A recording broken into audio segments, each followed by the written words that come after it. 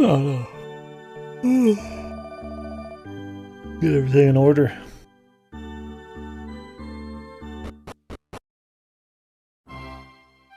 Getting my affairs in order.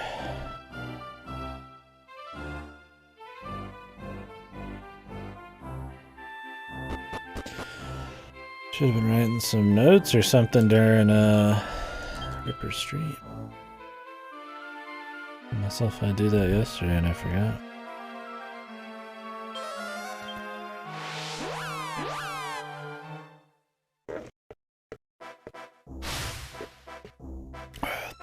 You can try, man. But I've already played this game 8 times. It's pretty hard.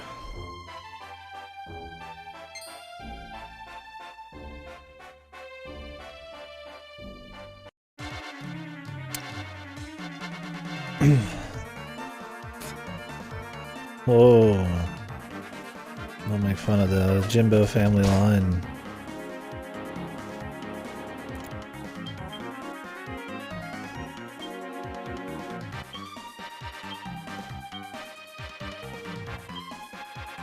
See, I forgot to save last night, but luckily there was very little that I hadn't done.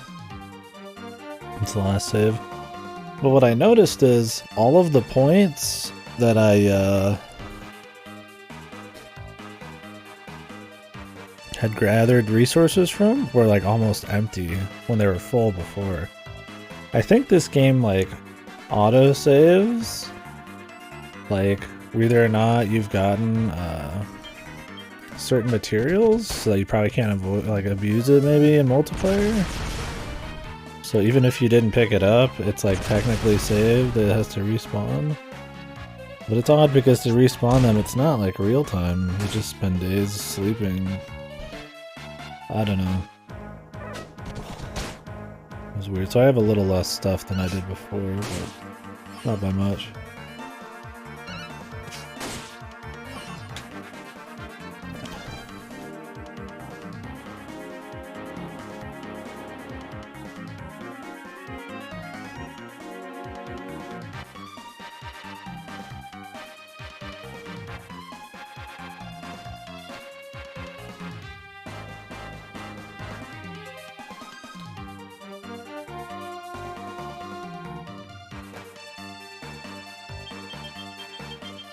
So what are you guys up to today? Gaming? Watching?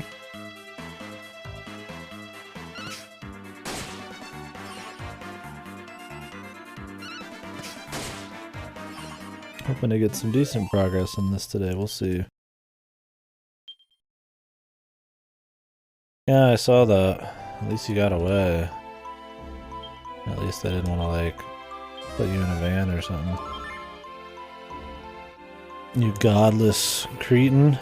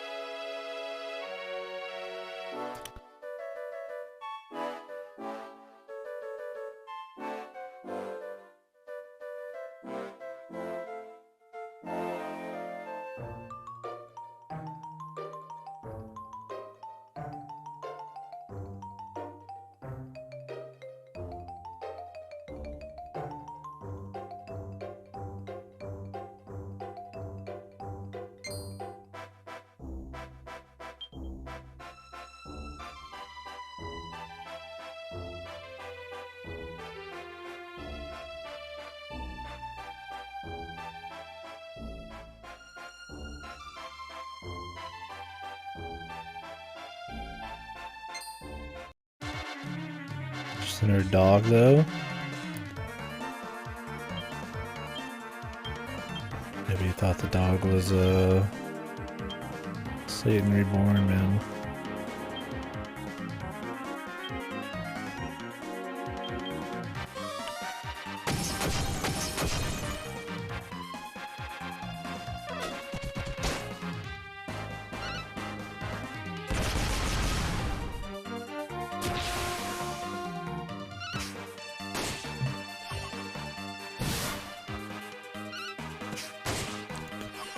Schmack.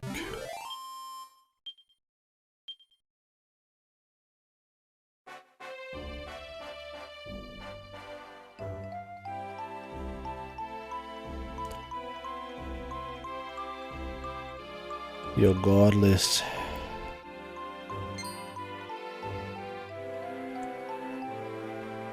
Well, let's see what's on the bottom left. Probably disappointment.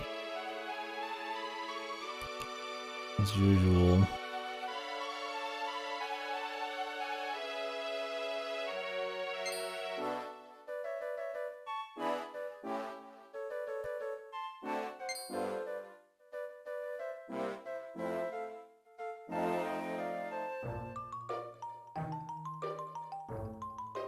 Nothing even in this, dude.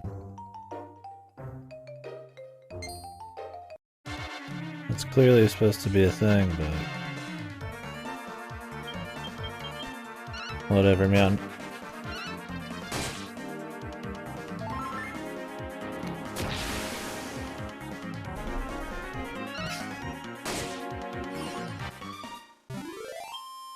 Yeah, anyways, the last thing we did in the story was, well, this particular episodic story, there's this kind of tribal group in the middle of the plains, you can see on the right side of the map there. And there's a giant gorilla who's trying to kill, or they think, kill the leader of the tribe. But don't think that's the case because they didn't hurt anybody last time they were there. But anyways, the tribe's son, supposed to go kill the gorilla, but he's a pussy after his mother's death.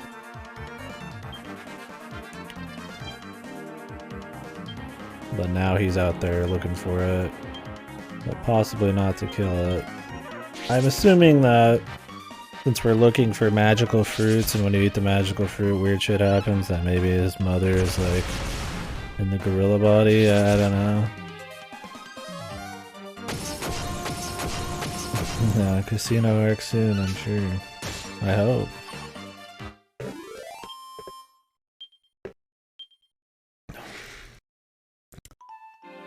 But I pretty much, you can take actually this story in multiple orders. I've explored a bunch of areas and started another episode and everything. Which is more of a mystery and like a blizzard kind of mountain with an academy or whatever. Like a ghost or something that's spiriting away kids or some shit. Which is cool.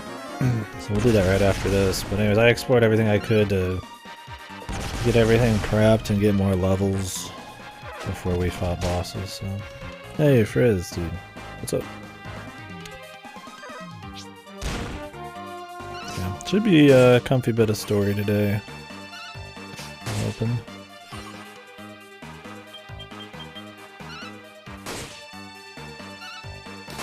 I did not get that other game in the mail, so we'll play that after we're done with Dragon Quest. And then start Xenoblade.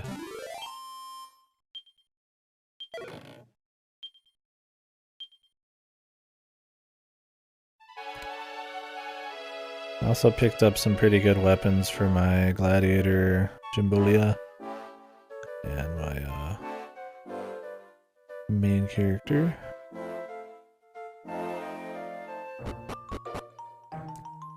Yeah, I'm excited for Xeno. Seems good. Nice to play something with some side content that's a bit more interesting. This game has been comfy. I've really enjoyed the... It's kind of that basic RPG feel, the progression, the pace. It doesn't spend too long, you know, having you run around the world map. Each episode's been pretty interesting. There's been a fair amount of bosses. Upgrading feels good, but the side content, well, I'm sure that was really awesome to a lot of people, especially in multiplayer, it's that very surface level kind of boring shit. Buy bore asses or like defend 30 times in a single fight, kind of like shit that just kind of slows it down. So for the most part, the procedural dungeons and all that, I'm just ignoring a lot of it. We're just kind of doing the single player here.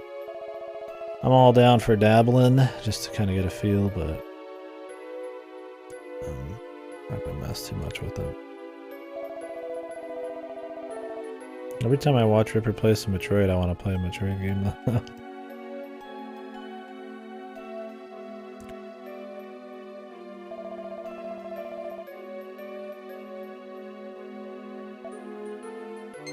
Guard the grave of his mother.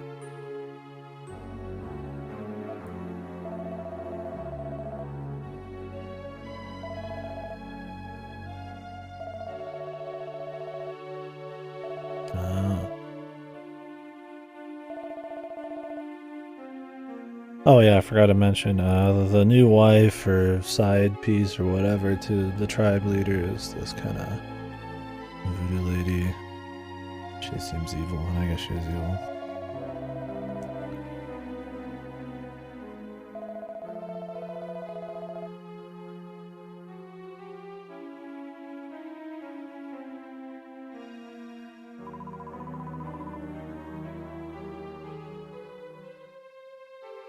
Yeah, they are.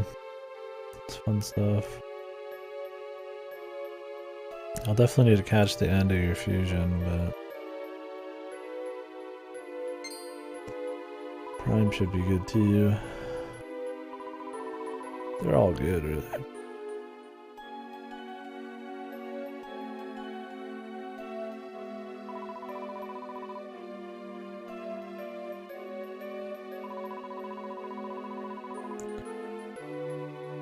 Let me see.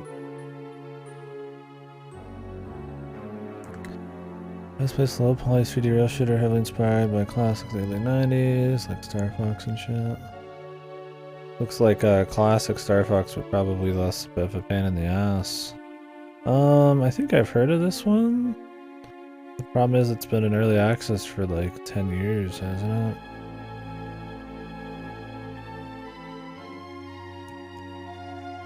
Let me add it to the wish list if it's not already there.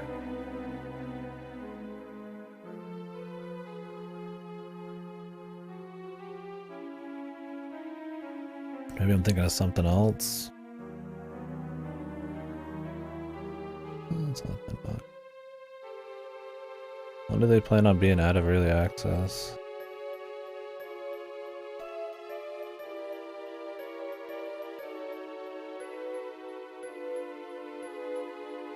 It's got 6 stages right now. They want 12. Yeah, it's not any time close to being finished. But it looks cool. I mean, I'm down for more rail shooters like Star Fox. Yeah, Ripper. Definitely the call there.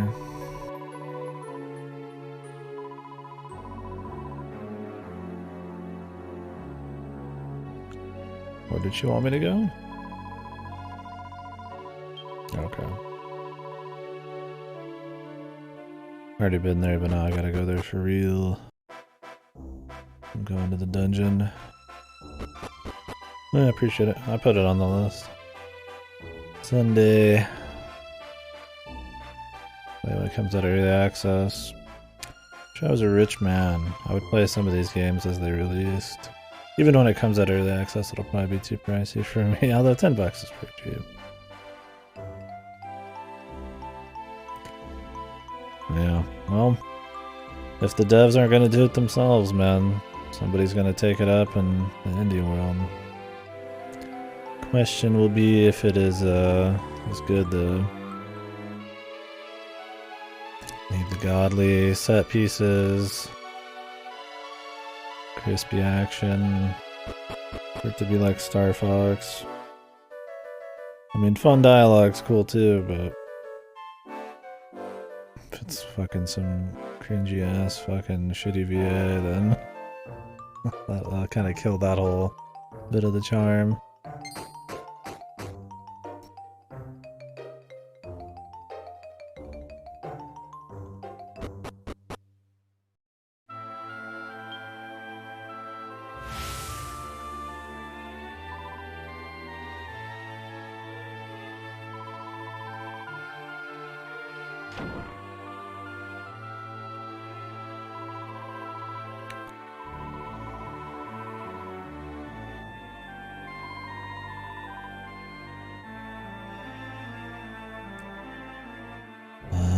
So she ate the fruit. She originally looked different.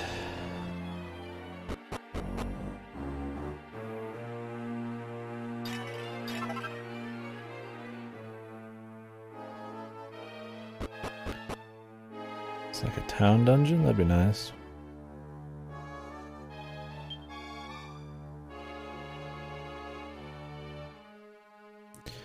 Yeah, they seemed pretty into the idea.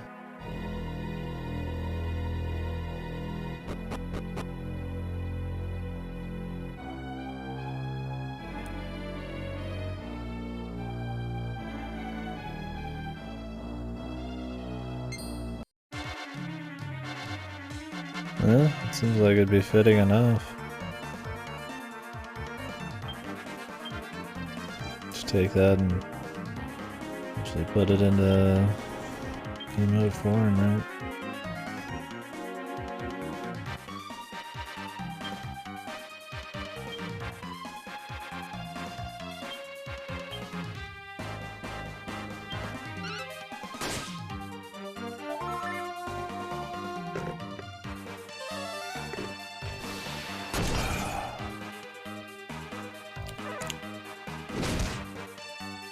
Schmack.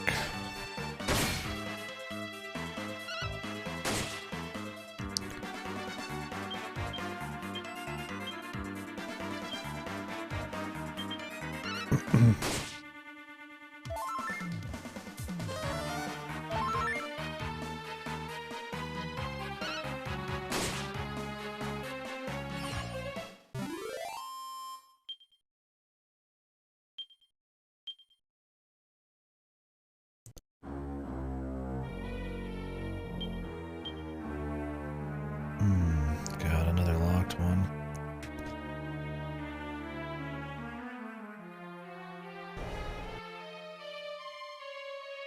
I have a running list of all the locked stuff.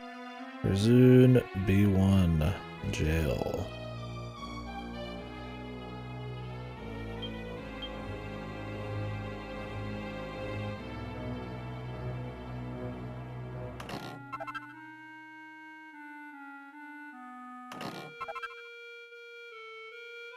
Sober ring.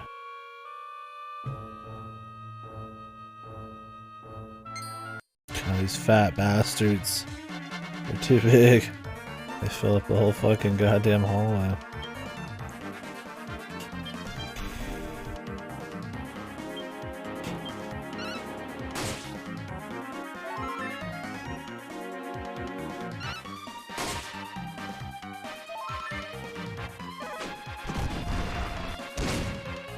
Boink.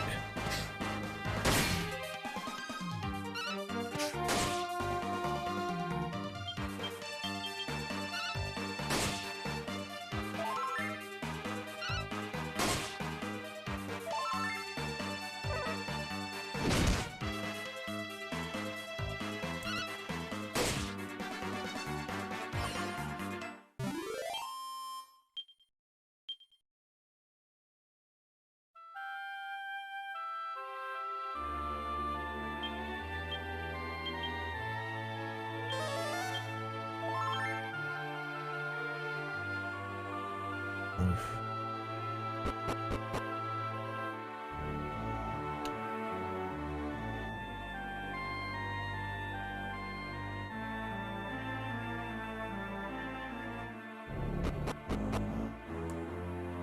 Well, we got Ripper started on some Nintendo stuff. Next, we just gotta play, you know, Zelda, Donkey Kong,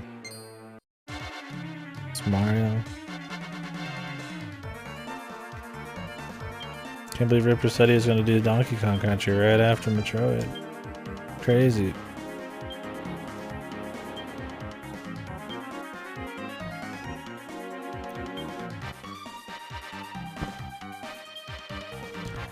Ripper was a Sony man. I don't think Nintendo systems were popular out there.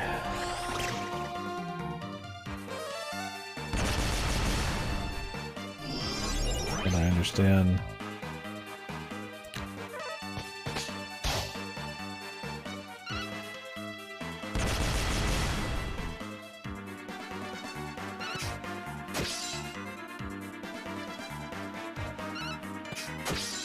Jesus, this guy's a fucking machine, dude.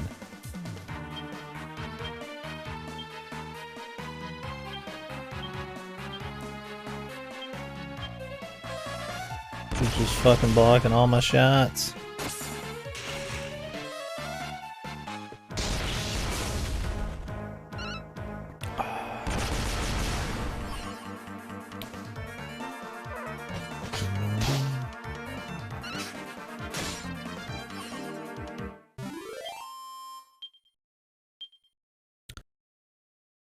Need to do some healing.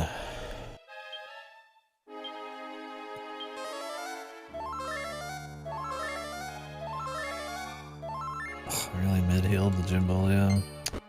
Not what I would have done. I would have just done a normal heal, but the rest of it was pretty efficient.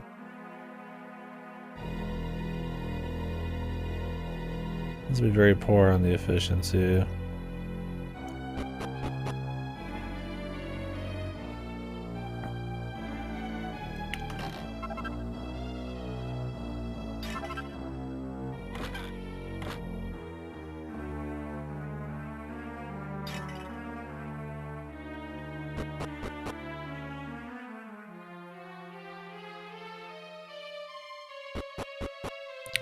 What if there's somebody who gets into every single fight they see? That would be fucking hardcore, man. Hey. I'm gonna wonder if I've like missed some mini medals. So the last thing I got through mini medals was the bunny outfit. And it just sucks. I mean, maybe I just have way better shit. Or excuse me, it was the Jolly Roger jumper. I guess it's not that much worse defense-wise than some of these. But like it has no stats. It's just a hoodie with the Jolly Roger on it. It's probably more supposed to be for looks, but it's like, eh.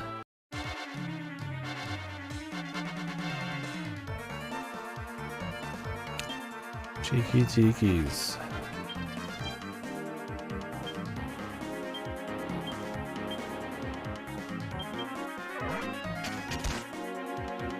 This guy's not do shit.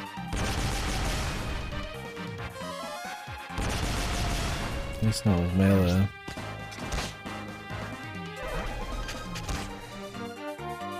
Although they feel like they'd shoot fire. They have big mouths.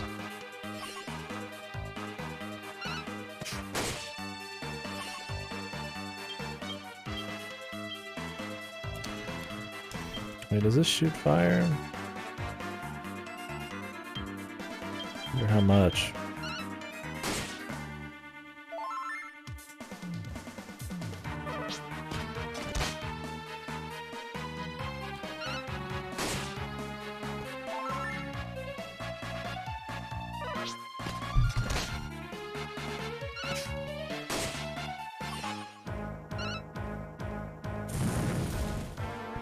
Not bad. Might actually use that before I start doing single target. It's like with single target, it's slower, but it is safer. Right, but the problem is that, yeah, it is just like way less efficient. If I could actually like kill everybody turn one with AoE, then that would be preferable. Every time. Not always easy to do.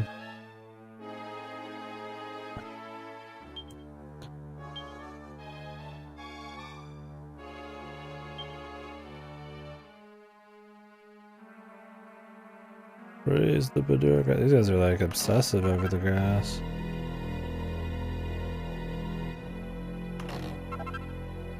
Yeah, slime crown.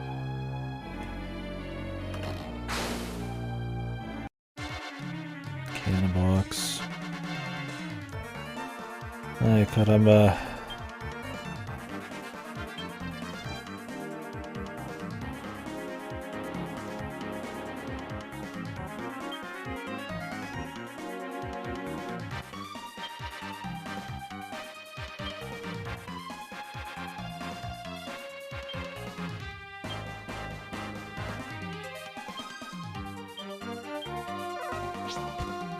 Cannibal shouldn't be scary. It's the mimics I gotta watch out for.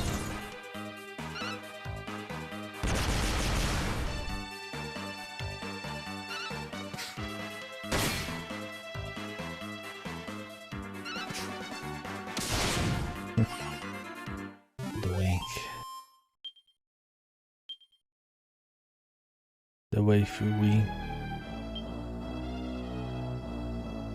I want to watch somebody play that game. I don't think I've seen anything from Chaos Child since I played it.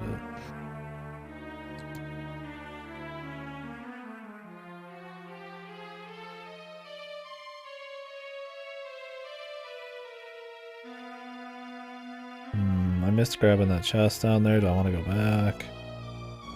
Probably gonna end up getting in a fight.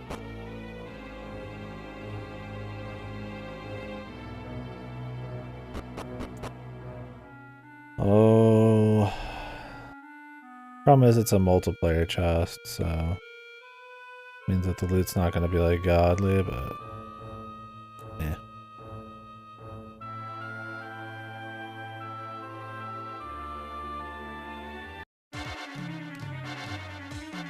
So blue chests can be picked up by anybody. Red chests can only be picked up by the, I guess, the host. Obviously I don't have to worry about either of those things, but...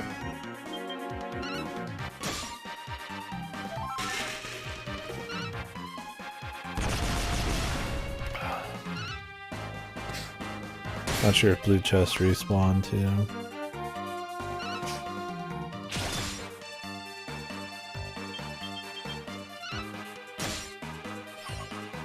Probably not.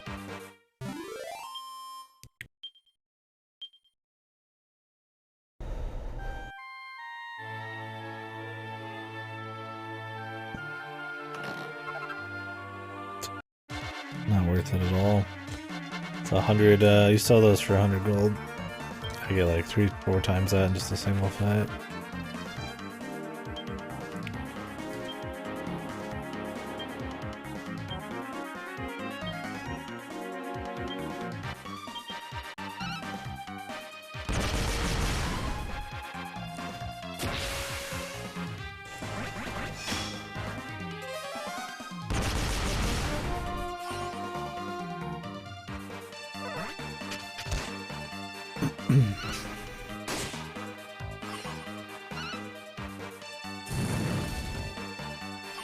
Sure wish Aniki went sooner, man. Could have been dead before they even did any damage. Who just leveled up? I didn't even catch it.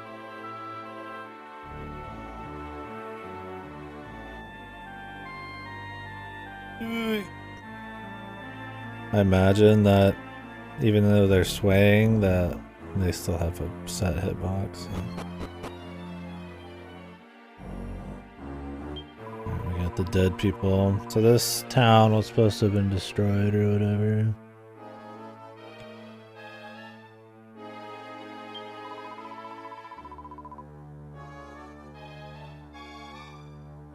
The invading monsters aren't going anywhere. And you're dead.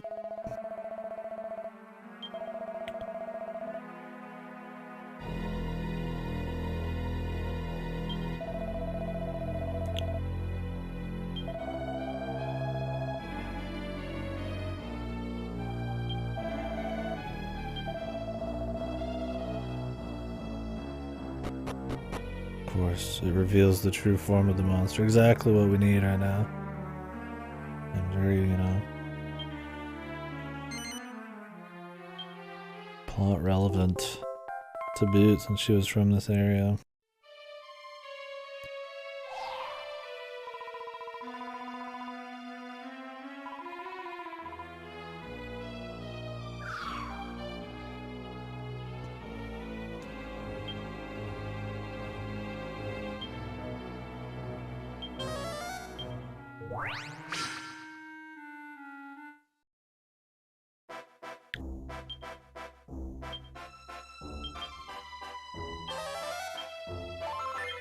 We're gonna have a fight there, so I'm actually going to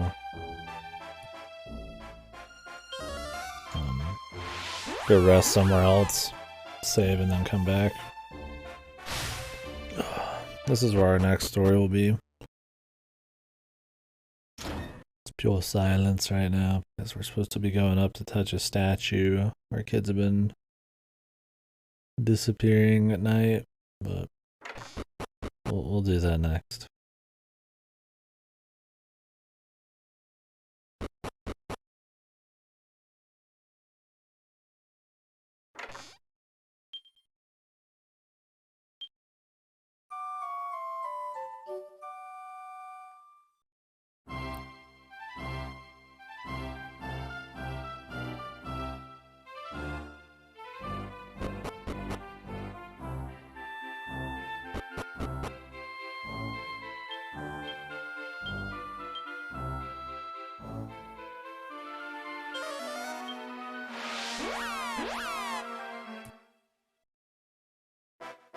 Has anybody here actually played through Dragon Quest XI or anything?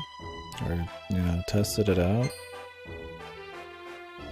I know there's a few people who have in the stream, but...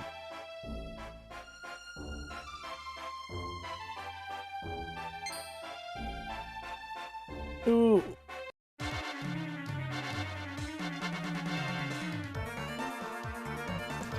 Here's a better question. I mean, you could answer it, that last one too, but I'm actually curious in a poll. Although it's not like we have a big base and database here, but...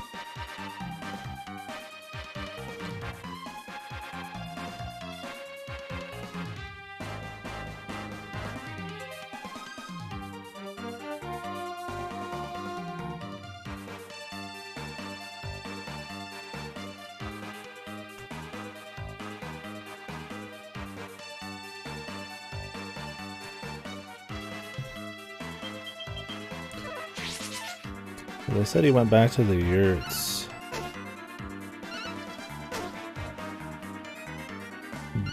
I don't know if they mean the main area or the side area. Yeah. Leave that pull up for a bit. Kind of curious. I feel like since 8 on PS2, I imagine that it's a lot more common to have played Dragon Quest. All the remakes and stuff on DS and SNES, or no, sorry, 3DS, and 11 was kind of a largely advertised. I mean, they put it on Game Pass, all sorts of shit.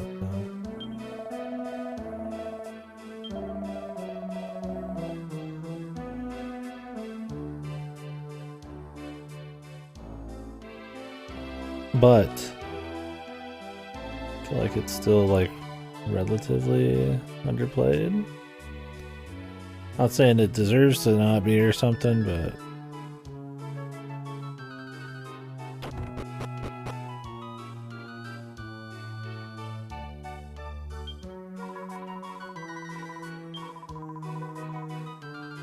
I'm not allowed to use the grass here. I have to go back there.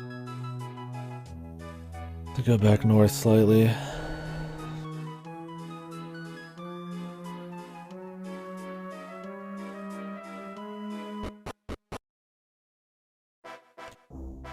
Series that stays pretty true to its roots, almost to a fault. But this next one, it could just be throwing, blowing hot air at people's asses, but they seem to want it to be possibly slightly different, but don't know. If they were gonna do that, I mean, it's still gonna get marketed like crazy, but imagine there would be a bigger Western marketing push regardless. Like globally marketing any kind of somewhat big budget game is just the way it is with AAA nowadays. I just feel like there hadn't been that many like big budget Dragon Quest games until 11. Outside of 8 in the West, I mean.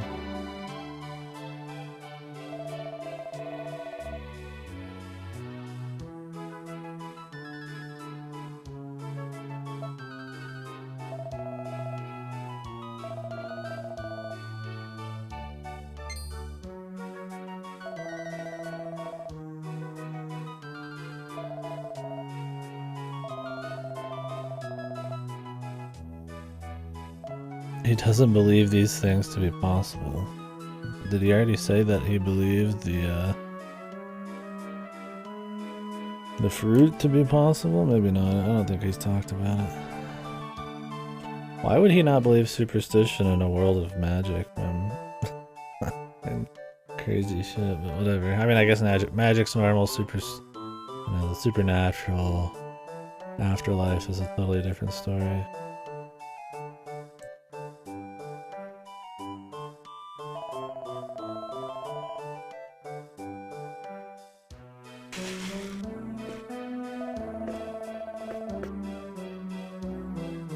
At least we got the monkey backing us up, dude. He's no gory, but he's good enough, man.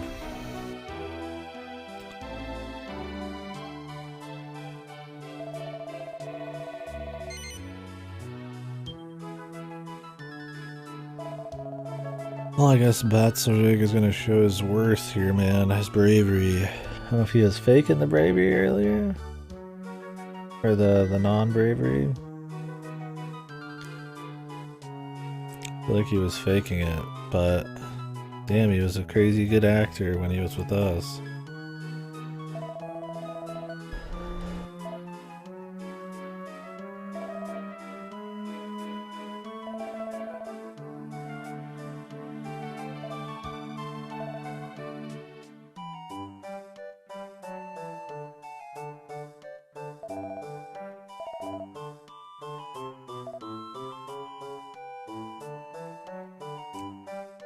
Gonna just warp there, or?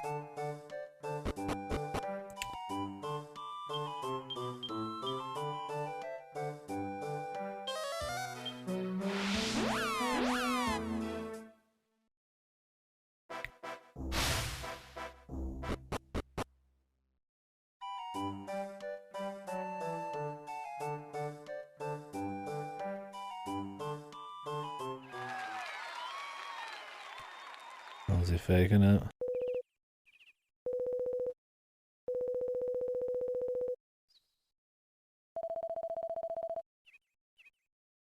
Dude, this guy's a fucking Oscar actor. Okay, maybe should I even use Oscars as a positive? This guy's a pro, alright. I don't know if anybody actually respects modern current day award shows. I'll mix reward and award up too many times.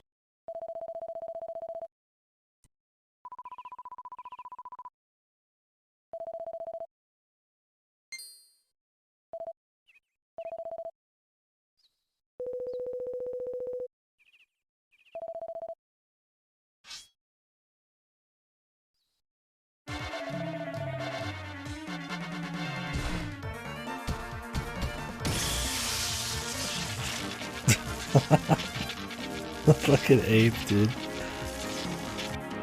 The anime battles. Top anime battle here. Throw the holy fucking juice on her. Splash some fucking Kool-Aid on her, dude.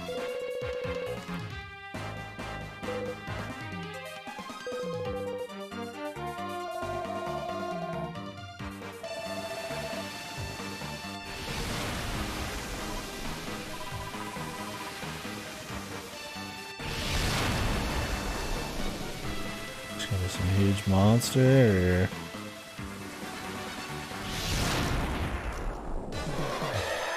oh, she's fat as hell. Sexier now. Whoa.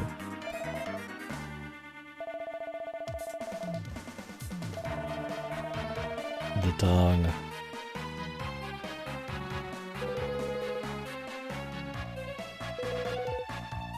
These weak fucks, man. Of course, this is the only guy with any actual courage, despite them thinking he was the pussy.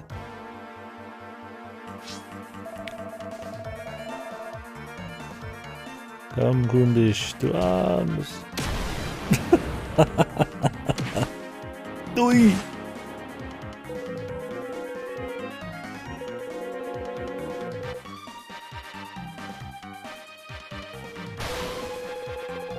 Let a professional handle it, my friend.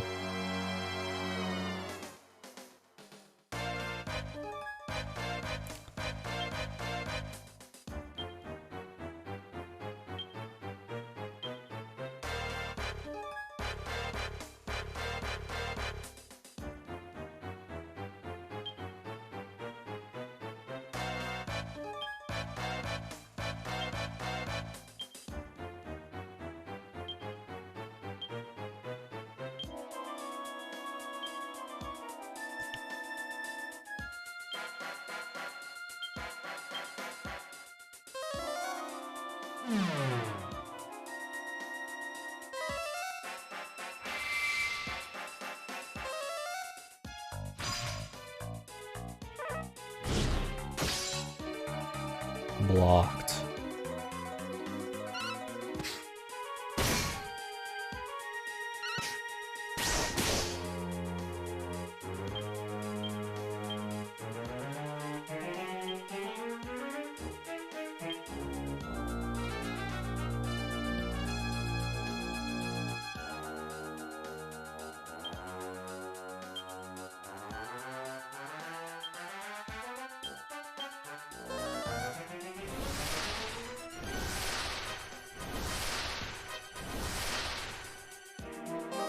He has magic barrier ups, and I don't know if it's even worth using a magic attack right now.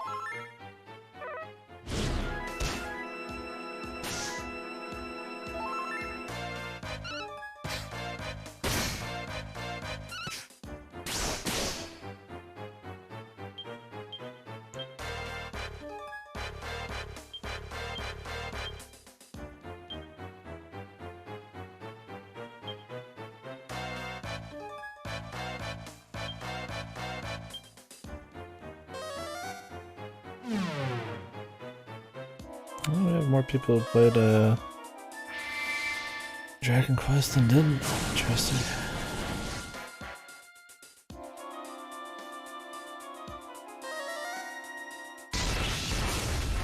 The boom.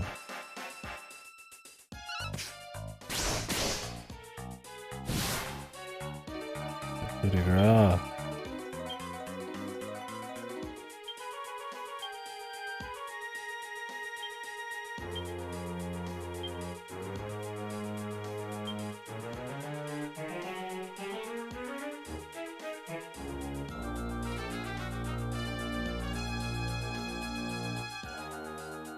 It says this reflects all enemy spells, but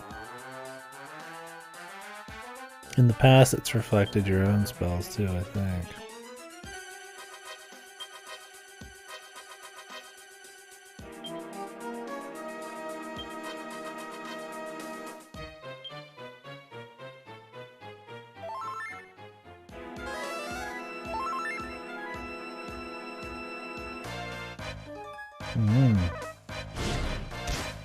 Got the hots for Jimbo.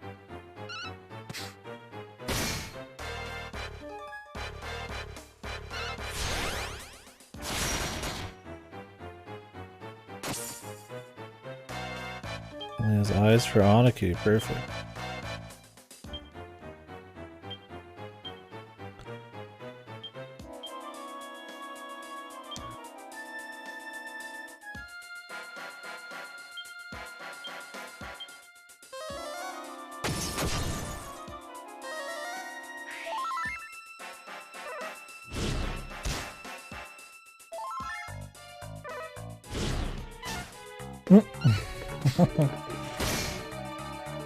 Aniki, the impenetrable. Aniki!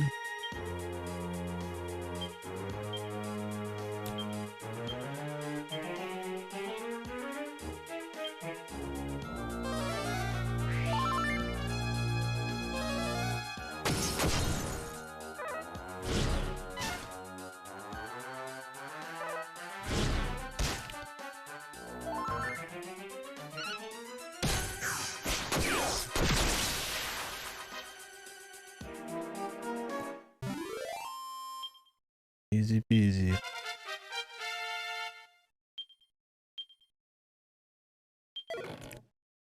Jimbo learned boom. Good.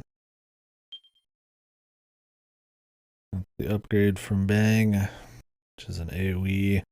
Full AoE, not group AoE. Oh.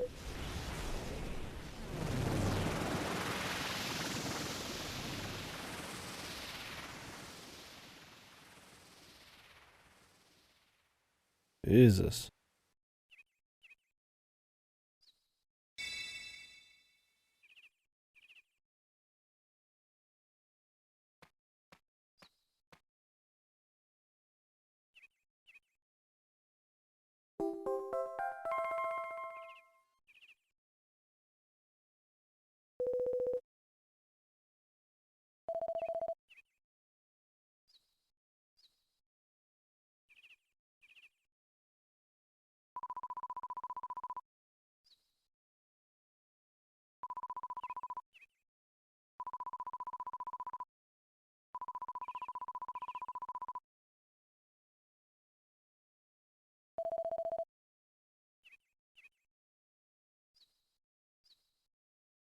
going down?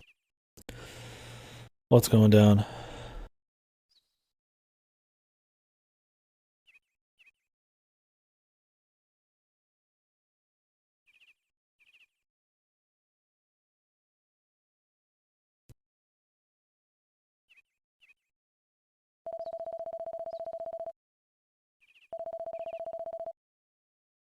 This evil lady.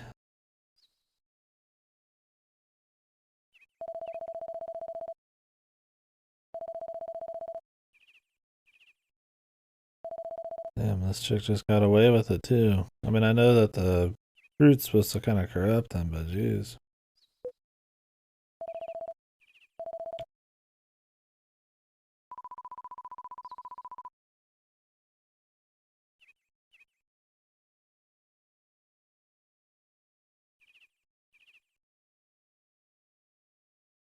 Yay, friendship.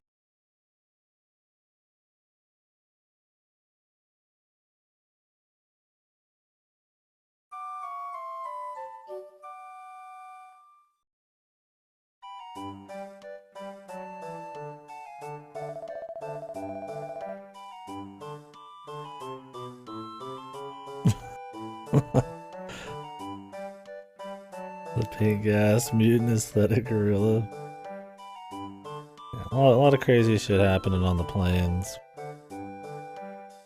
Things are happening for sure. What happens in the plains stays in the plains. It's time for us to go to the mystery arc. Apparently we were hired on as detectives there.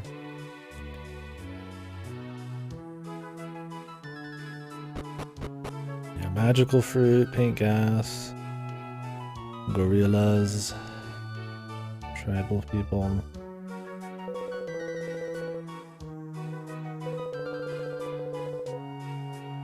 The donkey recognizes the tracks of the horse. Yeah, this guy got shown up by his kid.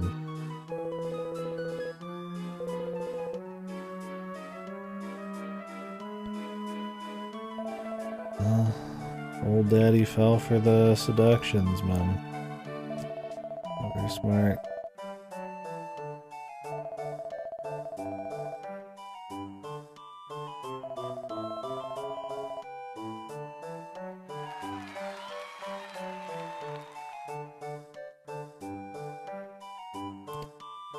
Fucking 5-star actor, man.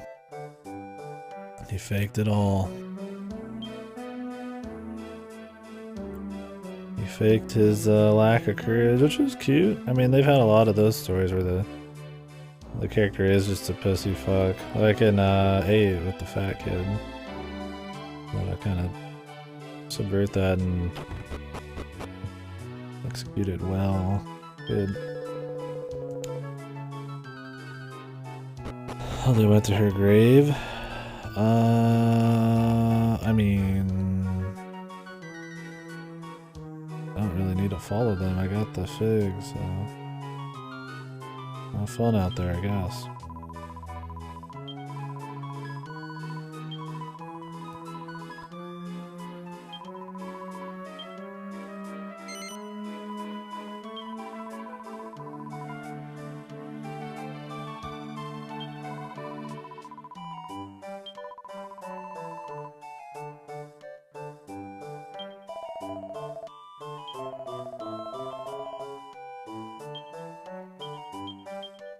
Alright, on to Swine Dimple's Academy.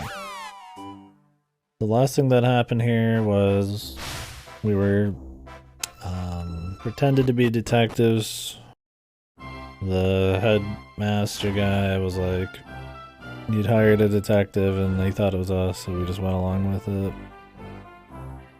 And the idea was we're supposed to be finding out why these kids are all disappearing. And we found out they've all disappeared.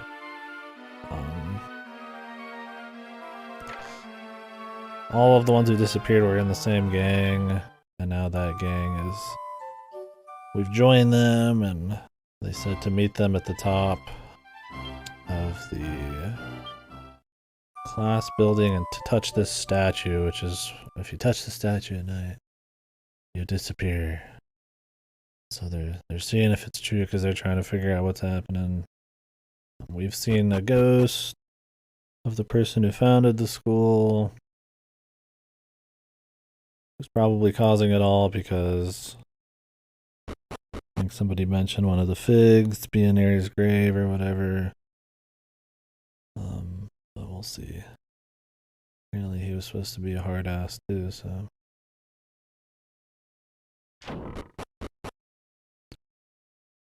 Anywho, we're going to meet up with the gang.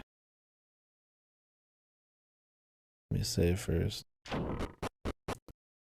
Not like a crazy mystery or anything, but hey, at least it's in a different setting. There's a little something going on.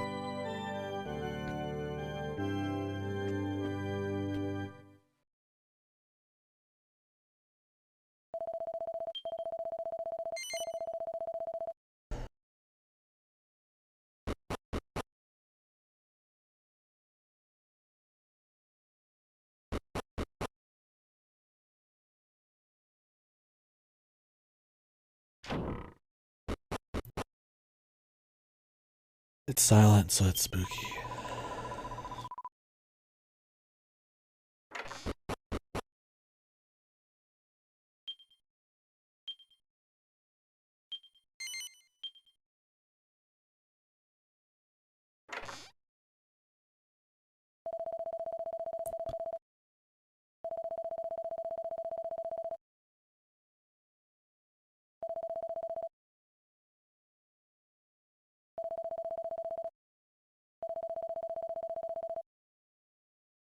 This guy's such a loser.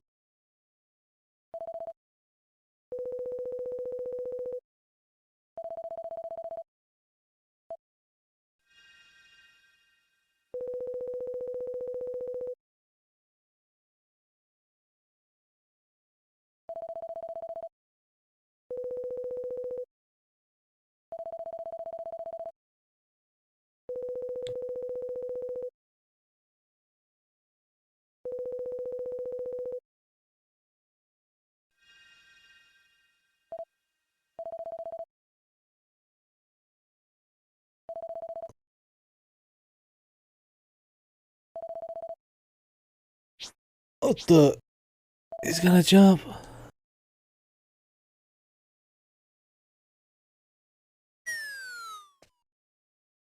Oh, I thought he was gonna die.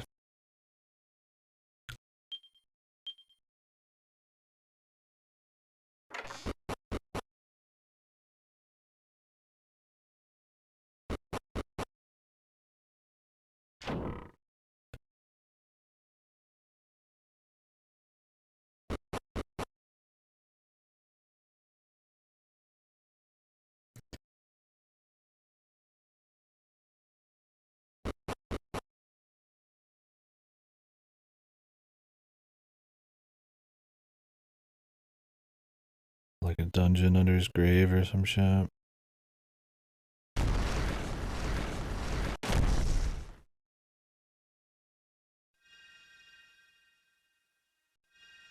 Always gotta have a dungeon in these ones instead of just, a mystery ends with the boss.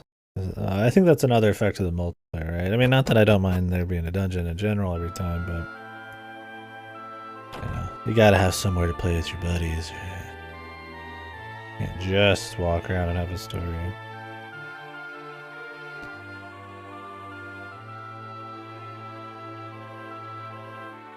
I don't know. I mean, that's what's interesting is there are effects of multiplayer, even if you don't play it on the game design. Like the character customization being a thing is probably more of an effect of multiplayer. Like, don't get me wrong, you get that in single player games, but having classes and where, like, customization for your character, some player expression kinds of things. Makes sense to stand out in multiplayer, it's more fun that way. The procedural, dungeons and all the extra quests, and it's more content to do with people.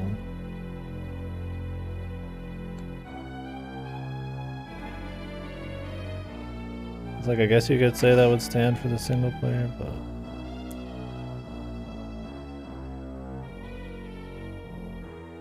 like, a lot of it's an effect of wanting to go multiplayer.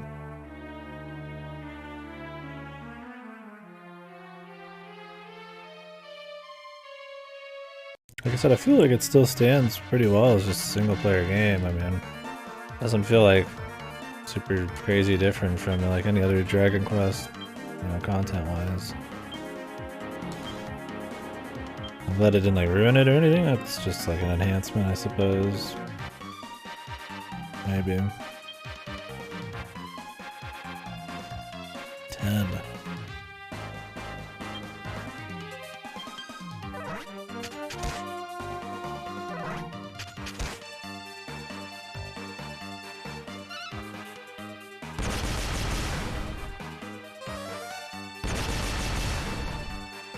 I mean, you can't have any characters that have dialogue, right? Not really. Because they need to be, like, player inserts. I mean, maybe the main character could have, but they're all, I mean, they're always Silent Dragon Quest. So.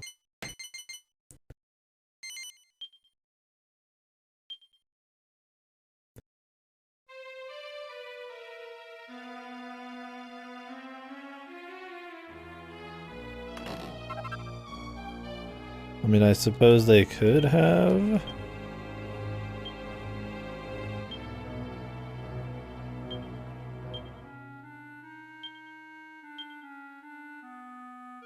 I mean, you can't have like a set personality. Like, if you're gonna have multiplayer and custom characters, like, unless you're just playing, like, you know, set characters, like, if you're gonna have custom characters, you can't really have like set personalities.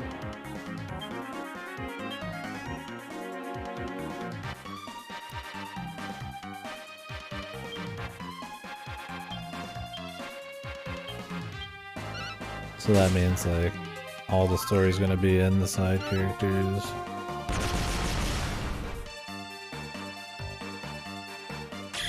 I don't know. Point is,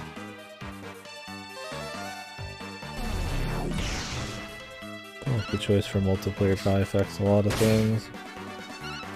I wonder if just like a pure co-op one would work. Like if you just, it was like you played Yangus or something. I think that'd be totally fine too, but they clearly wanted something with a larger post game and longer legs.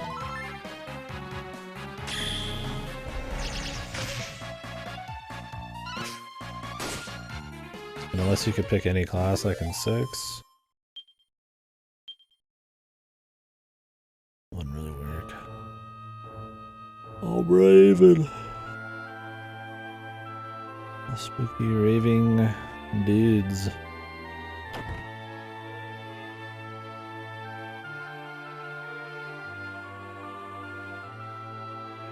How the fuck do I get over here? Blind? Am I looking at like bad camera angles? That's annoying. So many fucking tight corridors so that you can't like avoid fights.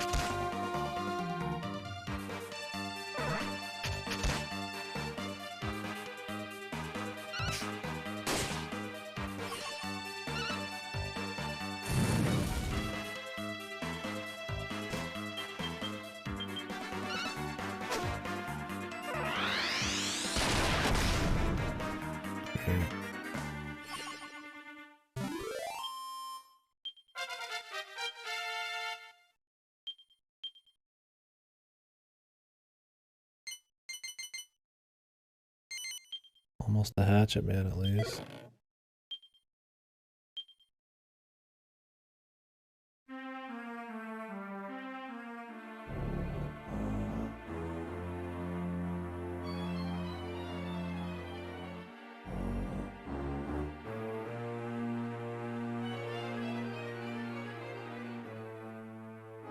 You gotta get through this wall or something?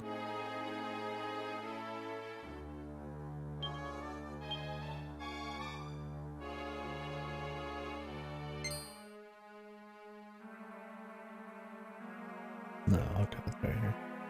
Somehow I just missed that.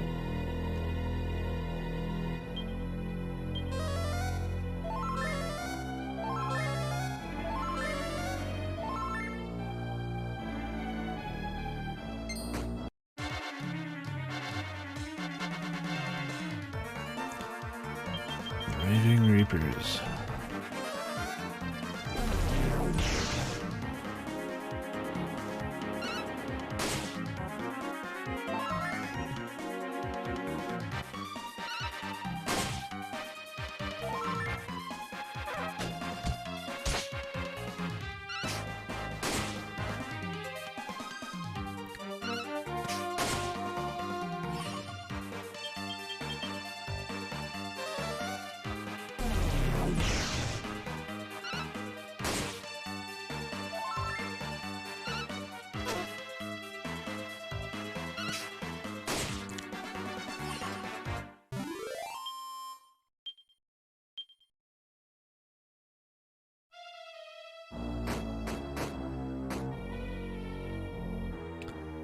I'm glad at least most of the dungeons have like looked different.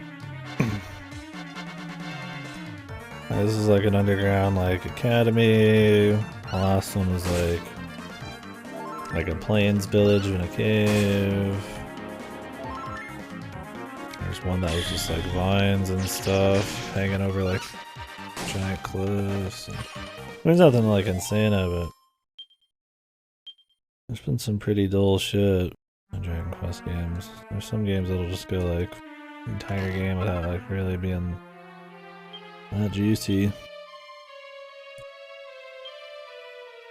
I mean, they definitely aren't doing anything like.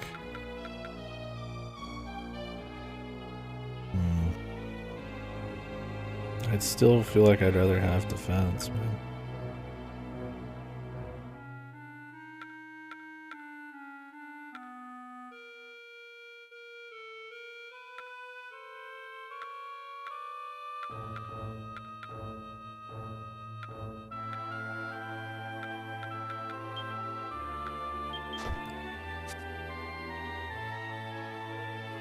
But it's not like you're doing a whole lot, right? Like you're not interacting or doing any like dungeons or anything like that. Sorry, dungeons, mechanics, puzzles is what I meant to say. It's still just kind of walking through it, but I mean, at least an aesthetic bit of spice is nice. Best defense is a good offense? Yeah, but in this game the only thing that's gonna cause you to lose is to get fucking killed. It'd be interesting if you could just rush down stuff, but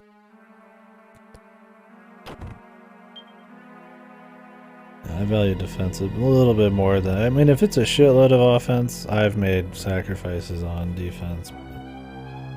I don't think 1 point of defense is the same as 1 offense for me.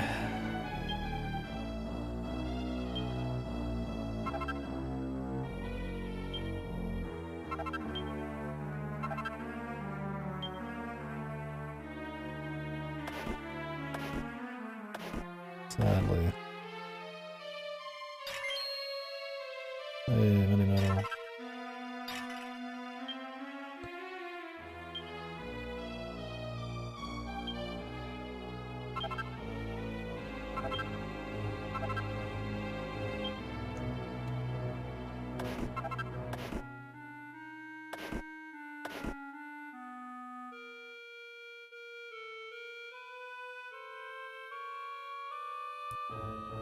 Because the biggest risk we probably have to losing is to get out leveled because I run from a lot of shit, or avoid a lot of shit. I really run once I'm in the fight. And I feel like the easiest way to get like stat checked is to just not be able to keep up with healing. Too much damage. Another thing is, while I do use magic on my sorcerer a lot, or my mage or whatever they're called, a lot of the time I'll just cast sap on a boss. Well, I'm starting to think that it's not worth it. Ainanda. Especially since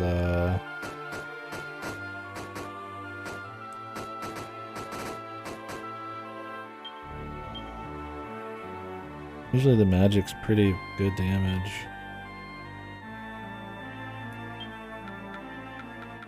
Let's see.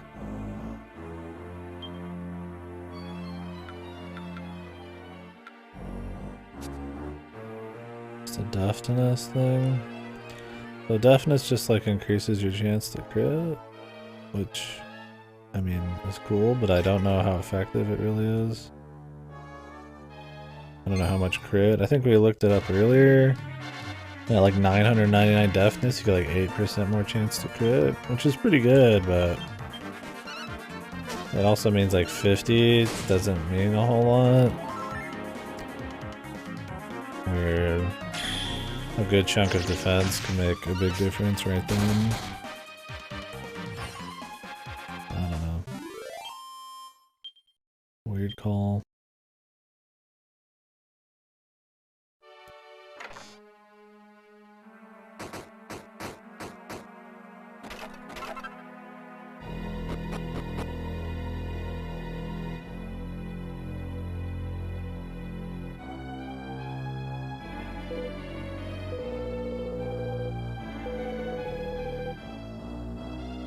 My mouth's not open.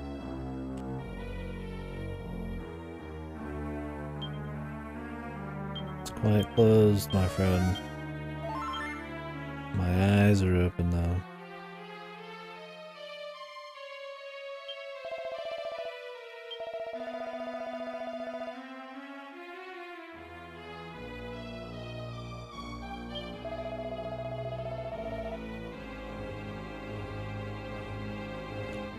He's been teaching us for ages with no breaks.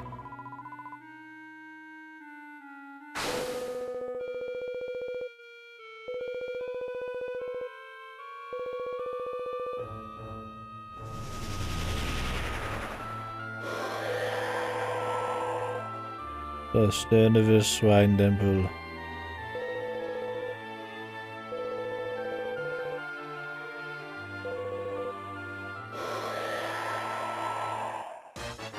I did not skip chest day. Motherfucker's juiced, man. In the brain and the bronze department.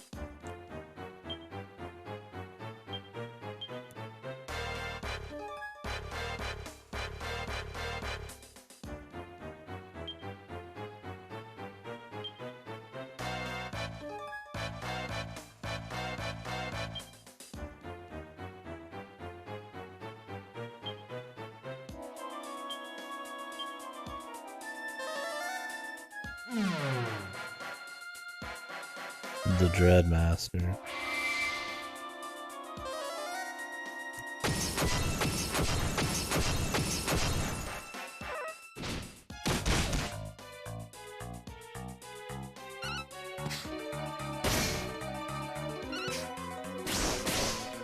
don't think you can lower his defense at all.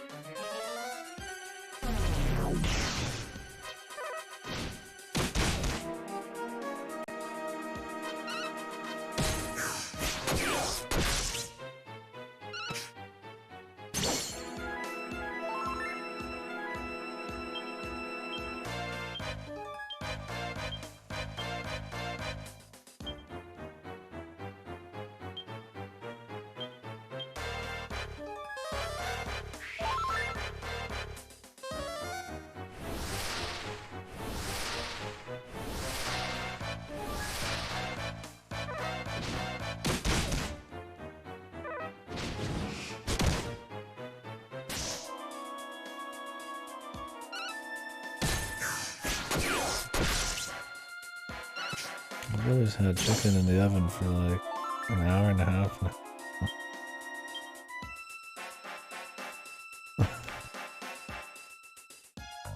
Okay, he's awake. Figured he might have fell asleep. Crispy. Still another heal.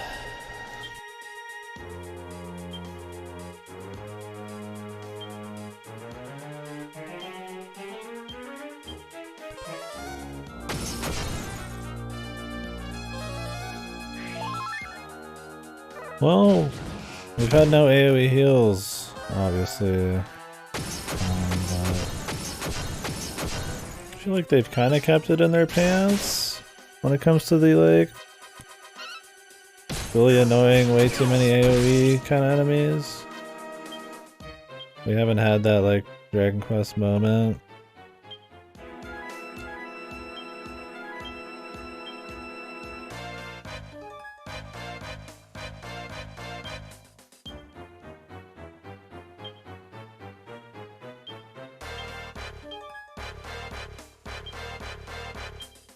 Where there's like a clear point where you need AoE heals because the bosses are all designed around it after a certain point, like that mid boss. Maybe we'll get there, but so far people have had AoEs, but you could kind of work it with single targets and like smart play occasional item. I think it's more that there's not been many that have like 40 to 50 damage AoEs they can spam twice in a row with like wacky turn orders.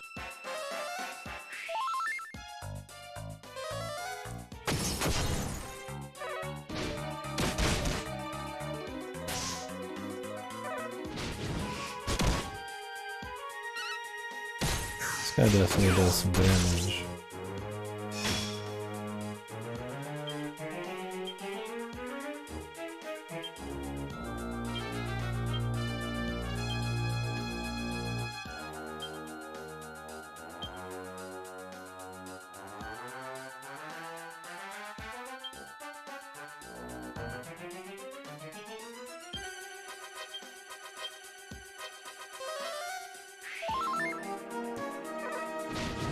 And then on the flip side, there's like barely any strategy.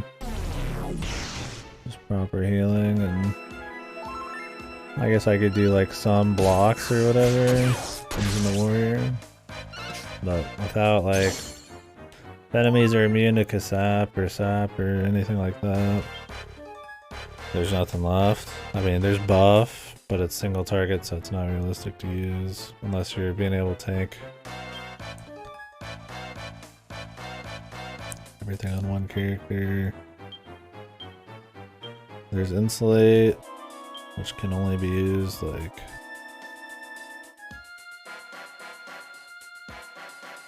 reduces an enemy's resistance to magic. If that actually works. This protects the caster from magic, but like, who cares? I mean, I'll accelerate sometimes, but this reflects all enemy spells, but I would not be surprised if it reflected heals too. This is not the time to test it, but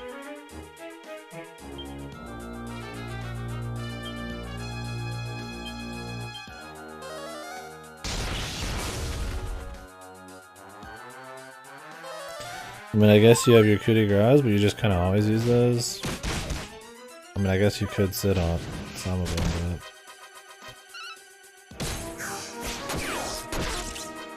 but a lot of the time you won't even get to use the coup de grace in the whole fight.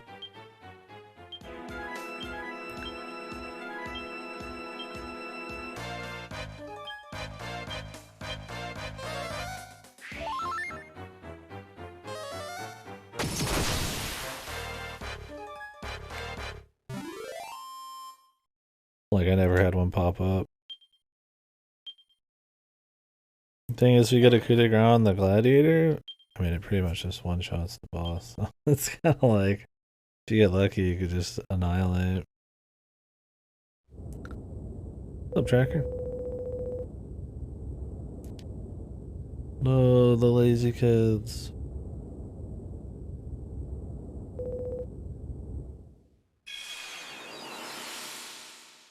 He's not wrong. Damn kids these days, lazy bastards. No good sons of bitches.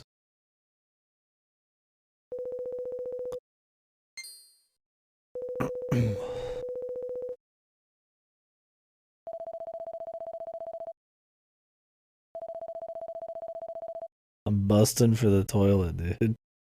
I need to be saying that more often. I'm fucking busting for the toilet. I'm fucking shit.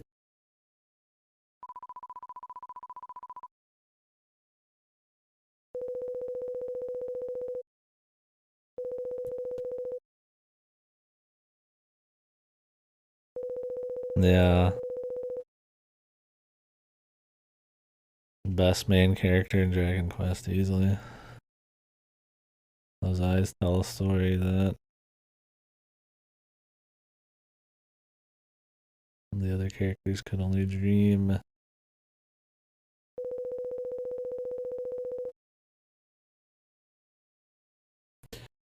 Hopefully it wasn't on the DS, it'd be so much more prominent.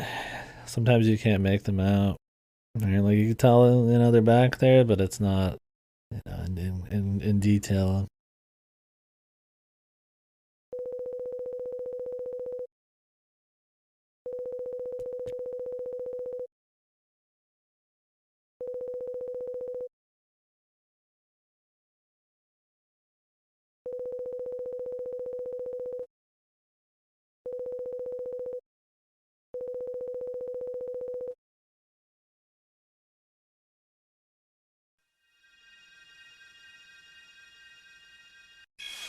Oh, see you, guy.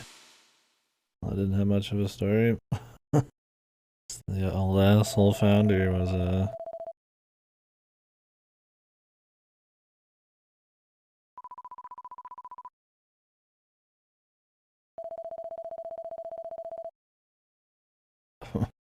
maybe I should start going more often. How do these people even end up at this academy? You have to travel really far. And I highly doubt there's public schooling in Dragon Quest. Unless their parents force them to go here, are these kids just skipping classes? They're paying for it, man. I have no idea. I have no idea why this place is here and how anyone gets here. They just wanted it to be here, it didn't matter.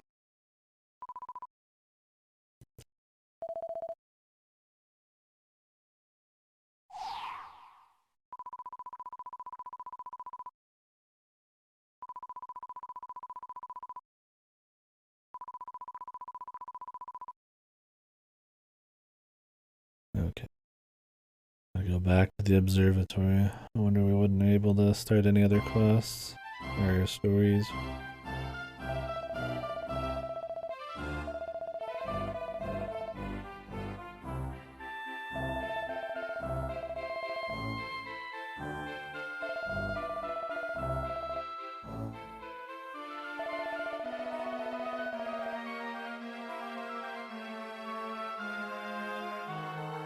Was his tax policy? You mean his tuition policy?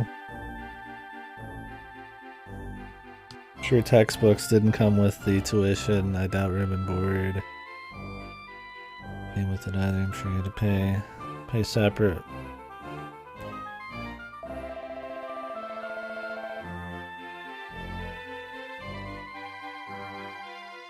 I guess there is a store here. Maybe he did have an actual tax policy. This is one of those what was it, the Pinkerton towns or whatever? Those company towns. The kids are in credits or something. For grades so they can buy groceries and gear.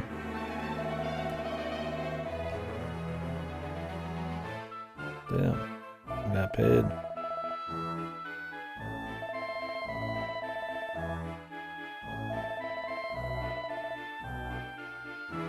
Weapons instructor.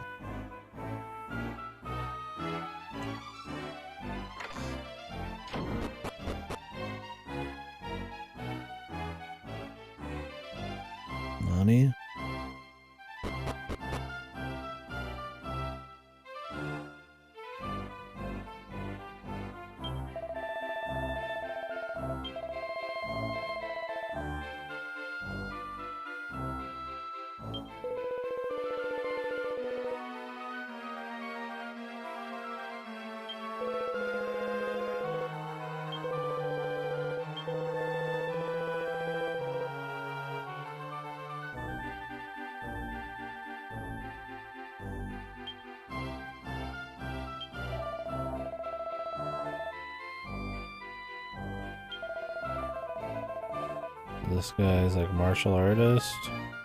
The other guy's like ranger. I don't know, dude. I don't know what you get for a lot of these. I just don't care. I just don't. Ignore him.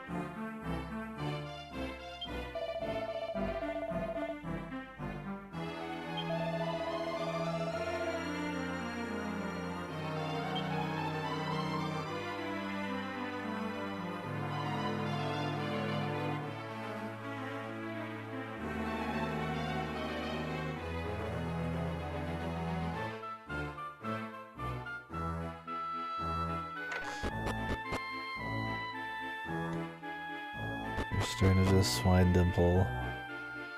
Headmaster of Swine Dimple Academy. Headmaster and founder.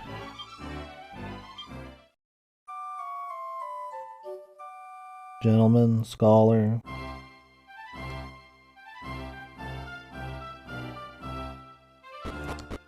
And he was a good friend.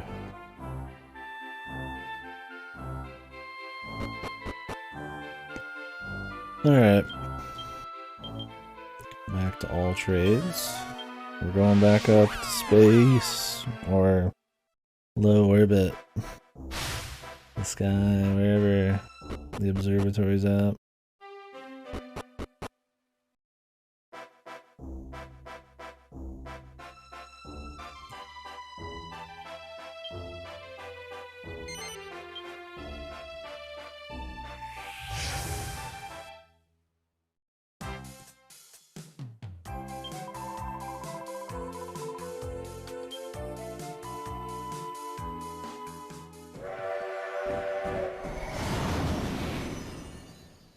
Bazoom.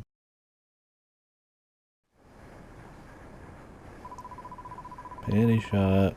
What the? Am I dragon?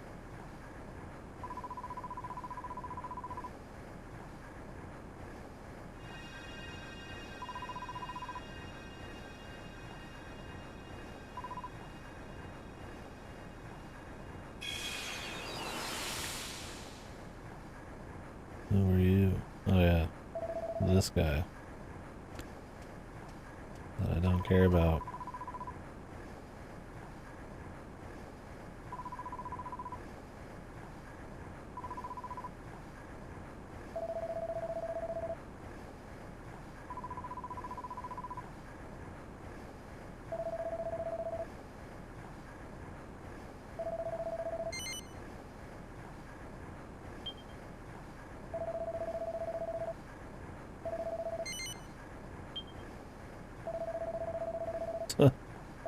This guy, man. Guess we'll just give you all the figs, even though we're gonna be there in about 2 seconds.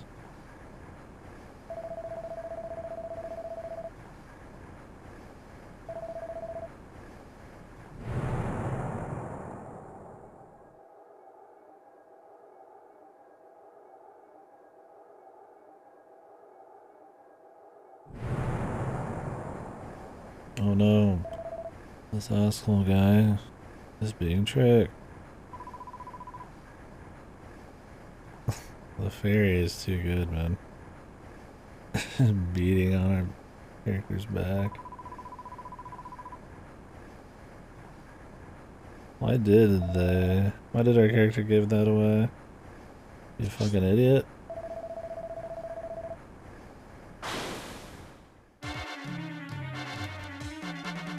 You can't say no to a superior. It's time to start, man.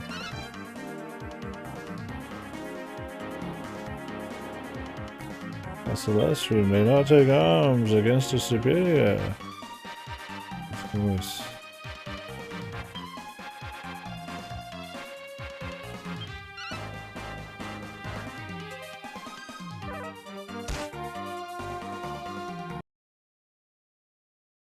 What is this magical mumbo jumbo?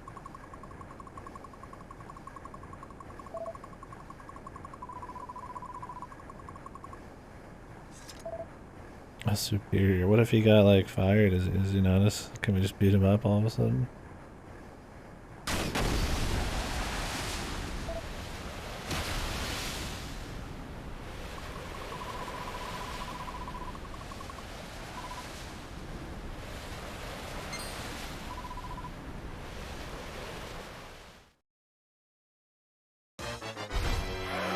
The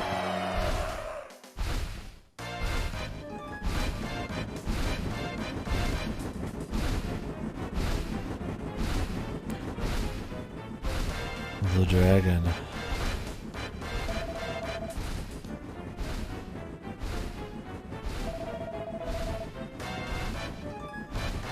Lieutenant Hootingham Gore. Gotta say your superior's name with a straight face, man. Lieutenant Hootingham Gore.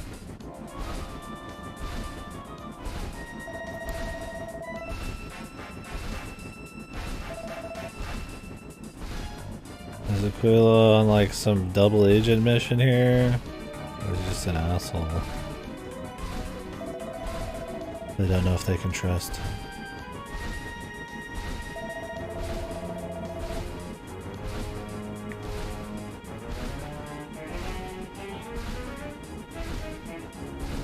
Up over. Barbarous.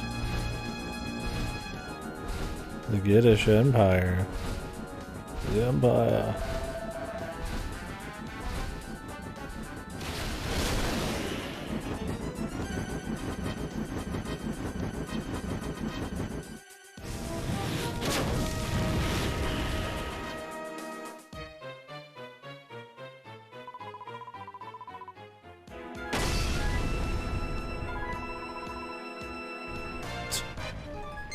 I'm fucking slipping.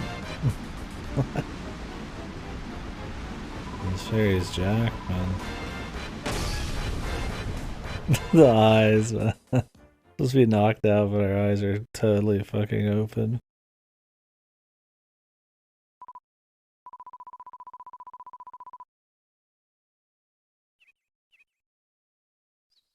Oh, hey, it's this place. What the asshole?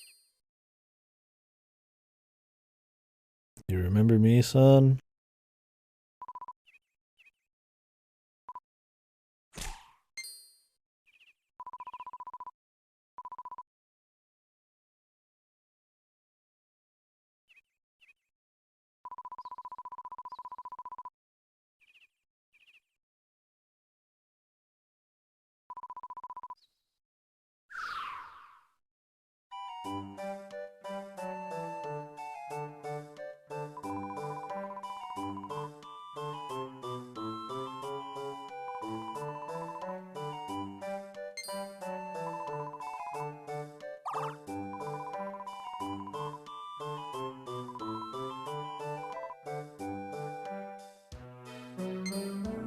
Not suspicious at all that he'd want to take all the figs 2 seconds before we're gonna deliver them.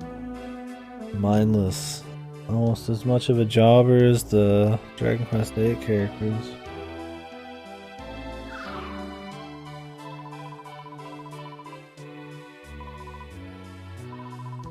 Wallace.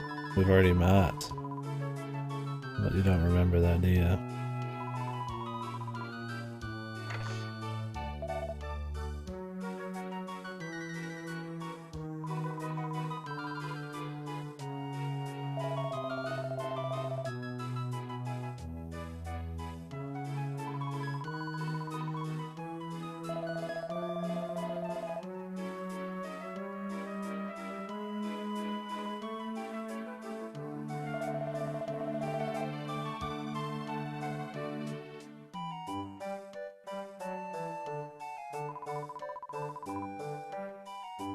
What if I just want to leave?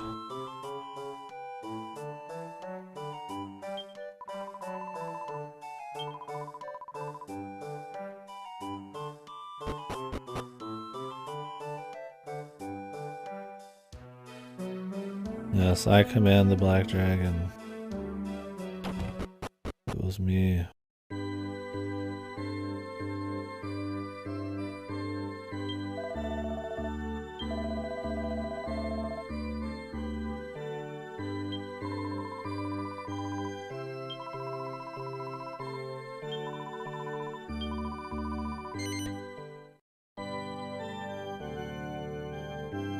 I am the one who rules the skies.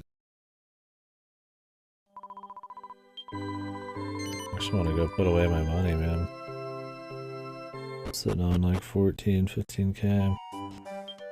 I need some for the casino arc too. They're like, hey, we have to meet at night, and I just warp away. I can go do what I want, motherfucker.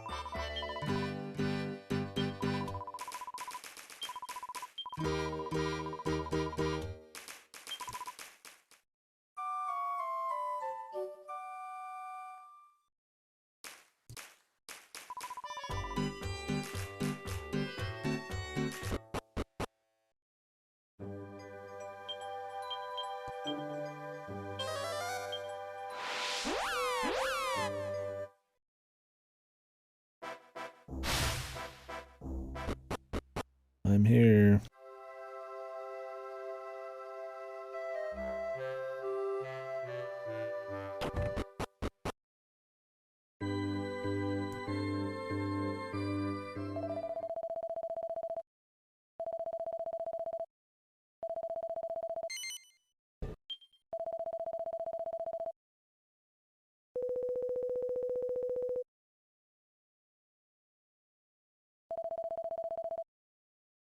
Of course, man. These people aren't very smart.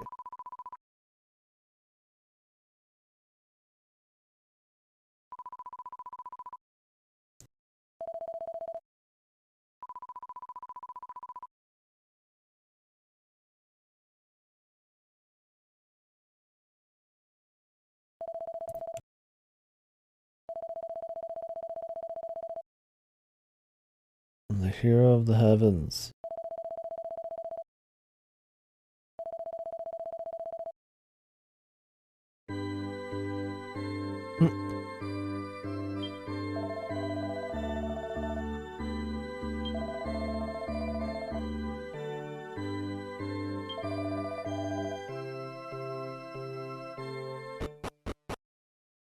These are some good people, man. Quality folk.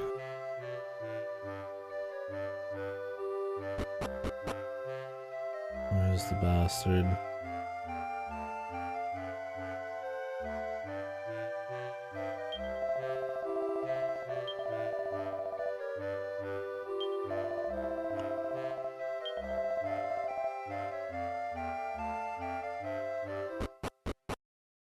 Oh, where is he, man?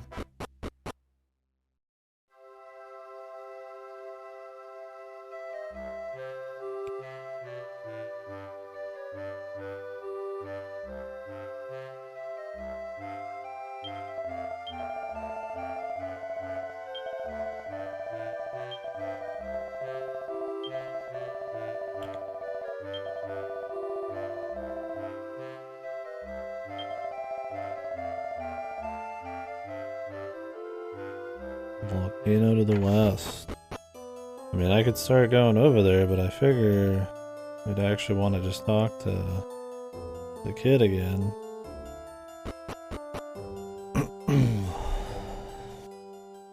Why would the kid go out to, like,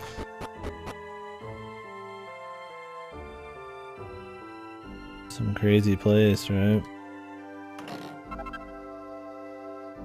He would just, like, run away to where that was chill to him or something.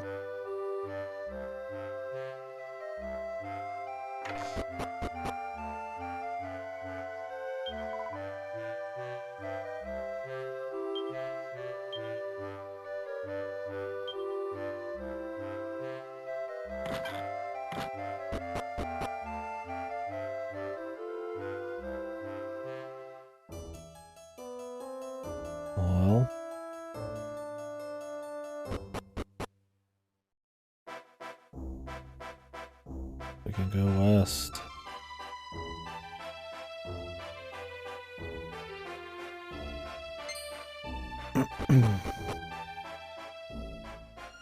Been here before. Well, maybe the kids here.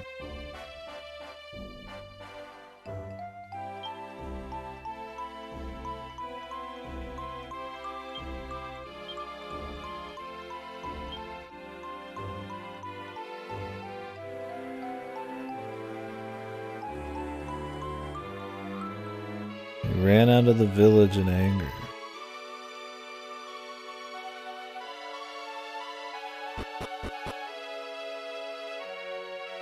Where?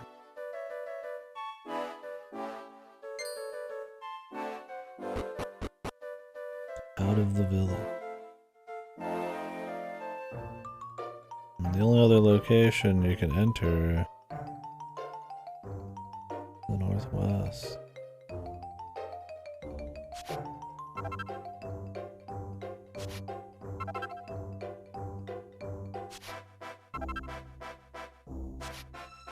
Oh no, wait. There's a place to the north. Could try that. There's barely anything there, but could just be that he's hanging loose.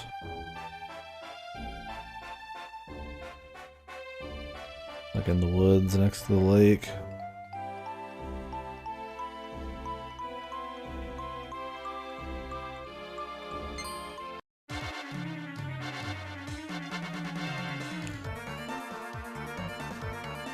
Oh.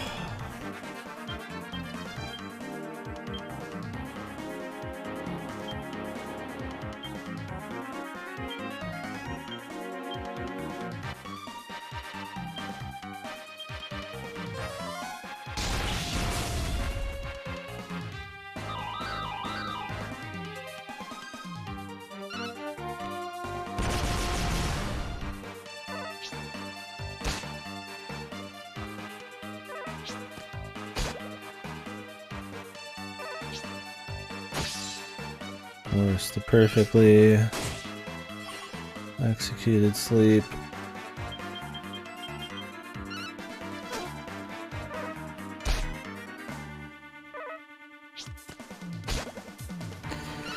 I'm sorry for that, Tracker. It's not the worst battle song, but it is the only one. I do wish these games would mix the songs up more often than to just be the same song over and over.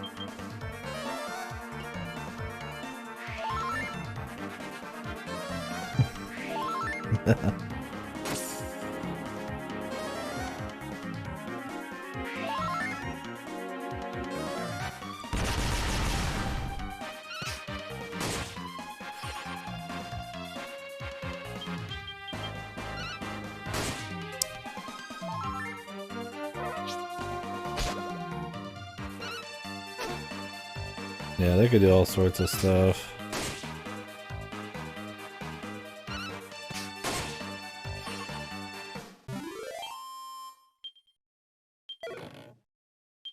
Yeah, those kinds are always good.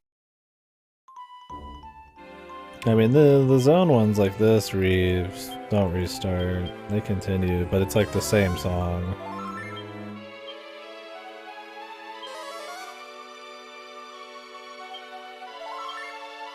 Yeah.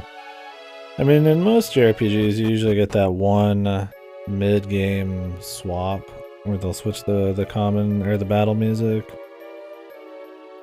But Dragon Quest doesn't do that. It's boss track, battle track, and final boss track usually.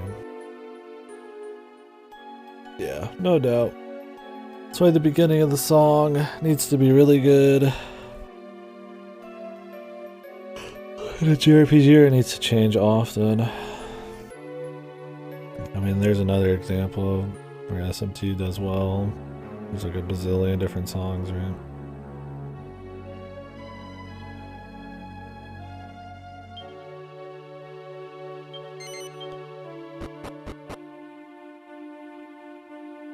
Yeah, some of the best music in games is in JRPGs, but For the length and how often you do fights, yeah, I would think it's a super big priority to have lots of different music and battles. To either just match the area or just to give people some variety, man. It's like Dragon Quest 8, I mean, it's like an 80 fucking hour game and it's the same song the whole time. It's not even like that good in its own right. Yep. Yeah, I've grown to just tune out. Not tune out, but just get really used to the Dragon Quest music. I don't think I'd want to listen to almost any of it on its own. Why is this kid? How did this kid make it all the way up here, man? All these monsters.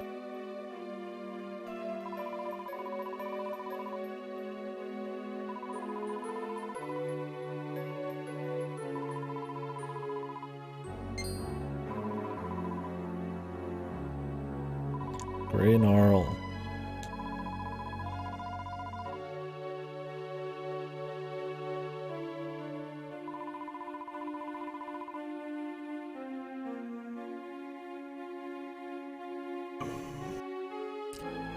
I don't know if this one's been in my dreams lately. I don't think so. Thankfully. Not that it hasn't been fun, but sometimes I'll play shit and then some dream will incorporate random shit from it.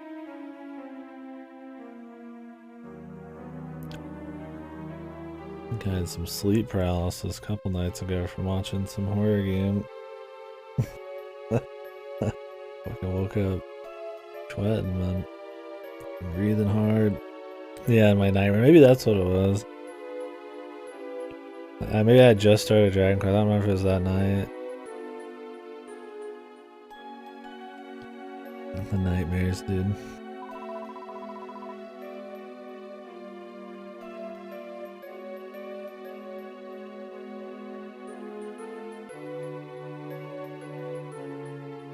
Doesn't happen often. Super rare. But yeah, no bueno.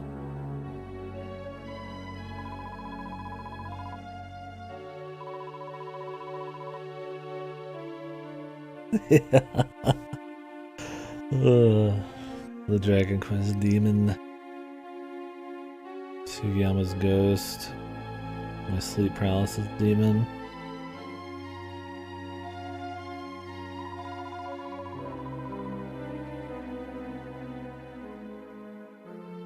This kid's a beast, man.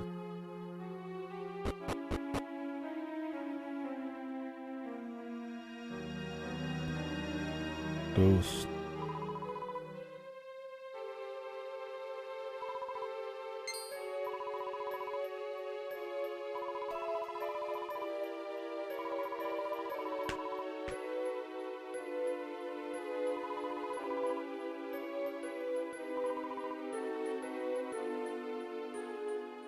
I gotta go back to Wormwood Creek. And then back here.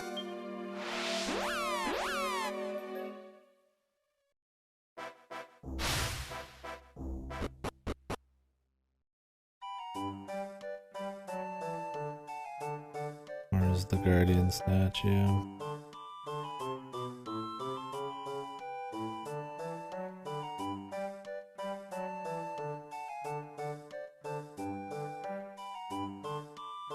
Right outside the shop.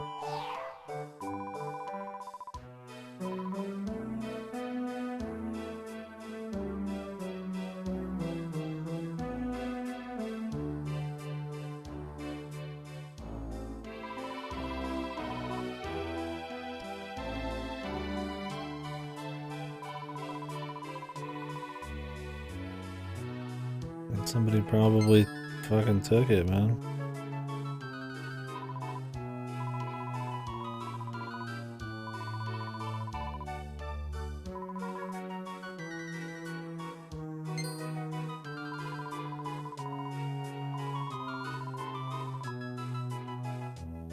They probably moved it.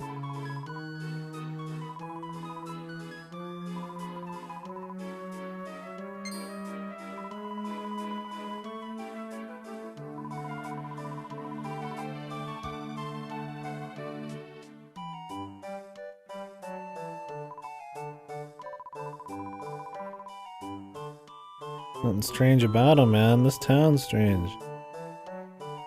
Crazy ass chick, man. Come on now. Seems like a good dude.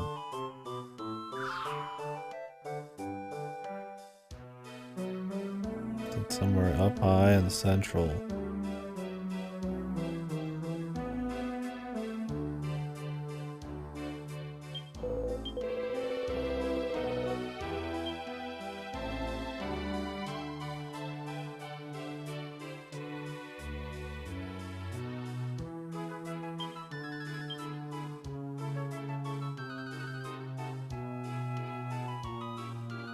Place is completely flat, you damn brat. What are you talking about up high and central?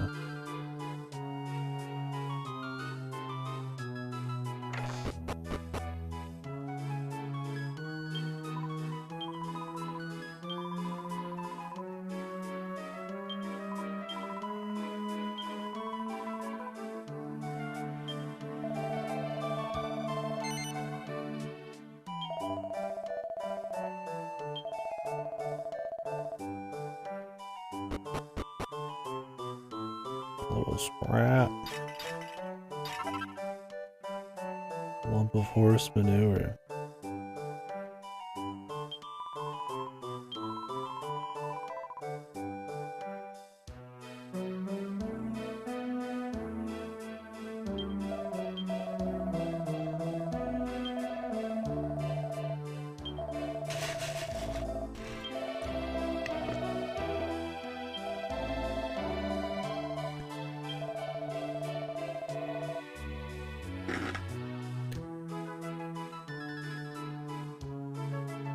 I'm supposed to click around until I find the right spot.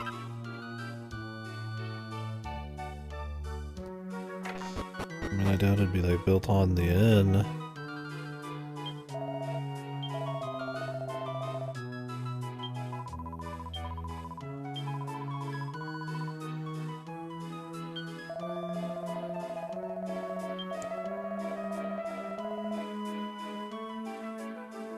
I understand a word these motherfuckers just said, man.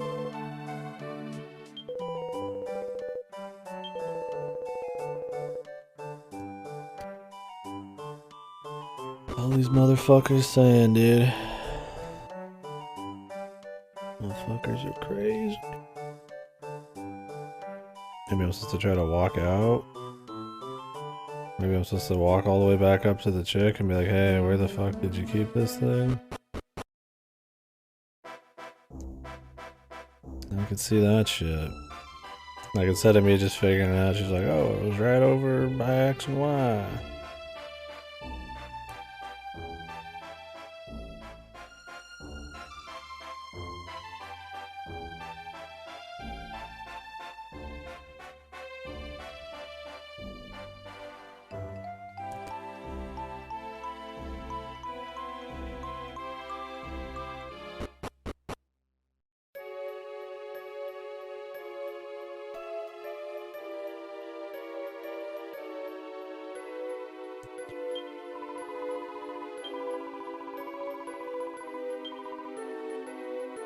Oh.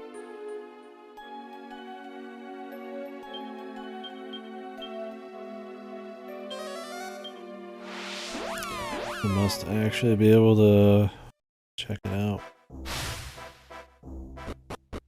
This thing it's funny, said somewhere high up in central and everything's flat. Let's go, Jimbolia!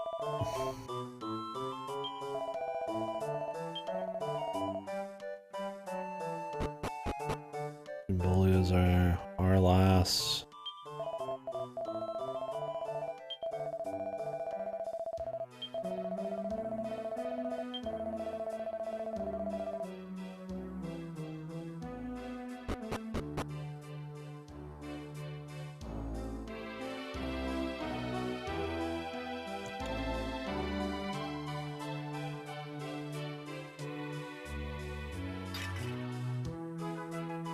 I mean, this would be a place to put it. It's like kind of central. I mean, this sort of central. I mean, I guess we could ask around. Maybe people know. Can ask at the church. You might know about the goddess.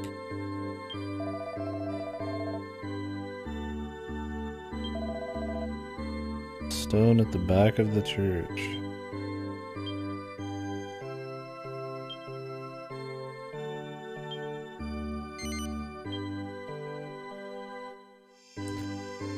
How did nobody find this, man? The serene necklace. Necklace. Might as well grab a save.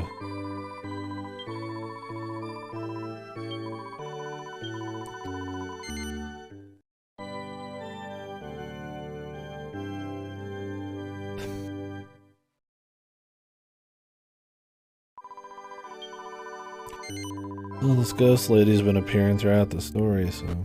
I wonder if we're moving into some larger stuff, or they just kind of were planting seeds for a future episode. No, we're not after figs or MacGuffins right now, we're after... help to catch up to the spooky dragon, I guess. Find out what's going on, so feels like more of a thing. Maybe we're transitioning into like overarching story.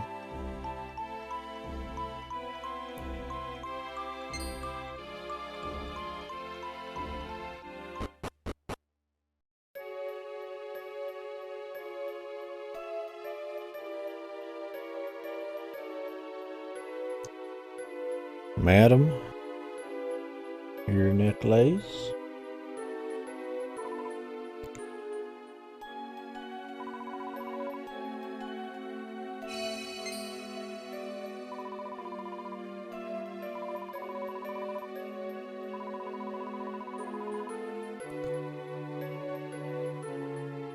Was she married to a Celestian?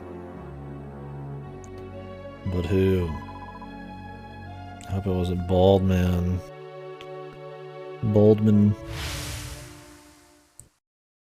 We're looking for this hero soon, so I'd imagine it's him, but...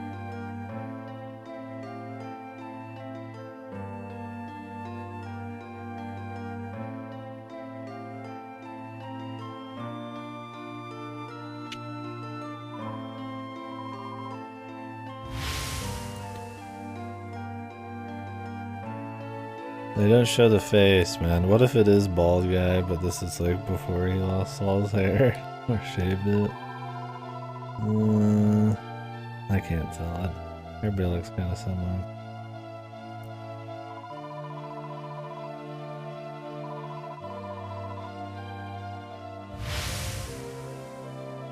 Corvus.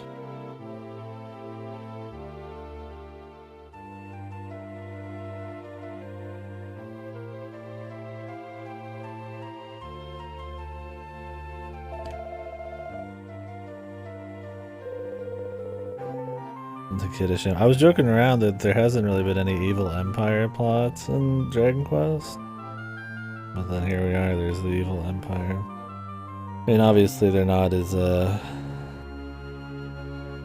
far-reaching as most JRPGs. Well, I've never even heard of them till now.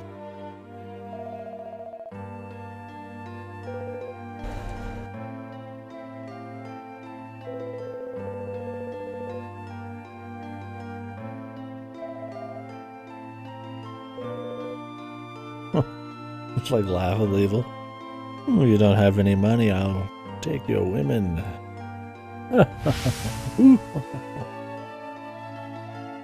No. Empire's evil. Where's like the good guy empire versus like the evil rebellion, small communities? Where's the story where the big organized political body or society or whatever the fuck are the good guys?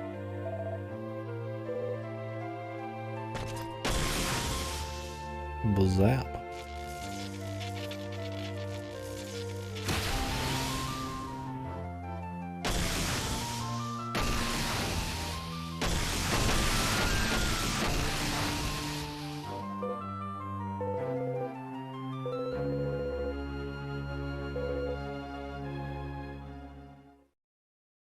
What, does everybody blame this guy?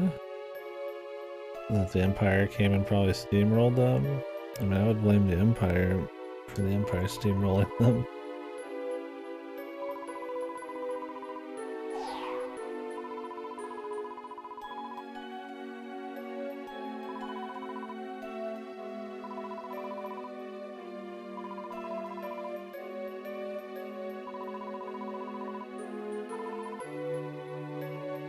Let's see you there.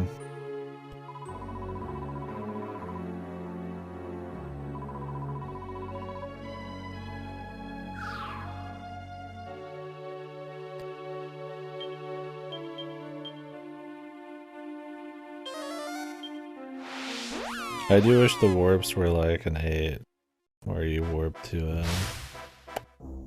pretty much anything you've ever entered. I mean, the world map's much quicker to get through, so that's probably part of the reason. Maybe they wanted you to do more journeying with your multiplayer party. But the thing is, I've already been to all these areas because I came here early. Or just retread. I don't have to worry about random battles, so... I mean, I might still get in a fight on accident, but...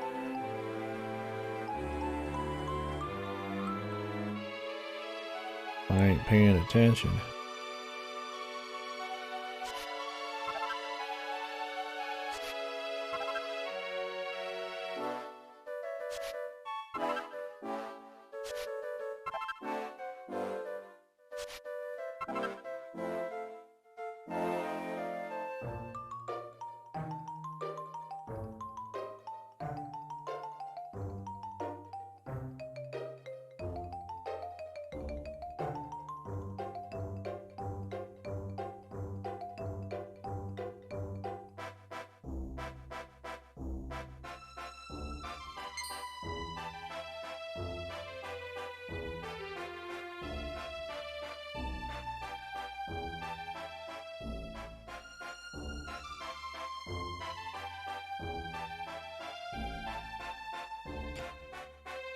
Alright, let's see if we can avoid most of the shit on the way through here. Probably not as easy. A little bit tighter quarters.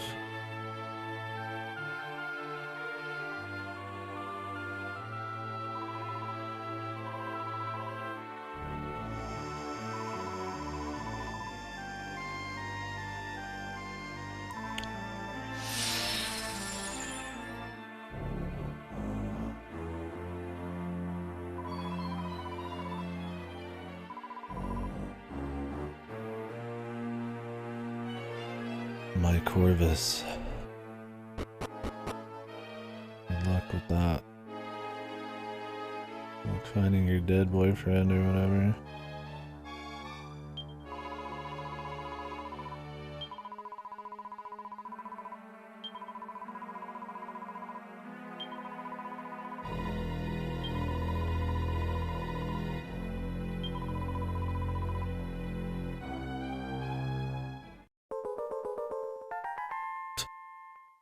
Jesus.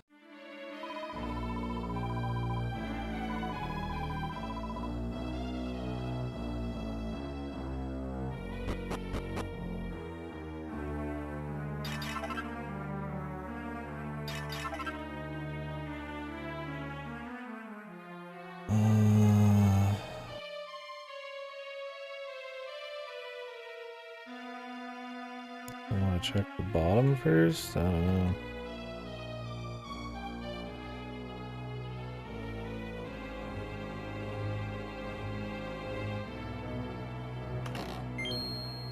Hey.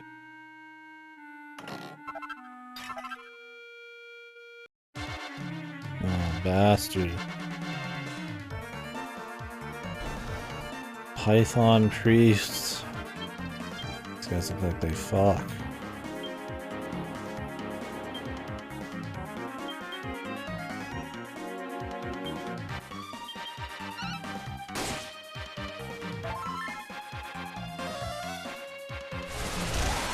Not the swoosh.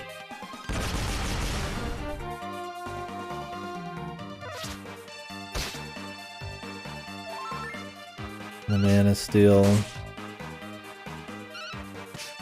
You hate to see it, man.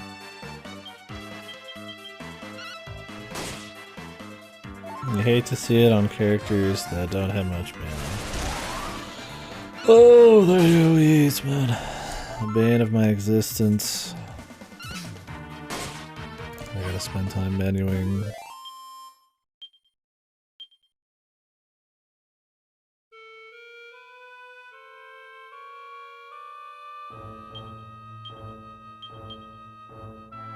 Trying to walk into an open area where I heal. These enemies still do shit, even when you're in menus. So if I'm in an open area, at least I could like try to dodge them when I get out of it.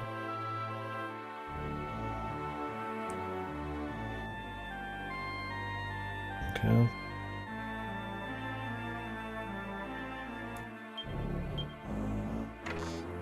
Or with the right side.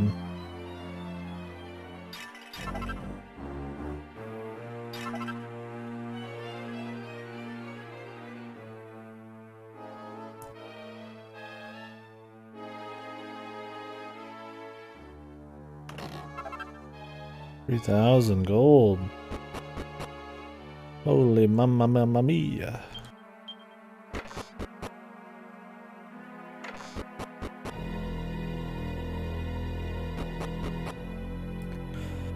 So we're here looking for a worm bow or some shit. And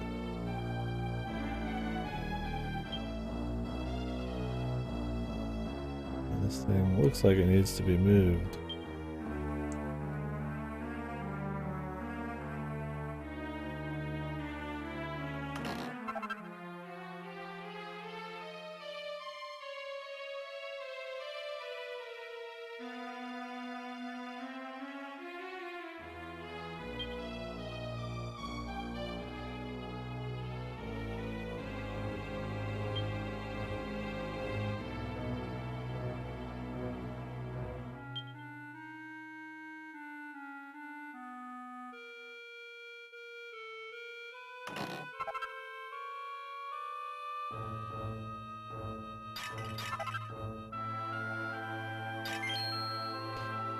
Too many medals in this place already, dude.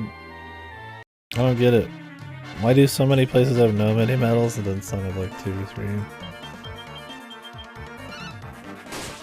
I think they're just trying to mix it up, get you surprised. I mean, for 20 or 30 hours, we're about 30 hours almost now. To only have like 22, 23 mini medals. I think they've just decreased the amount in the game. Unless this is like the longest fucking Dragon Quest ever.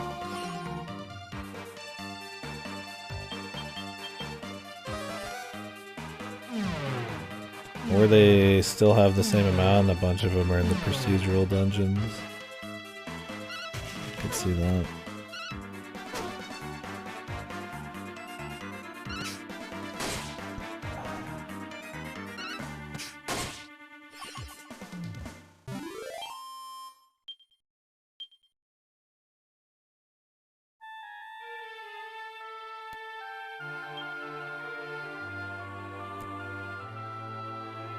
Scary looking statues. It's really locked from the other side. Oh my god. I'll go unlock it. Because I'm probably going to need to at some point.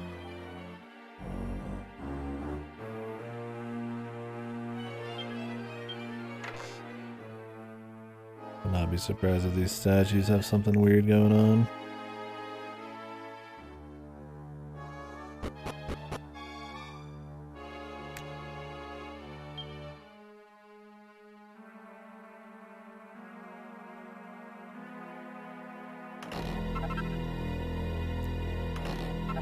Light gauntlets.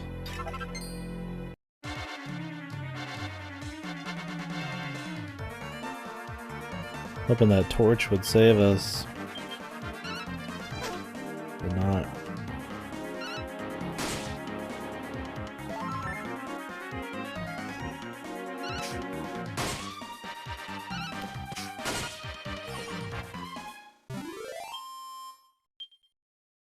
You can just like interrupt their running.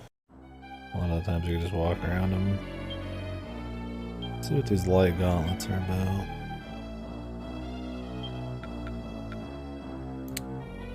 Not very light, they're actually pretty good.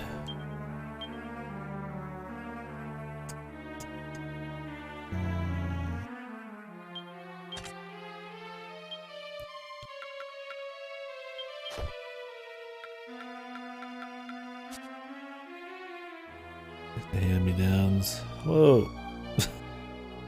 Hello, sir.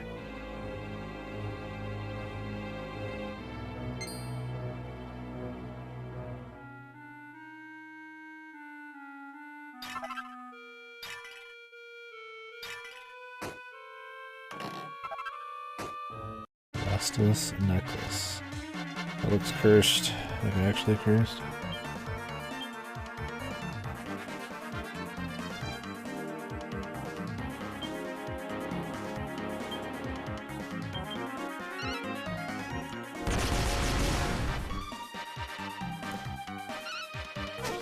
Talus looking kind of like shit in this one.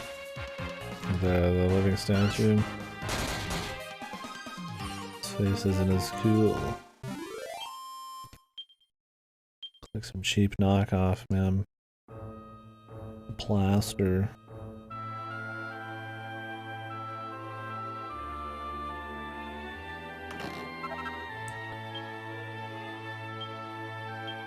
Holy talisman.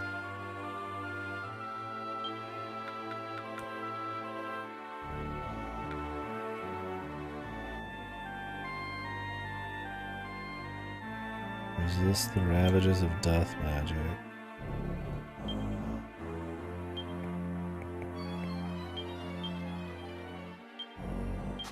Sure, Bill.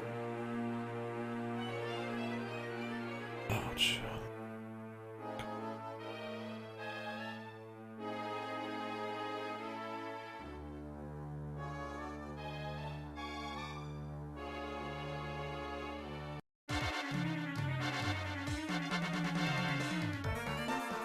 What can you do?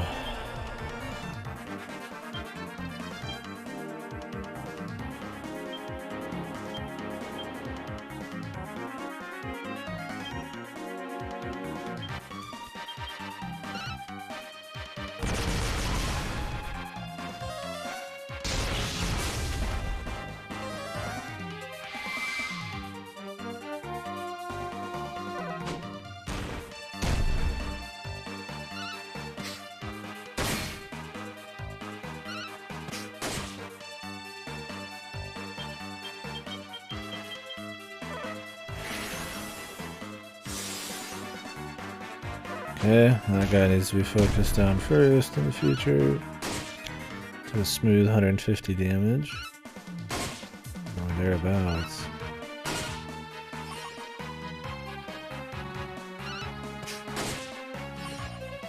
That guy doesn't have shit for HP either.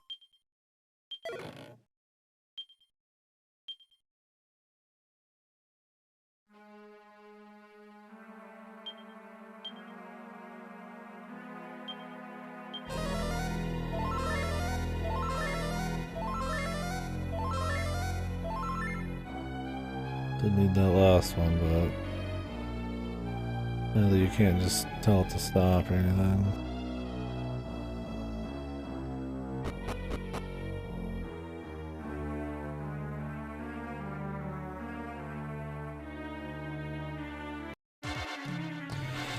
Spawns right on top of me as I'm turning around.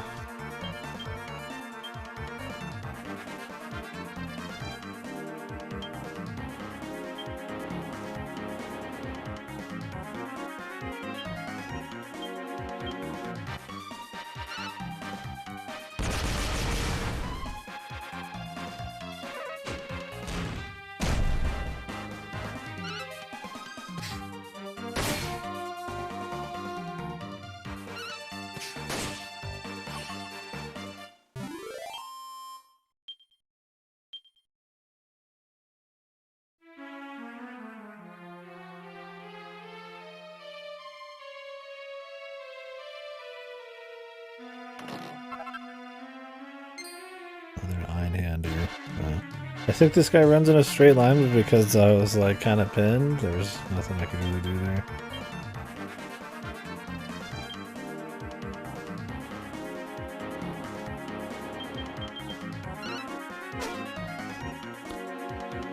Oh, the no damage, man. I hate to see it. The only reason Jimby does any damage is because priests actually have like a bit more power.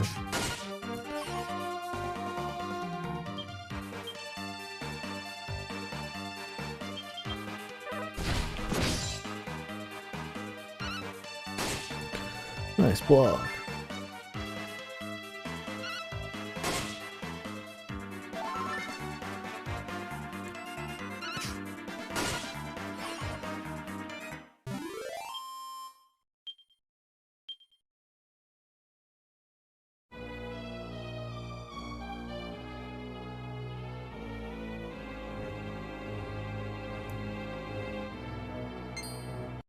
Where am I going again?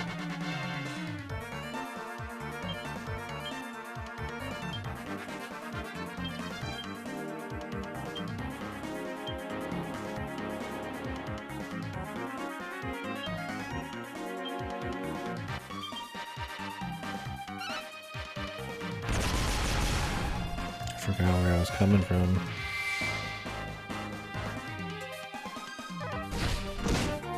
As long as they don't do the chili breath, man. And I don't care.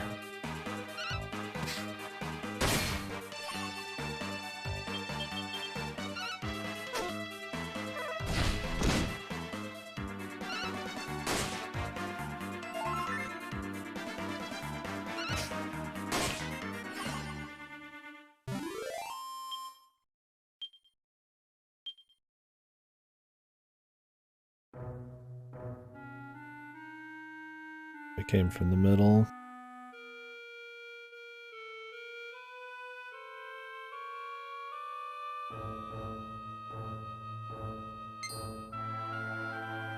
Just visually.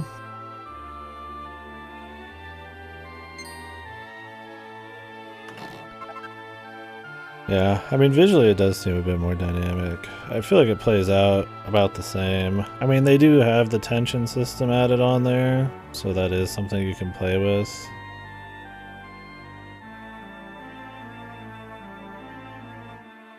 Okay, yeah.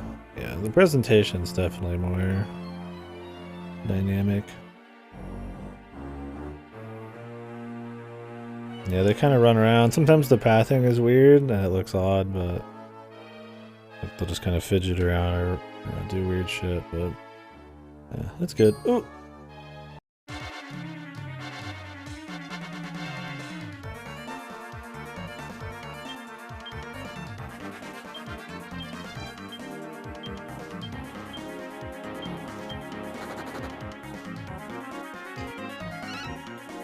Well, we know if we want to farm liquid metals where to go, I suppose. It's here. Yeah, it looks a little better than just 4 dudes in a row. Yeah. I mean, I guess if the boss was big enough, it would be odd. Unless they had the pathing work correctly, but I definitely don't hate it. It'd be kind of cool if it meant anything in the actual combat, but it is what it is. Like if we had to move around a little bit, maybe.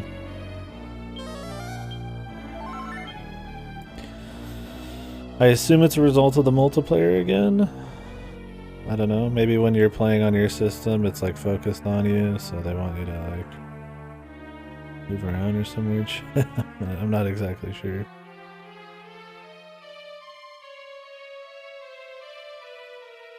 They want it to feel more special, but it's probably just to, like you said, have it be more dynamic.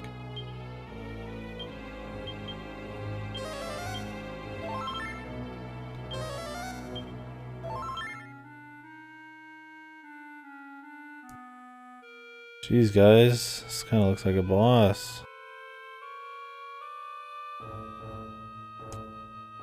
Seems surprisingly had a lot more bosses than the other ones. A lot of Dragon Quests, you just do a dungeon and there's like no boss at the end or anything. This has been a bit more traditional in that there's a boss at the end of everything, which is weird to say with Dragon Quest, but...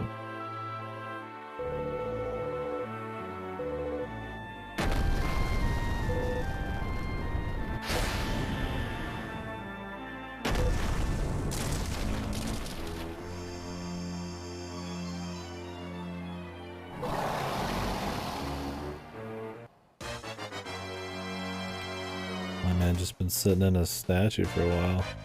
Good Drongo. Hope he's not too crazy. He looks like a...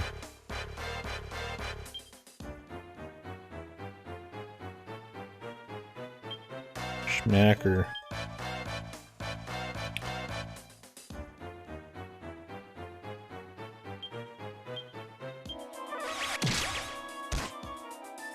Great.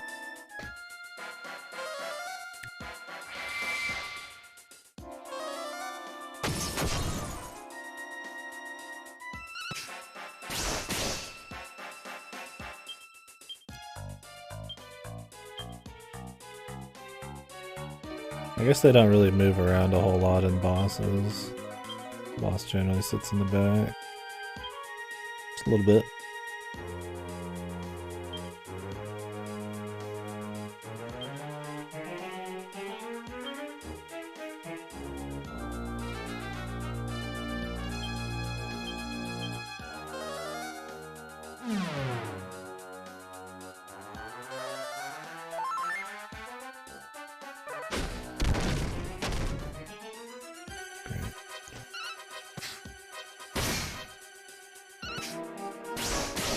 Can't lower his defense. Shame.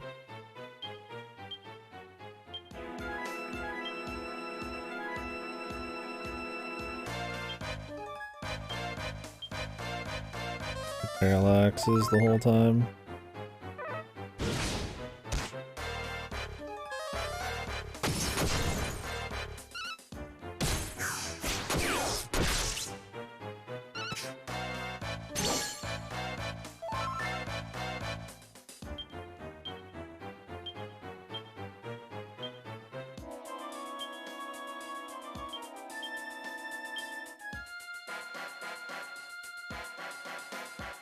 I wonder if just regular attacks would be better. Just have a chance to crit. I don't know if abilities can crit. Spells can crit, but it would make sense they'd want spells to be able to crit. Because otherwise you never get to enjoy any kind of crits on a caster.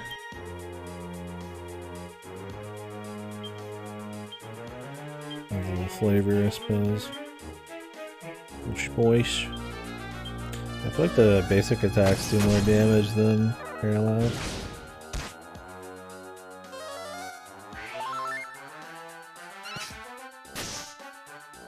He's guarding right now. What I can do about that.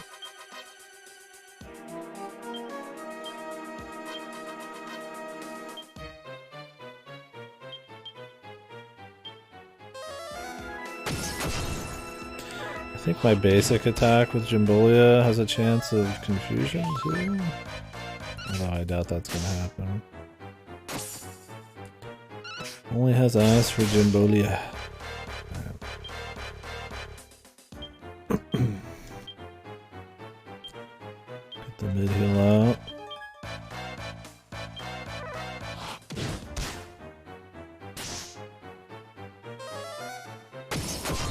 We're a little slow. I just opened up with a hit. I guess it made the mid heal more effective, but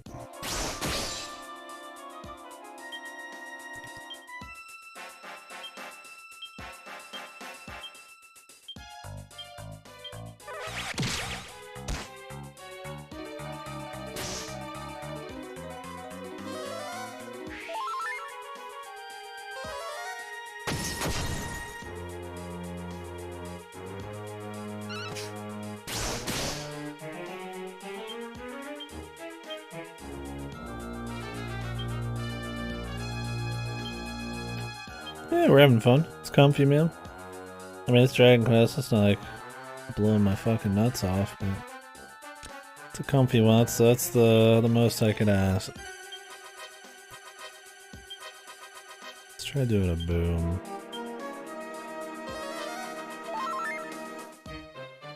Dragon Quest. It's a drag. Burning Breath. Paralyzed. Great. What about you, Average? You having any fun this weekend? Sounds about right, yeah. Not too far off.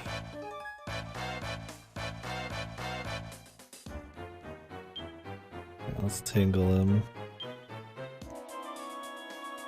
Yeah, they're fun. Like I said, they're not godly series, but they're very steady. Very just kind of clean, solid games. If I just truly hated them, I wouldn't play the whole series. They aim to be just that, like, easy to digest, like, vanilla, just true to the JRPG kind of game, and that's what they are, for better or worse.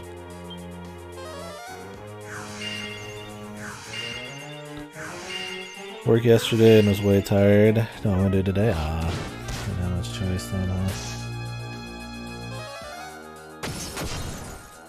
You in the middle of any games or anything?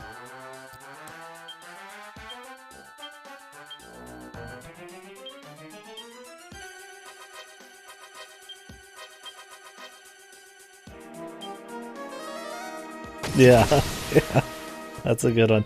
Yeah, I call Dragon Quest the fast food of like fucking JRPG. I think the missionary position of fucking the JRPGs is I like that one.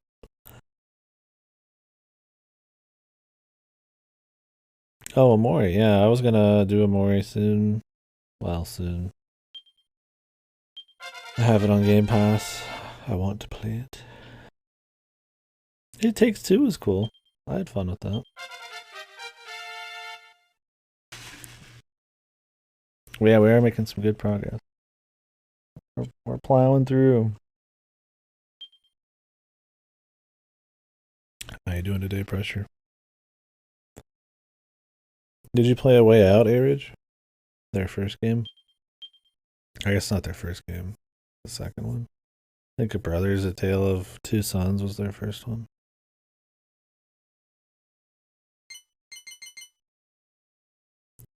Yo, Hatchet Man. Let's go. Some fucking... That's your Metal Slime killer, man. Hatchet Man. Oh, really? It was fun, regardless of the ending. It's more about the fun little things that happen along the way, but... It's similar to It Takes Two, right? It's just like a heavy co-op game. Although It Takes Two is a lot better. Oh, yeah? Yeah, I've heard people if you got like little leans or little issues like that can develop some nasty back pain or joint pain.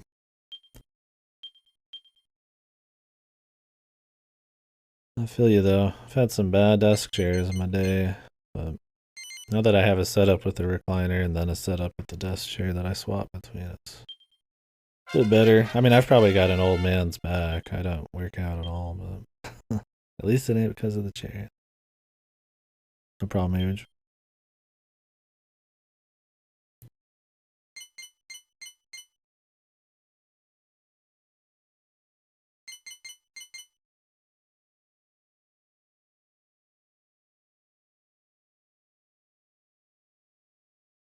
Like 180 pounds and I spent up on this shit just a few years ago. They don't make shit like they used to.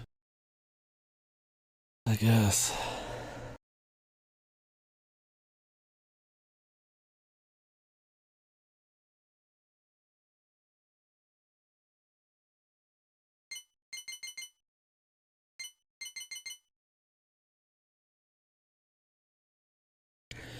I get 30 mana at 31.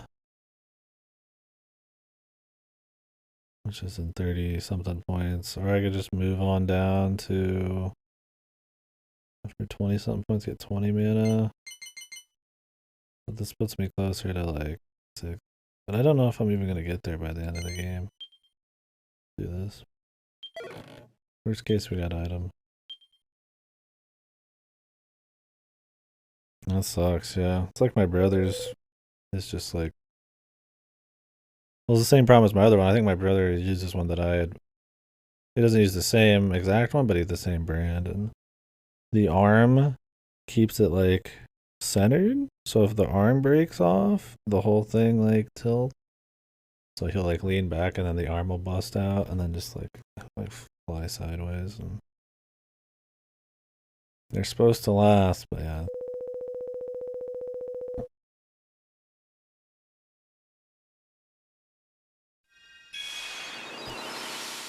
Nope. My friend just gave me his. It's a good leather one. I mean, the pleather or whatever's a little fucked on it, but it does the job for sure. I've had this recliner since before I was born. This thing somehow is still going. The fucking foot deal doesn't go as high as it used to. And to get out of the seat, you'll see me like kind of like do this. It's because I have to like unlock the latch because it doesn't go down on its own. I either do that or I have to unlock the latch by like pulling the legs up. But like it's still comfy. It still works. The power of Kumph. That's right.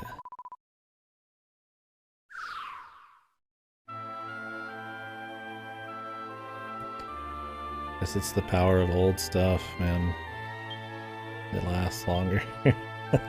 I'm sure there's good stuff, you know, nowadays that lasts, but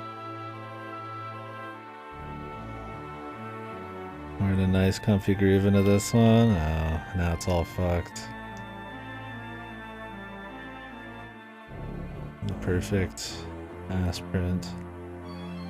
Now everything's off. The world is not what it used to be. How you doing today, son?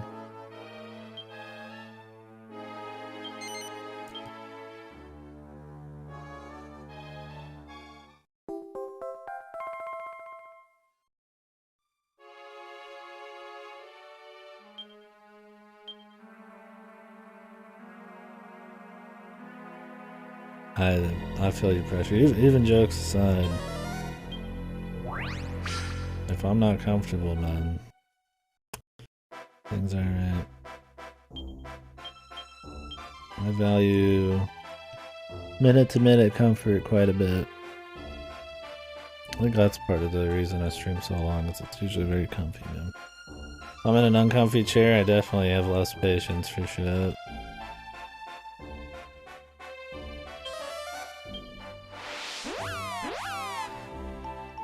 It's important, man. I don't think I could go back to having just the desk chair either. Recliner's a game changer. I didn't use it for a while. Then I just ended up grabbing it from my parents' house because they never used it. Probably horrible for your back, but falling asleep in it and shit. An accident. But this ever breaks, I got a fucking small loan or whatever these fuckers cost nowadays. Get a new one.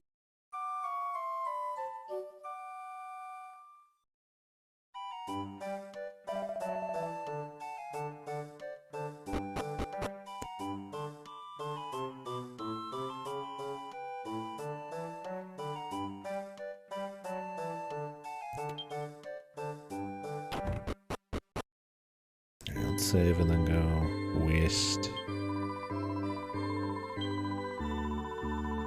I don't think they are either. The bucket seats.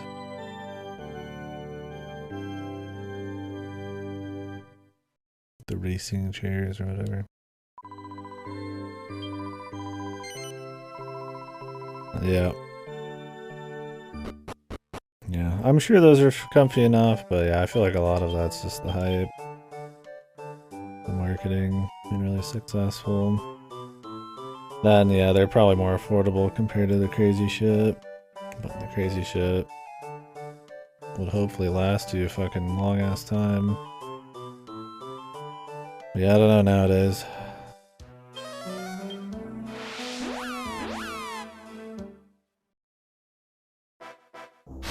I know recliners aren't cheap.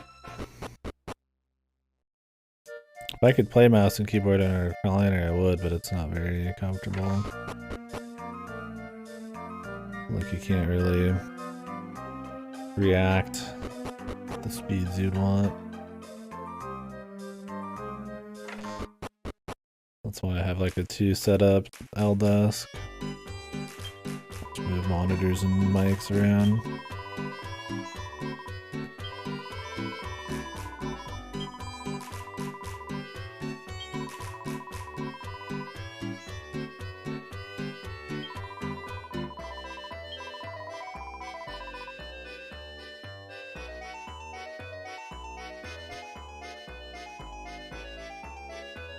Yeah, exactly, Sam. That's why I saw if I do FPS games, RTS, MMOs, I'll just swap between them. Yeah, I mean I live in a pillbox of a room. It's super small, but I've always had this cheap L desk. So I use the same computer, I just have, yeah, like a desk chair, monitor, then I move this monitor between the 2 setups, and then I just have a small TV, or not a small TV, but I used to have a bigger TV here, but it broke. There's another story about new shit sucking. This TV's like 10, 15 years plus old, and works like a charm, where my new 4K TV exploded after not using it for like 2 months. Yeah, sometimes you just don't have the room. Like, I mean, I'm squeezing in between shit here to make it work, but it works nice. The only thing that sucks is having, every time I do a different game, having to move everything around in this small room, because I need to, like, carry it over shit and move monitors around. And used to have another monitor over there, but it broke too, so...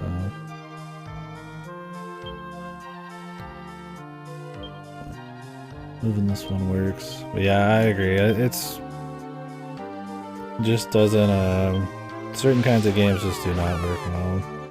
Controller stuff, I'm over here, but... Or handheld shit, but anything else, no way, man.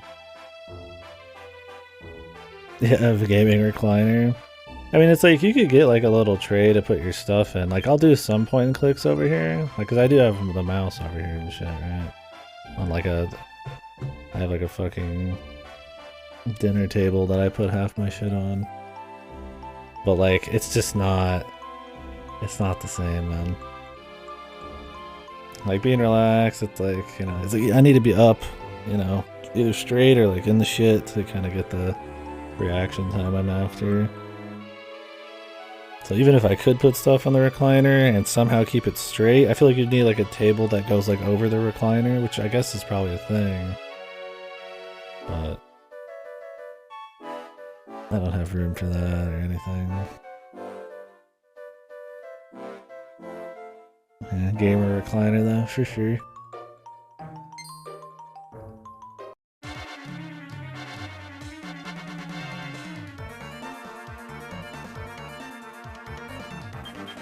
Gaming bed. RGB sheets, dude.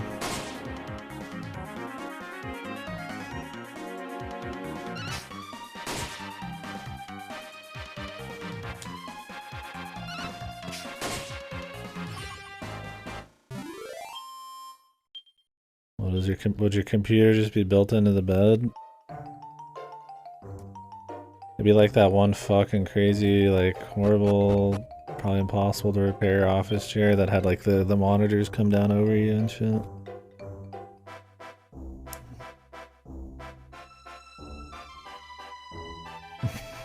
Maybe you like stand on it and then it like fucking falls back into the fucking the gamer pit. Water cooled bed. Haptics race. Holy Christ, the fella's just coming out here. 3 dudes.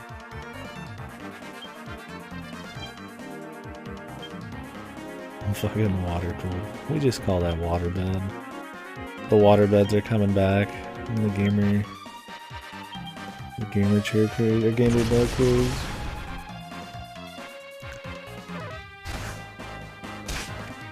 Gamer requires a built-in fridge and toilet. Yeah, press the toilet button, it just slides out under your ass. I got a custom. Would it need like custom piping? Or like every couple days do you have to like take a tray of shit out from underneath your fucking recliner, dude? Some outhouse. It's like the logistics don't quite work. Built-in fridge would be interesting. It'd have to be like a small fridge so that you know you could just grab something. If it was like deep, you'd like break your fucking back or something.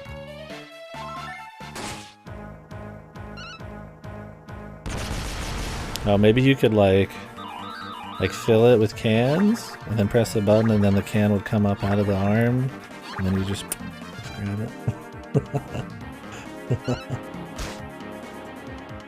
Oh, I'm sure, dude. You make some money making something like that. Dude, everybody's confused right now, man. Come on, man. You went from confused to paralyzed.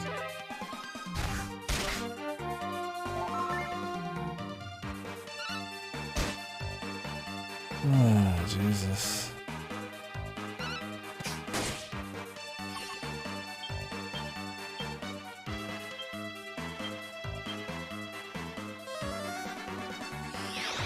Draining my magic.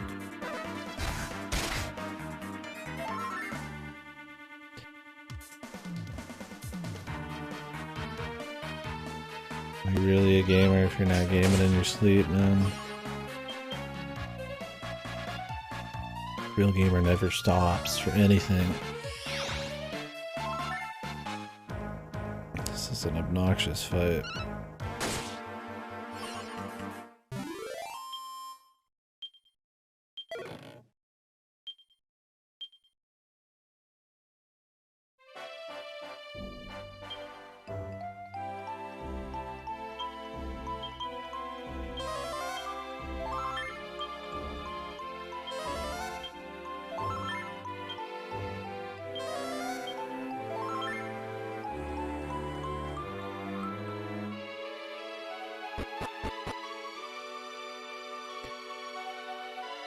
Oh man, that would be something.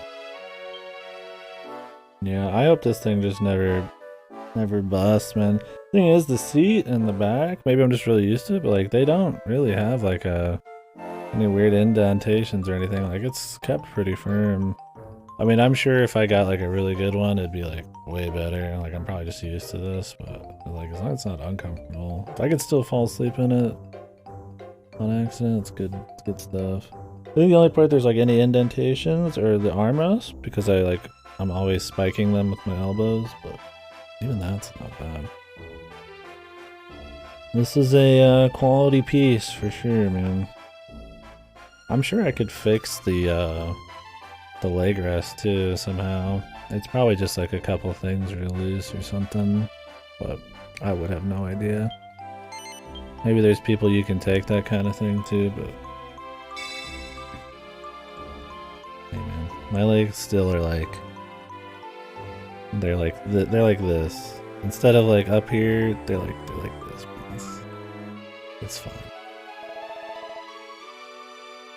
I tend to be like cross-legged or have my knees up more than anything, so.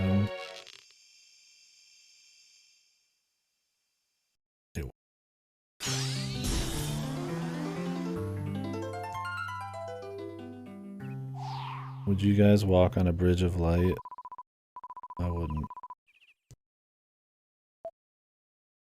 Oi.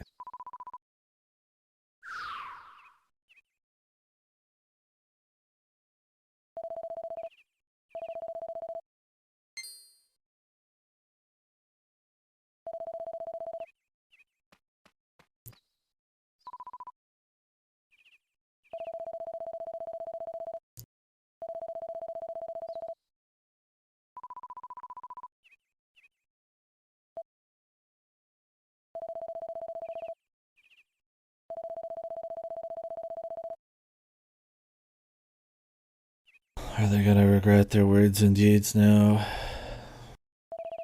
You fat bastard.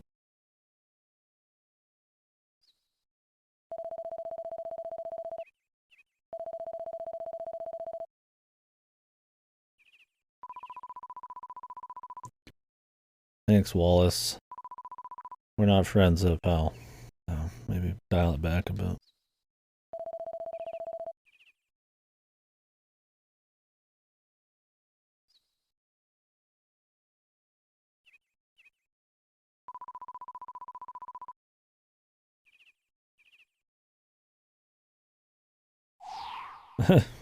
Everybody wishes us a good luck, and as soon as we turn around and step on the bridge, we just fall through.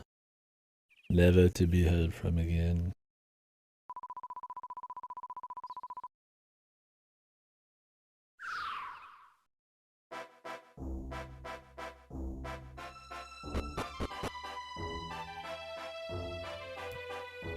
I'm gonna walk more than 2 feet on the damn thing.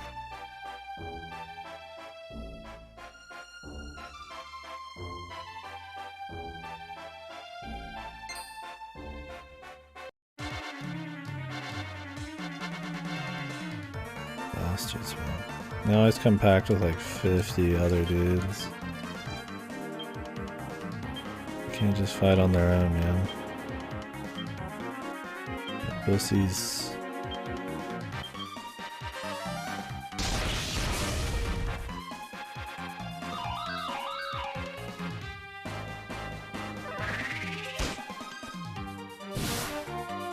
Where's my AoE, man? He's got a... Oh, God. Only magma stuff is half as good. Boogieing.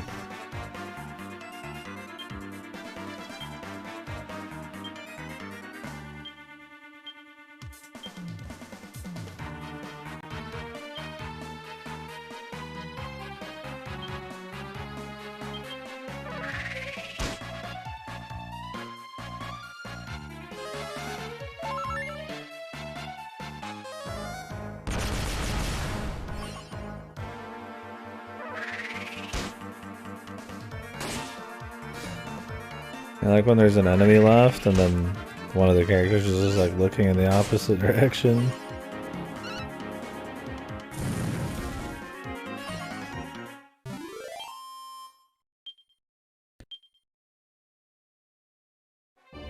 Overall though, it does look more chaotic.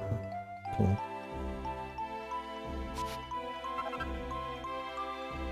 Oh, these again, man. Oh boy.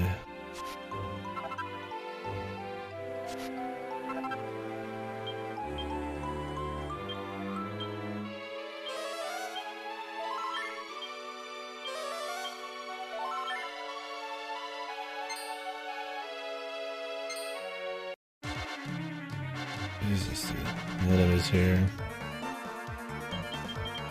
Relentless.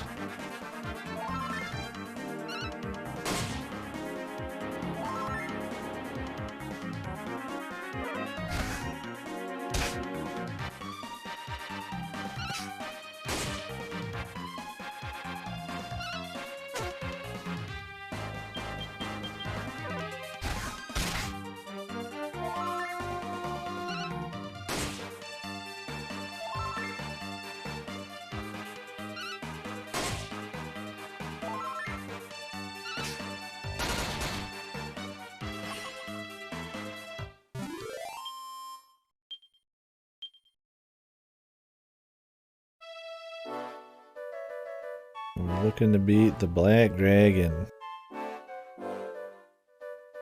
First we have to go to this new place to talk to some old hero, something. Really gonna help us, maybe? Some fucking baloney, man.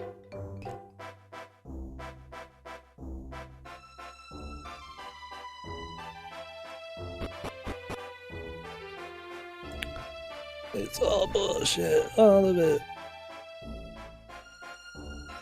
Yo. Silos.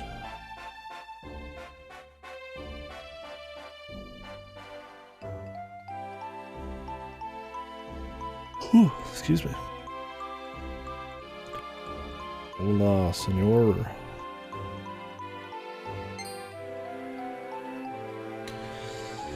Guess we want to go through this cave? I don't want to see what's up here first.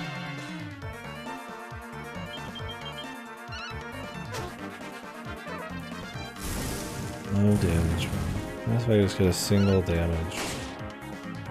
So I'm pretty sure these staffs absorb for such flat percentages. So as long as you do anything, you'll get some kind of mana back.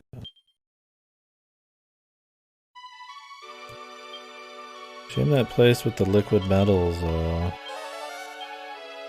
kind of in the middle of nowhere.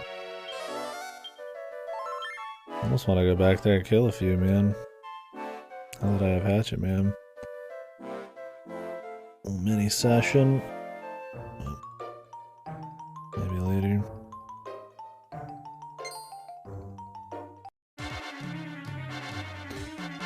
course.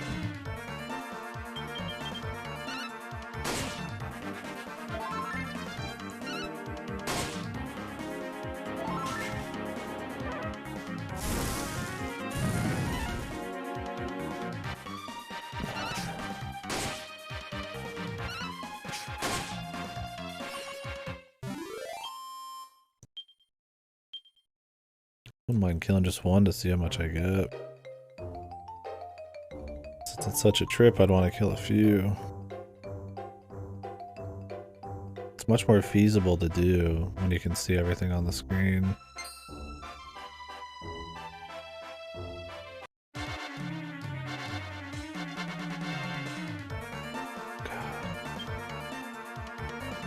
I see some of these fights and I'm just like, oh.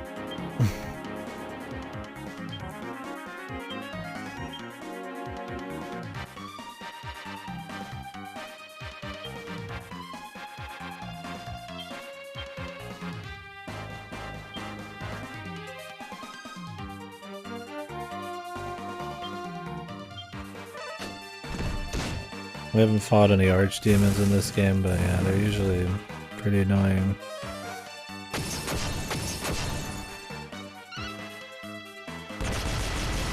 They're usually immune to bang, but I haven't seen anything be immune to really any spells yet.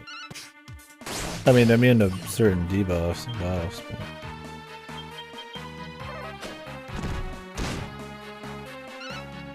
not really damage spells. Could be crazy and I just missed it.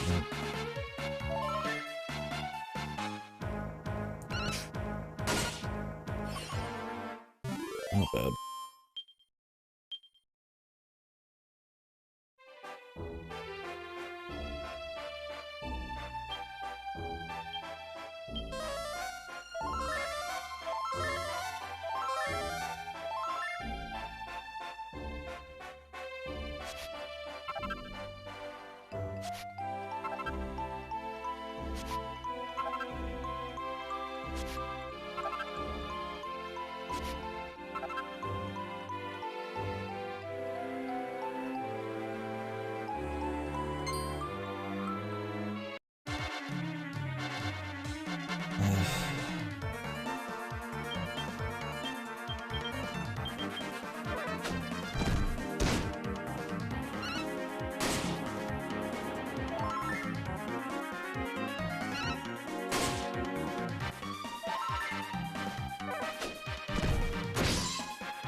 Whoa.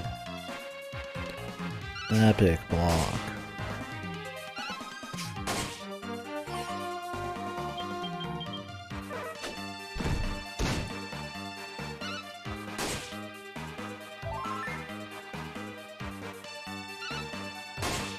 Like that pathing, it just like kind of walks around.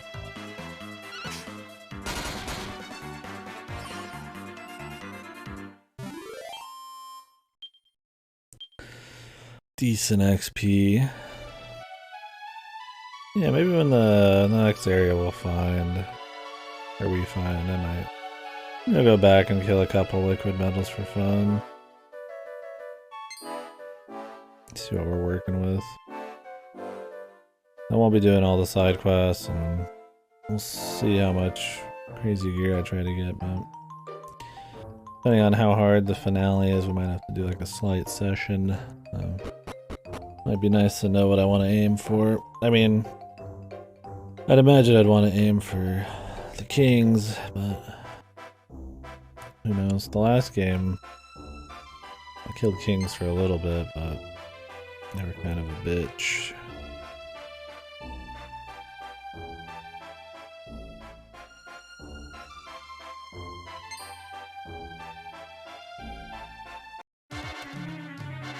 These guys are much quicker. I don't think I could do like a spin around them. I just think I have to fight them.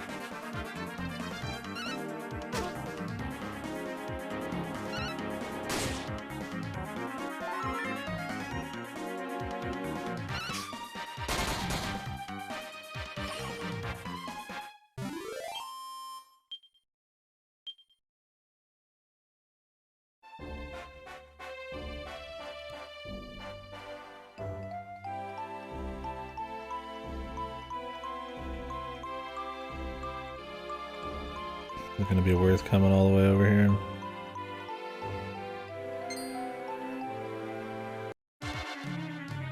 God, off screen, dude. The guy like buffered in. Oh, and I'm getting jumped.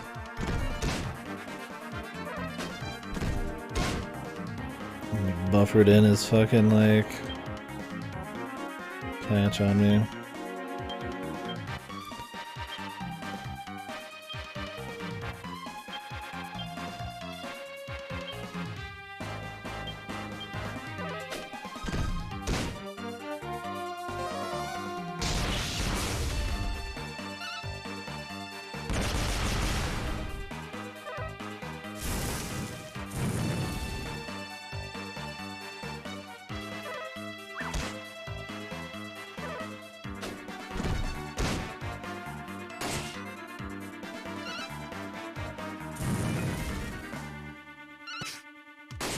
Jesus, I'll do like nothing.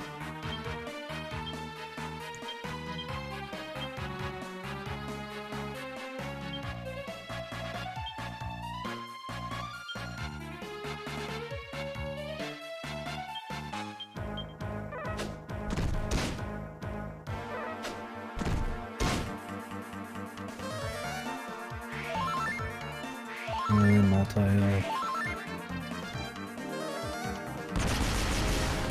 These guys got it all, huh?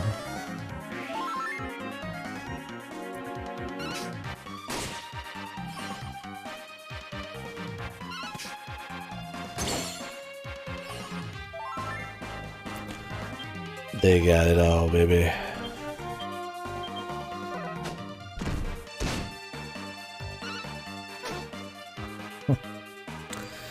Badoink.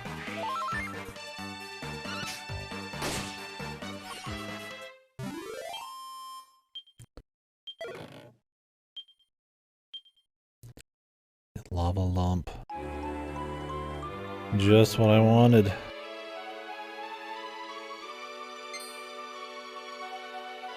Hopefully I could get the fucking the edge between me and him.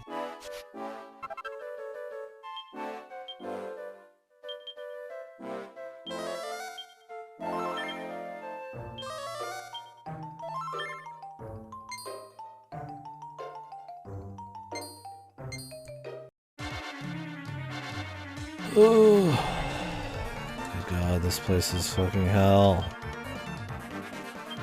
Fight every 2 seconds.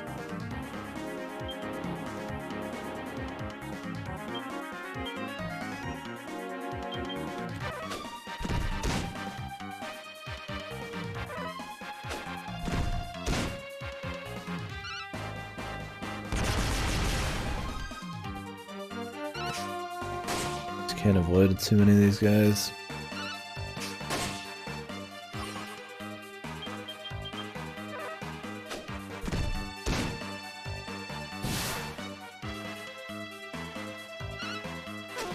I mean, I'd love if I could use my coup de grace. I'm pretty sure he's just gonna get killed. I mean, I get why they wouldn't want the coup de grace to be something you could hold on to. Because you run into that problem with other JRPGs, or I guess any game that has like a overtime meter, is you just sit on it, and you never use it in like a fight. Like a normal one, you always save it for like the boss. And it can change how I feel like they approach boss bounce. Either bounce it around somebody actually using it all the time, so the boss is going to be easier, or you bounce it around them having their super. So that makes it odd if they don't have it. Like just having it pop up in the fight's fine. I mean, there's other ways you could handle it. You could just reset every fight, right? So you always would want to use it if you have it up.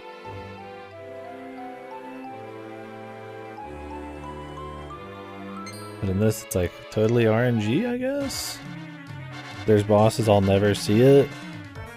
And then there'll be a boss that I get it. And then it just like one-shots him. Because I'll get a full thing of tension or something. It's an interesting system. I don't mind it being there. It's cool to have like a little super thing, but like because it's so infrequent and so just kind of like nothing most of the time because it's barely there, that like it's hard to really call it like a good thing. There's like no strategy to it.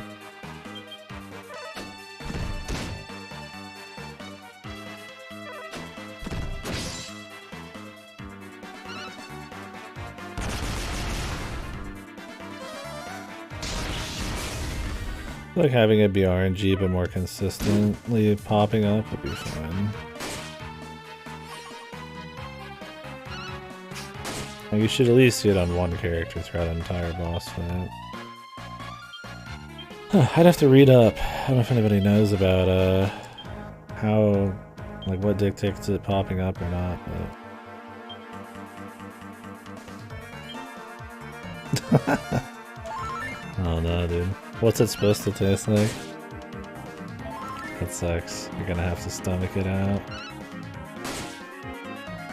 Just tough it out.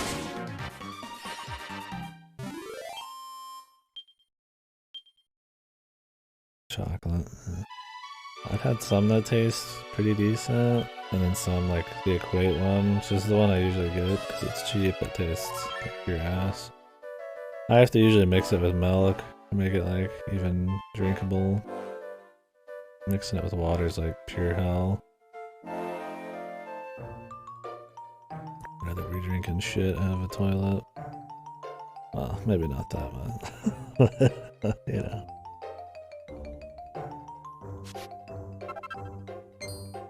Well, I hope you didn't buy a lot. My brother buys these like fucking giganto bags, man. Imagine having to suffer through that much shit.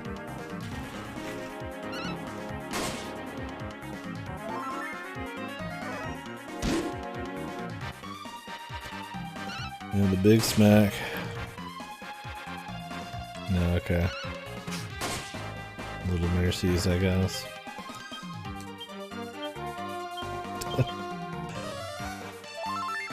There was a point with the protein powder I was taking when I was actually working out back in the day, long time ago.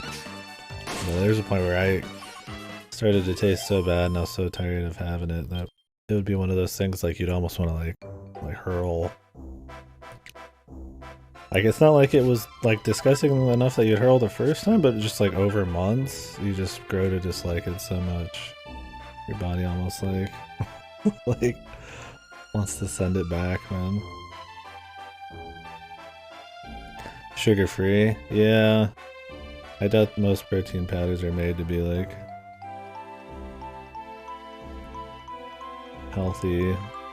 I'm sure the protein's like the focus, but I'm sure a lot of them have like an absolute shitload of like sugars and calories just for the sake of taste. Who knows? Maybe I'm crazy.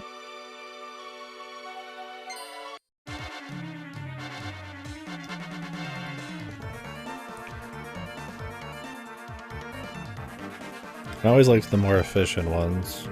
Wasn't like crazy high calories just for taste. They ended up tasting worse because of that, but I didn't want like half of my day's calories to be like fucking just protein powder.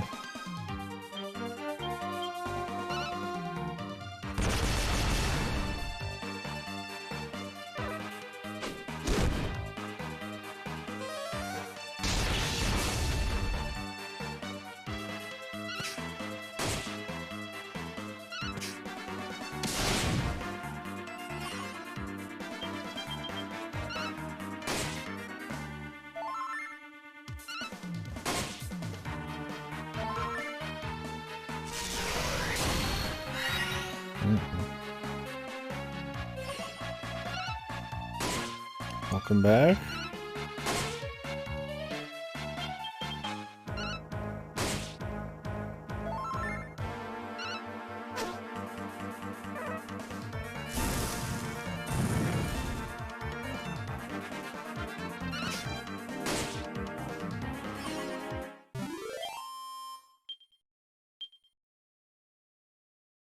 You've been staying pretty consistent on the workouts, man?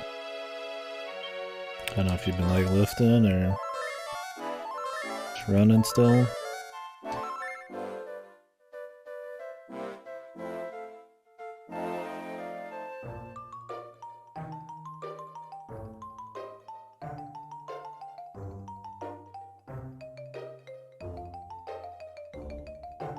Look, there's like nothing over here. Again. Why is this even an area?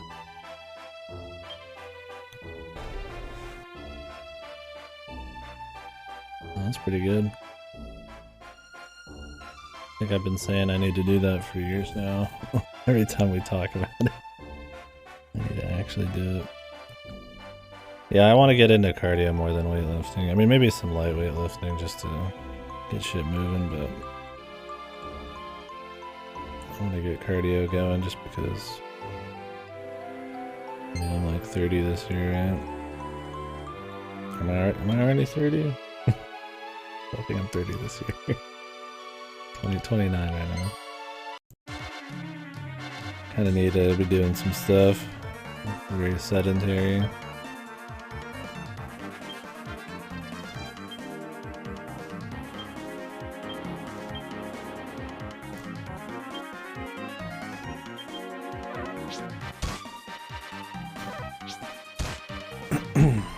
Do you just like run or?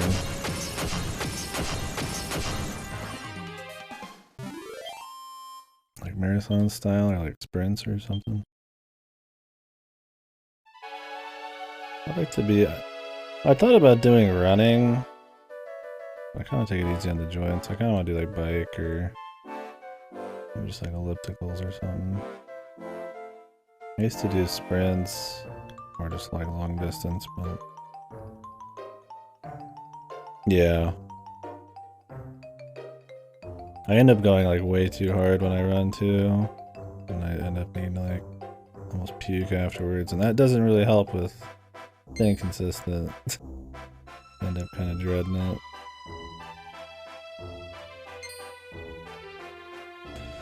Yeah, understandable though. Yeah, that'd be. That's what I want to do. If I had the money, I would buy one. We have like a little gym here at the apartment. I used to pay for an actual membership somewhere, but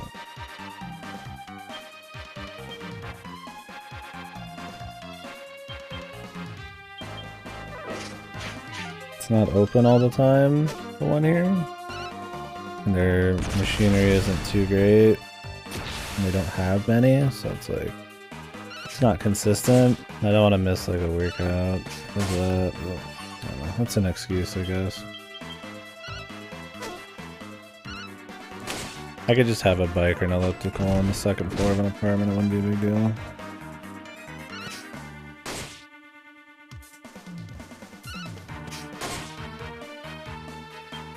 I think just doing it twice a week would be great for me. Just get moving a little bit.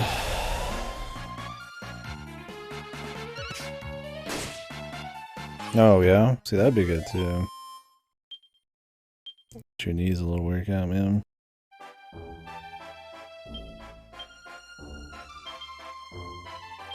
Yeah, I would do like outdoor stuff, like running or something, but I don't live in like the ghetto, but I'm not quite comfortable running around out there.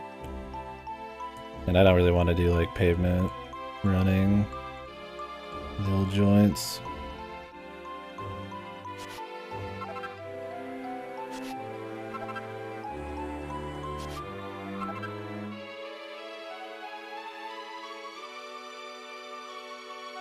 This would be fine if I didn't do it that much, but I definitely wouldn't want to start out on it.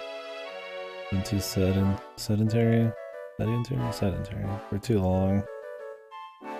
I'll break my fucking joints, man.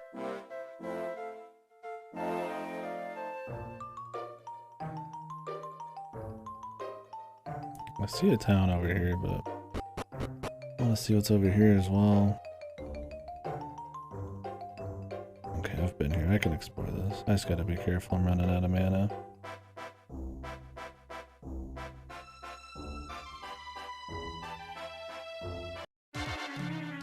Real careful. Green dragon. Alright, at least it's one guy.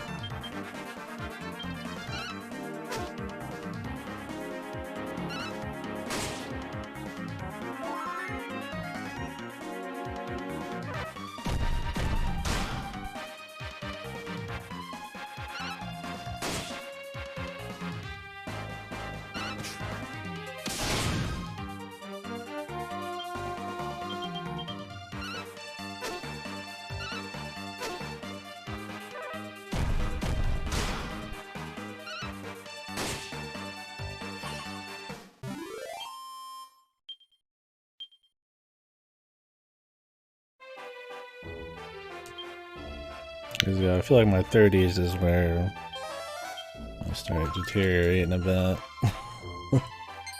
So, I don't need to make it almost impossible. 40s, and I mean, I'm sure at 40s on you could still get healthy, of course. That's an excuse to think you can't, but definitely don't need it to be more of an uphill battle than it has to be. Nice in my 30s if I was active going forwards. If not with some kind of work just from exercise.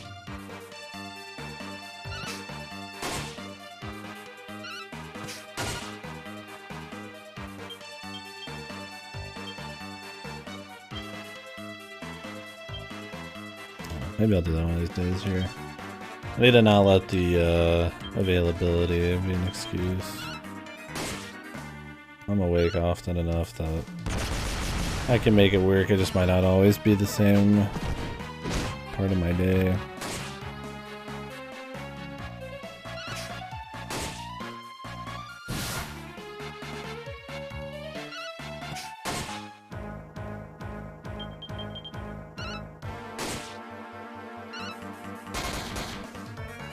The crit!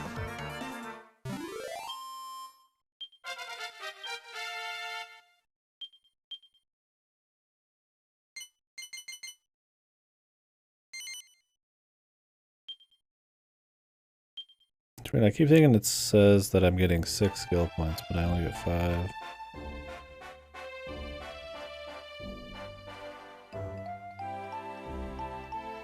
I keep running into these guys, man. I mean, the easiest way to avoid somebody is going from bottom to top, because you can see farther, but still, man.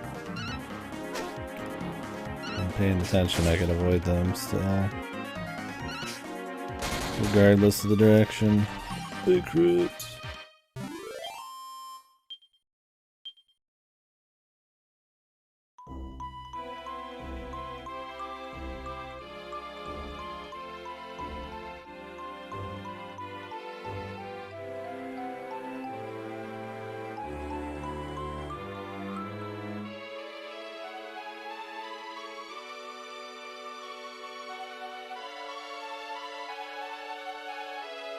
There's really just legitimately nothing out here.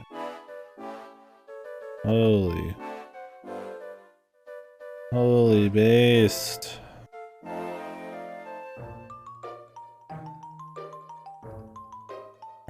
Everything out here is just on the beach. Christ, man.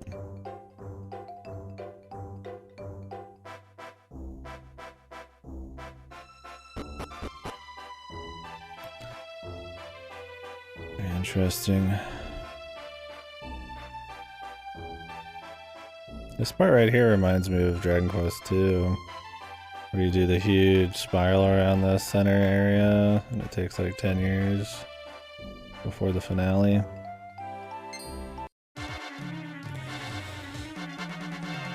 If you lose, you have to go through it all again, but you can perma-kill a couple side bosses on the way.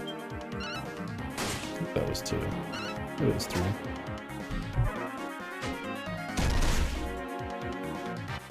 Oh, nice. Insta-kill. My favorite. That'll keep the mana levels, juicy.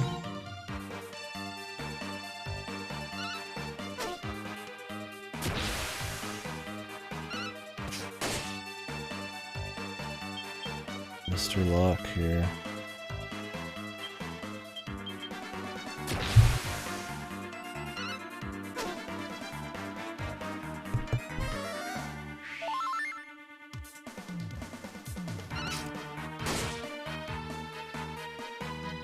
I've been losing some weight lately though, it's good. I mean, these last couple days probably not, but I haven't been really watching calories or anything, but I'm trying to just cut like dumb shit.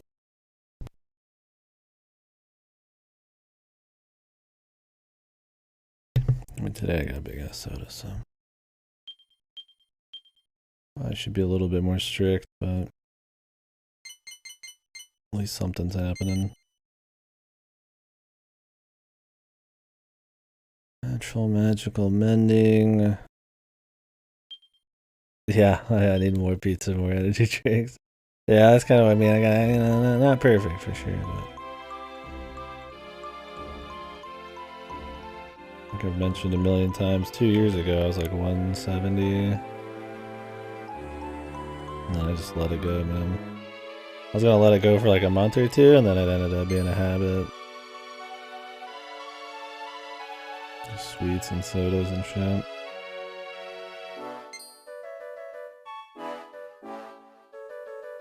Like to get back down there eventually, but yeah. Even though the store-bought pizzas are cheap, man, probably cut back on those.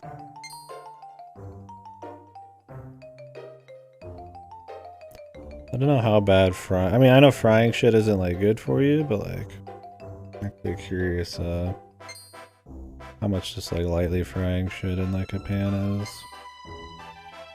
I kind of did. I was doing some fried potatoes and tofu recently. That was pretty tasty. Takes a little while, but be a nice cheap alternative to cheap pizza.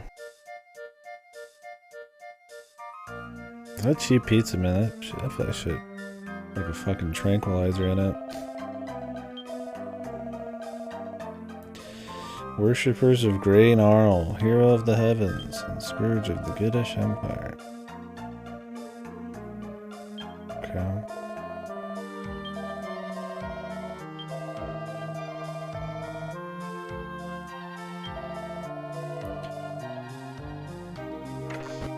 Barbarous.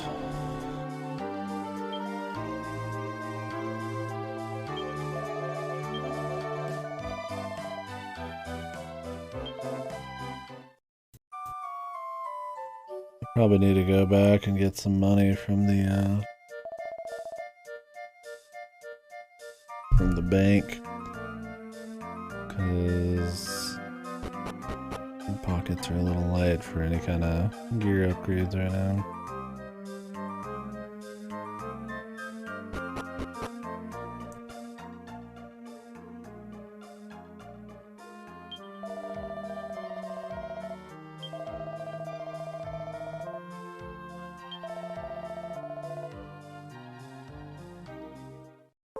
That's a sultry dance.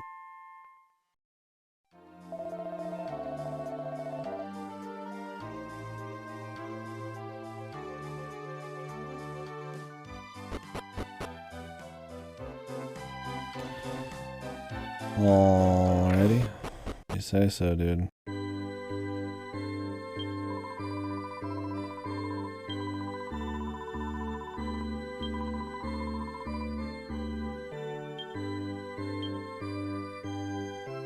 Ned, the hero.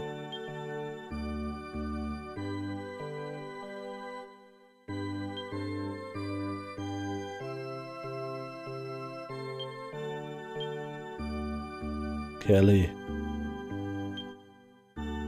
Ned, Kelly. We got John and Bob too.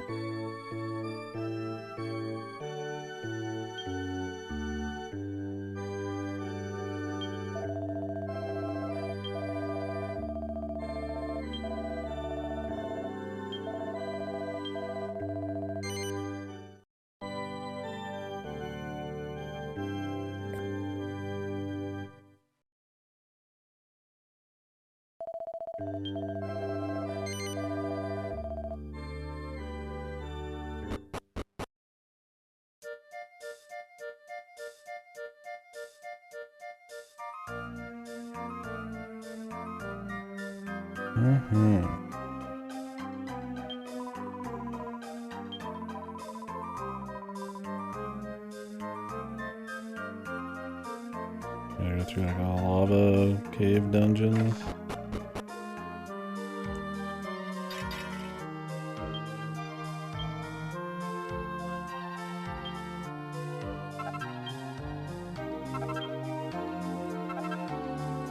A lot of dragon gear.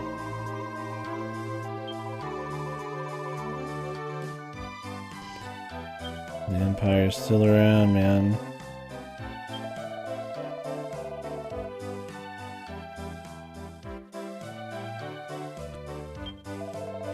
I'm the mayor.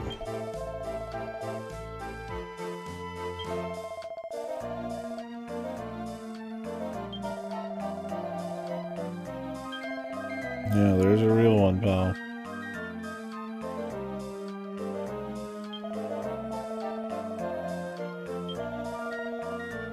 Well, at least he's gonna let us. There's some stupid reason we can't.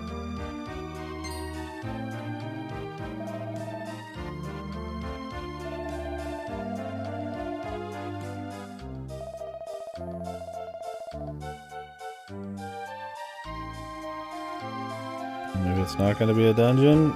This little grandma's coming with us.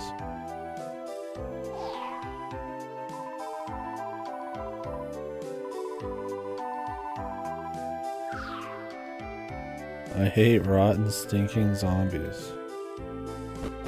Then we have so much in common.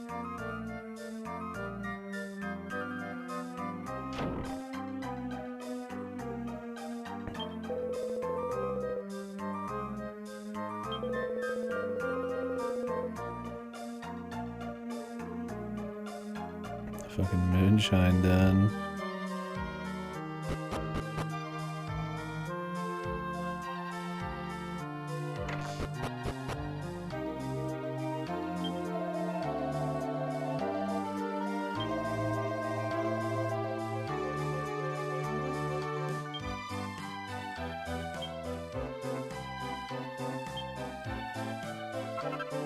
Uber Falcon Blade, Uber Miracle Sword.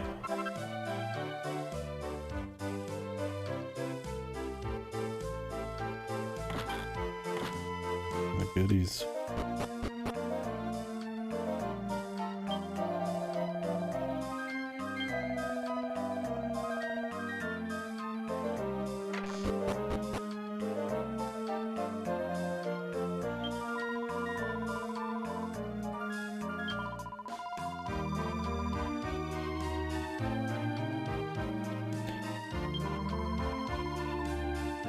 Freedom! Huh.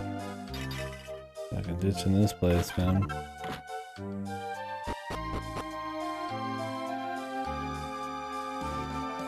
Living on the side of a volcano sucks.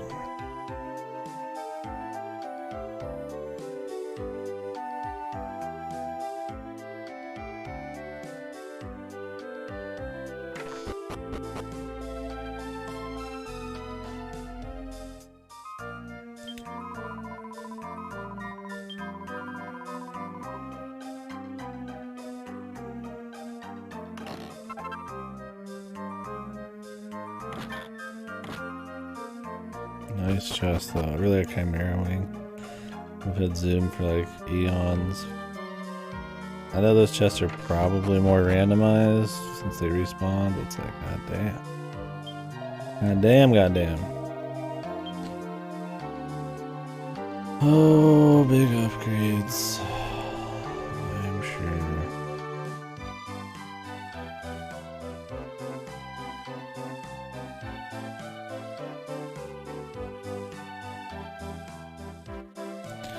Cheapest one's the dragon shield, and it's probably the best. It helps from fire and ice stuff.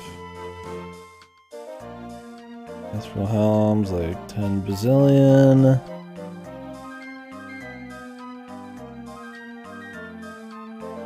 A lot of magical might. Should probably be nice.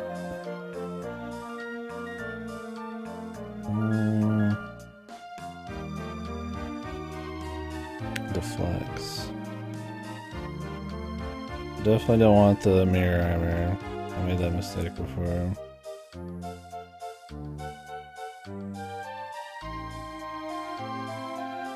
Don't want this. I need the mending power.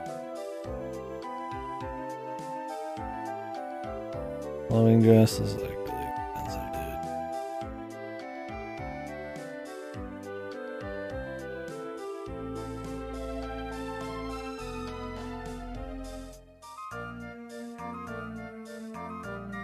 dude. These are pretty cheap.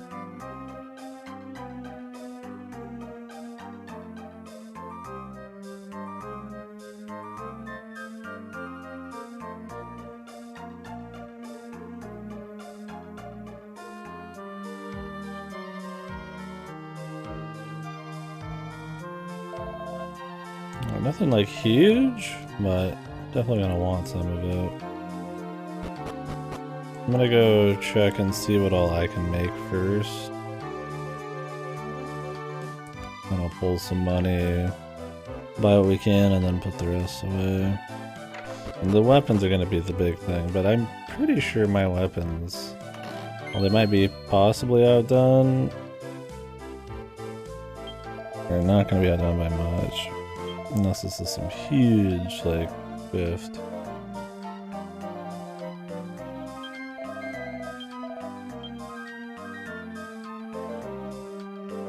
Yeah, because I'm using the advanced version of the Fire Blade, so.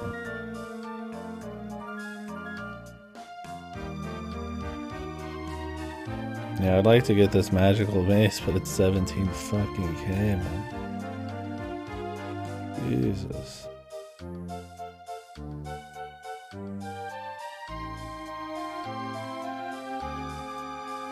If I upgrade the King Axe, it could be better, but not messing with it. I just don't really feel like messing with the goddamn crafting right now. I mean, I guess I'll go and take a peek. I need to, but...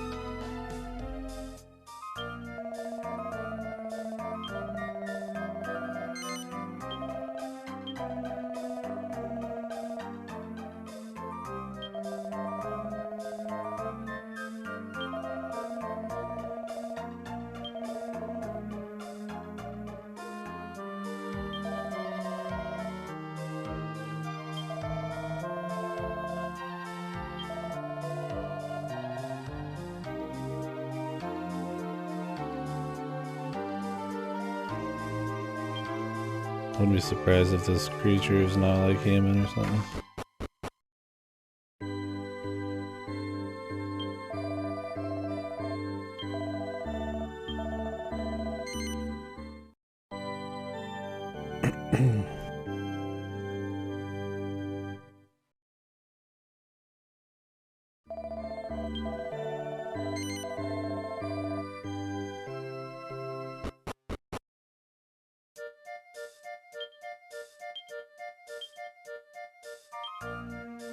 Well, let's check if this is actually going to be a dungeon or not. I'd imagine it is, but...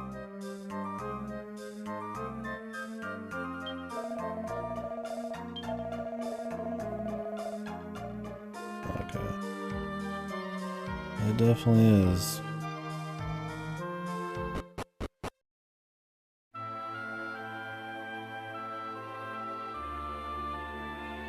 Ogmaru. I like how his back is to the monsters. Like they care more about making sure nobody goes in than if any of these bazillions of monsters 5 feet away come out.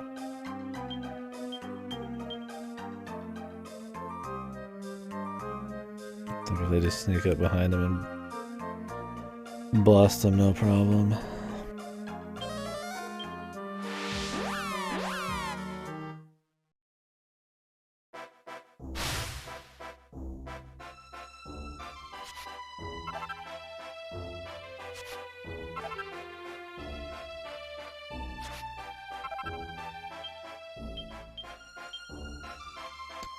I should check for more platinum to sell.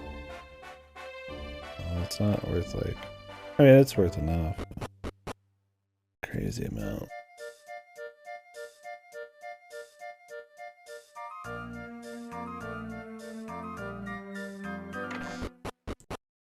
I haven't seen a single casino, man. I don't know if they're holding out on me and they're gonna... I mean, we're probably not near the end yet, but... Sweating a bit, man. There's usually like a mini casino. I'm full. Would they just get rid of it, man? The one tradition that I'd prefer them keep.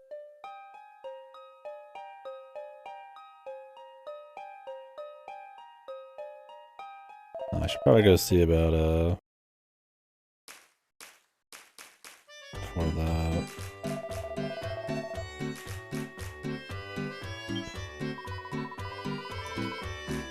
We have the money. Yeah. Gotcha.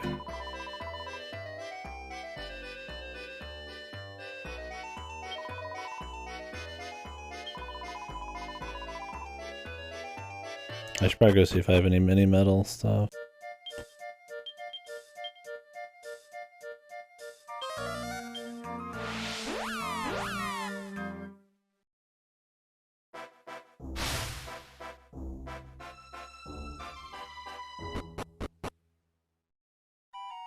Get an upgrade from him, we won't need something else.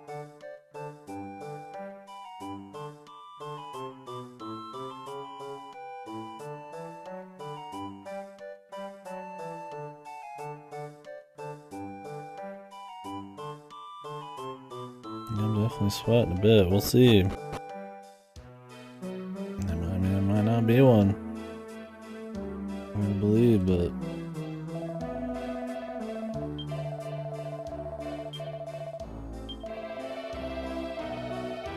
Transparent tights.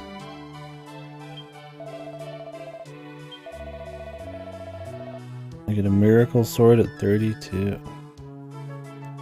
Should I have 32 right now? I don't know, unless they're from side quests.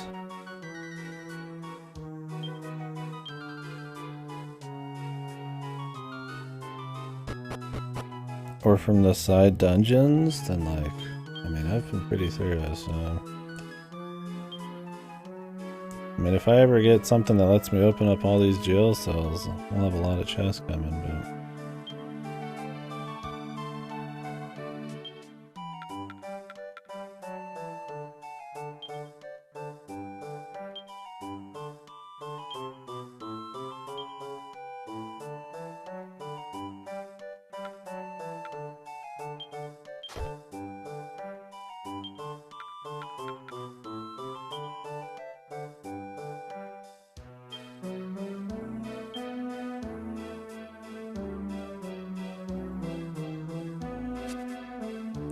The transparent tights are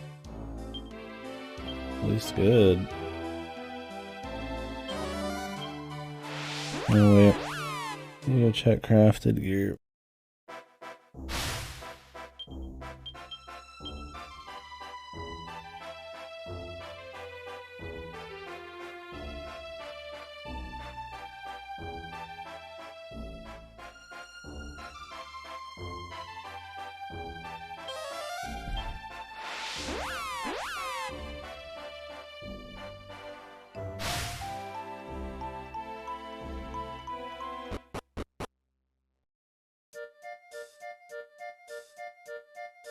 I almost wonder if I should just save my shit. Not even bother. I just save my money. Have like a big storage. Maybe I'll buy some really efficient shit and then just try to like skip upgrades for a bit, like for a level. See what I can get away with. But I have like a little bank of money I can work with later. Like if there is a casino, you want to start with a little bit, so could be good.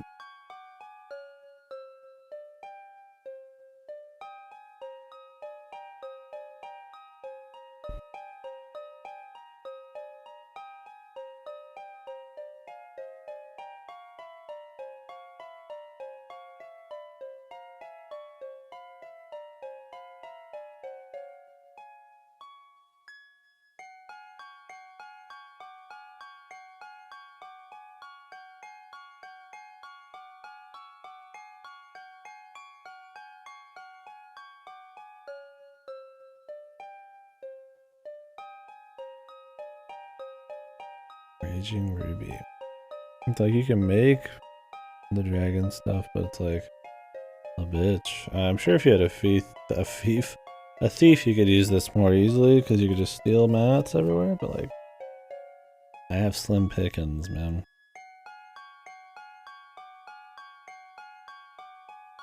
I think I'm better off just buying them.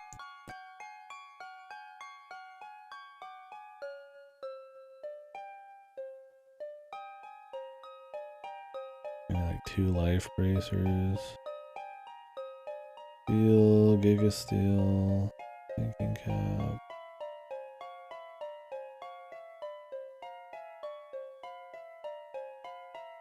Aging.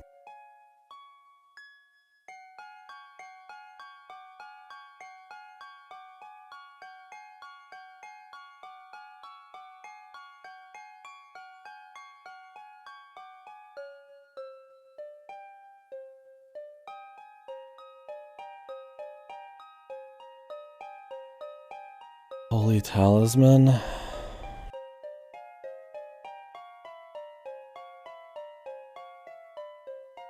do you make a Holy Talisman again?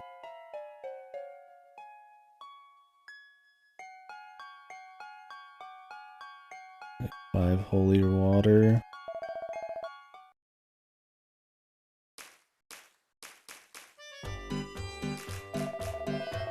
I can make this Holy Armor. I forgot I had the chainmail. I was going to check it out, and then now it's going to be used, so... The chainmail is just a drop off something.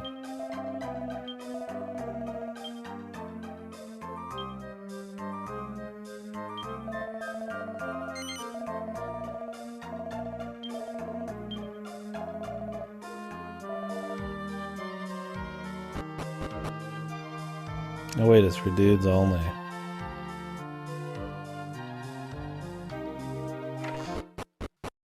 I only have one dude in the party, and he's a mage, so that won't work out.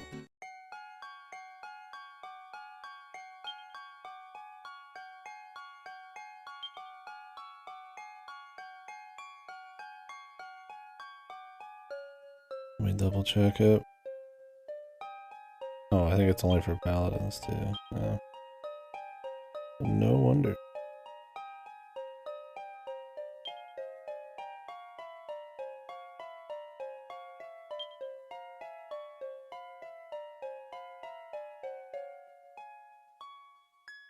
I can take the enchanted robes and turn them into ethereal robes.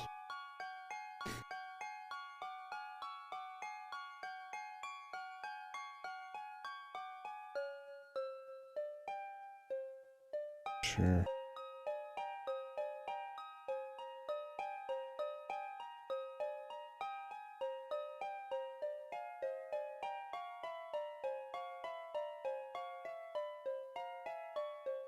Need all the dragon pieces for this? Jesus. Some of these are just like, oh, make every piece of dragon gear. Right? Like, sweet. At least they know some of their equipment stuff is kind of a pain, I feel like. And the game's been sort of balanced around it, or you can just buy a lot of crap. Like, I don't want to spend hours setting all these up. Just to, like, remove them in a few minutes.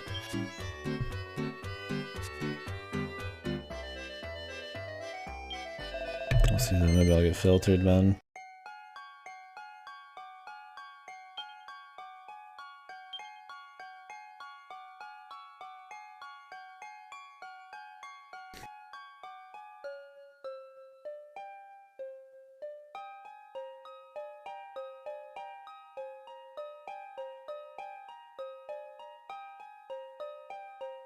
You need so much more crap to make like elfin elixirs in this. Like in 8, it's like you just magic water, make some shit up, and they just little things. Like things you just get on the way. I mentioned that already, but like like as bad as the quality of life was in 8, at least you just got everything kind of on the way. And you didn't have to just fucking cold hard stop and like grind shit and mess around with stuff for like many hours. I mean, that can be a fun diversion, and in a game with a lot of multiplayer post-game shit like this one, it's fine, but I feel like it'd be kind of a hindrance to the pace of the campaign, because it's not terribly interesting side content, man. I'm glad there's at least things I can kind of just make on the fly here. Just by exploring the world enough, like I can still make some stuff. Like light amount of, I mean, you're gonna have to go grab some stuff still, but I don't have to go crazy, I guess.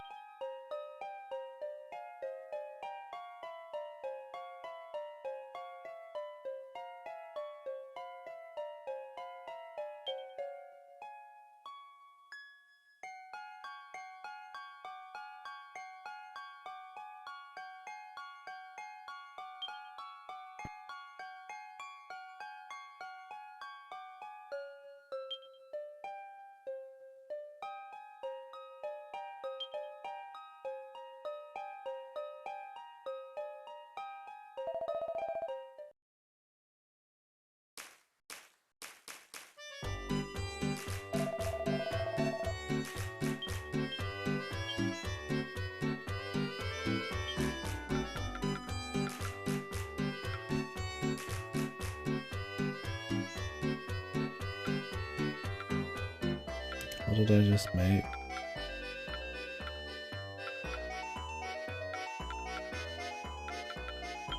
Oh, it's on the next page for some crazy ass reason.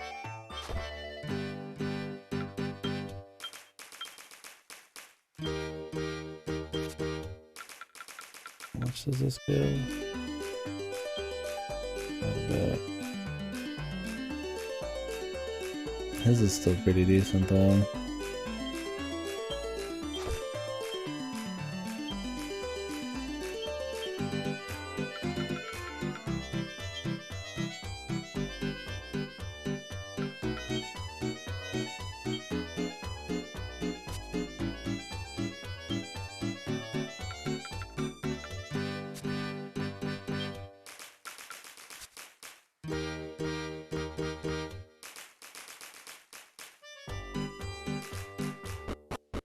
I'm gonna go buy some of the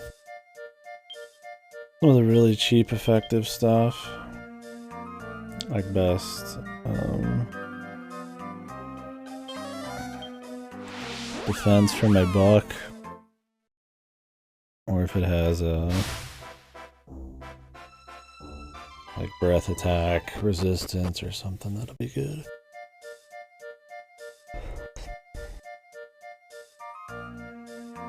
But I'm gonna hold off on just going all out on my money this time. I would mind the magical mace, but I don't know.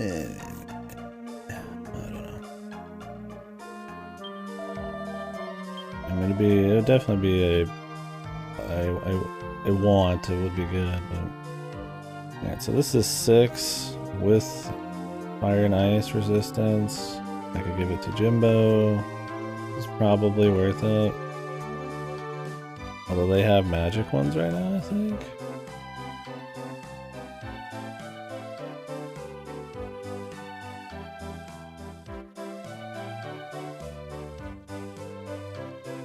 So this is like way more, and it barely gives more defense, and it doesn't protect from certain things, so I don't think that's worth it.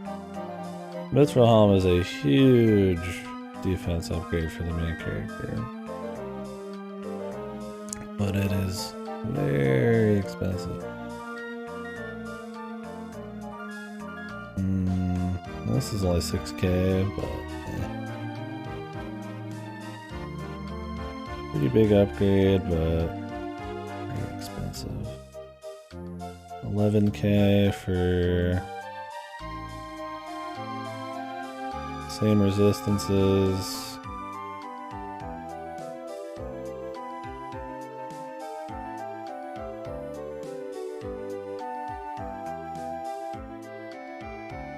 Expensive.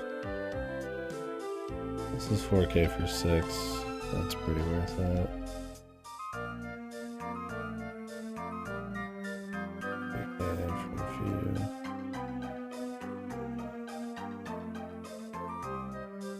These are cheap too.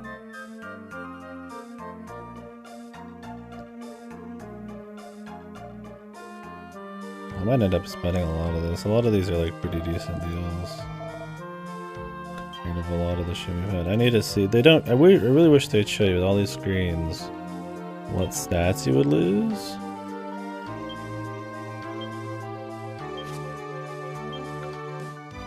So like I gain 8 magical mending. That is not a big number. I think they're all wearing just pure defense here.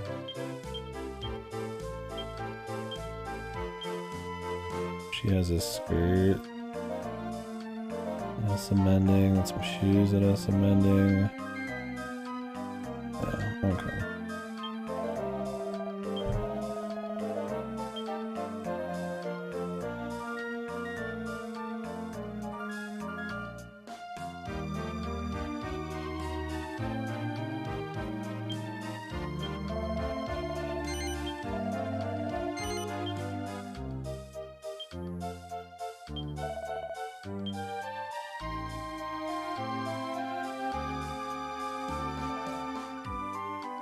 As nice as this mithril helm would be, man, it's just so expensive. See what we can get across the board.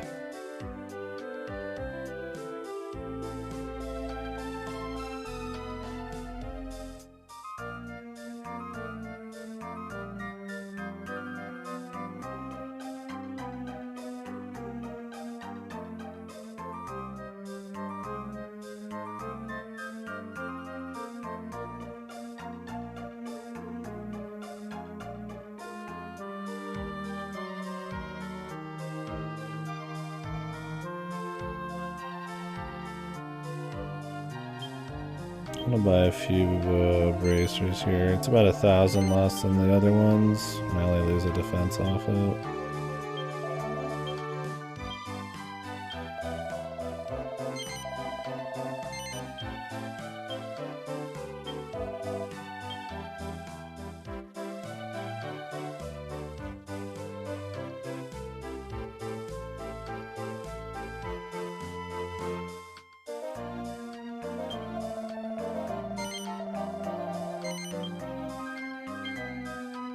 Pretty decent amount of defense, and it gives me the mending, so.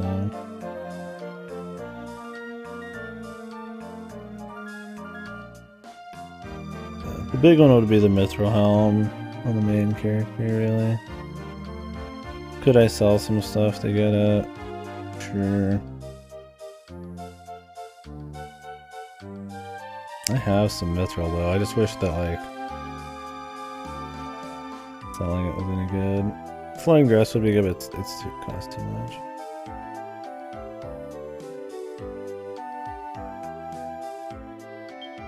I guess I could get the battle breeches. Shimbolio gets attacked more than the others, or should. bit more valuable. They don't have a shield either. Like, this is big on the main character, but the main character already has, like, the most defense, so not a huge deal.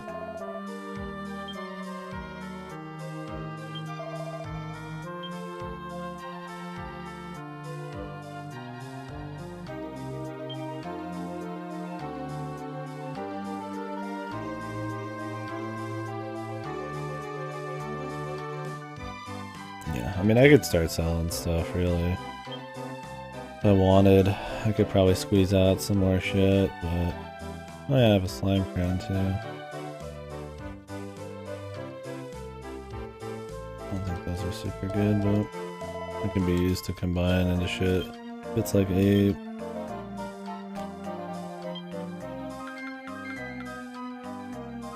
Oh, there you go. A little upgrade.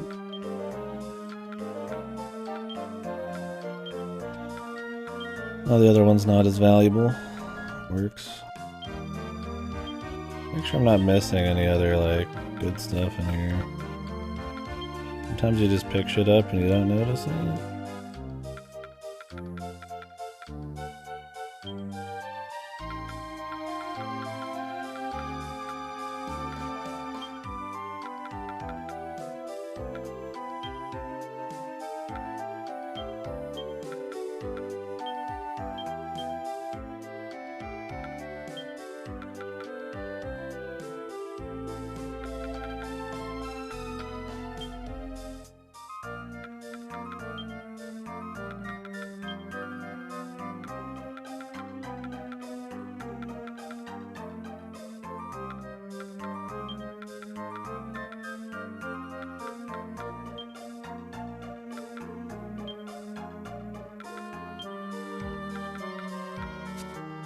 Okay.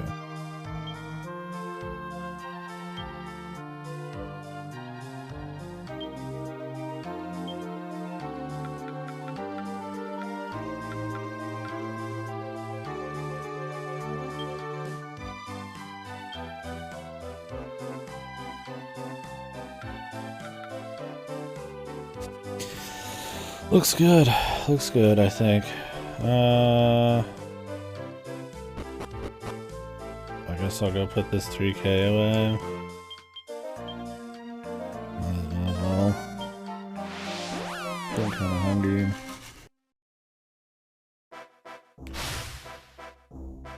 Might have to whip up something real quick.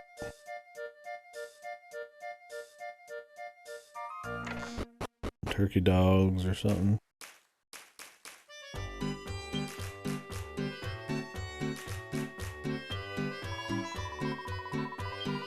Well, I ended up spending all the money, but I think they were all worth it, and I didn't end up selling anything, so...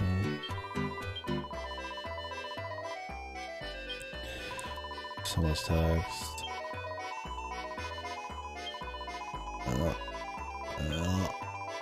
Yeah. You're just spamming, so by the time what you want finally comes up, you like spam past it. Jesus, dude.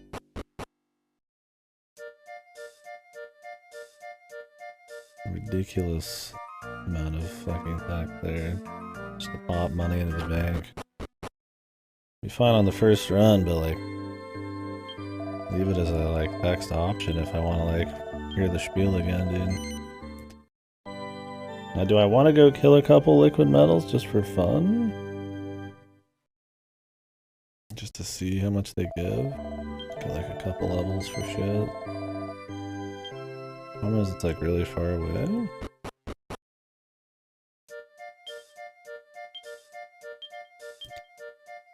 But I think I want to. I think I just want to kill one or two just to see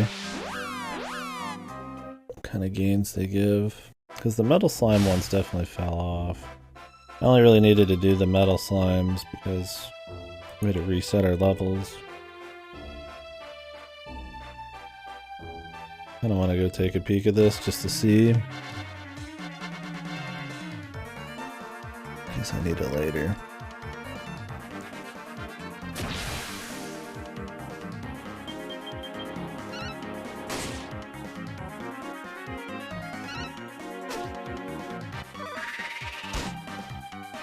Oh yeah, I guess the magical mace would be a big upgrade too. As it absorbs more.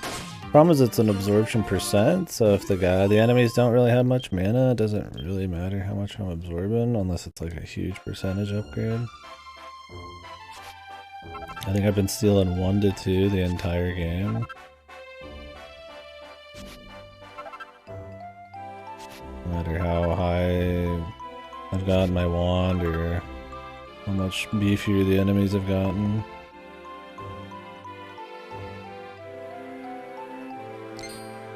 Because I have Hatchet Man now, so...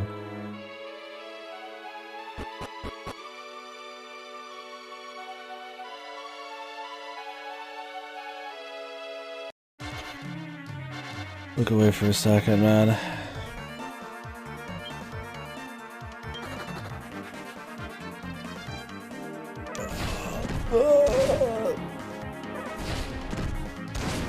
Can't run from anything.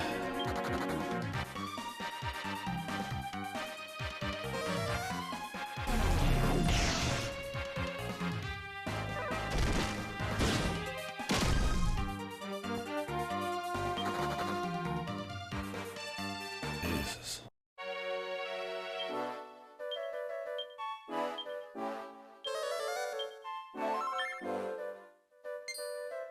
This is so far away, though.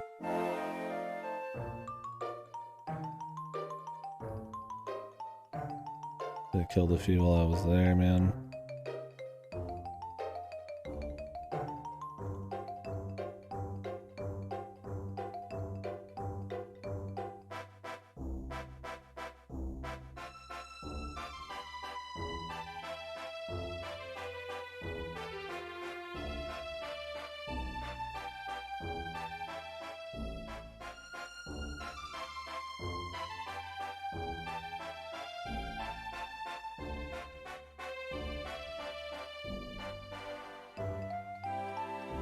The first fisticuff skill used while wielding a spear deals more damage than a spear skill that deals extra damage on beasts used on a beast. Oh man. We love the balance, dude. We love all the thought that's gone into the gameplay in Dragon Quest. I love when it just feels arcane and senseless and most of your abilities just suck huge ass. Even though everything's super simple, there's still just like baffling shit going on at times.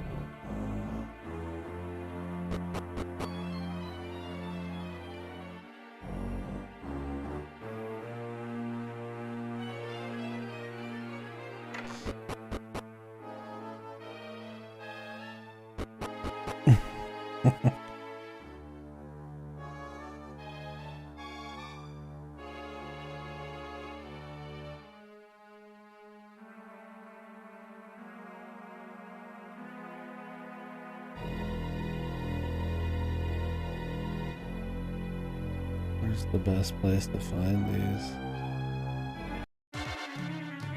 I mean, I know I found one on the second floor, so...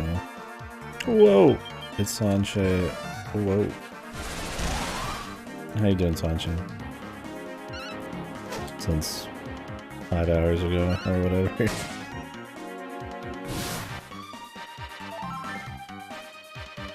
Since the late night nightclub shift.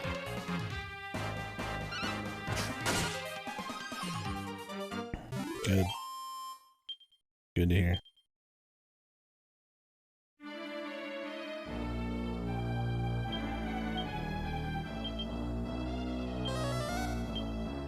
We're doing a little metal slime hunting right now. I want to see what kind of gains I can get off of killing a little liquid metal.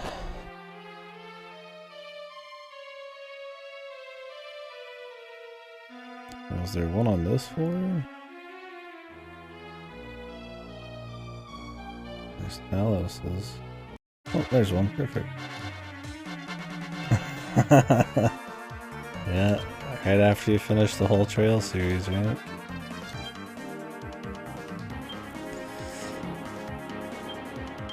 I'll see you in 10 years. I'll be there. Unless I'm dead.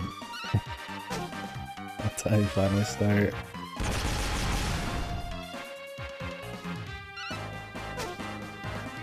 So you haven't played a single one, or have you dabbled? Oh, man. I miss. Everything's broken up, but it's still a few sets down. Yeah.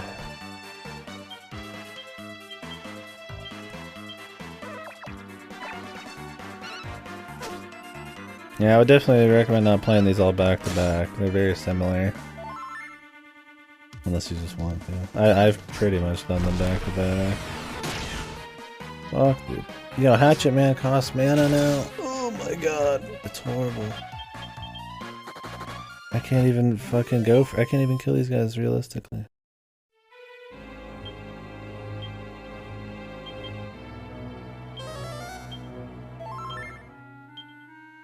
Okay. Got the strict timetable. Man, I can't believe Hatchet Man costs like all of Bimbolia's fucking mana, dude. This is gonna totally kill liquid metal. I hope the king metals are at least close to like a town or something. Unless there's like a different liquid metal spot. Cause goddamn, dude. I'll not be grinding these.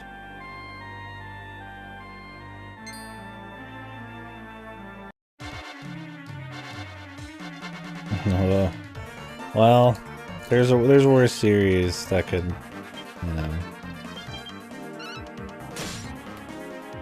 never be gotten to, I suppose. I've enjoyed my time with these, but they're not godly or anything. Maybe the builders games are more worth, you know, making sure they get played, but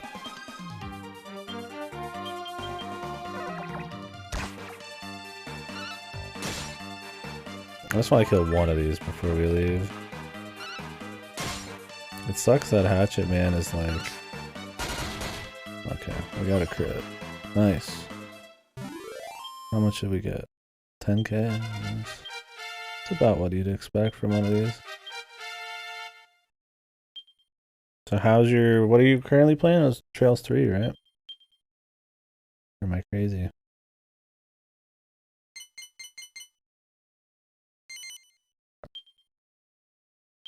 Hopefully that's still been going good. I like that one. I only got a level on 2 characters? What the fuck? Is the XP on just normal guys that much better now?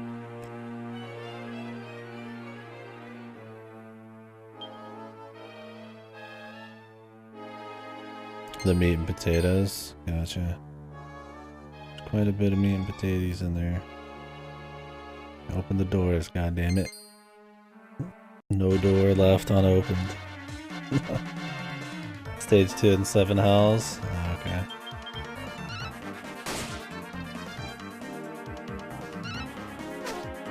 What's your party looking like?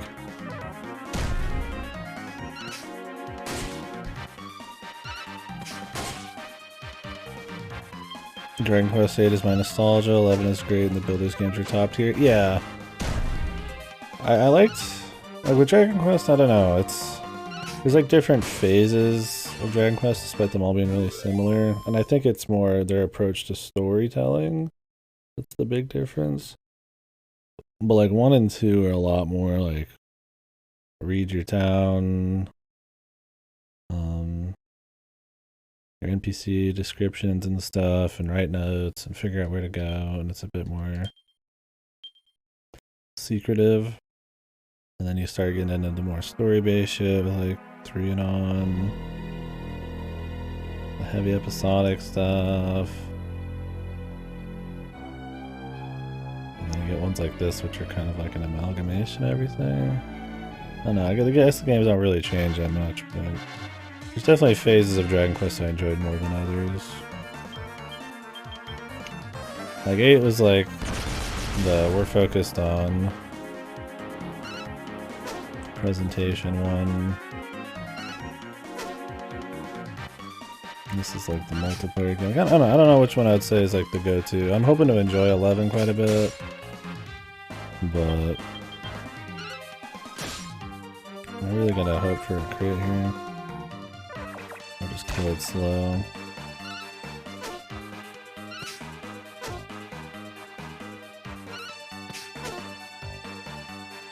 just gonna run away. God, I hate that Hatchet Man costs that much. It's just useless. You'd have to grind your cheeks off to get like passive mana. And since you don't get seeds anymore unless you do the boring side quest, it's like whatever. Yeah, I'd definitely say Builders 1 and 2 have been my favorite. A little different. At the moment, I'm required to have the main 2 and Julia, but I had Josh to replace Mueller. Joshua.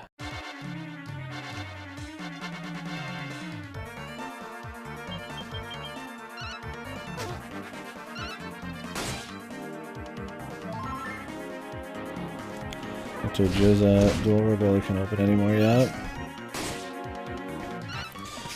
Oh, I'm glad you're playing Trails 3. There's like those weirdos who are like, ah, just skip Trails 3. It's like, damn. Just skip a good game, I guess. Just cause. Those bizarros, man. Got our bum rush to Cold Steel. Maybe we can skip the crossbows and Trails 3 and, you know, just skip them all. Straight to Cold Steel.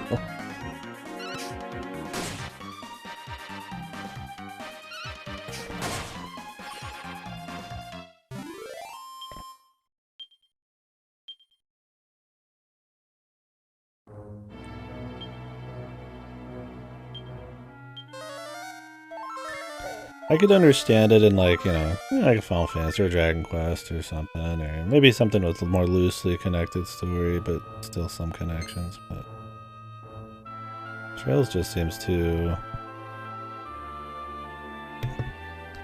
interconnected. I mean, I've only played the first 3, so I can't say for sure, but of course they're gonna say that. They want money, baby. People are like, well, I don't want to get into a series that's like 10 games in, so I'm just not gonna. But don't worry, it's okay. You could just start on the newest one for $60. It's only $59.99. I'm sure they said that around Cold Steel 3, right? Or maybe around 4. Wonder if they would still stand by that right now. Because there's been like 2 more in Japan, or about to be.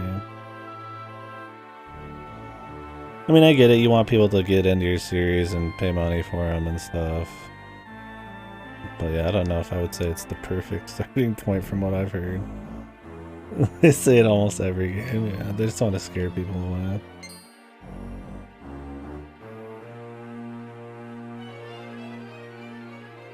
Yeah. Start with Reverie, then go to Trails 3. And then just stop. You've done it all.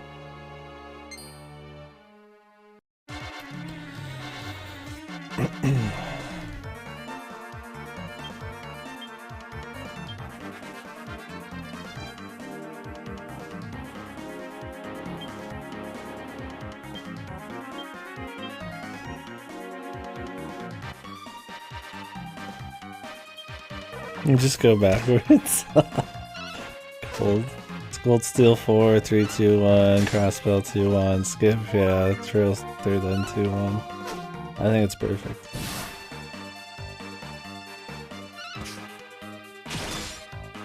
I think that's the perfect strat.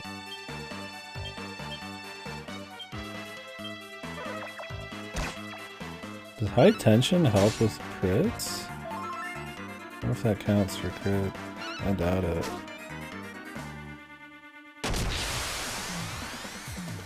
Problem is, if you don't have like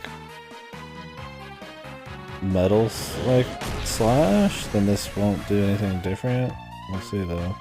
Unless the slime leaves next turn.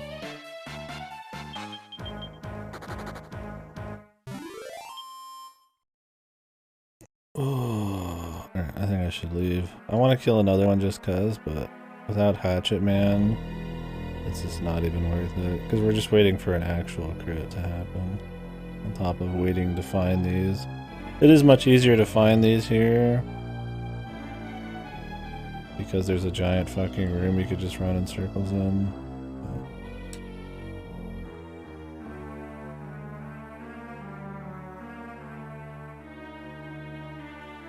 I feel like playing the near games and stuff out of order is not as big a deal. I mean, they do got connections, but they're self-contained enough. Not a lot of them feel like they're just kind of like little prequels or something that you'd see like get made for other series. Watched all the cutscenes. Oh,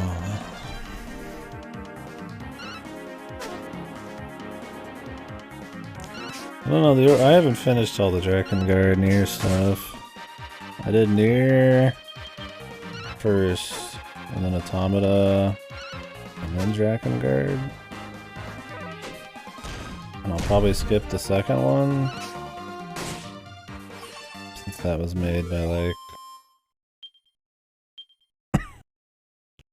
different writers, I think, and is only loosely connected to like a certain ending of the first one. I thought it was supposed to be more of like a toned down, like focus on the gameplay shit. I don't know, I'm just gonna play Drakengard 3, and then that's pretty much it. I don't know if any of these remakes or anything are like worth it. I don't think they add a whole lot. For the phone games.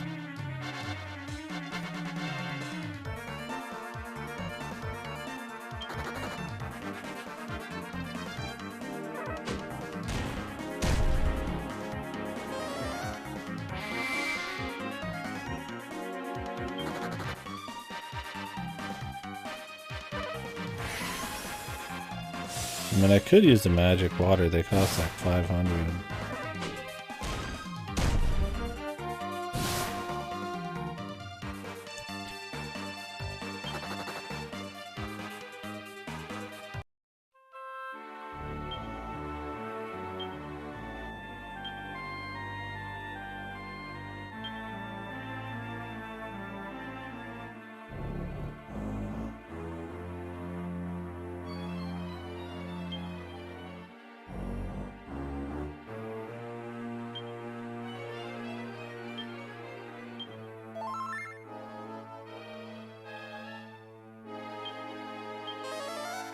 Yeah. I don't know. The only series I'm gonna do the Nomura bullshit on is Kingdom Hearts. All these like little bits of like Nier sprinkled throughout like FF14 and shit. Oh, that kind of shit gets old, man. I'm just like...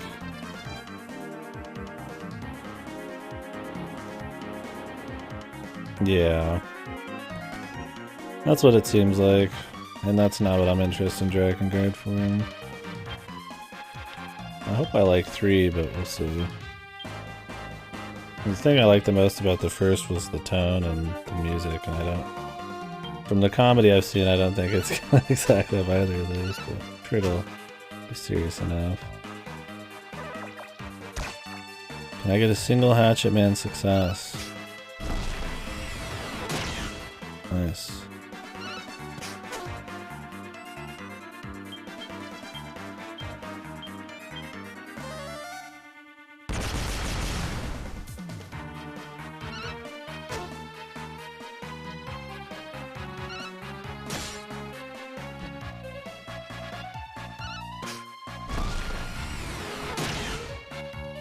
Nice. Good. Servicing right up my alley. Yeah, I think it's more that there's humor at all. We'll have to see. I mean, I guess Nier and stuff like humor. Drakengard in particular, the first one, like I said, is very raw, and I like that about it. I'm sure I'll still enjoy 3 though.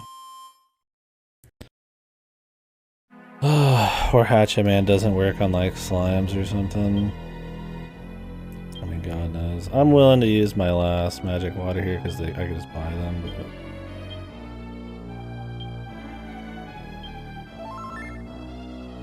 yeah.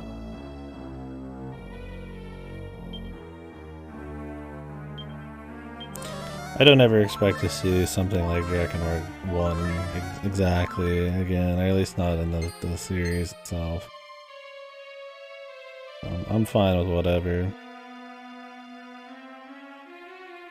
That was a very unique soundtrack and psycho fucking genocide depression mode that I don't think they're gonna want to exactly go for again.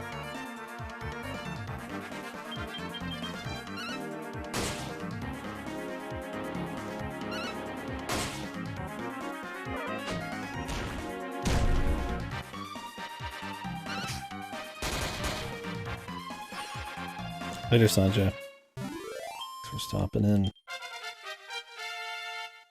See, these guys are given like a few hundred. Was it 100? Yeah, I guess it isn't great.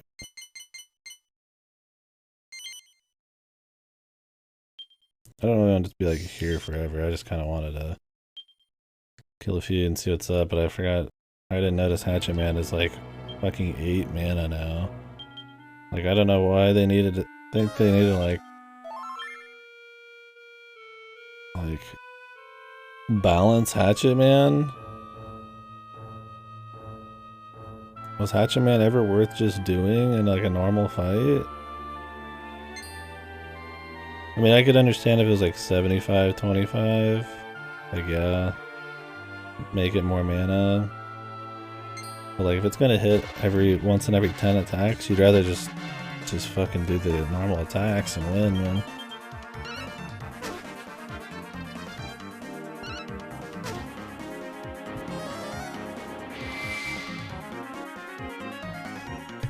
Yeah, I might look up the Hatchet Man percents though.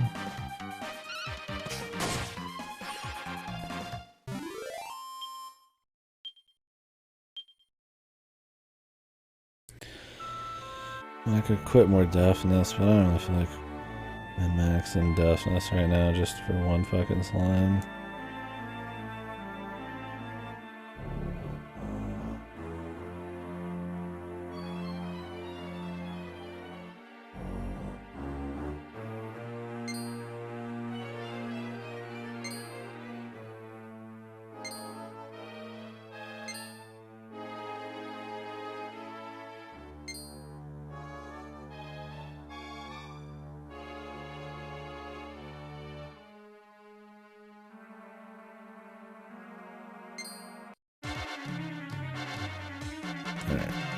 This was a mistake, man.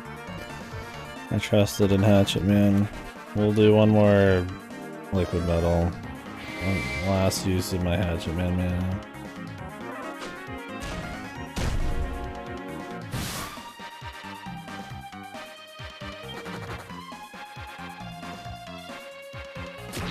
Too annoying.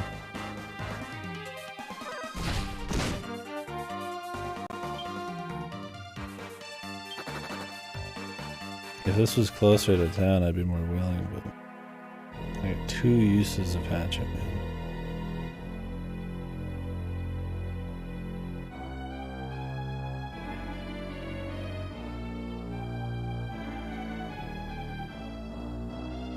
What are these guys, man? There you go. How much HP they have.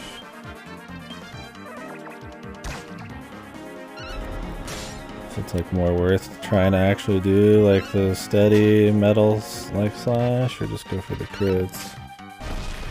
And if it's like a king, there's no way on this. There's no way you're gonna nail it.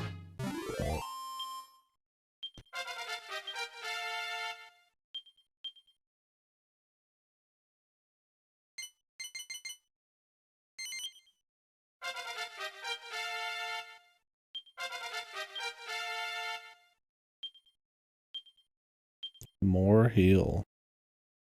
What is more heal? Jesus, dude. How about a fucking light AoE, man? Got a 165 fucking like single target heal. I'm still using like normal heals to heal people to full, man. Because of the way the stats work now. Fucking Jesus, man. That was cute, but It's too much of a bitch to run all the way over here on top of everything else.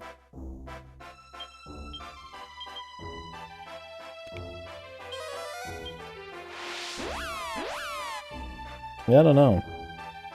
Probably because mid heal, it starts with mid instead of heal. Maybe they wanted just to line them up like that.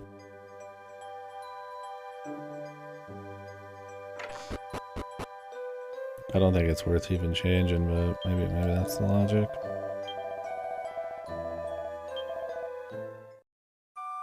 Like have everything's end with heal. Heal more makes more sense. More heal. More heal. Sounds like some caveman shit. Yeah, true. What do you mean bang and boom? And they don't make any sense to you?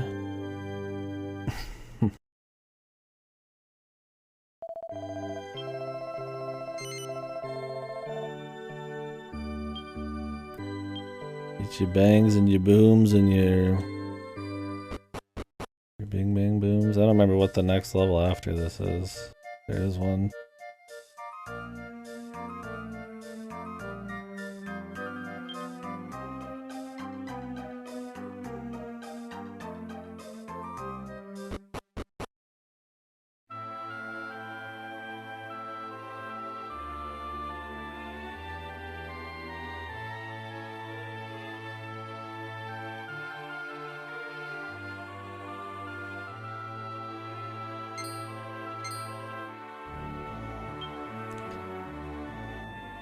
Fantasy Star Res, Res, Nares. Yeah, I don't mind how Final Fantasy does it because it's like consistent across all the spells. Like as soon as you learn the Aura and the Aga and the Aja and shit, it's fine. But yeah, anything that has like multiple like different words and they're not unified across the spells, and my mind starts exploding.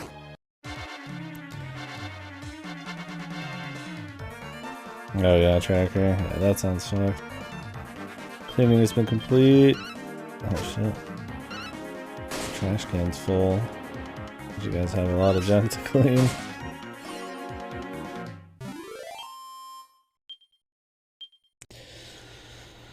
SMTs take a little bit to learn because you need to learn like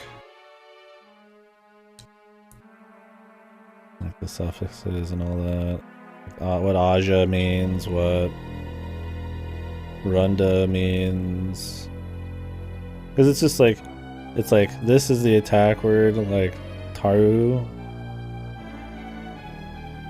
is attack. So Taru Kaja, that's buff. So it's like Taru Kaja buff, and then it's like Taru Unda or whatever is like attack down on the enemy.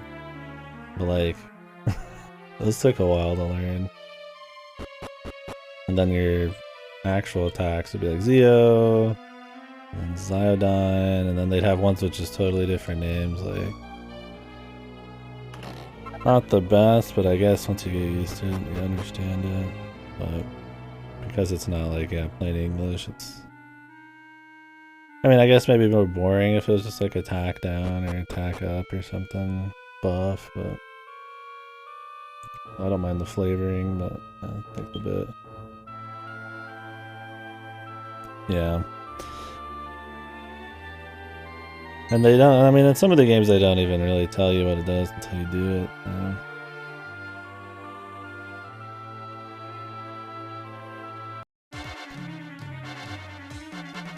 Yeah, like, the later ones it'll be like, yeah, you do, like, Bufu Dine, I know, it'd be, what was it? It's Bufu, then Bufala?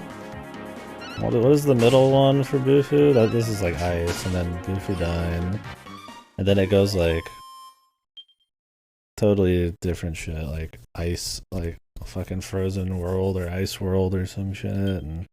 But those tend to have like different effects and be like more unique to certain bosses, or not bosses, but summons and shit.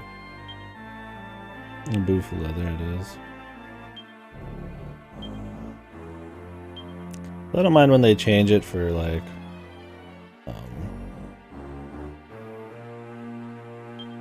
for style. But yeah. When the consistent spells are kind of like, yeah, have a learning curve, and they're not really stylish, it can be a little wonky. The Bufu Baryon, yeah, didn't the new one have a bunch of like new versions of Bufu? I don't know. It's not the best example of really wonky naming patterns, but I do remember it took a bit to get used to them between the games.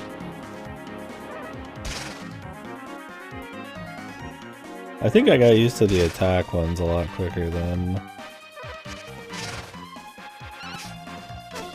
the buffs and stuff. I think it's because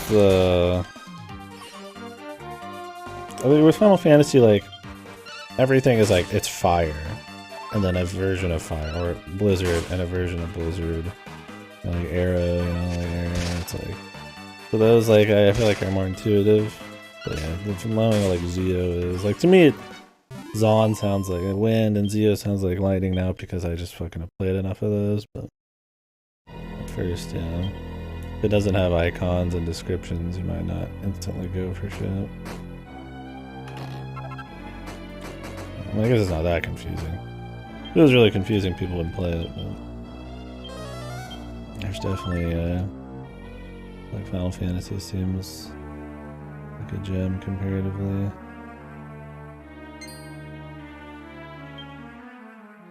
Yeah, good old Fire 1, 2, and 3, man, you know? A classic.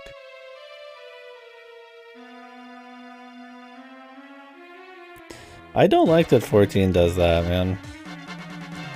I think it doesn't have enough personality. I get why they do it, so they could make stuff past Aja or whatever. I think is what they said. But it's not as fun, man. Cleave Skewer. I wish, if there's anything in SMT I'd want is to have a bit more numbers, especially on melee. There's so many melee attacks that, like, their descriptions are so, like, simple. You don't actually know if one's, like, very strong or not compared to something else. And secretly it's like the best fucking spell in the game or some shit. They'll be like, this is light damage, this is light damage, this is light damage, and this is light damage, and then they're not.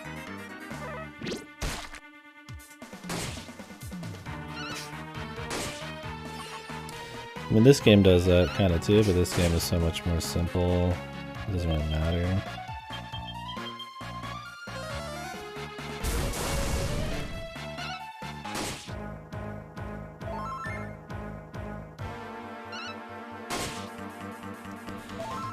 This game has personality with its spell names, but they're just like goofy.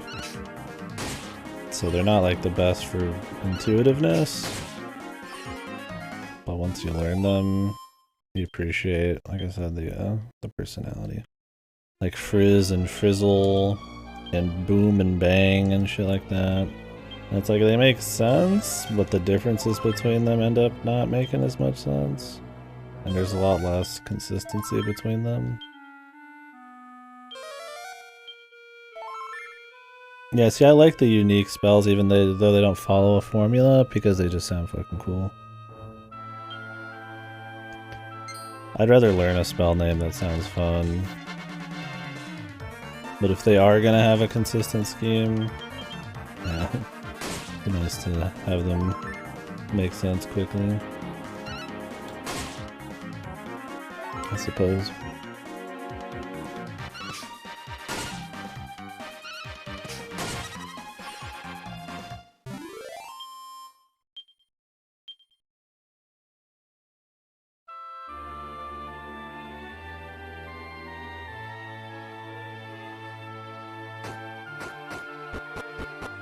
What is out here? Okay.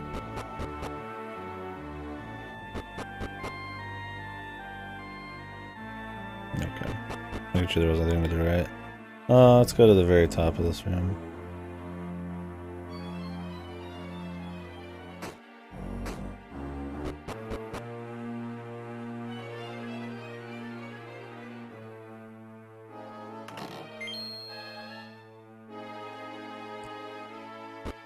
What was the electricity, the super electricity one that Odin always had?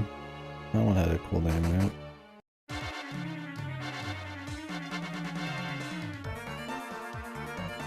The Jack Frost one was just like Cold World or whatever. Or the King Frost.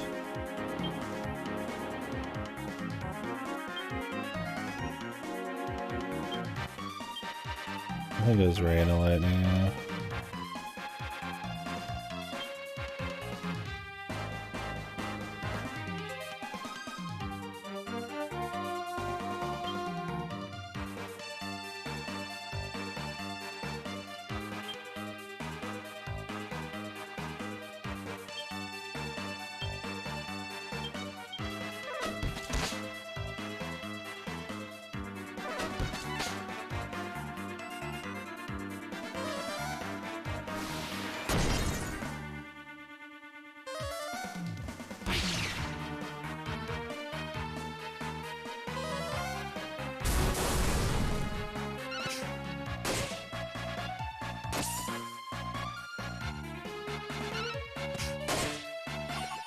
Schmack.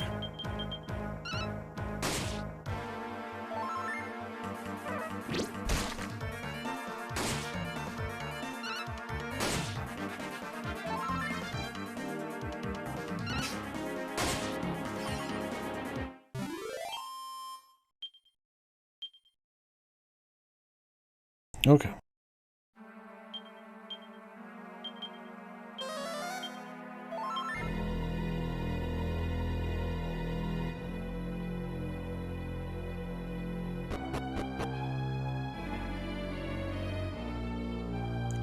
I wonder if you even get Sage's Stones in this.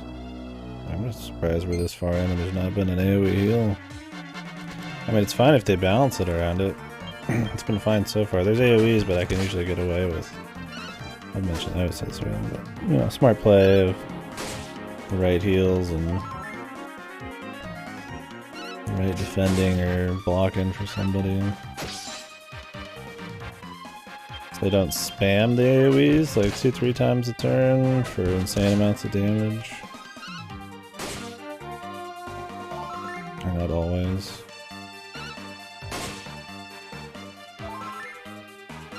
So let's hope that doesn't randomly start and then we have no AoE, so.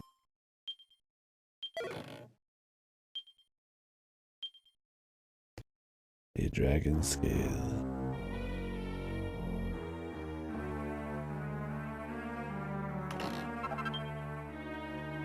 Saint's Ashes.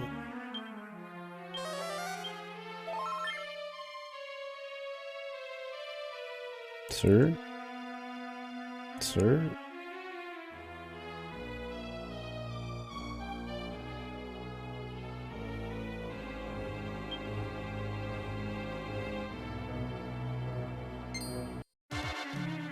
Great.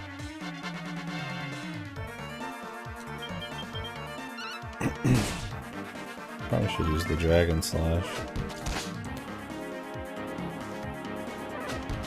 Technically squeeze a bit more damage out of it, but like it's so marginal every time.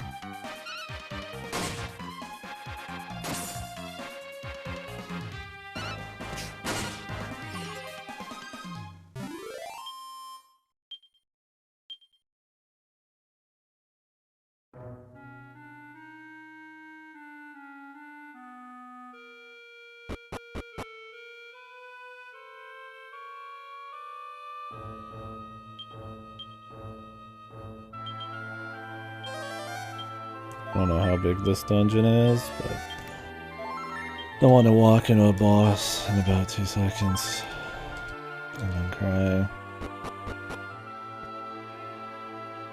I think we got a little bit more.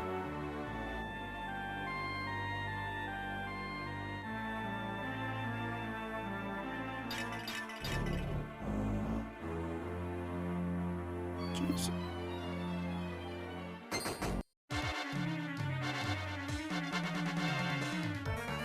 The Mega Muay. Good. Epic. That was a good use of my life. I'll never get back.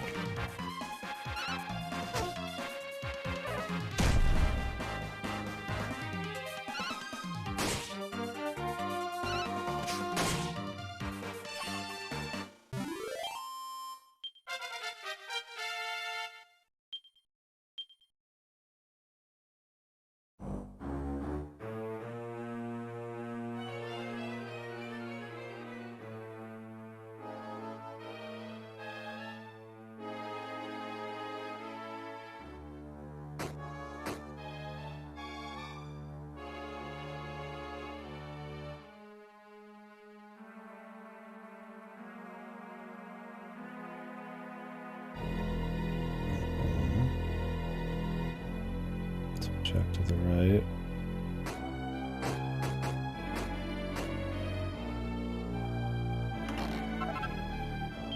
Hades' helm. Pretty sure this is cursed.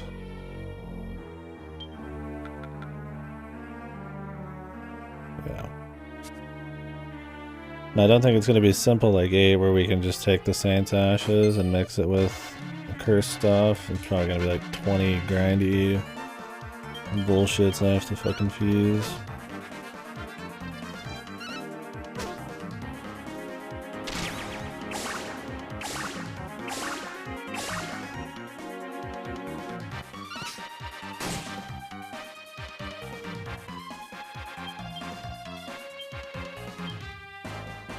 Whoops.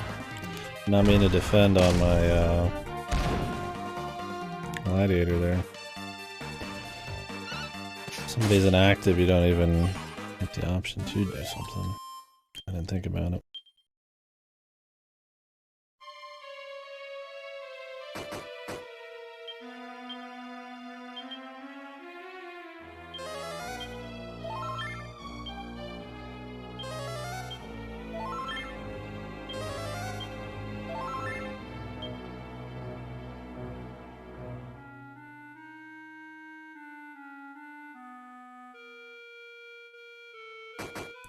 More of the dragons, please, because they don't run at you.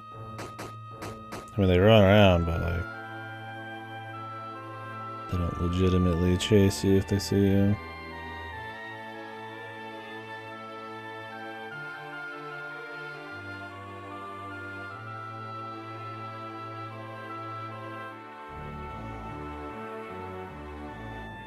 There's nothing even over there.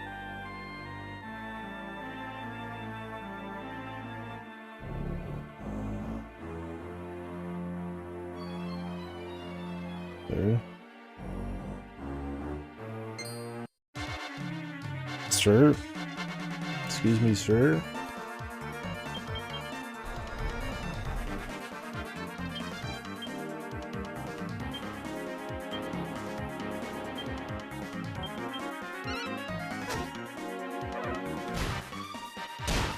Schmack. At least the low-level spells still have some kind of use because of Magical Might, and just some of the typings. It's nice. Like, I can just use like a low-level crack on this guy. That's like, okay. Because the AoE game is definitely not as crazy in this.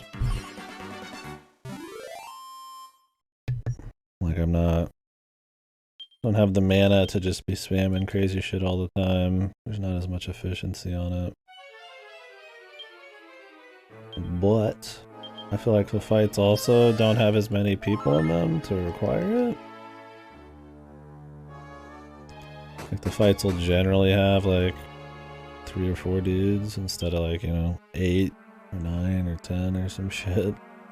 But not always, but because 8 was like, I feel like I needed to AoE down fucking everything.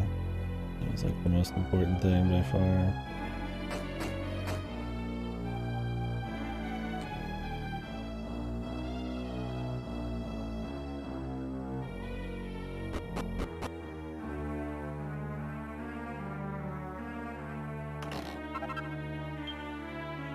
Pair of safety shoes. Steel toed. Mithril toad.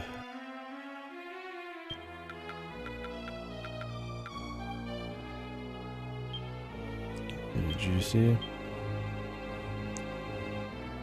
1 defense, 2% evasion, or 2 defense. On a character who doesn't need it as much.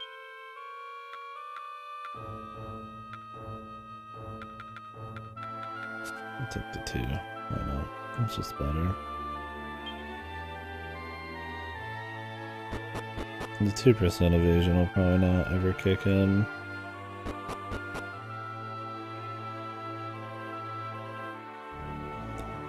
If I had like 10-20%, I could trust that on a boss, but like, what's 2%? Right? It might not even happen during an entire fight, it's just not consistent enough.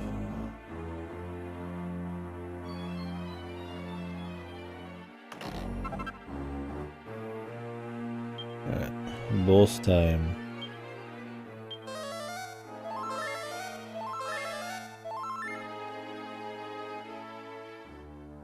I'll buy some more magic waters. I can top off before bosses just in case. They're not expensive.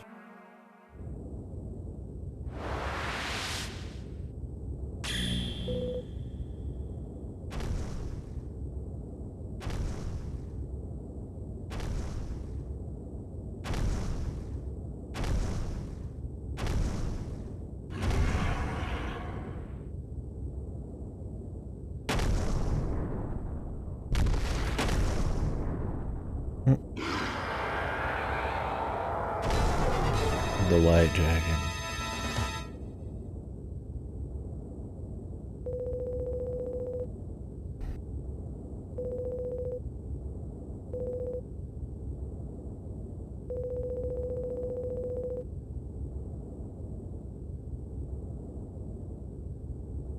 Has the Giddish Empire.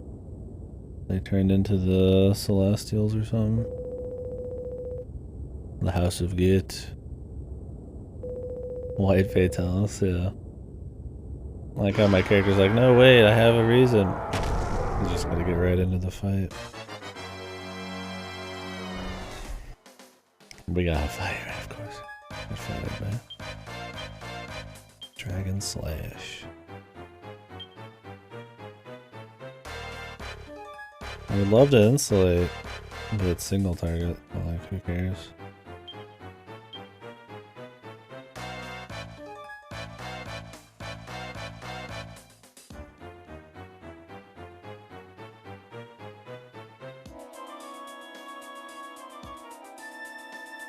We got Frizzle now. The big fireball.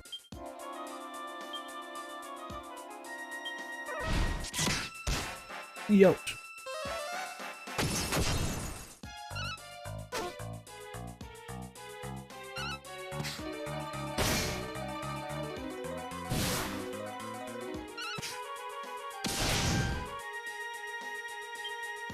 Big.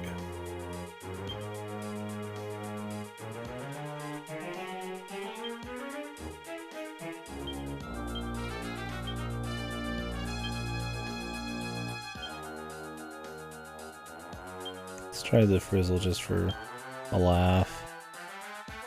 Actually, no, I'm gonna do... We got a fucking, tension coming. We should have his defense as well as possible.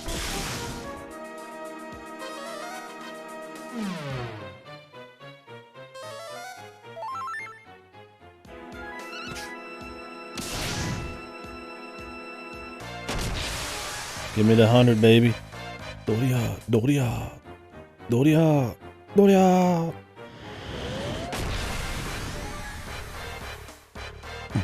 Yo, and is the Foul Dragon. I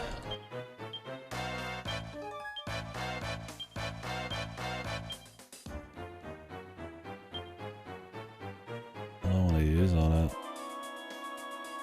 Parallax. A normal hit, maybe? I'm just gonna do a normal hit.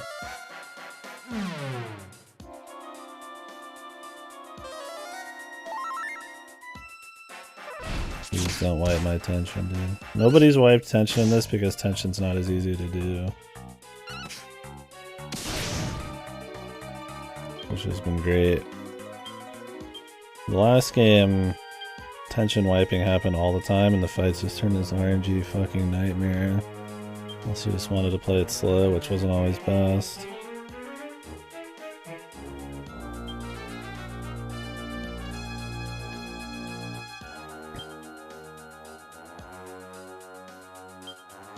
If I did a hatchet man. Cheeky hatchet man. I'm going for the cheeky hatchet man, dude. You can't stop me.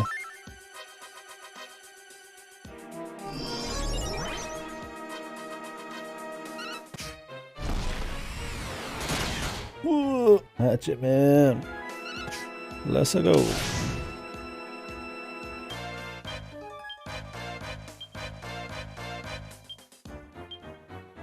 I shall stop you. Stop.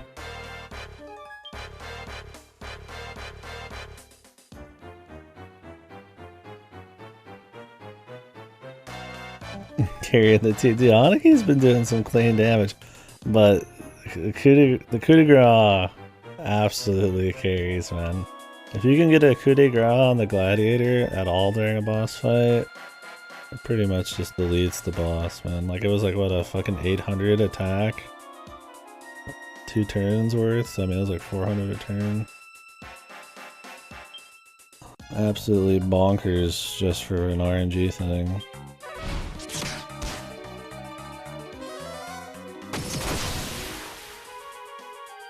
Except the magic buff with Jimbo's pretty good. Jimbo, yeah, absolutely. For being slightly underleveled compared to the others, too. They definitely do the best damage at gladiators. Yeah, that coup de grace is bullshit, man. Like, if you're lucky, I mean, you always get to 50, but you can get lucky and get to 100. And it's just like a 1 turn, 100 tension.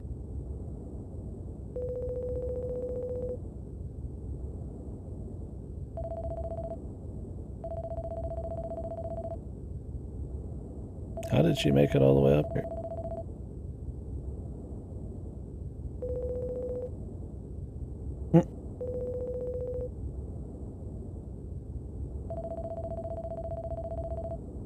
Oh, you must have done a ruddy shonky job of it.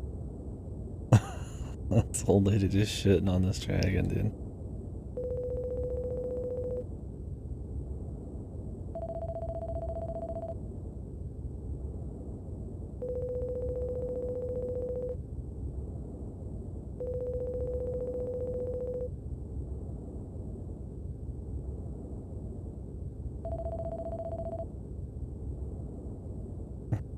This old lady, man. Why is she not 3D?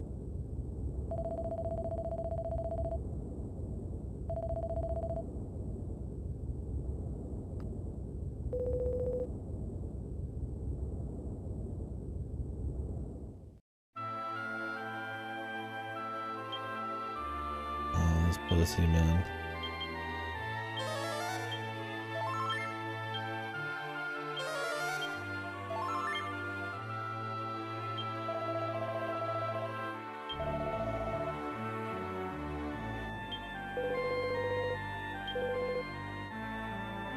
Your stench offends me.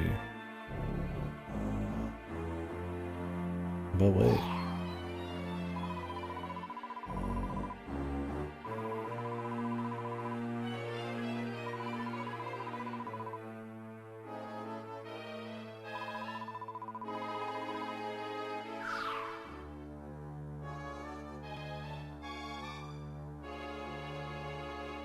We just have to like teleport out.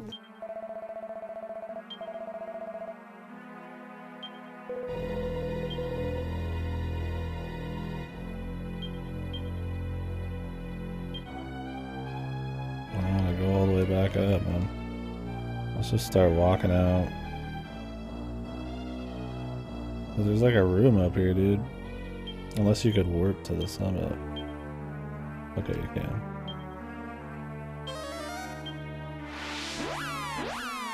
Thank God. Thank God, Jesus.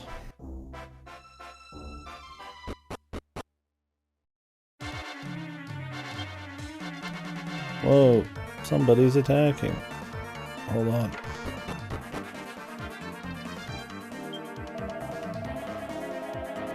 The customer's always right. You're damn right, brother. Quick rest for me.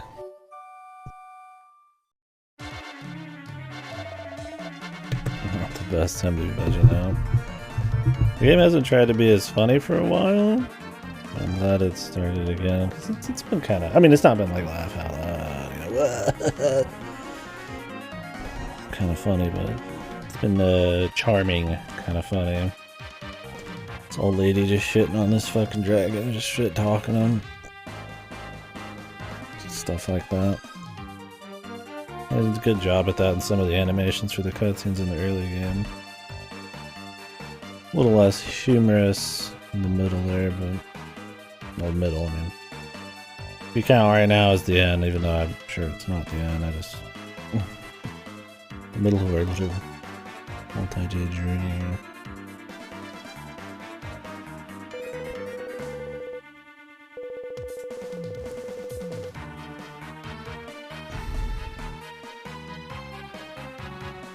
Spot of total obliteration. Jeez, these guys are just evil as fuck.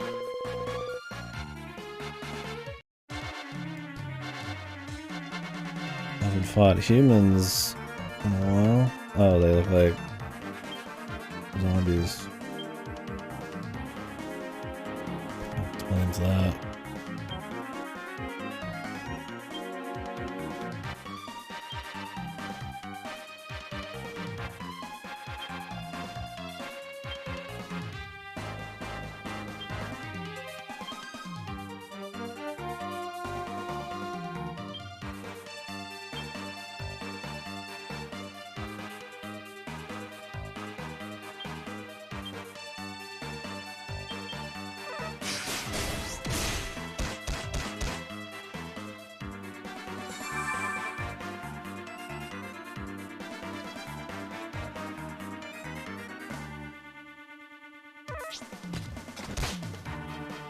I don't know what undead attacks are.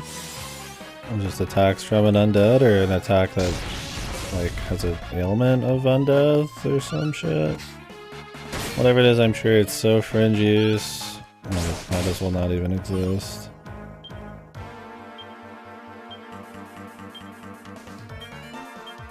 But I figured we might as well do it and see.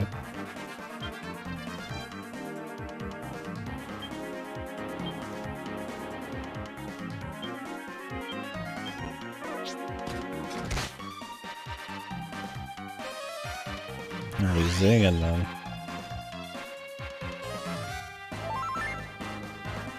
Let's focus him down.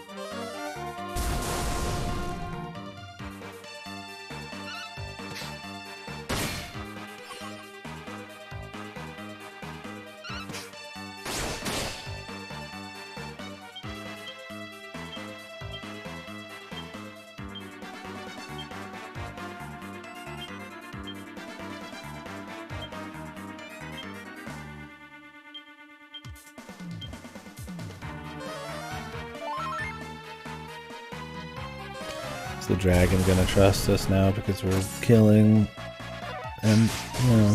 Empire members here. Imperials.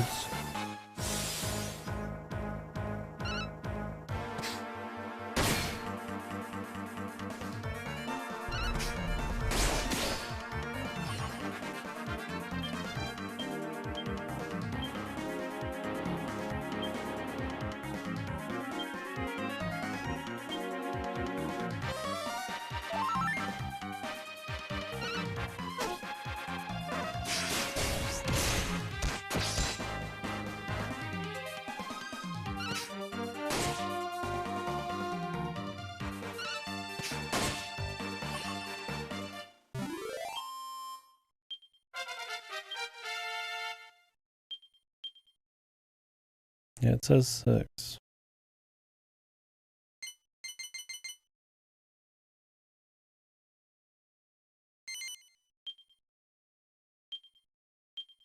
Maybe it was 5 before. It just looked like a 6.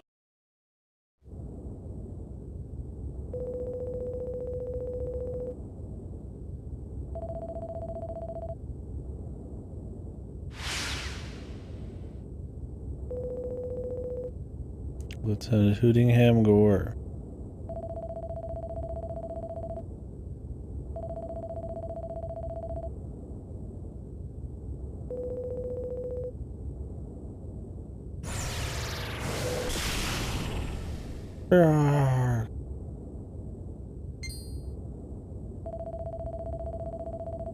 That looks ridiculous.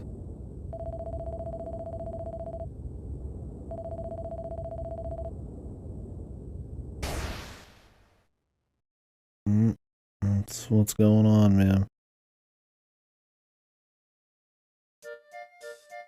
Hootingham Gore.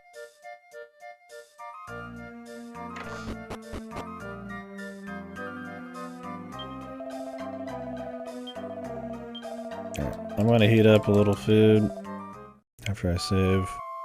It's real quick lack. Grab a drink. I'm sure we'll have some cutscenes or at least some talking about to happen, so I would like to if I'm gonna eat, time it.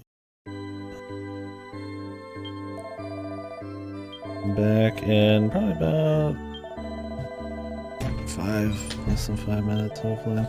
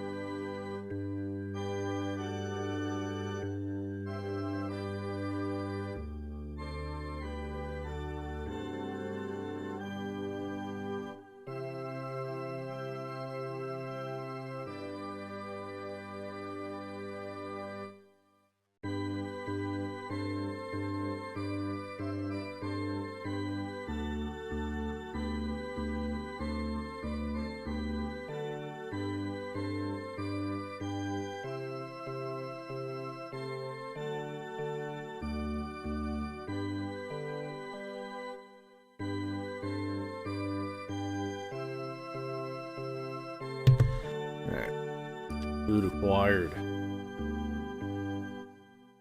Turkey dogs. Most and the cheapest hot dog buns ever fucking created. Start eating. Let's get in a I'm just gonna have to be slow. There's no like auto cutscenes or anything I can do.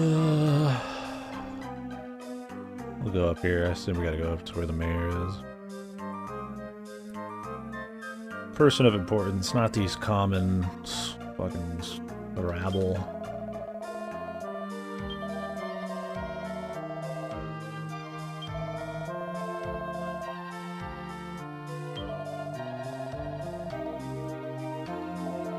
Okay, we gotta get some booze.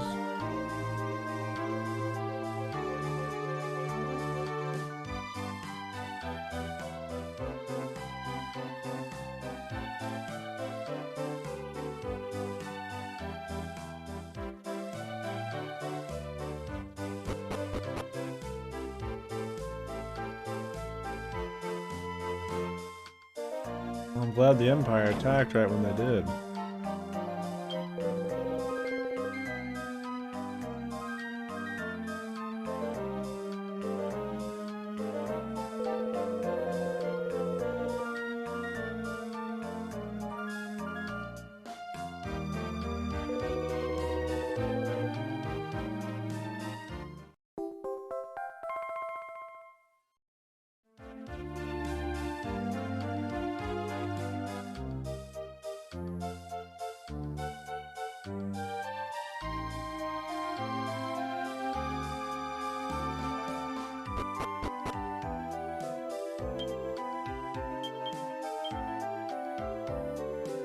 Magmaru.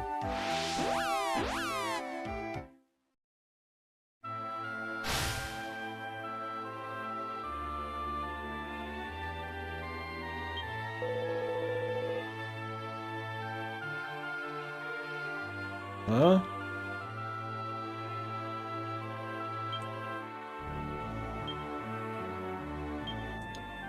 This motherfucker literally want me to come in here alone, man? You kidding me? Oh my god, I gotta go fucking send my boys back.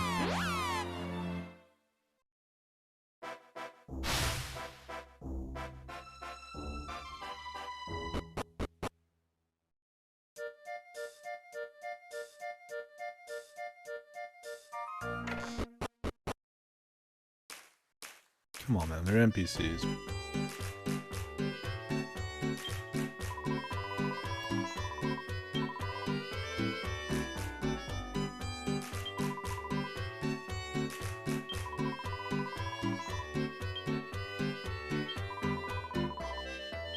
God, they're gonna unequip them too, man. Oh. Yeah, this is gonna be worth it, I'm sure, dude.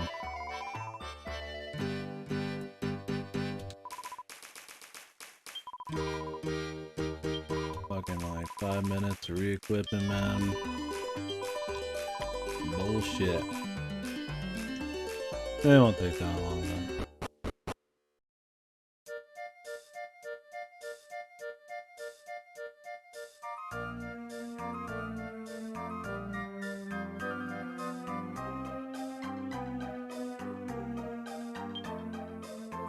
This is the multiplayer's fault.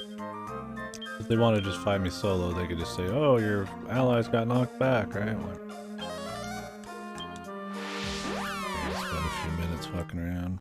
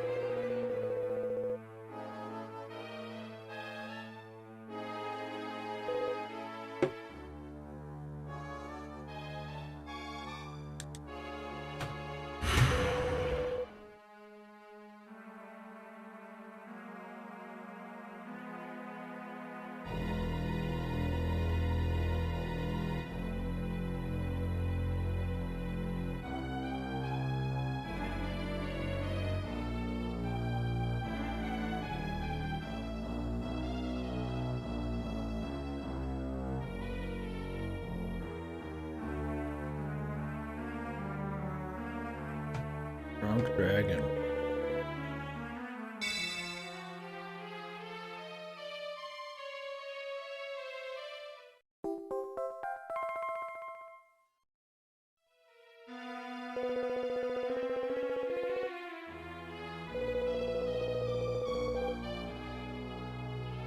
What the hell's wrong with this dragon?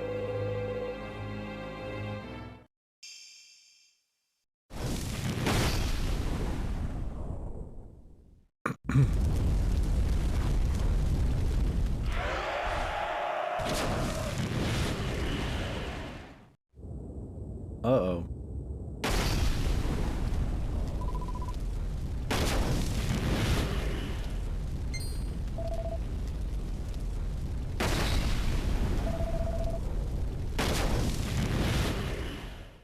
Not dead yet.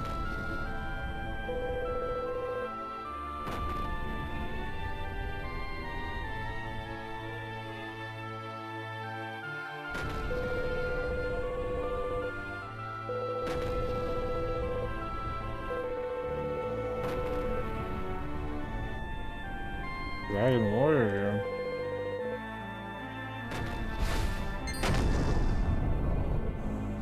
Yeah, they are. I mean, they're comfy, man. I don't know, I like them. There's not like a shitload of 3D games on the DS, but at least ones that don't just have it, like, kind of light. Like, even this still has 2Ds. I don't know. I guess, I mean, I've always liked low poly shit.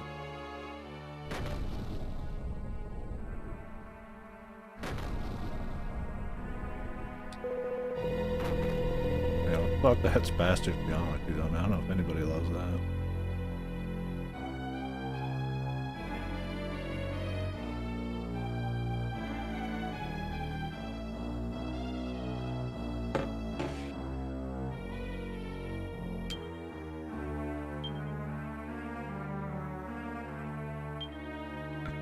Pure nostalgia.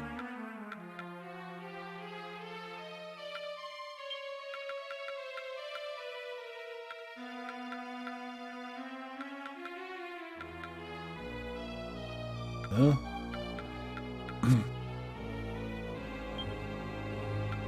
What happened to the gear?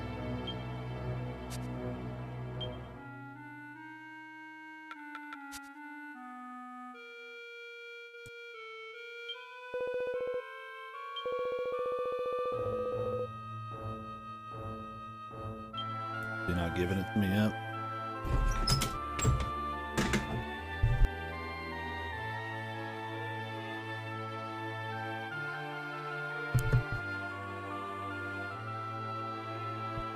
Let's not have. What if your main character is like a priest? How do you even like deal with this guy? Maybe it's like guaranteed win.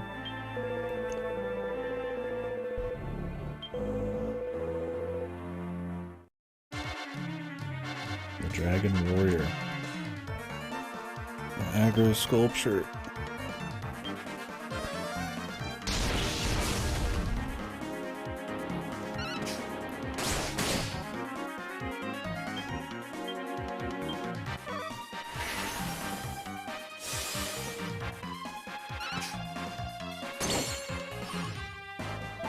Amazing.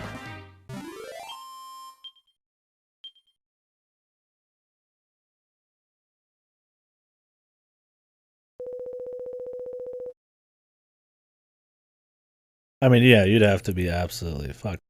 But I mean, that's the thing. If you're playing this multiplayer, right? You would want to, like, you know, make a team comp with your friends. So you would make your MC a healer. Somebody would, right?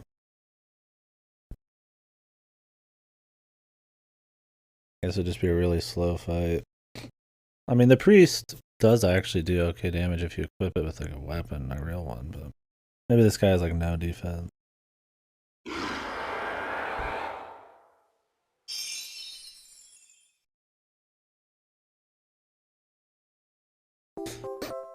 Damn.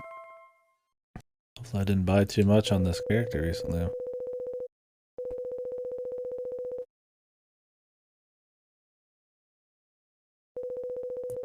But yeah, single player, yeah, you gotta be a fucking madman.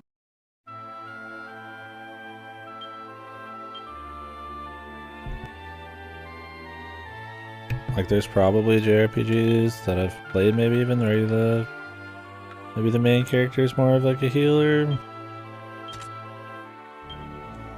I can't think of one off the top of my head. I think Dragon Quest is as close as it gets.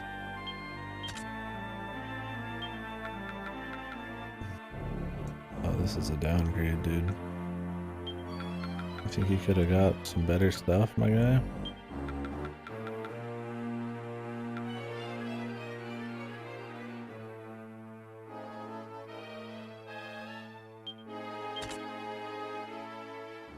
Yeah, the Dragon Warrior. It's all coming back to the Dragon Warrior.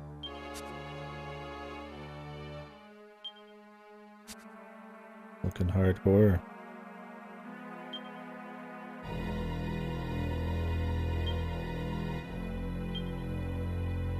Well, that's what he said, but we'll see if he was telling the truth here in a second.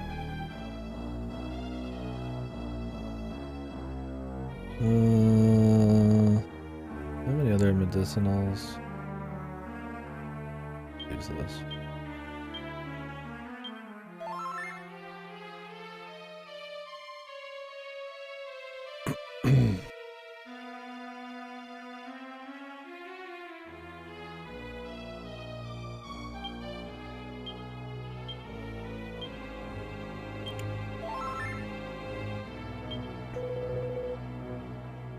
He does want the full set. Especially enchanted gear. It's worse than the common shit you can pick up at the shop. Remember in Dragon Quest where you got the super gear and it just was the best gear? You got it like really early. Those were the good old days. It does look pretty cool though. Like some power fucking ranger here or something. Sentai shit.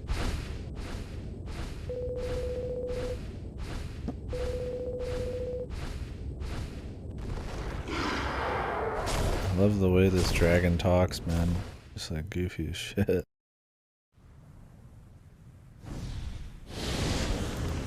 Whoa. Cutscenes.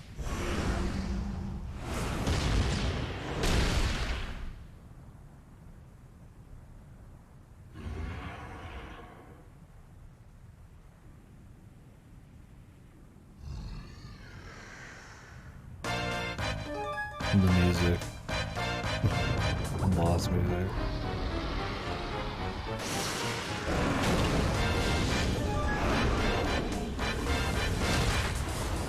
Yeah, these are pretty hype.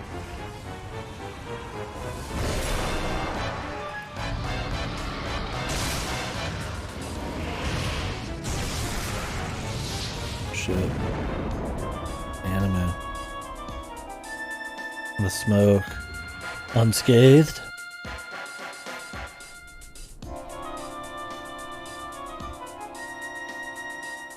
Oh shit. He wasn't even trying yet.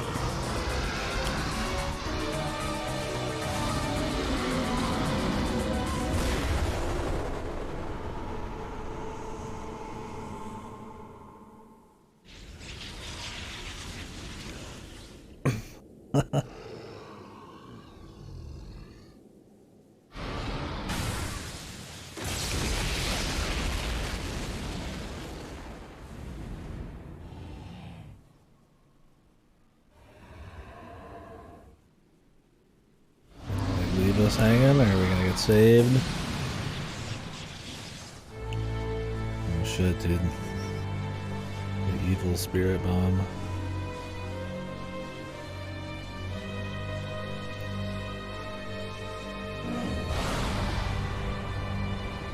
Oh, that one old lady.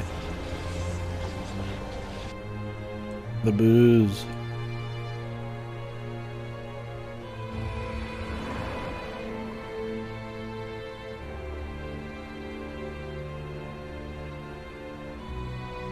Yeah, you do not want to be 2D. You don't even stand a chance.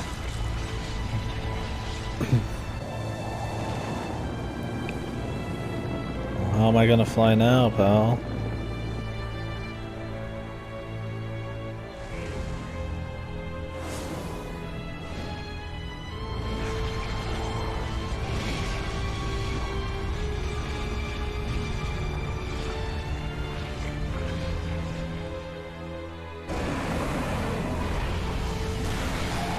It's the Dragon Quest V death scene, man. Kino.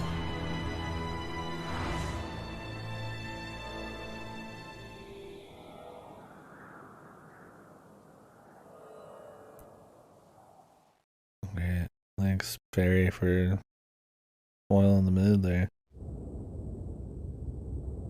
I think it's funny, though. You just like... I mean, the other dragon's still up, man. You could just shoot another one, right? What good is taking the hit? Oh god, is this a jail arc? Prison arc again?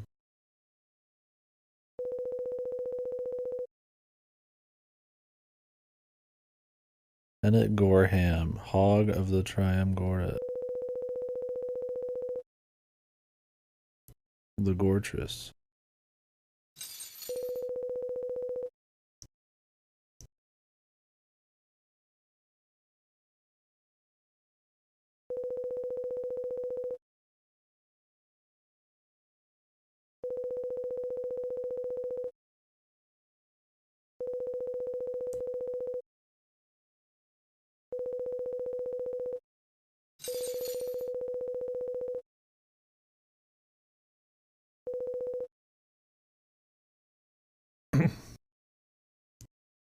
Bacon, I get it, because he's a pig.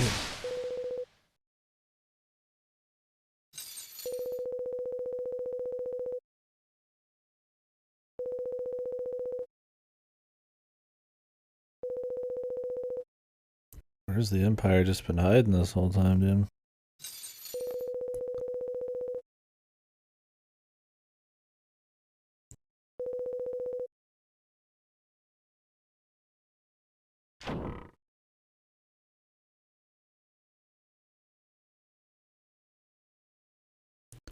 Slightly off screen, I guess. Oi.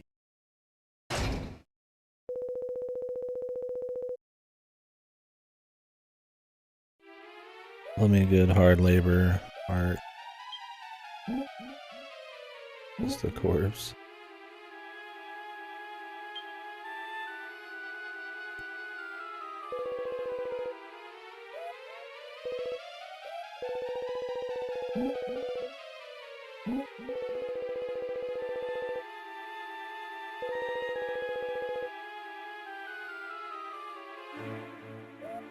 Sure thing, pal. Who the fuck are you? It's 3D.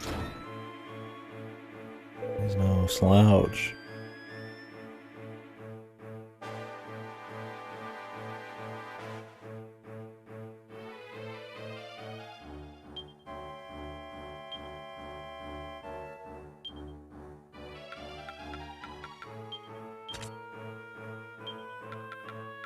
Am I gonna like take my gear off?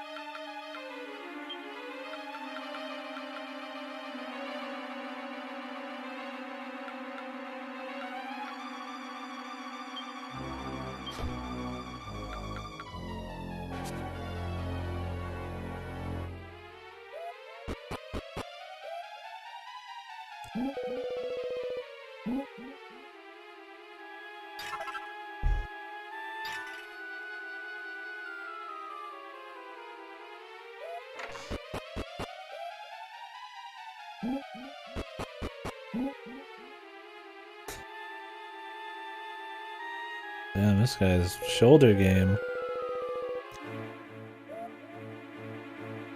This guy hasn't fucking skipped shoulder day in ever.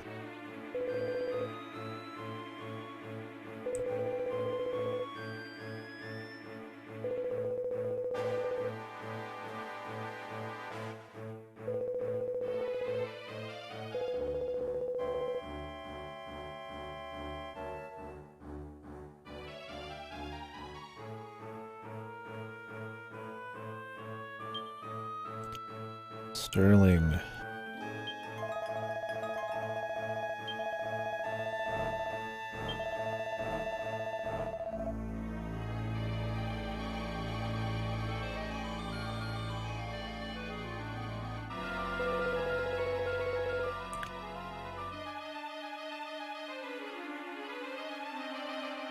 turning.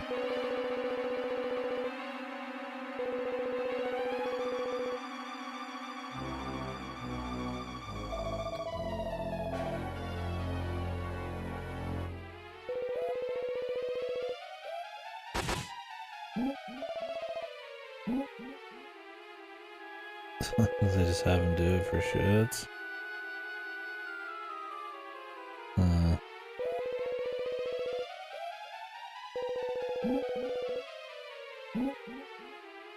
Your mind or your body?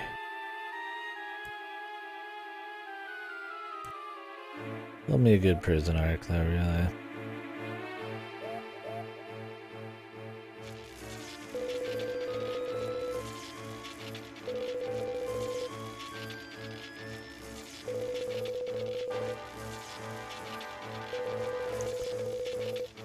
Gorham Og keeps his special guests.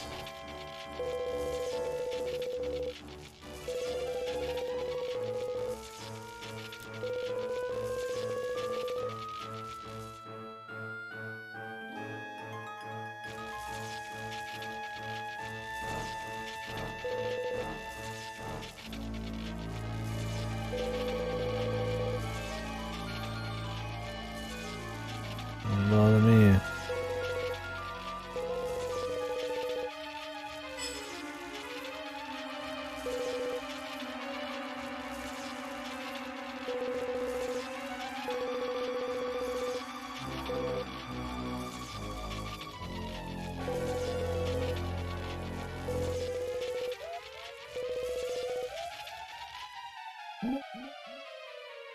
I won't tell anybody, buddy.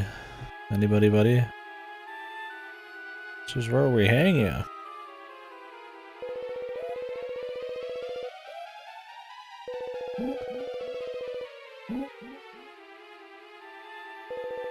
I'm only pretending to be a good boy for now. There you go, dude. Got the spirit. The fighting spirit in him. I get the funny feeling it's not far off.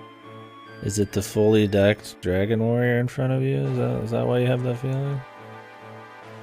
Yeah, this guy's shoulder game is unreal. He's not playing around, man. Those are... Well, these magic waters are pricier than I thought. So like I said earlier, I don't think he's ever skipped shoulder day. And he probably worked his shoulders out every day.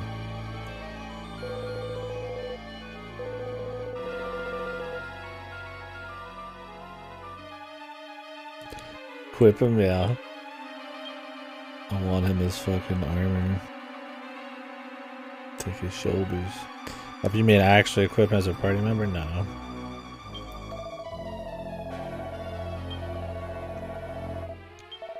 Second there, I thought you wanted me to wear him as a fucking piece of armor. I'm like, yeah, he's probably tanky enough.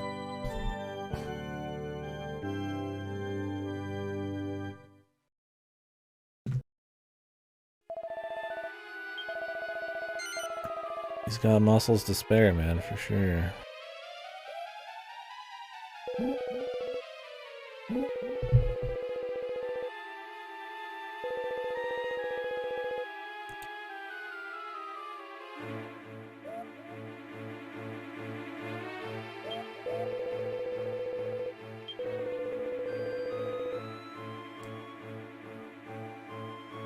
This guy's not got the easiest job.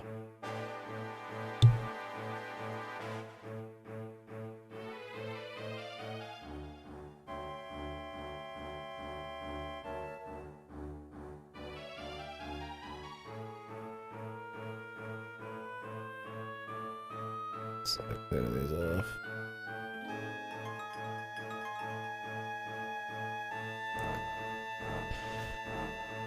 Yeah, the DQ5 prison arc.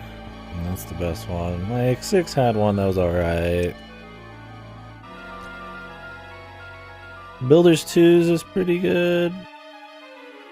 I think it was Builders 2, right? Because it's just trying to pretty much be The Dragon Quest 5-1, but Five's the business though. 8 sucked. It was like a single room.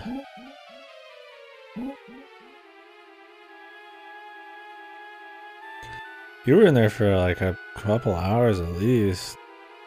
Yeah, that's the thing, and all the other prison arcs except maybe like Builders too. It's not super long. Like 6 maybe, because it's like a prison town. You're in there for like a little bit more, but 5 you get the whole time skip and everything.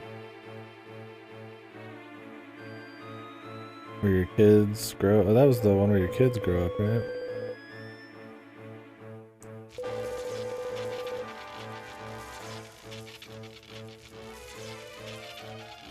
Am I thinking of a different one? Even in 8s, you're only in there for like a month.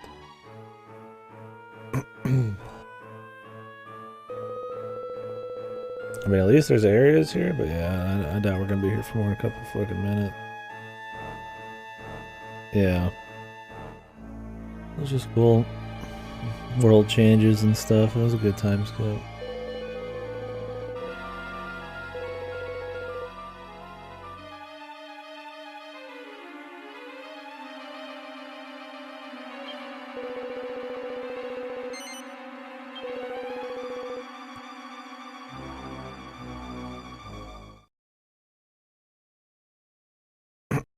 I doubt there's any mini medals here.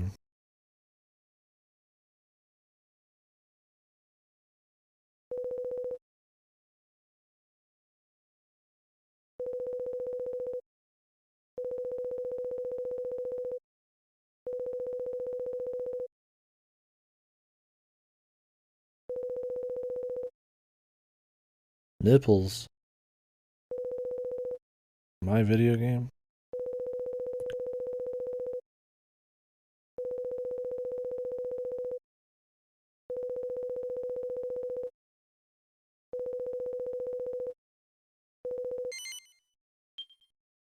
Damn, this guy's shoulders are fucking unreal, dude. God damn.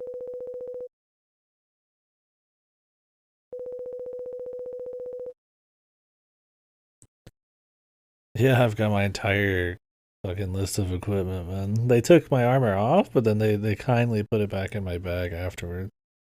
I just re-equipped myself.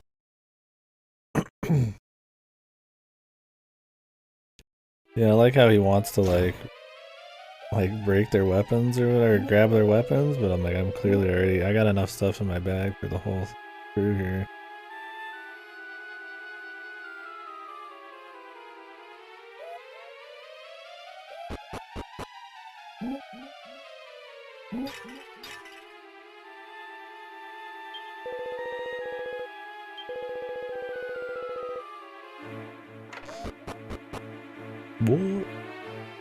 What?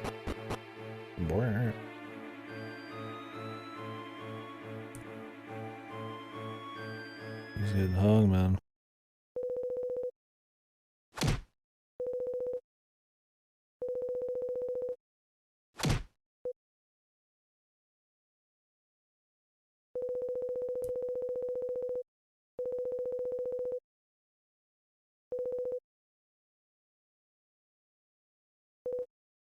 Time.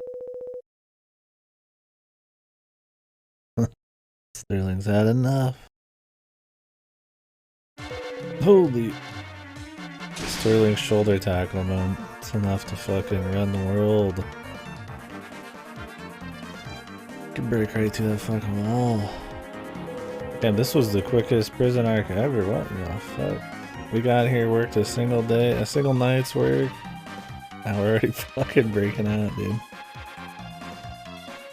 We got here in good time, I suppose.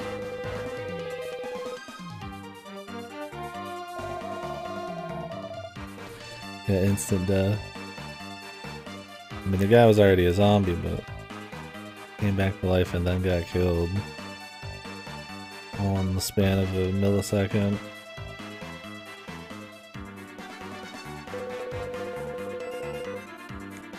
Miracle Tackle. Yeah, that's the thing, like a good prison arc, you have to be slowly like eroding, you know, or if not like mentally or physically eroding, there's just a lot of time passing, right? Like you maybe still have the fight in you, but it's been a while. Like just having it be like a fucking night, like whatever. I mean, it's still a prison break, but it doesn't have the same impact as your kids growing up while you're in there.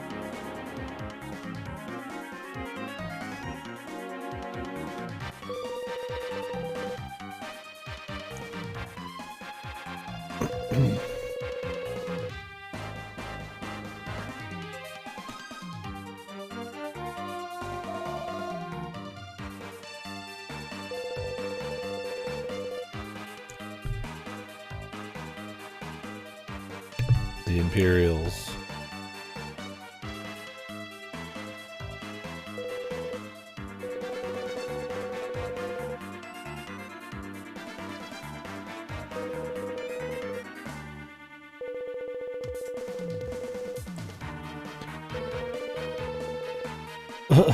Okay, so I have to go out, just hang around outside in the city, and then come back in and help them prison break?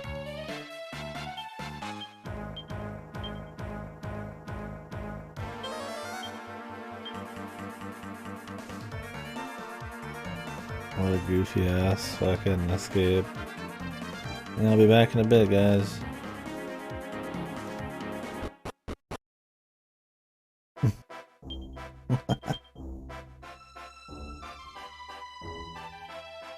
Oh no, Fasta. No, no, no, no, no, no, no. Oh man. I wonder if it's that way in this too, dude.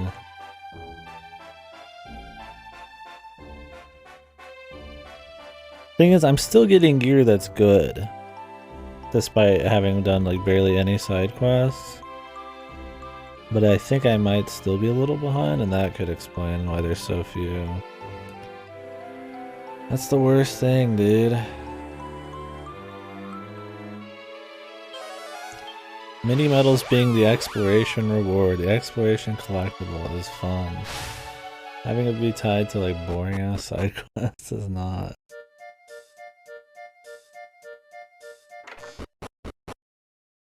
Dude, I'm afraid. I'm starting to get afraid that there's no casino.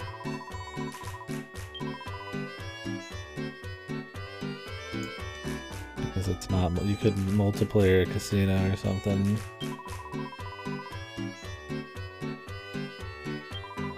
I'm scared.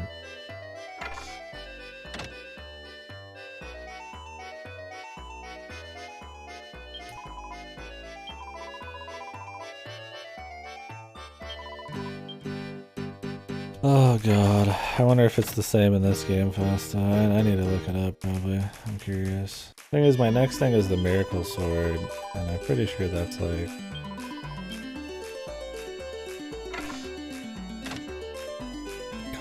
good like right now, but I don't know. Like either way it's bad. Either way it's like there's only 40 to 50 fucking mini medals, which sucks. Or it's 50 60 of them are like post game, or they're in side quests. Which all of that sucks.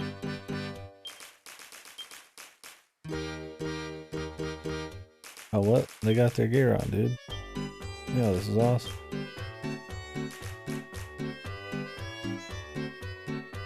Yeah, I'd prefer an actual party member, but it is what it is. They have to have it this way because of multiplayer. I mean, you could have somebody play an actual character, but because they want to have customization and... I mean, because you're supposed to be able to, like, you know, jump out and then go play your solo game. You can't be playing like Yangus in this one or something, right? I mean, they could set it up that you're getting XP on the main character the whole time, but I get it. I don't mind for this one. I mean, this is how it was in 3. you got faceless people you hired, but yeah, I prefer an actual party member with some personality or something. Got enough faceless dude in games, but no big deal.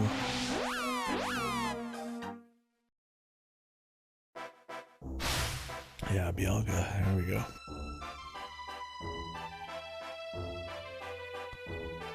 Yeah, I guess we'll help them. Yeah, I mean, I'm not sure that. Maybe I'll go look around a bit.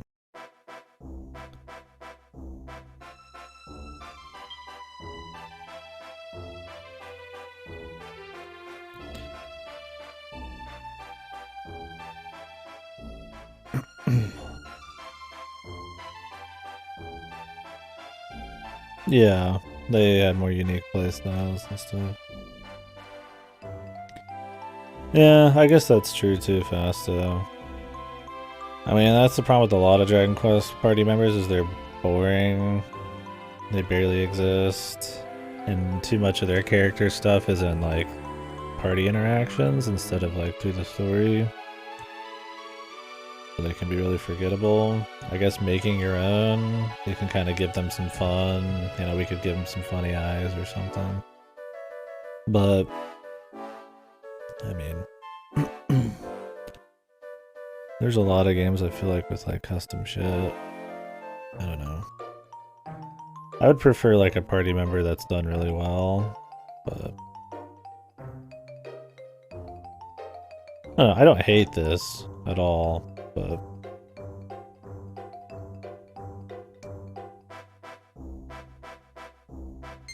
I would still like Dragon Quest to actually do like good party members that actually feel like they exist.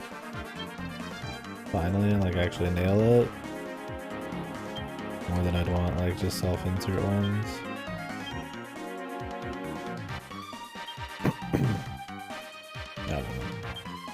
I guess either's fine, but you do lose a little something when you have them be voiceless people like this.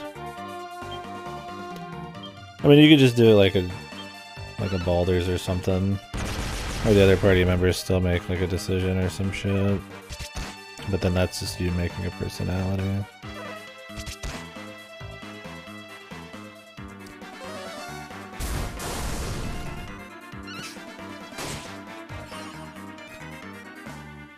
I mean, if there's other characters in the game for you to latch onto or chit chat with, or the story's still good, I guess it's fine.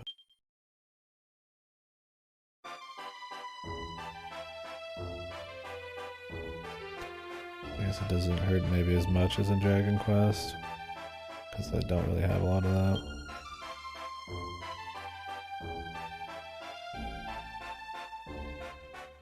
that. Yeah, exactly.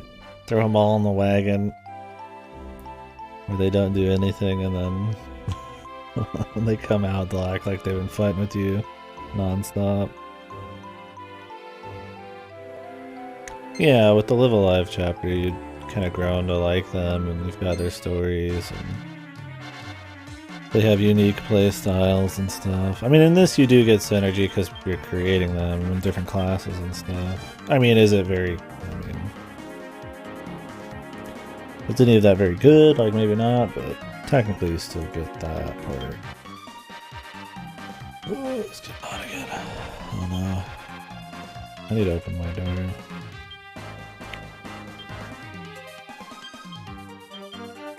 Okay, my brother's still out there. It's way too hot to have the door shut. Bad circulation in here.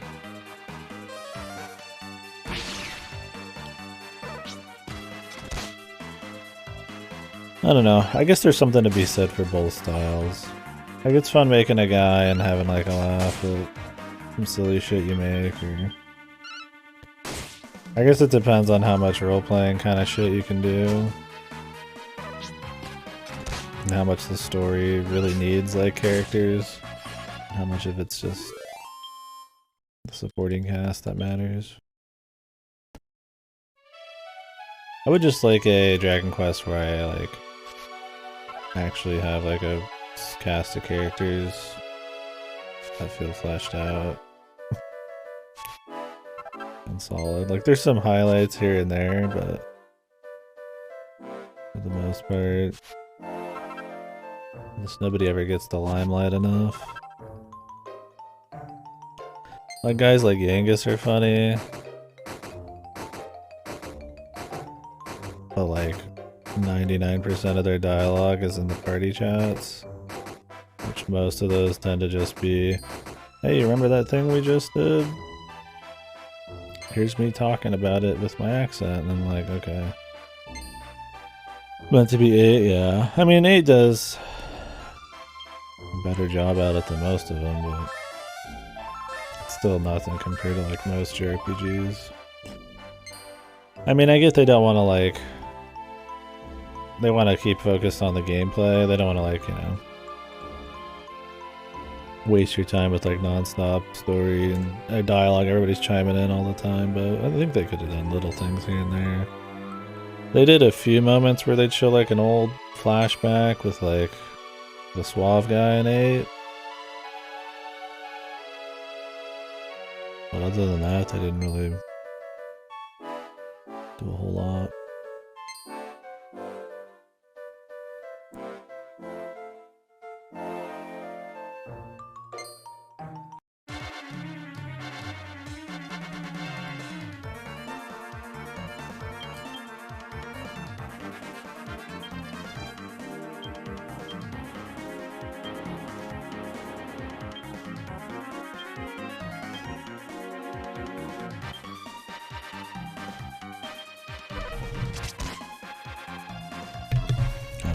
I guess either way is fine. It's just about how they execute it.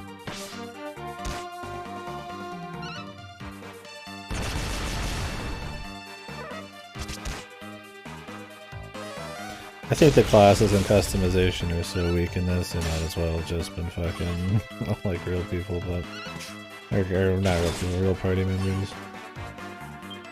But I get in this game it's in service of multiplayer, so at least there's a reason.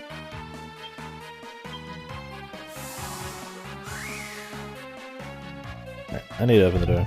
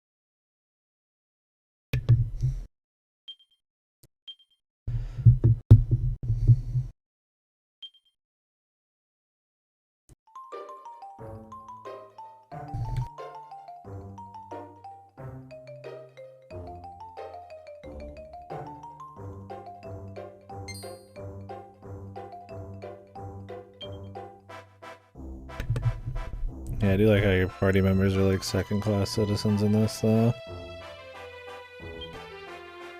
They just gotta like disappear and come back, and they don't like come help you or anything.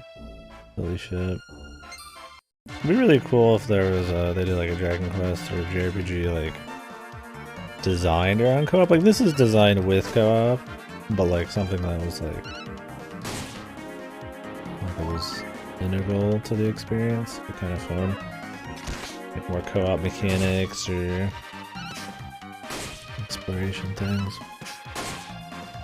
Guess that wouldn't work as well. I mean, it would depend. I guess that'd be more in like dungeons and dialogue. I mean, I guess then it's just like a CRPG, but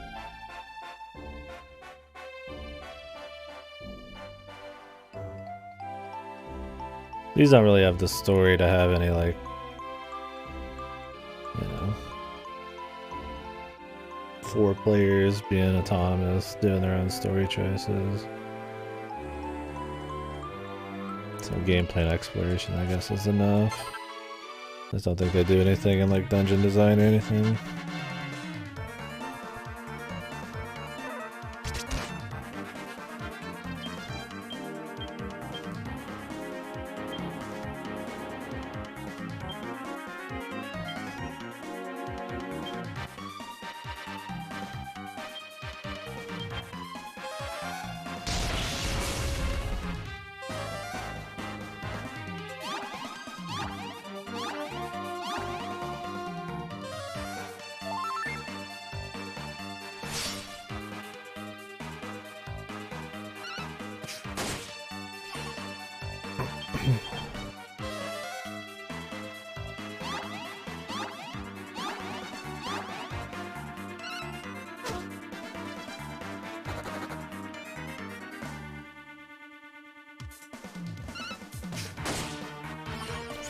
Like, run away. Think about the kind of stories you do with self-inserts or not. Like, if you have a self-insert story, you can't really focus on, like, character moments unless you have actual party members. But if everybody is a generic, I guess I should say generic, then the story kind of has to be focused on either, like, certain side characters or just, like, the what is happening, right? To have a good story. I mean, you can have a game that doesn't have much story like this, and it's just focused on the exploration and gameplay, but if you were trying to do a good story with generics, it would have to be the more focused on what's happening. Unless you have a lot of, like, player choice and dialogue and stuff. And then I guess you could create, like, little arcs or something. But something like, like an FF7 or some shit, right? Most Chrono Trigger can focus on, like, character moments and not just the bigger story. I mean, both are fine, it can be executed well, I suppose.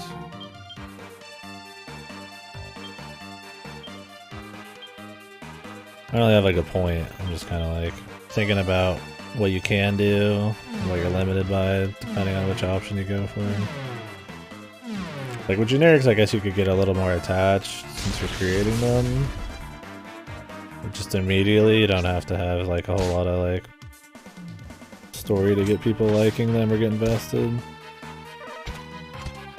And stuff that's more heavily focused on gameplay might be preferable, because then you're just right in it. There's more fun stuff maybe you can do.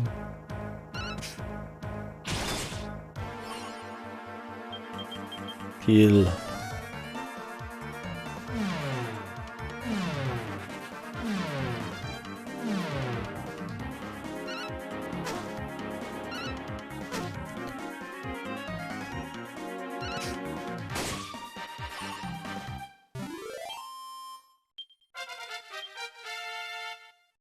They're like, dude, where are you right now? We're in there fighting the fucking guards, man. Just out here fucking, like, exploring the next area.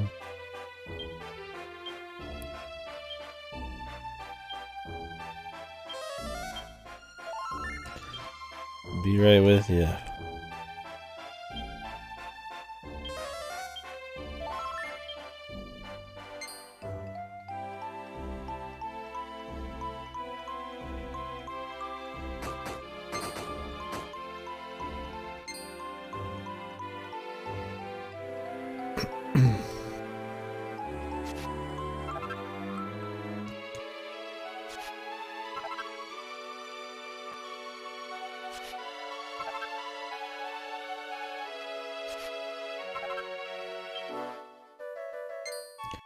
Guess a lot of things just do a mix, right?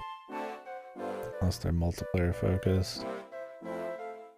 Like a Mass Effect or something. Definitely a lot of Western RPG that's mixed. It's usually like, you know, create a character and then actual party members.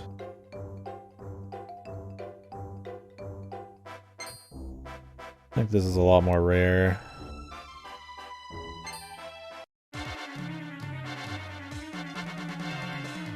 There's only a lot of old school stuff I can think of that. I mean, Etrian does this, I suppose.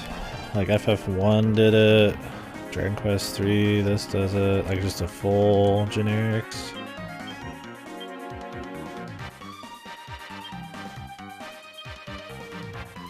I imagine because you can't have that thing that you latch on to. Like it's probably riskier story-wise or something. I mean, you still have like the fairy to be kind of like your voice in this, but...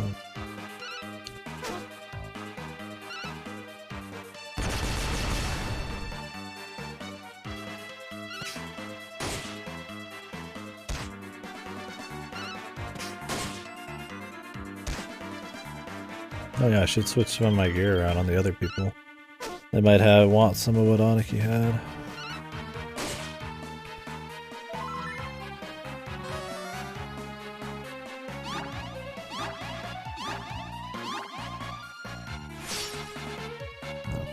Just an interesting thing, I guess. Whoa! Jesus.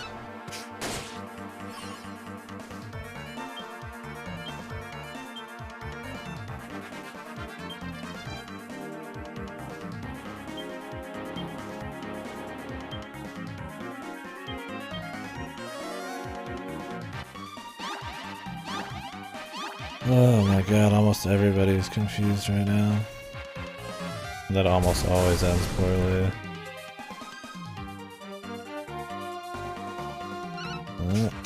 Doink.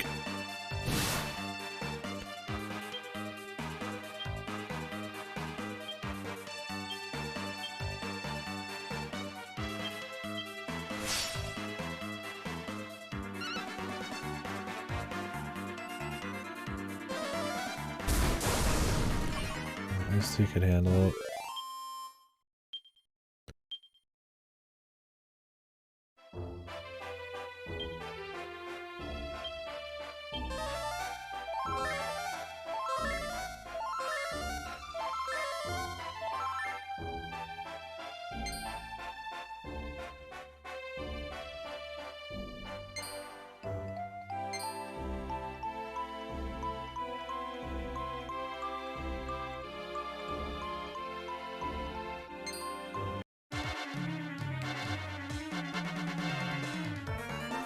The dreadful jackal.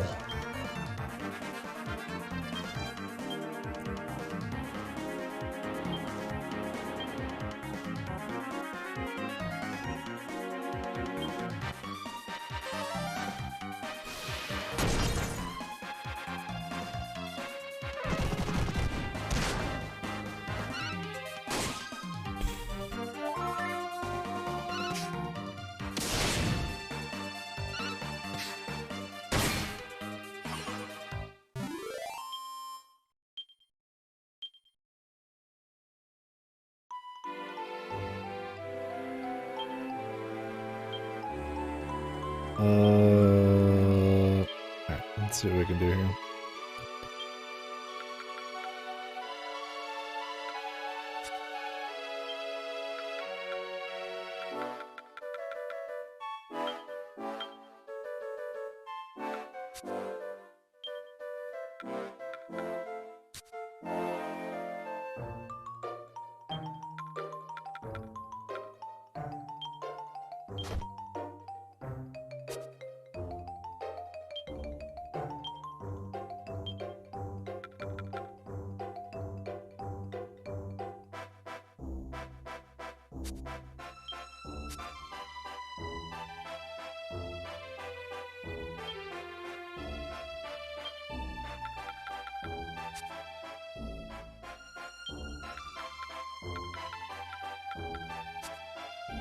How much they can equip that he had, or that she had equipped. I think we're good. Of course.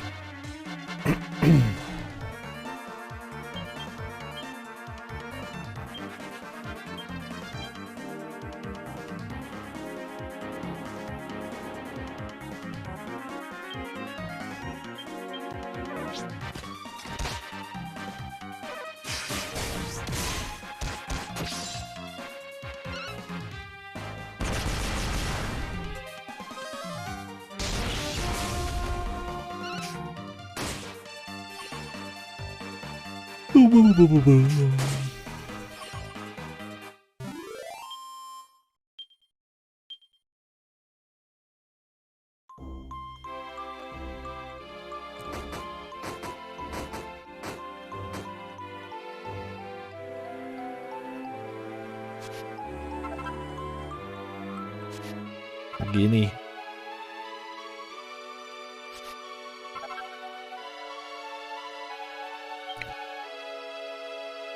Oh, that was this place.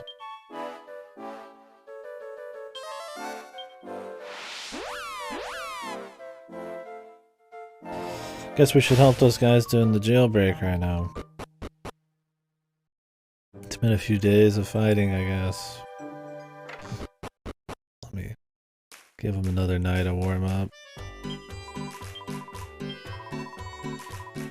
Like, yeah, like this happens just makes it a very goofy prison break. I mean, it's still like a fun thing, but yeah. Definitely doesn't have the memorability of like 5.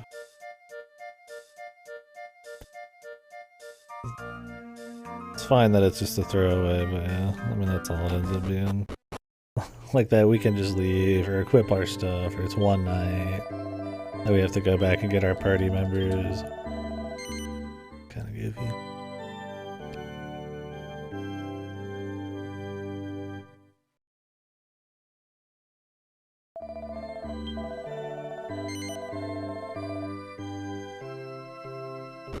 It's funny.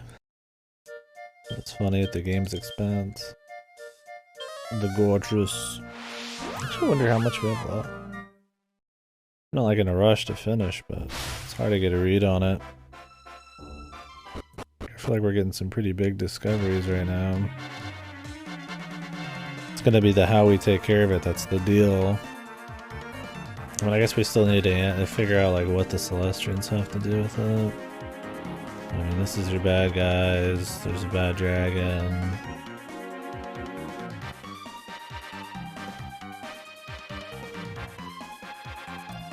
I guess we don't know everything yet. I assume the power they have has something to do with how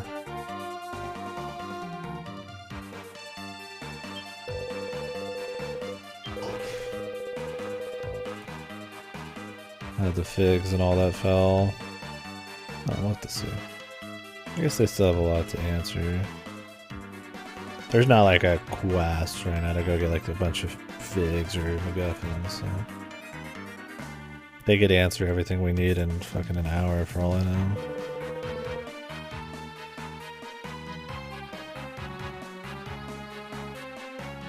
But we don't even have AoE heals yet. I'd be shocked if there was no AoE heals before the end of the campaign.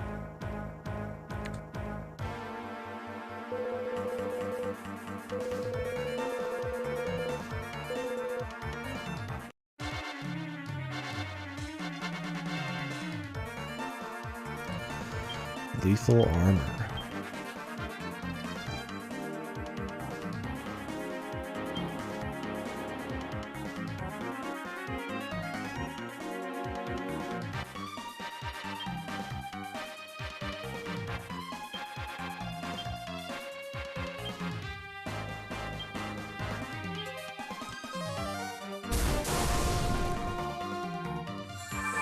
I don't know if this is a fucking... This guy's hardcore, or if he's just a bitch. Oh, he's got ads.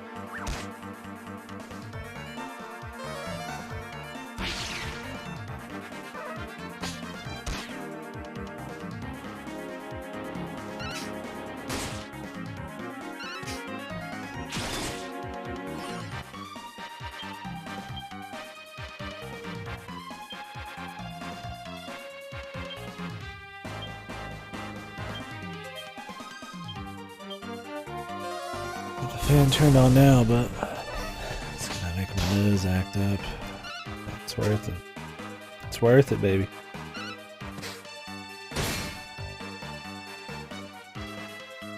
I don't think this guy's a boss. Yeah, I think he's just a dude, man. Maybe a juicy dude, but just a dude.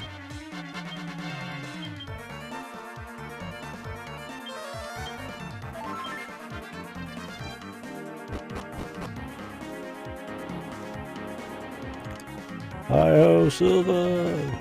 Away!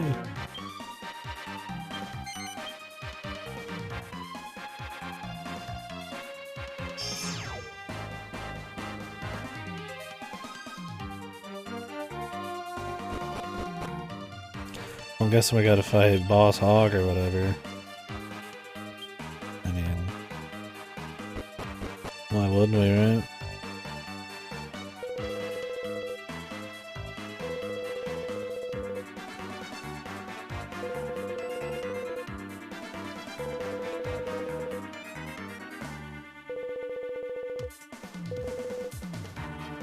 On the maximum security, boys. We could have just left him hanging, but he's like, nah, we're going in. We gotta save them all.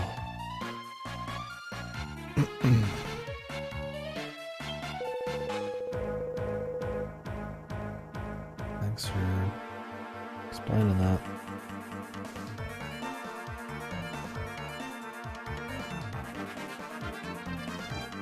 Look how this dude's just over there fighting.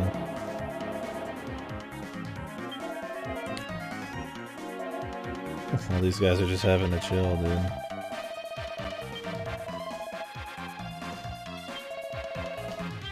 Help them out, for God's sakes.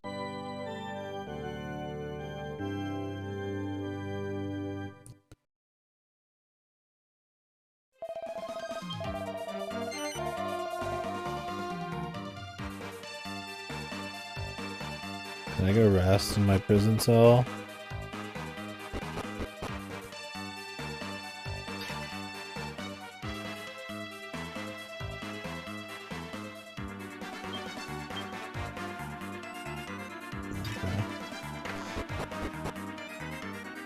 Huh.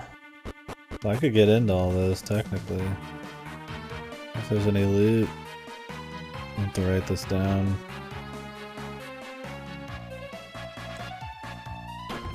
I feel like I've almost missed the jail key or something. What is this?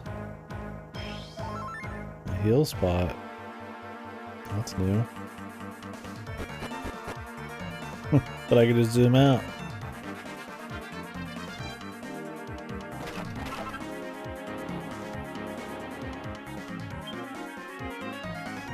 Walk like a tank.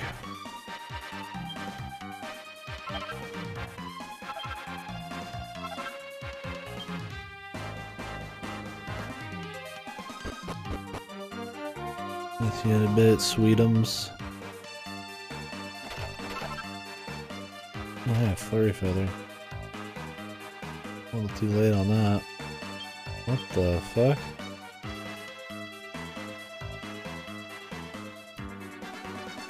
There's semen everywhere. What the fuck are these, man?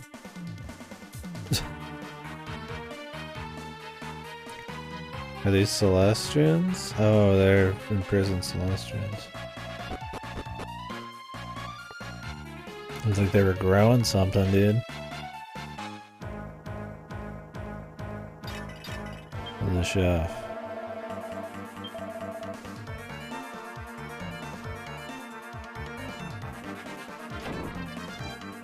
Sorry to keep you waiting.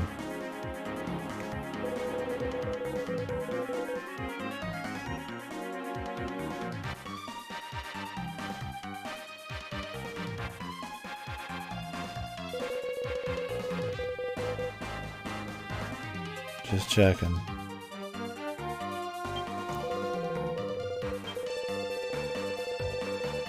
Like how he's just been chilling here waiting. He wasn't even looking at fucking Gorham. He just kind of was looking past him. Like they're just in here hanging out. Yeah.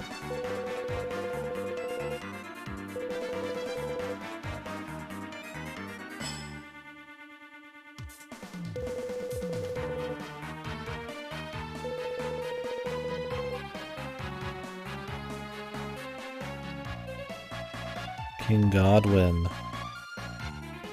Elden Ring lore.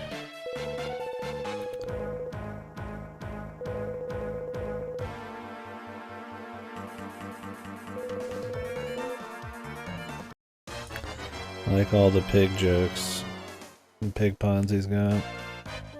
Gorham Hog.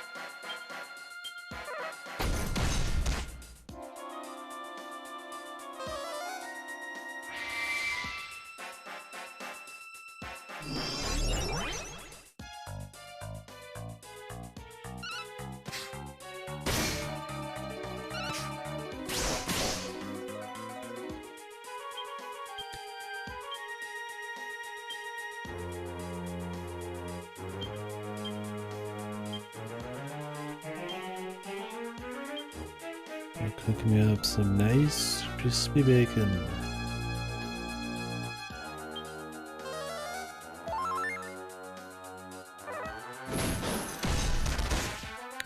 Jesus. Just a fucking crit. Why don't you? Oh, Jesus God.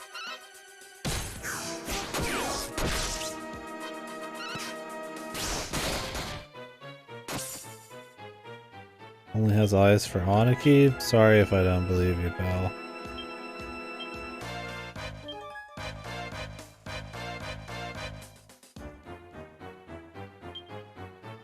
I'm gonna block either way.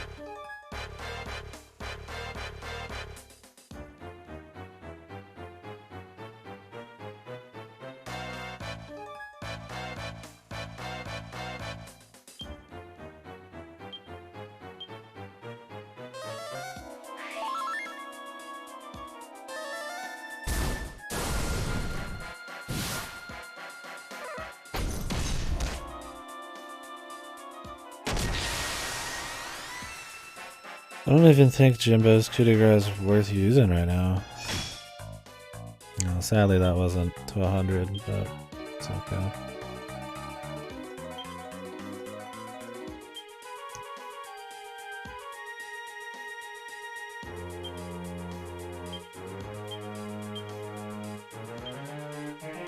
It just reduces MP cost to 0. Like it's fine to have, but I'm not gonna like lose any sleep over it. Heavy damage to plants. How often do you fight a plant? Almost never. I guess the trees, the little bud guys, but I can think of a boss that's been a plant.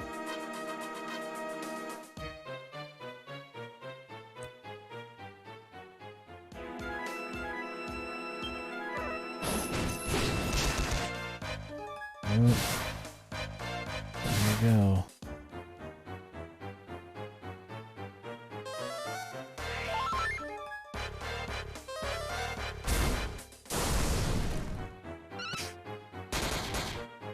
Have another coup de grace on Jimbolia? What the fuck, dude? We're getting a lot in this fight. Maybe it's about the damage you take.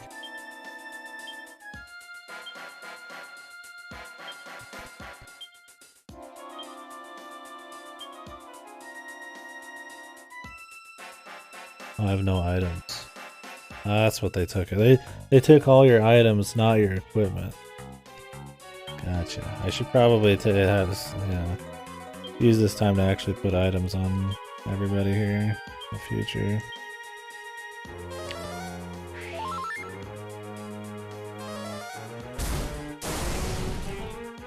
That don't suck. I just had whatever just auto-filled. Yeah, the crit, dude.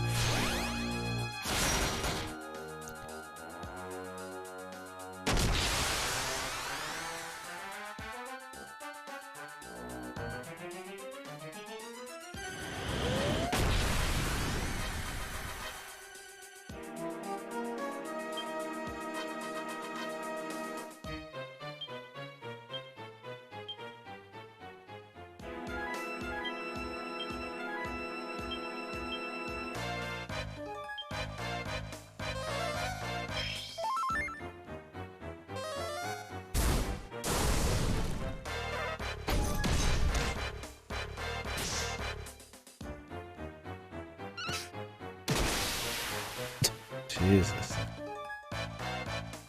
The double kitty grass. Max Bauer.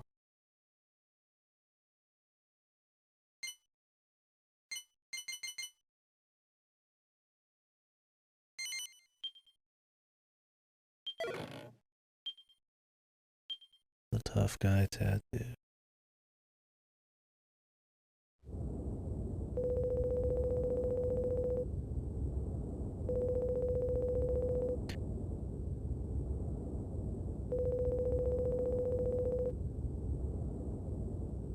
Oh, they don't even know they're dead.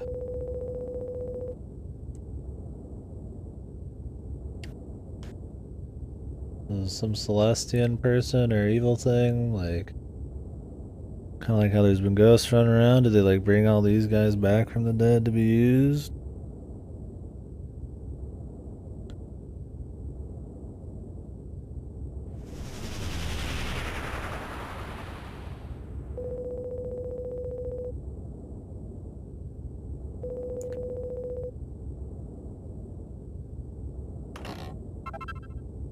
A whistle.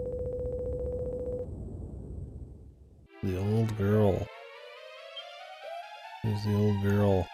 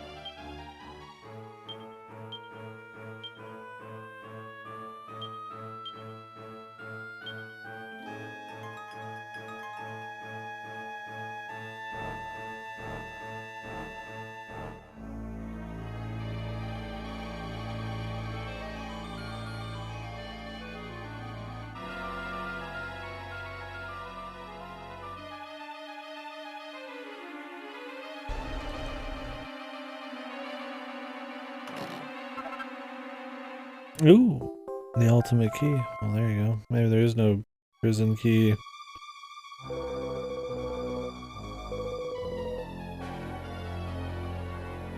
Plus there is, and I have to like craft it.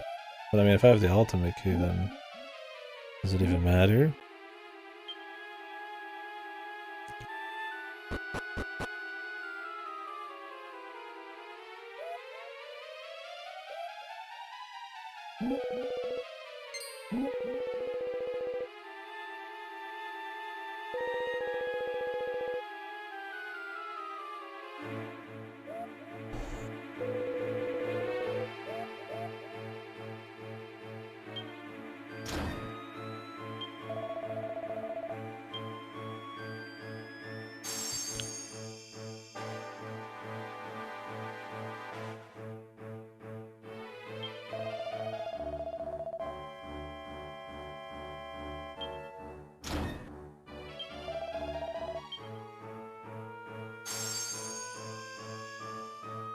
Interesting. Maybe they're being used to summon back the Oh, they drain them. Suck their power.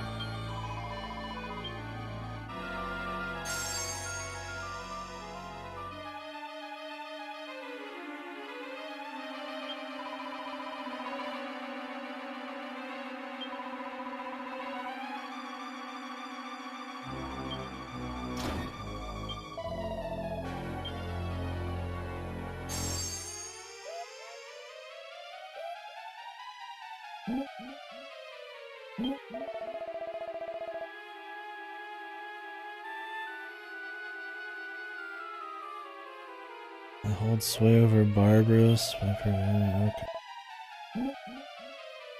King Godwin.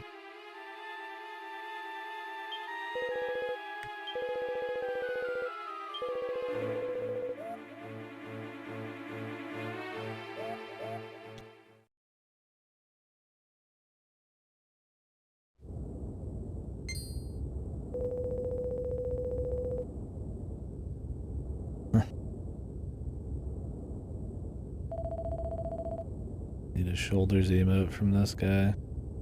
He's got one nipple on display and a bunch of shoulder.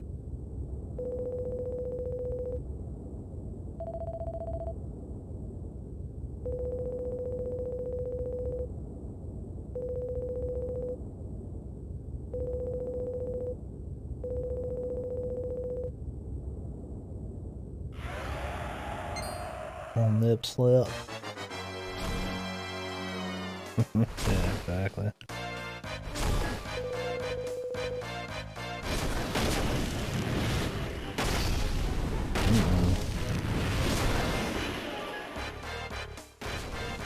Big dragon. Quick, summon your thing with the whistle.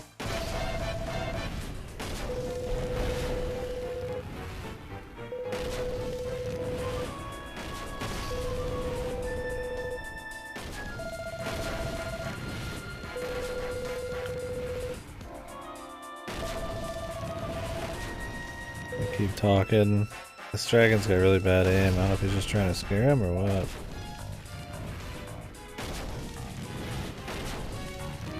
What about the Celestians?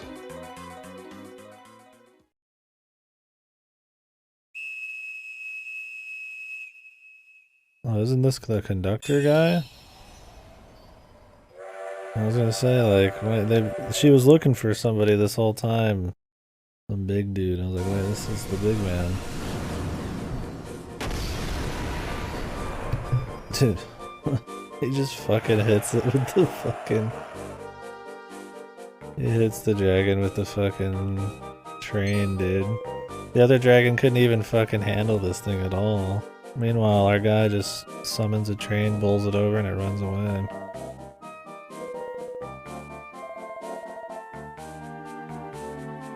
Man, that dragon was a jobber, the good guy dragon. Holy fuck. Dude just beat him with like a single whistle.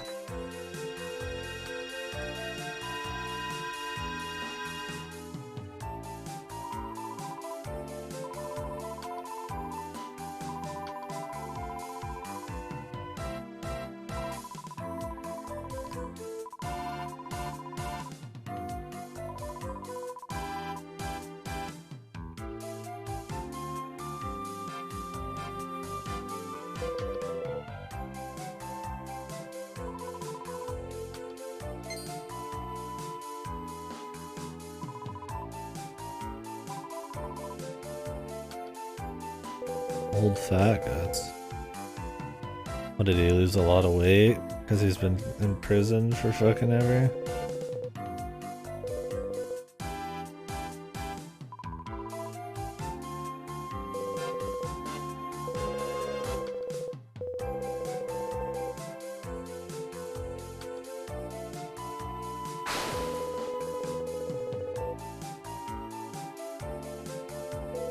Sweet, man. Our guy's a character.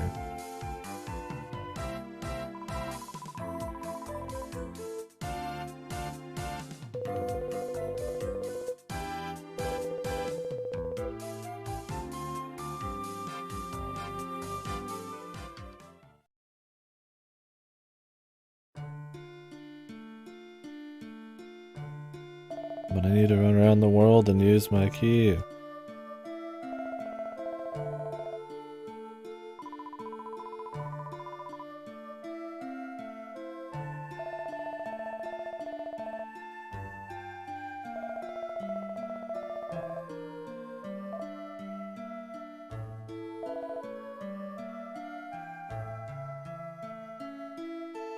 Aquila's betrayal.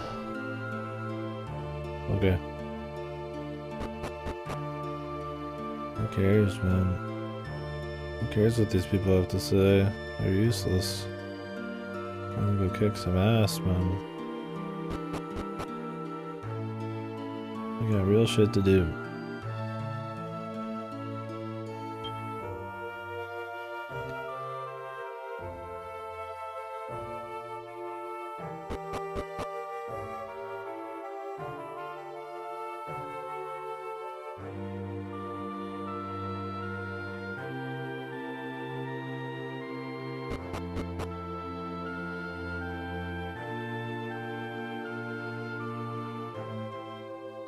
Nah. Some of them there's just like a big tree, but it's like unnamed sometimes. And you just pick up an Yggdrasil leaf from it. Not all of them had Yggdrasil as like a big story thing though.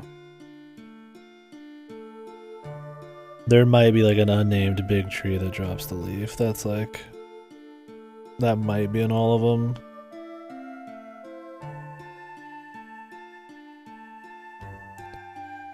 But I would say as the games have gone on, Yggdrasil's been less and less of a deal until now.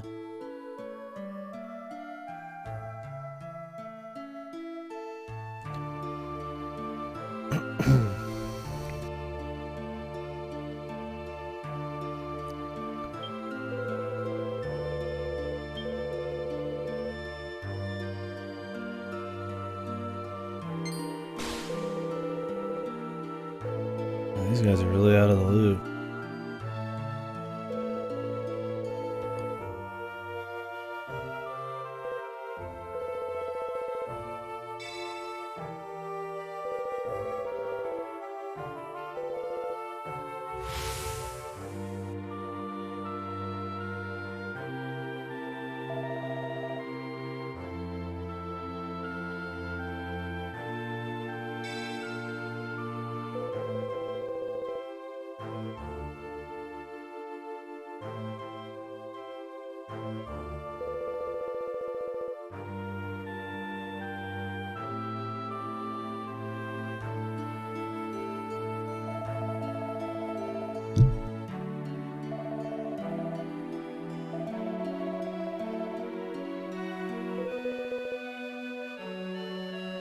Why would he fake them?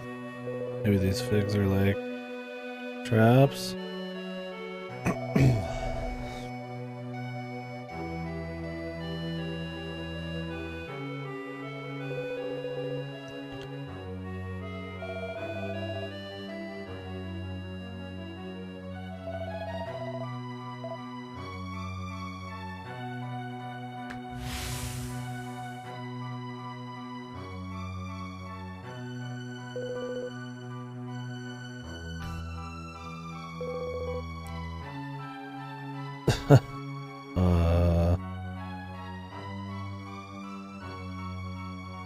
Don't know, pal. He was totally okay with imprisoning his own and sucking him dry. God, this guy's a total idiot. He's useless. Why do we even tell him anything? I don't know. I can't make a decision. I can't. Ariel go tell you to go get all the figs, even though you already knew that because you're the one who told him he needed to go do it anyways. Guy's the biggest loser.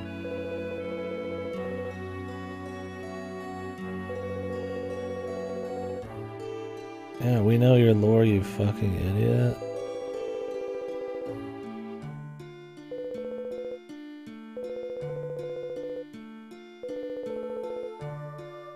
We'll just go to the realm of the Almighty. He's like, I can't make any decisions. Let's just do what we were gonna do at the beginning when everything went bad and run away. Respect your elders. Yeah, I'm not a proper Japanese. Guy's a bumbling fuck, man.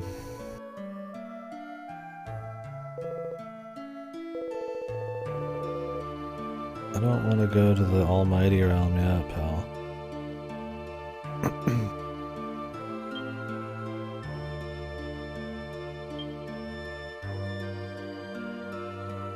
Fuck.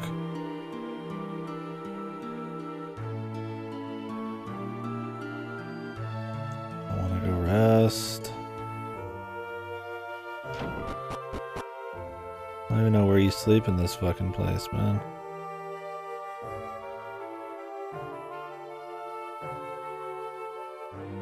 What? There's new chests. What the? Great. Gotta re-explore my favorite area. Infinite staircase land.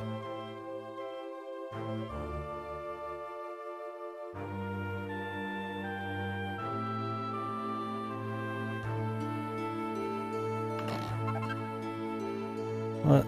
These are clearly just full of shit from the beginning of the game, dude. 1 holy water. A single, like, pouch of 50 gold. Did these just, like, glitch and, like, come back? Also, didn't the fucking prisoners say that we have to tell them of Aquila's betrayal? Like they knew? Why haven't the prisoners just said something? We didn't tell them that. What, does he not believe the people who are getting their fucking, like, life force sucked? Like, hey man, maybe this guy isn't all evil or something, but he's definitely, very traitorous so far. He's playing double agent then. We do not know that yet.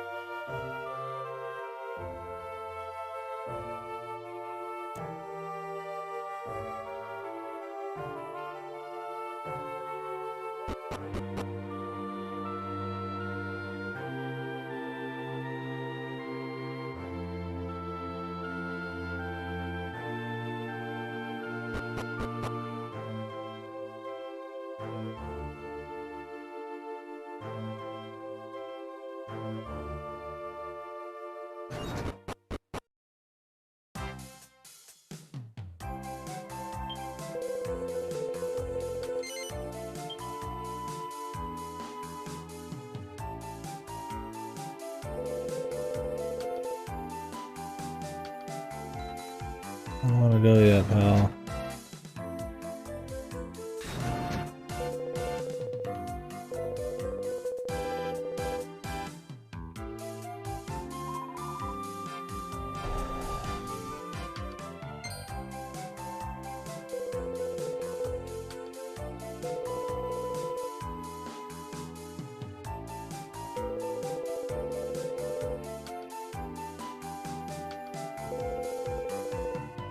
These guys seem very, like, normal for, like, some kind of, like, realm of the gods, like, sort of people.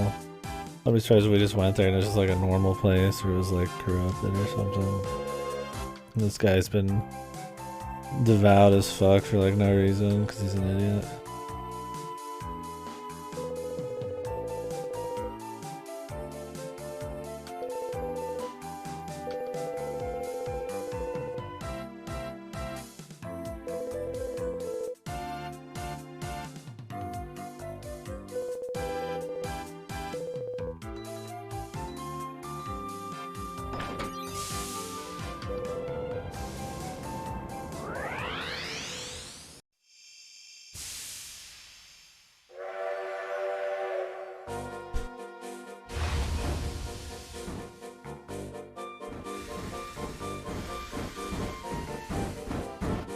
He's like, oh, I remember the almighty sort of telling me something like that. Like, it's not a big deal at all or something. So I guess we'll go do that.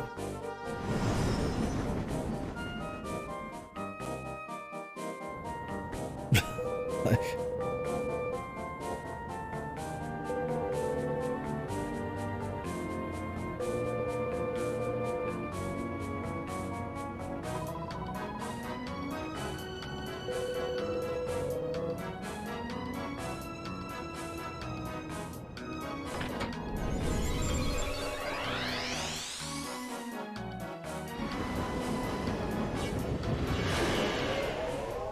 What the fuck?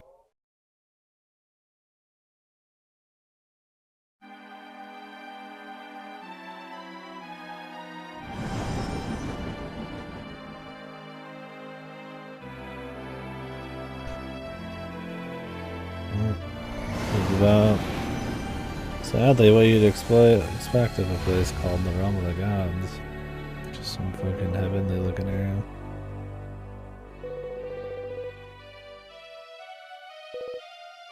Look how this old guy doesn't even care.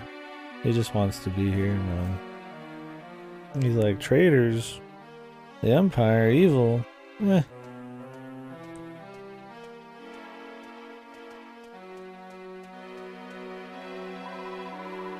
What about everybody else who, you know, wanted to be here?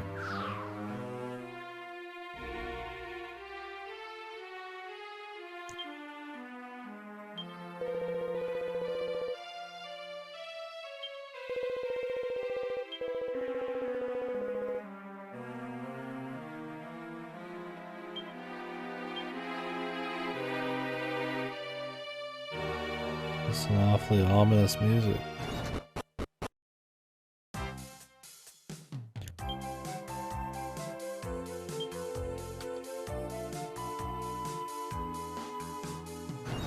I wish there was somewhere to rest in this place.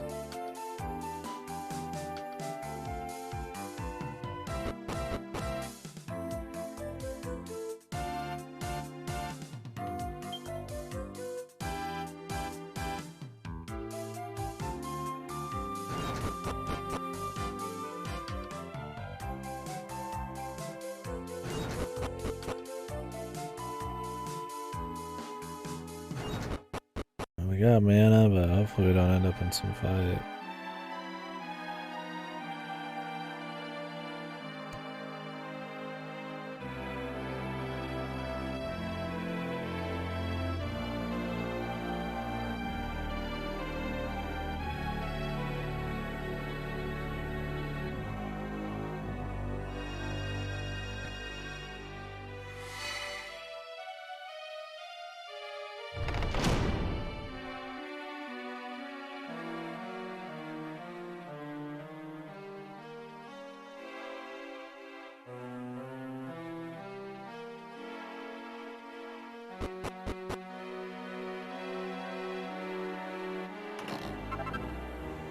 Late night shield.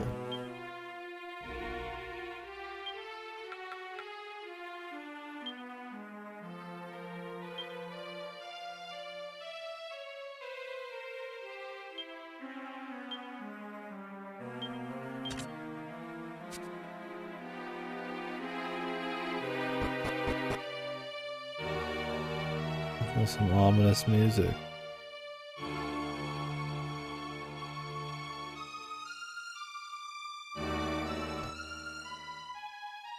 Man, it's been so odd, like they've kind of talked about the Realm of the Almighty, and it's kind of the crux of the whole thing or whatever.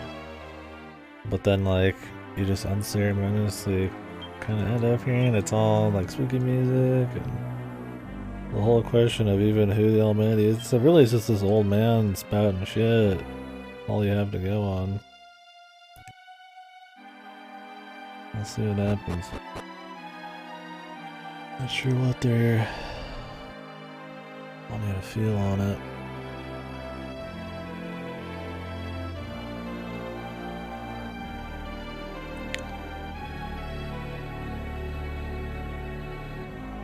All I know is I wish I could heal right now.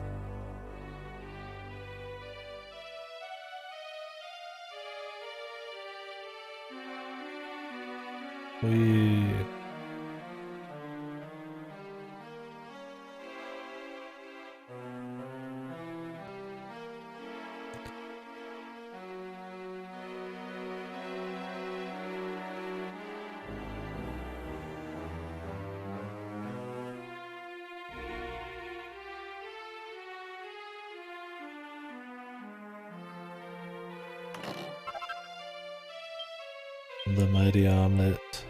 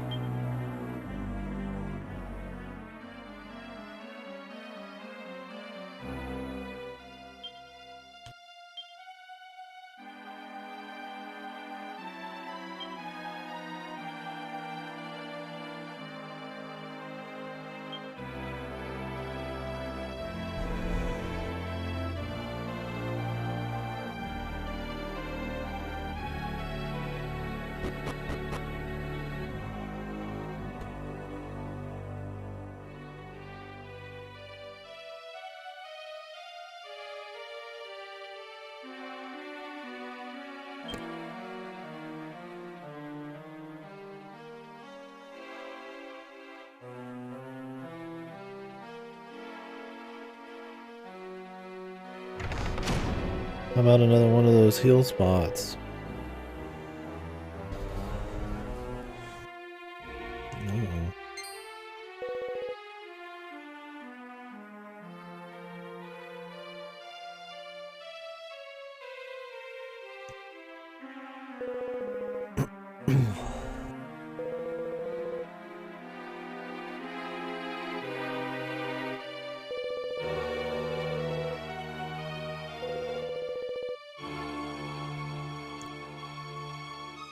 Hast thou forsaken us?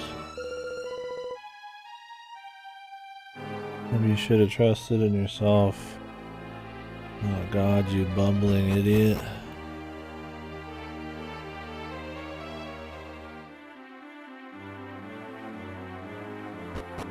You fool. You're a damn fool.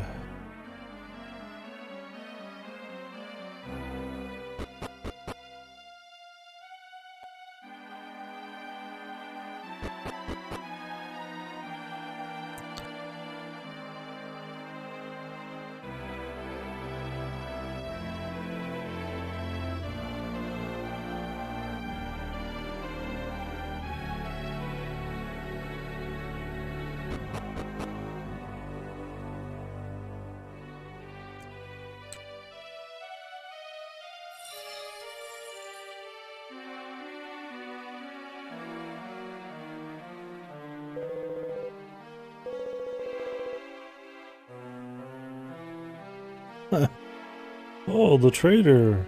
He gave us back the fruit. Things are bad here. Maybe we should just go on ahead and put the fruit here. Nothing bad could happen. He's gonna get corrupted figs or something.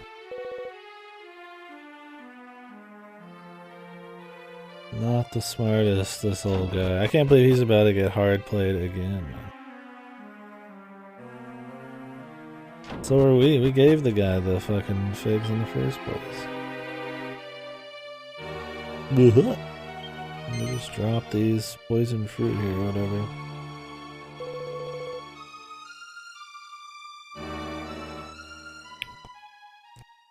Waiting for Apis Major to be fucking evil at this point. He's so stupid he might as well be evil.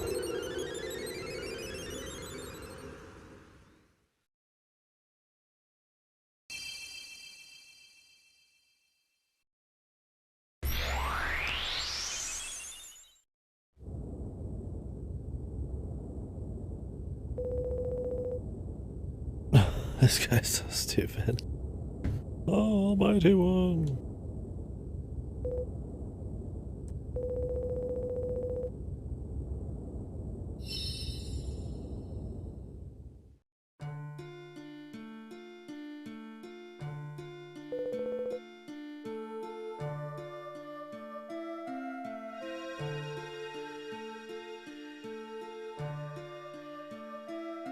I forgot about Yggdrasil. Been forever.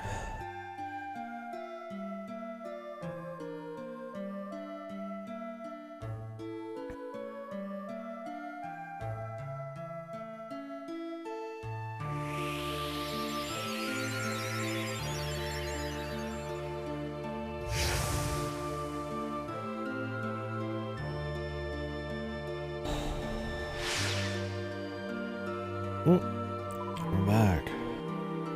Well, I mean, Almighty didn't help us, but maybe Double Agent is more on our side.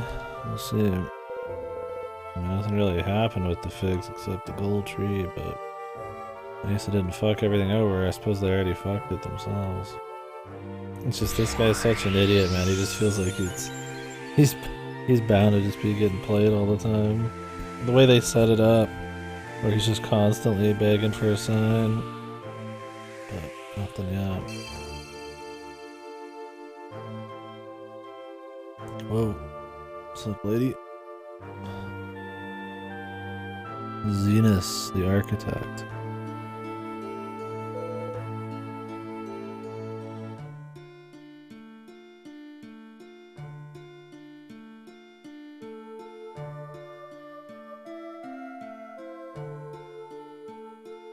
The goddess.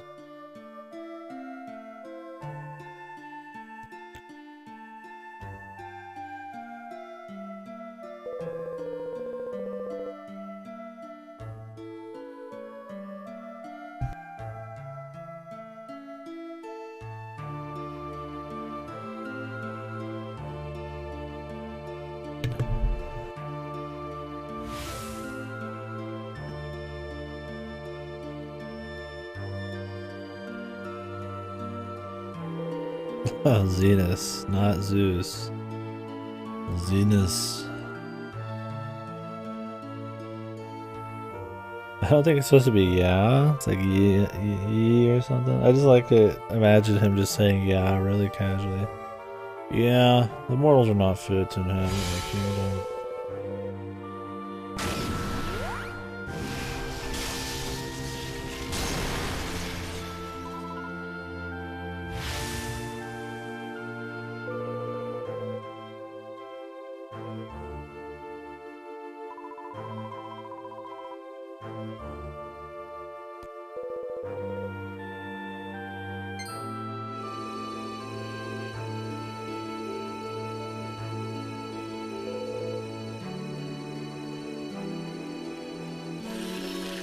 I'll become a tree.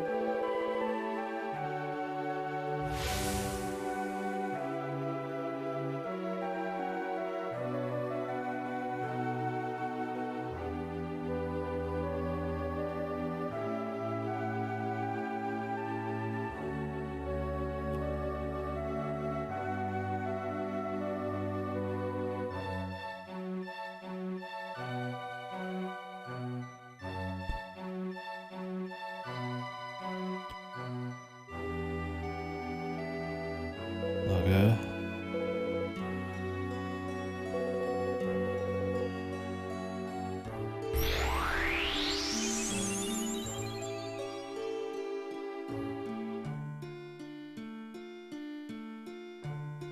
If Zeus dies, everything disappears. I do like this visual of the observatory though. It's kind of big, towering, moss-covered castle almost just floating in the clouds. It's good. It's good. It's good view, man. And the cutscene showed off well. Reminds me of Castle in the Sky. Love that movie. Some good adventure feel right there, man.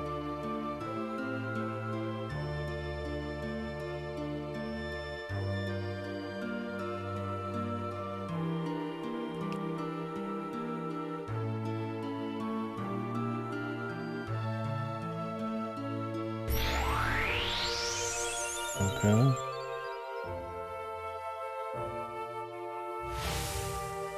House of Gift.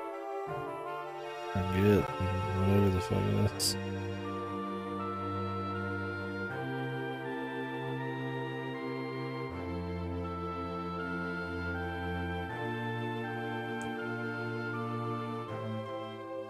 Well, I got some places to explore first.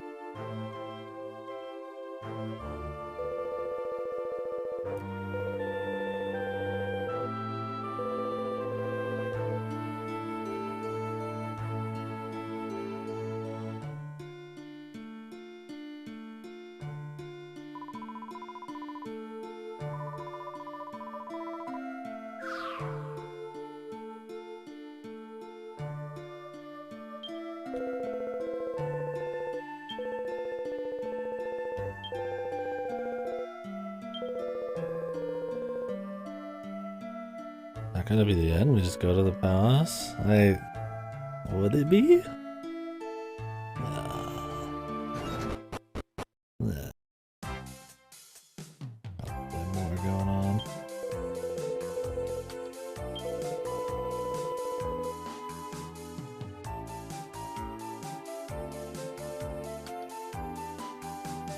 You might want to save. Yeah, I want to save.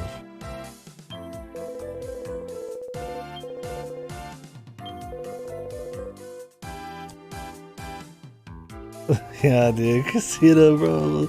What's going on, Casino Bros? No casino yet, but this could be the time we explore the world. We can't even fly yet. No, we're not. It's not even close. I gotta be able to fly to do stuff. I didn't even think about that. I can't fly yet. Bros? Unless you fly in the post game. Bros?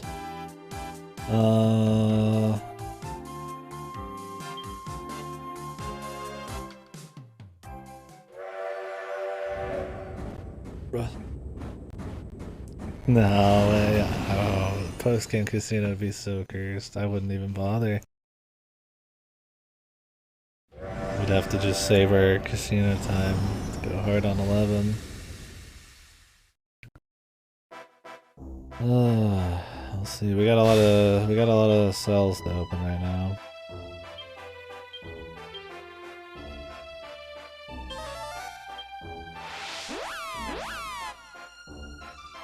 This will probably take a good half an hour at least.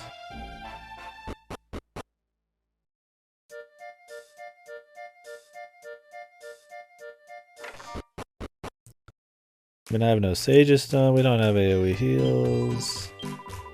I mean, I could see them not giving you AoE heals before the end because the balance of AoE has definitely been different in this. But like, there's no way flying would be like this game. I think they're just gassing it up right now. It's not. It doesn't feel final yet. We don't know what the trader guy's up to. We don't know why they're doing what they're doing in the place. Could it all be handled right here? Maybe. If it was, it would be, I would say it's a light campaign. A campaign made just to have a campaign. It's not bad, but doesn't have the. It would definitely not have the weight of any of the other ones. Because it probably a focus on putting a lot of content to post game and multiplayer. Now, if this is just a step, then that's one thing. But I doubt it, man. I doubt we just got one fucking place. Haven't found Metal Kings, we're like level 30. I think some shit's gonna happen.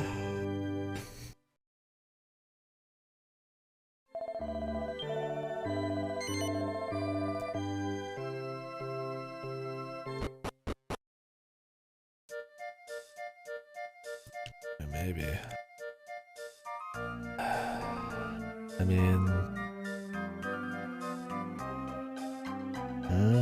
I mean, that's the whole world, man. The only things we haven't been to are like little spot, like little mini islands. I'm sure you can fly or go through.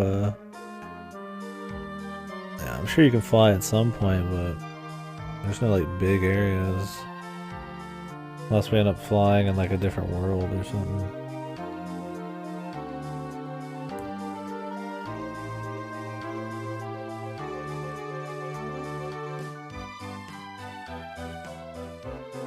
We'll see.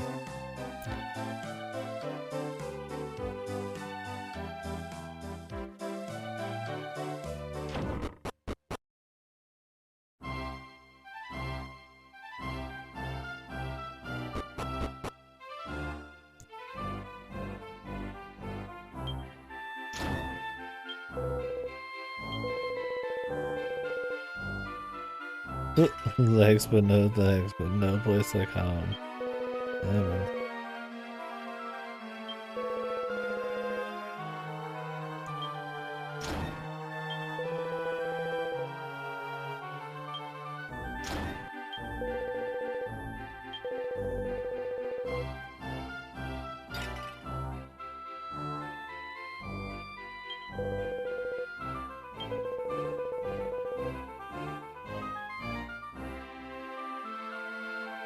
I mean, pretty sure we've seen everything, buddy.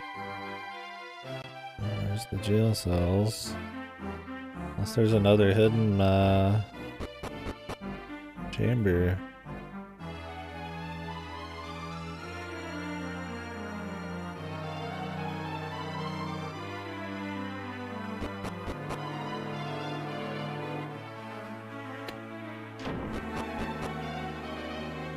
Yeah, no casino too. Holy, that would be.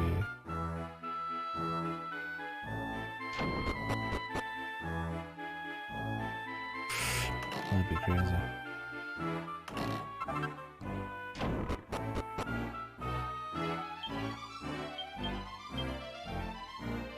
No way, man. Bloomingdale.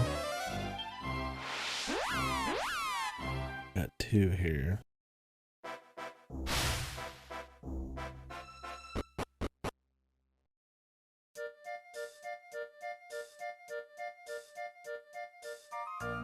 There's a jail, and a well, and the one at the dock.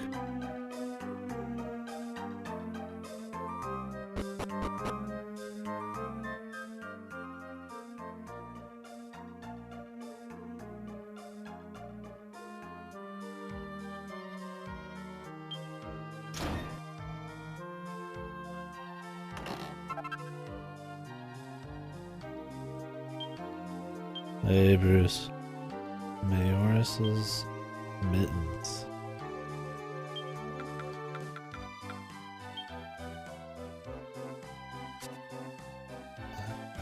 I don't care about deafness.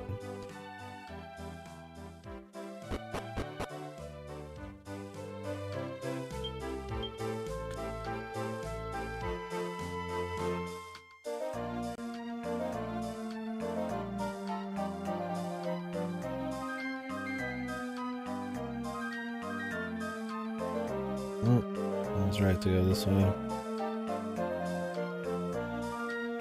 Oh boy.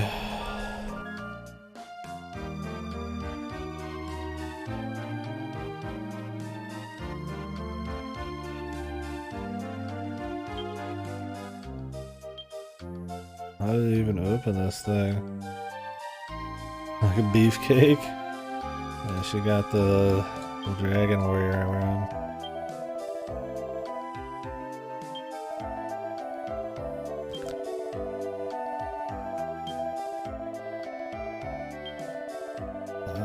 Okay, pal. Okay, pal. You can stop talking now. It's been like 10-15 hours since I left this place. Fucking NPC, man. Okay, Coffin Well Jail.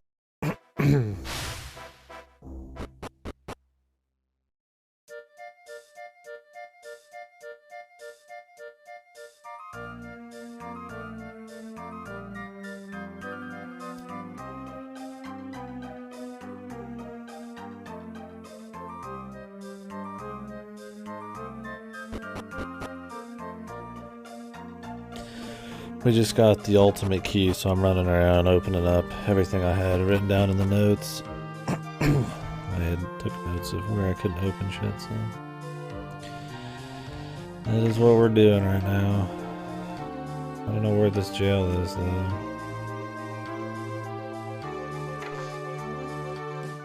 don't remember.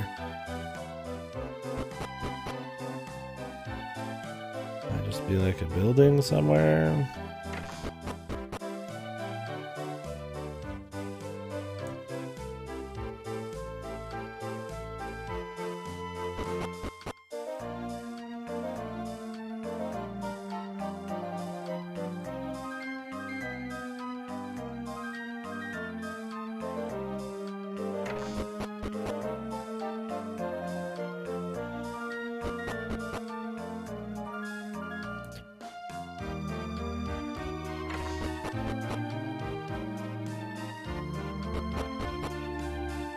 Alright, brother. Enjoy. Maybe it's in this well? Okay.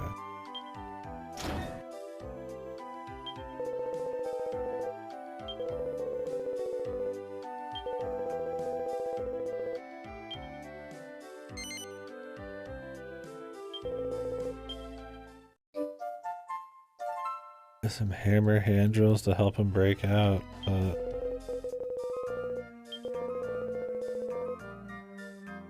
I just opened it up for him. Oh, that was really interesting. Okay, Desert Palace Dungeon. Let's do some quick ones first.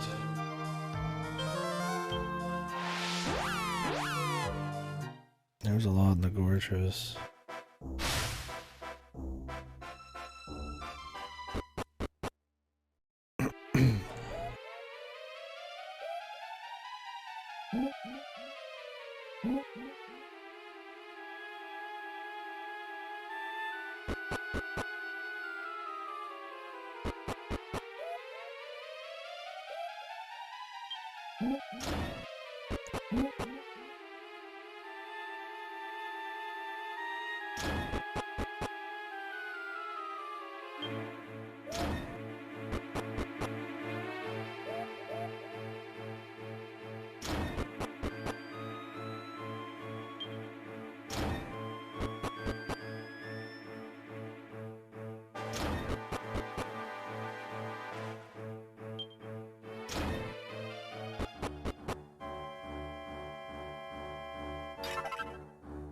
Okay.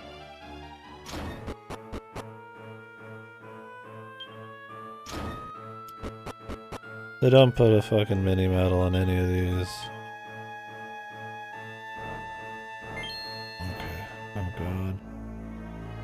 You could check shit like that to get mini medals. I wonder if I've missed anything like that. I don't think so. I mean, I tend to check everything, but there could very well be stuff I didn't know I could interact with.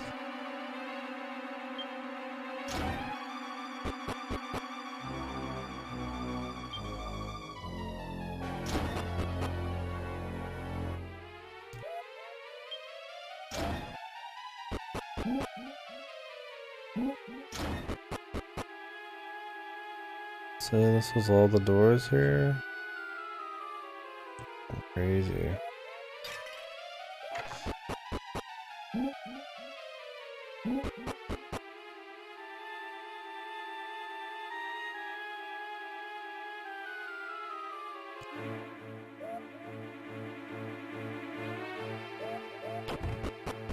Where?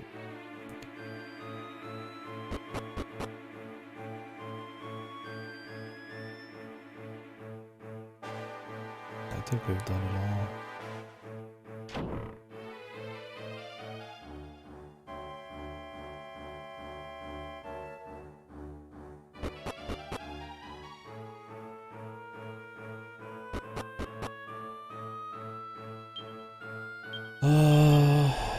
Okay.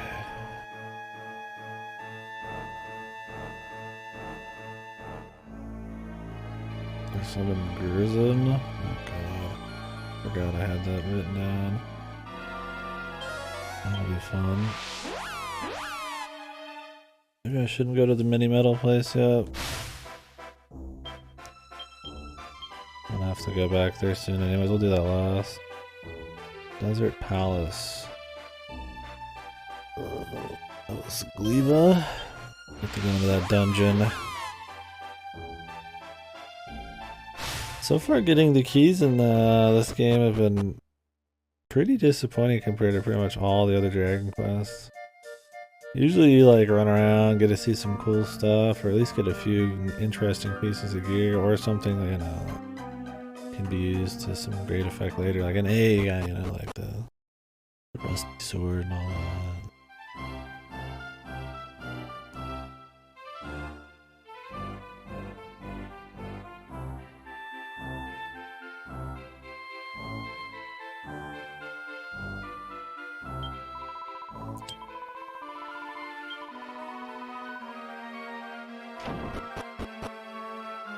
Open to all women folk.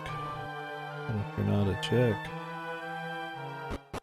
How do you get back to the dungeon? I guess you go through the sewers.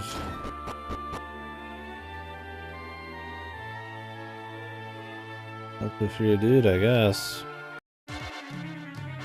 You ain't gotta use the bath, man. Let's get fucked.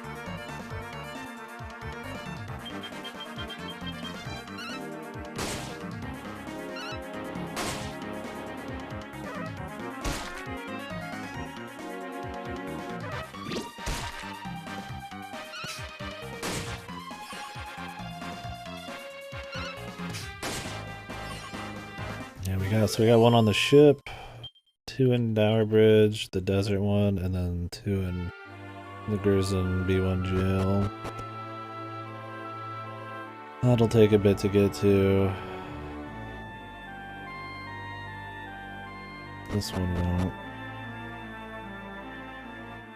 Dower Bridge will be fine. Ship obviously won't be a big deal. Gotta pick a place that's close. Mini metal in a blue chest?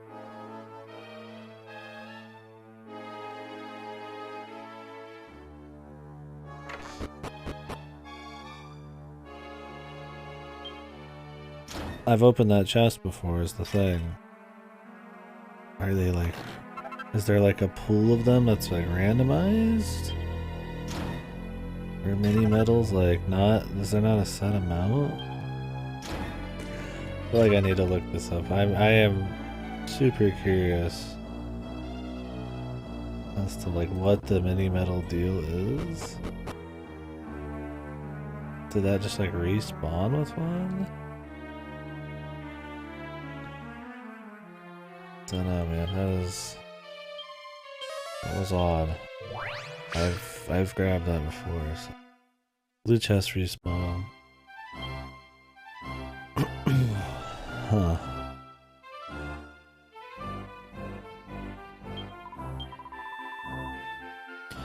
Oh, maybe you can still get in here? You just have to like fall in from above.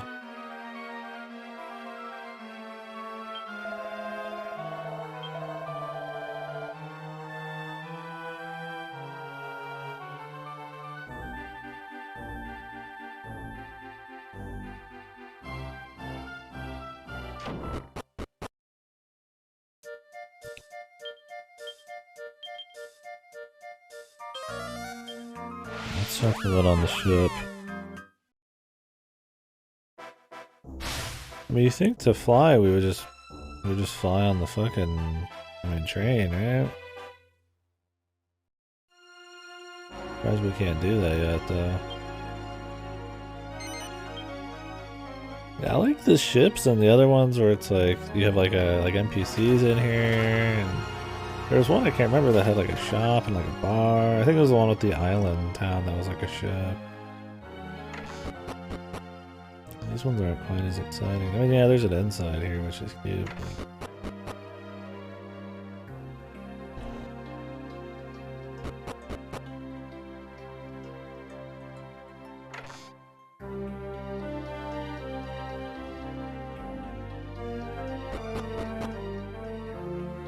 The brig.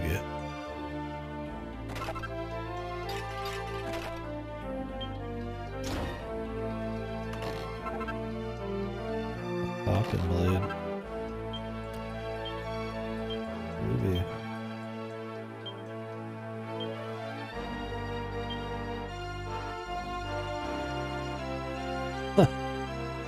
Fucking Aniki and Jimboli have like no agility.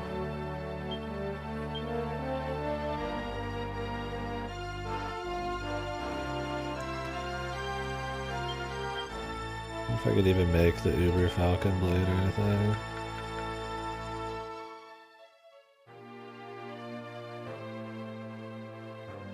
Is this even like better, dude?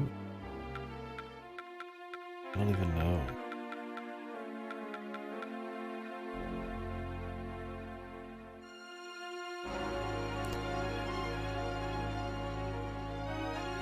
I mean, it usually is.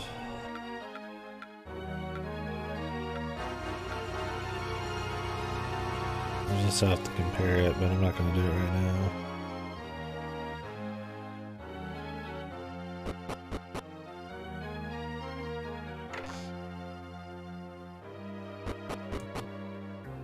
Okay, there's the ship done. So now we need to go to Gerzim.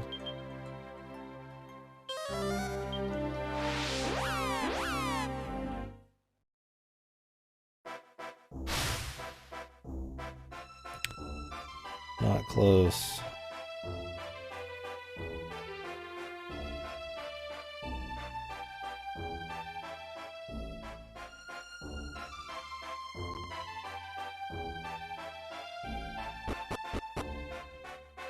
Are you enjoying the best game of all time? It's comfy.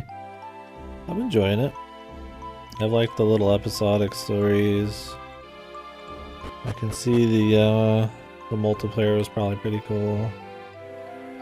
And bringing back the hire your own help as an alternative, like with Dragon Quest III, is neat. I think it's been well paced. Doesn't take too long to explore the overworld, like an 8. Kind of move on to the next story and get a lot of upgrades. Often enough. Not much for most of the side quests in it. I don't think I'm gonna go for any kind of crazy 100% or anything, but the balance hasn't really necessitated me doing everything, so.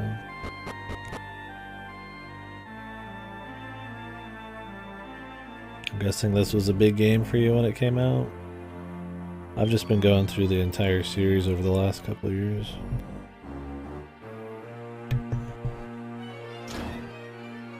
Or the entire main line. Played some spin-offs and I'll play more, but... Loves Mug.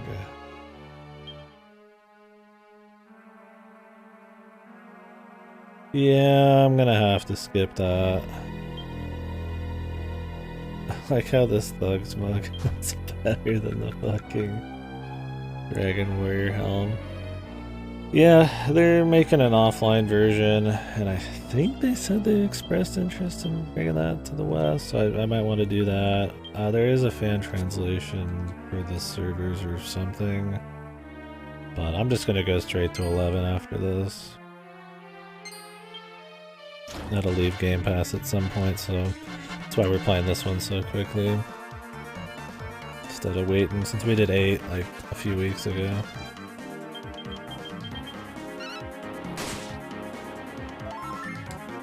But we'll probably do 11 after Xenoblade Chronicles 3. Depending on when I finish that, maybe after Soul Hackers 2.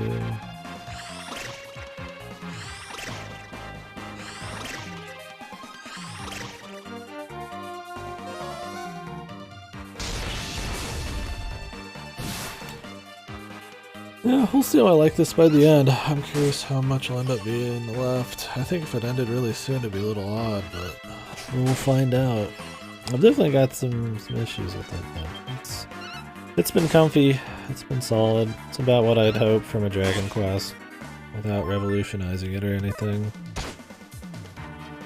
Obviously I don't get to enjoy the multiplayer, so... Yep, I do, Bruce.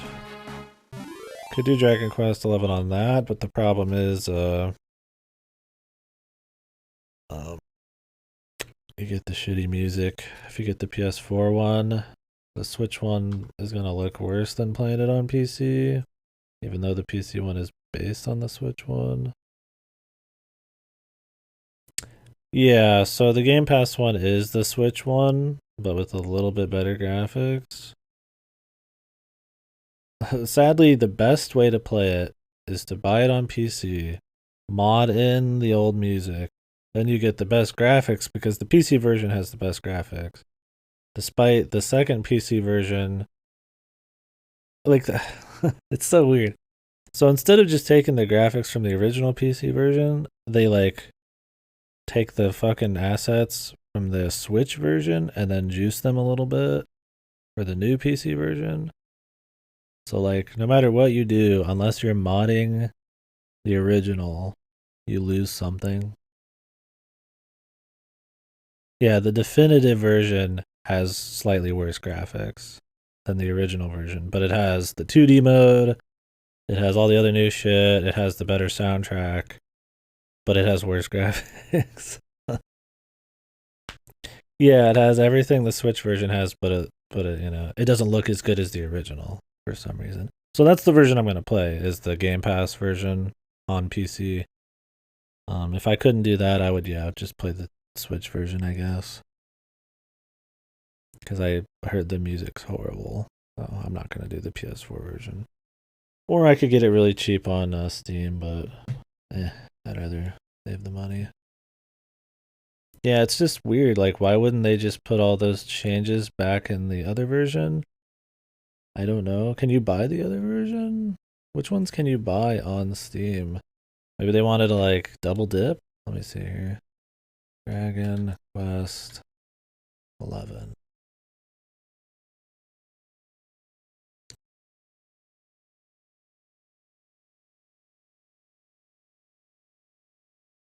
Okay, so the Steam version here says Dragon Quest 11 Echoes of an Elusive Age Definitive Edition. Can you not buy the original anymore?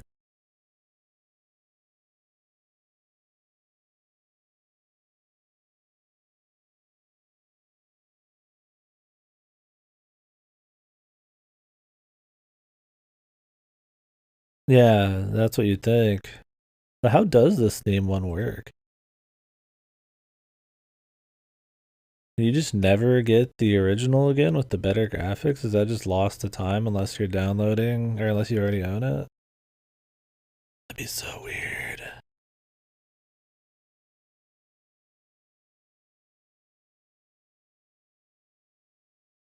Yeah, I only see the definitive one. Yeah, we were comparing some screenshots earlier where the definitive one looks worse.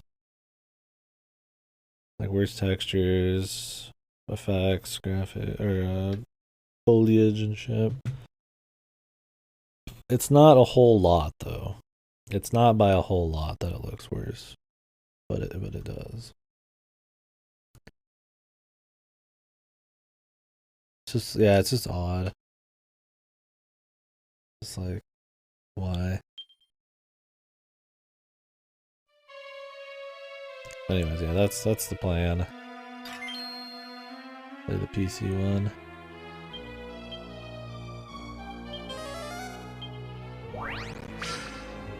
On Game Pass before they take it away.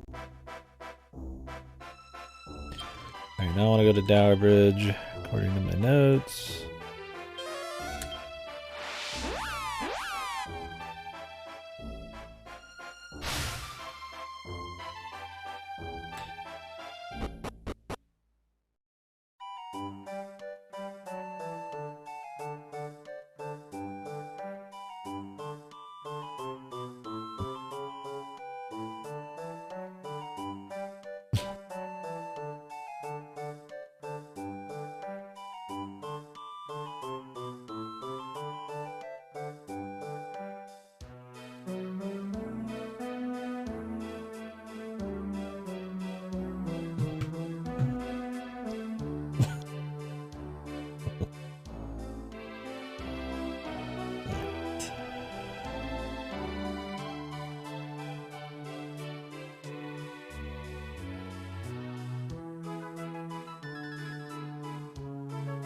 The one was behind the end? Oh, here we go.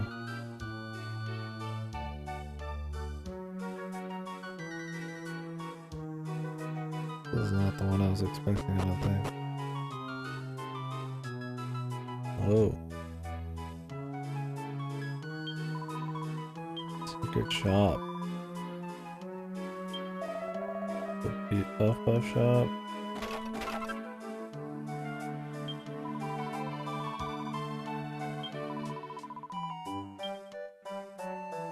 Jesus. These are expensive. Headsman's Axe.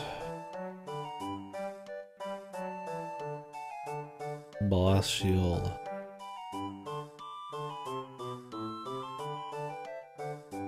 Damn. Rabbit ears, cat ears, maid's mop. Yeah, these are all so pricey. But they're good upgrades, man. Oh, Jaguar mint.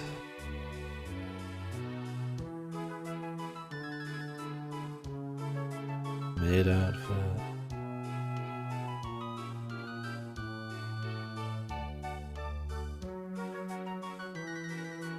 Sturdy slacks.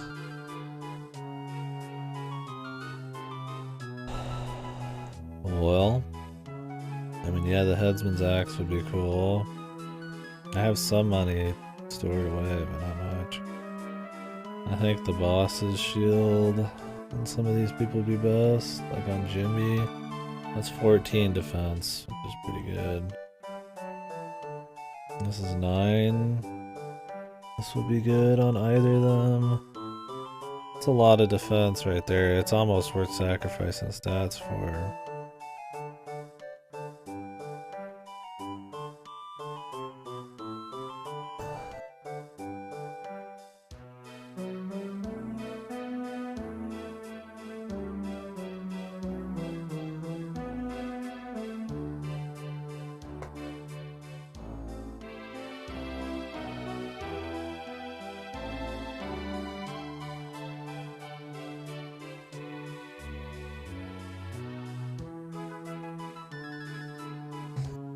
Oh man, this stuff.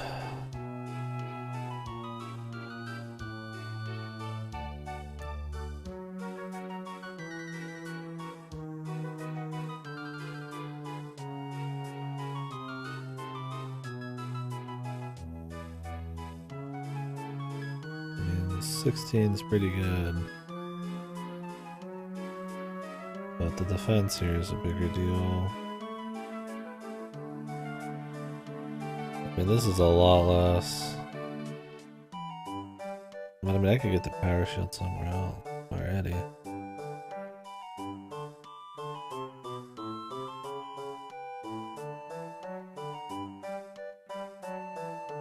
I would definitely want these headpieces, I think, before almost anything.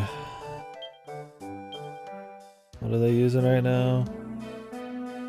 Magic shield. He's using a dragon shield.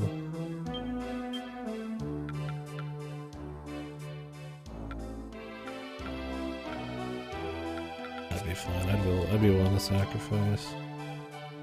I really don't feel like the mites, like they're good. They make a difference, but I don't think a few points here and there worth a huge defense sacrifice at this point.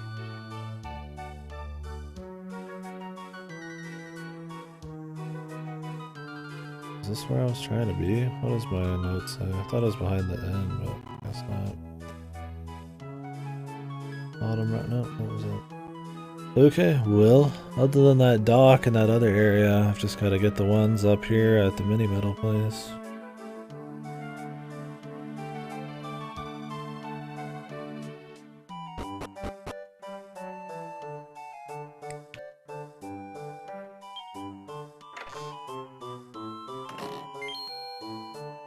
Mini metal in this dude's own fucking chamber.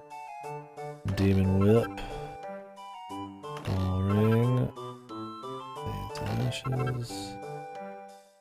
And 3,000.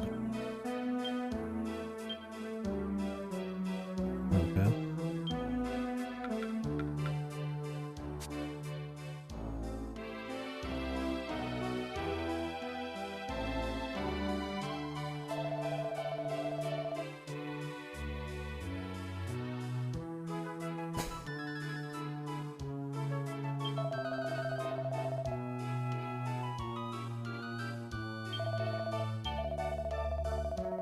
I still need 2 more here.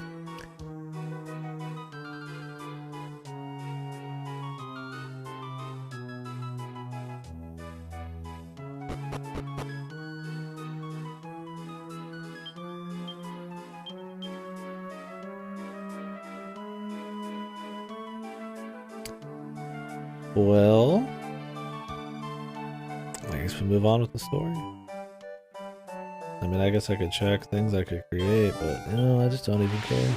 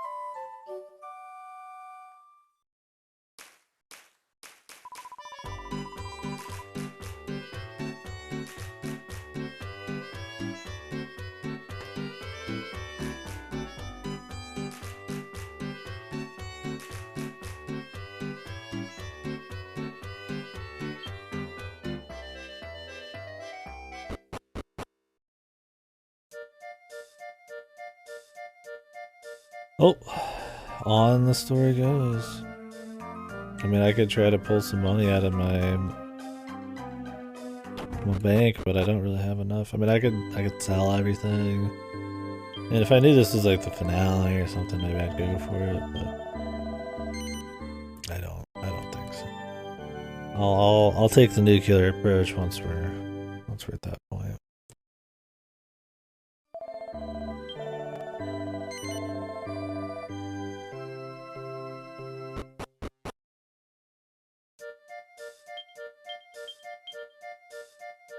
Let's go put some stuff away though.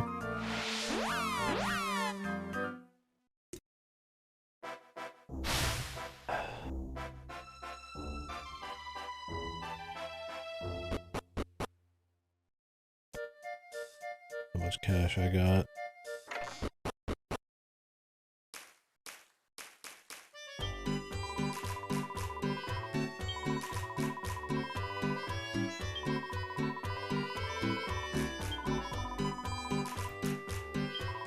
$14K, that's pretty good. I could sell some shit too. I mean, I could go buy something if I want, but I just don't care. We're just gonna keep moving. We'll see what happens.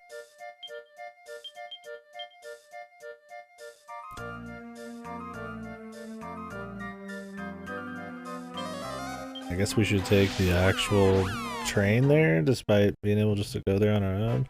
Maybe that unlocks the place.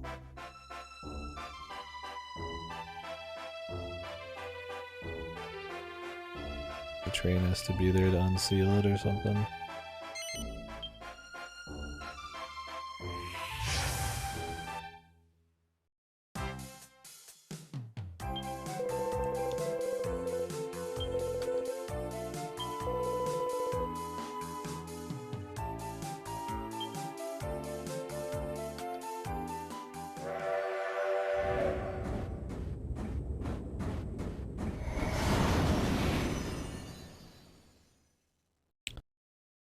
I want to look up the mini metal situation, but I don't want to get like hard spoiled on everything.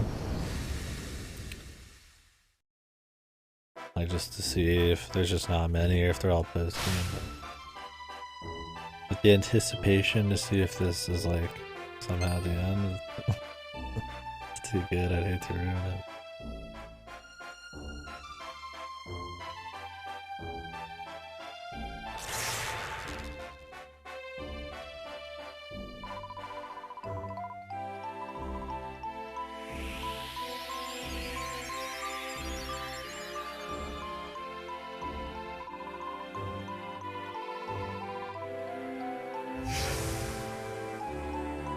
This looks like a final place, man. I don't know. That would be very fucking funny, man.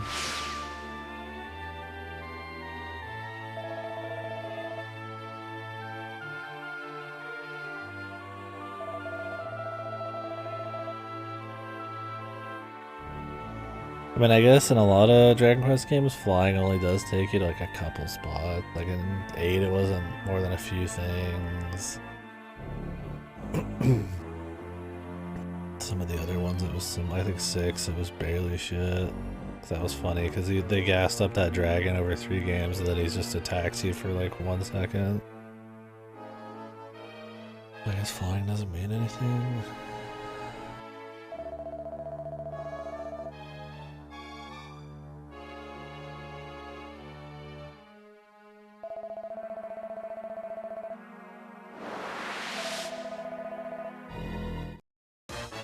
Oh, I guess we're fighting then. Oh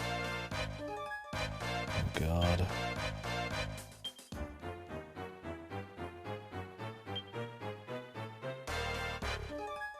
Question is, does he summon more?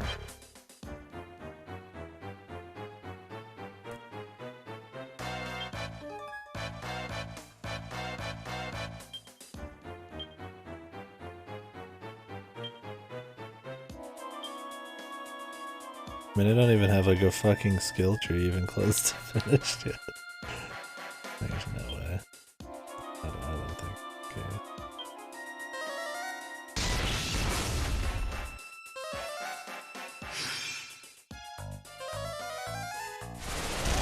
Nice swoosh crit.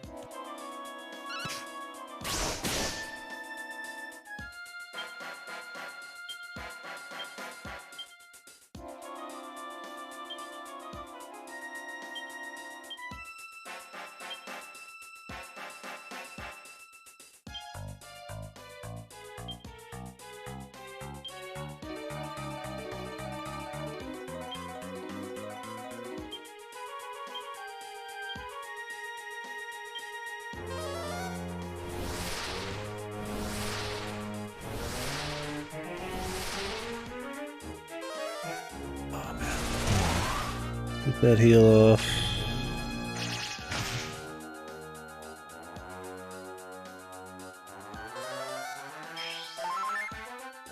Oh God.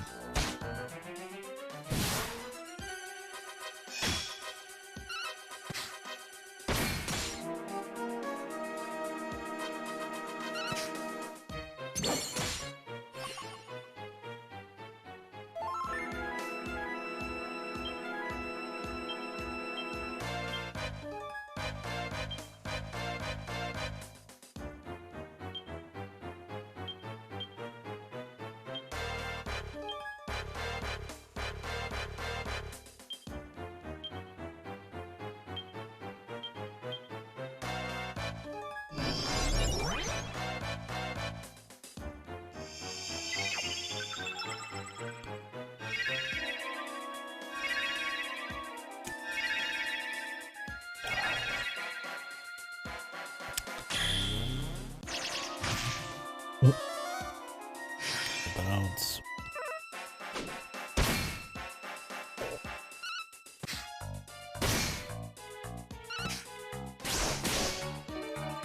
Oh, Cactus. Cactus doesn't agree.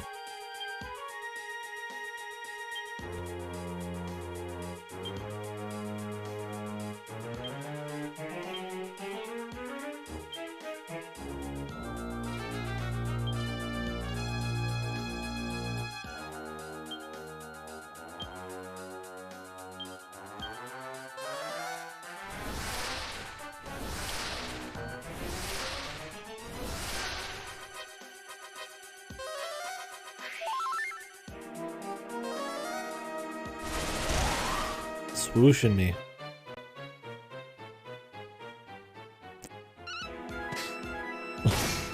Yeah, no, I know. He left instantaneously. I didn't disagree. I mean, of course I don't agree, but kind of talked about the things I liked. That was pretty much, that was the response.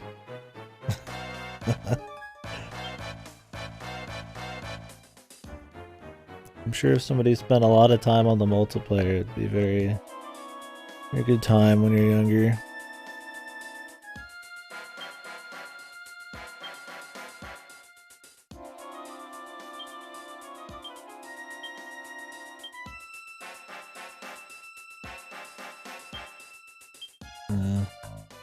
Come in, say it's the best game ever. Leave, no explanation. don't wait, is it? Come in, best game ever, don't elaborate. Leave. Based, I say. Anything about this one stand out? The only thing would be the multiplayer, really. How you could do the whole campaign co-op. I think there's supposed to be like a very extensive post-game. It takes a very long time to be completionist about it. But I mean, there's nothing in particular. I mean, it pulls from a lot of different systems. It's got the job system, kind of 6. 3 or 6, sort of. It's a little bit of both. It's not as complicated as 6, but it's not as simple as 3. It has a little bit of like some of 8's talent trees and crafting, but none of those things were like really revolutionized Dragon Quest. They were just like good things to like kind of add on.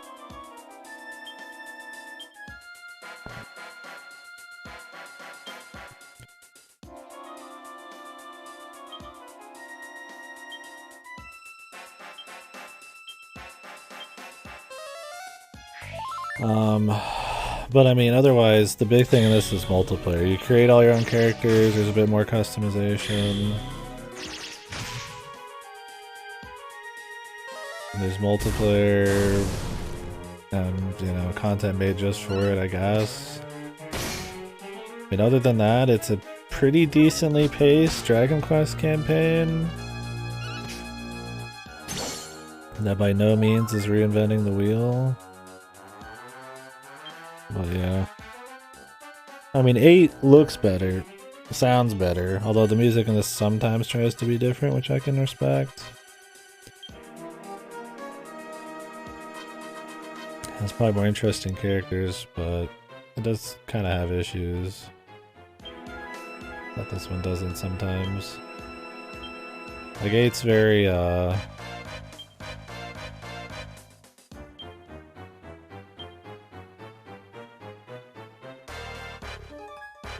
second.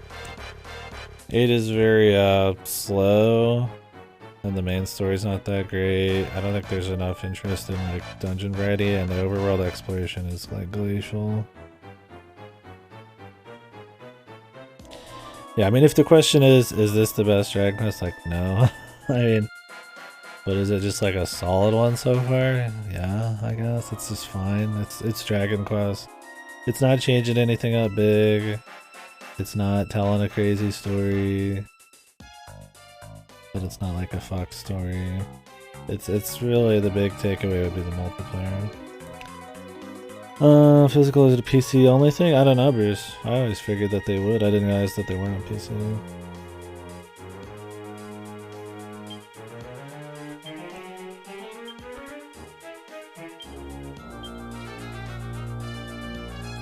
Yeah, I mean, overall, it's just same old, really. It's the same combat we've been having since, you know, pretty much the first game. I mean, obviously with the jobs and stuff, there's a few more abilities, but... Yeah, I mean, it's definitely not a take I can agree on. Yeah, and I wouldn't call it even the best Dragon Quest, but... I would imagine it's somebody, you know, who probably really is big into the multiplayer when they were... Maybe when it was in its prime. Otherwise, yeah, I couldn't... I couldn't, it'd be hard to agree. I mean, if that's your opinion, by all means, but yeah. At this point in time, yeah, when I've played them all in like 2 years, like, yeah, no way. Just don't even.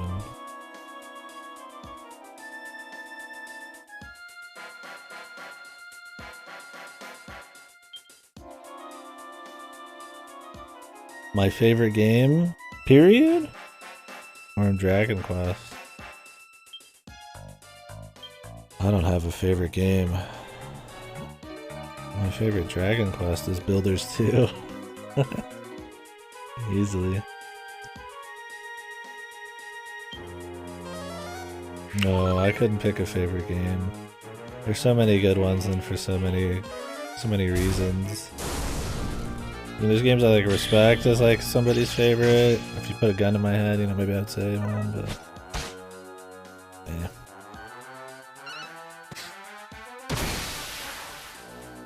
Like, how do I compare like a 1,000-Year Door versus like Metroid Prime versus like RE4 or something like? I don't know. I guess I just talk too much about trying to break these down too much for me to be able to just put out like a super, like, this is the best one. It would have to be just some gut pick by like some crazy level. Yeah. It'd be one of those things I could probably create like a list of my favorite games, but yeah, hard to pick my favorite period.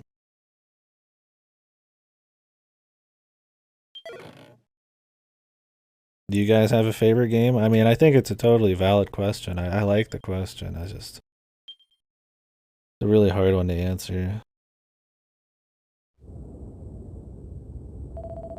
Just too many games that are hard to compare that are amazing in their own ways. Like sometimes you can be more objective about it. Some are just like, you know, I just love the feel here and there. Option based? What is option based?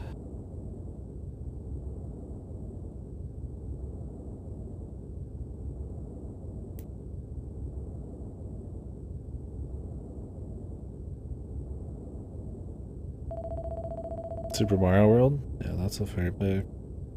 Yeah, see, I would put like DKC2 or like Tropical Freeze in like the top easily.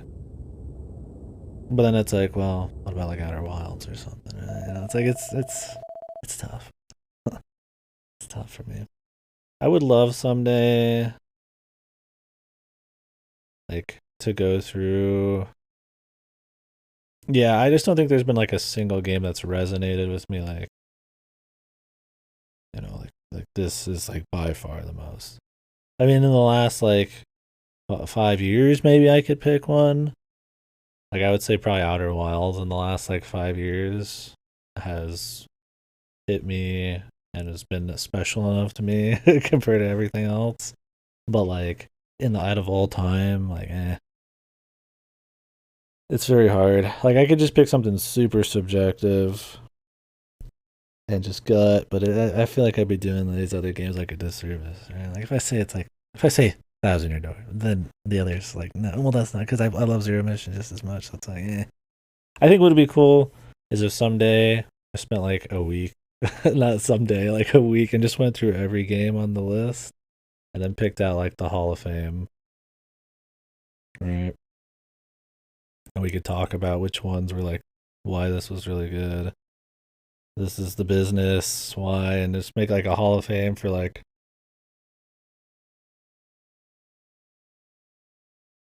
my my favorite stuff ever. Yeah, it's much easier for genres. People who will come in here and ask me that question, I usually am like, well, can you narrow it down a bit? Maybe I could try. Yeah, Hall of Fame, or make it like categories, and we just talk about all the games. I mean, it's like a lot of games, but it could be a fun project someday for shit. I need the expert's opinion. Most hated game / worst game. I don't know. Yeah, hate versus worst is pretty different. I mean, the worst game I've played is probably like like Big Rigs or something, right?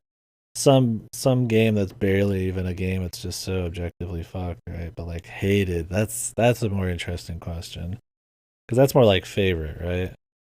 Where you don't maybe even think it's the best game out there, but it's your favorite. Hated is like, yeah, what do you hate? I don't know.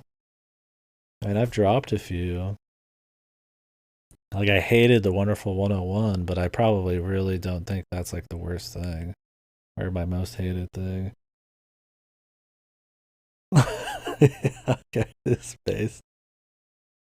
Yeah, what about you guys, man? What are your most hated games? I like that one too. I would like to have like a Hall of Fame and a Hall of The worst. I'd have to look through the list on most hated. I mean, in recent memory, it's like AI too, or World's End Club or something. Like AI 2 was like annoyingly fucking bad, man. But that's not my most hated game, man. That's a recency bias.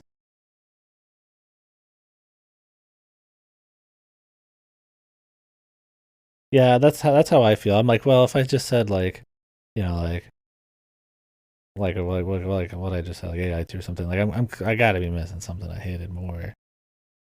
There's some games that were just like fucking Clock Tower 2, the struggle with the night. I remember absolutely despising that when we were playing it, but is it the worst? I don't know.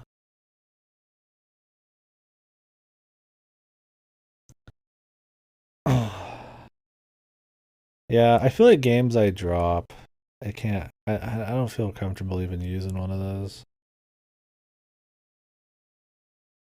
because I didn't even finish it. I mean, I definitely was not in the mood for Sweet Home at the time. I don't know. I think it's a great question. It's just hard to pick out singular ones. I bounce between too many games and we talk too much about each of them. To just have like a single one. I've played how many now, dude? Like 1,500 games. Tough, tough.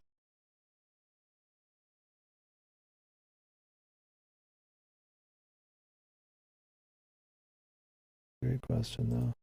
It's something I would want to spend like a week going through all the games, crafting like a list for. I hate a bunch of games I've never played. Yeah.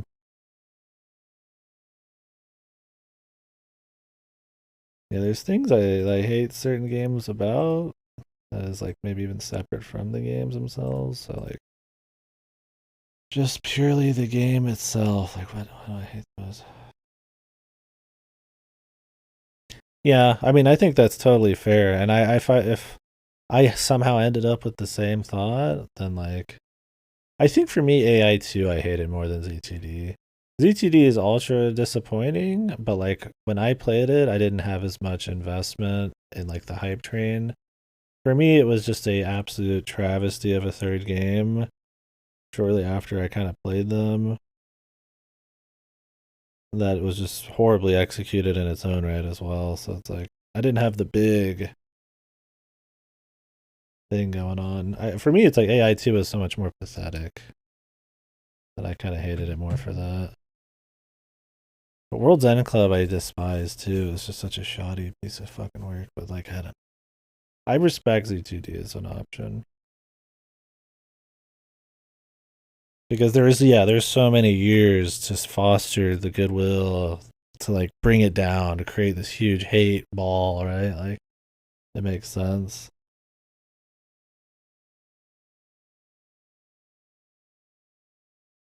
You haven't played Grand Theft Auto 5? Grand Theft Auto 5 is pretty decent. Secretly a sellout game, yeah. Yep. I don't know. I'm looking through the list right now, but it's probably something I'll just be like, oh shit, yeah, this one I hated a lot when I think of it later. Yeah, I really should make a Hall of Fame. That way, when people ask me that question, I could be like, here's my favorite games or something, right? For very just totally personal. Like, if it's like, maybe it's objective, but it's also like, I just got personal picks in there. Like, I would say Dragon Guard's one of my favorites, but like, that game has so many problems, right? Like, it's like, I can't pick that. Like, I don't know. See, then it's like, I say all these games, I'm like, well, what about Silent Hill 3? I love Silent Hill. It's impossible for me. What about Banjo? I forgot about Banjo.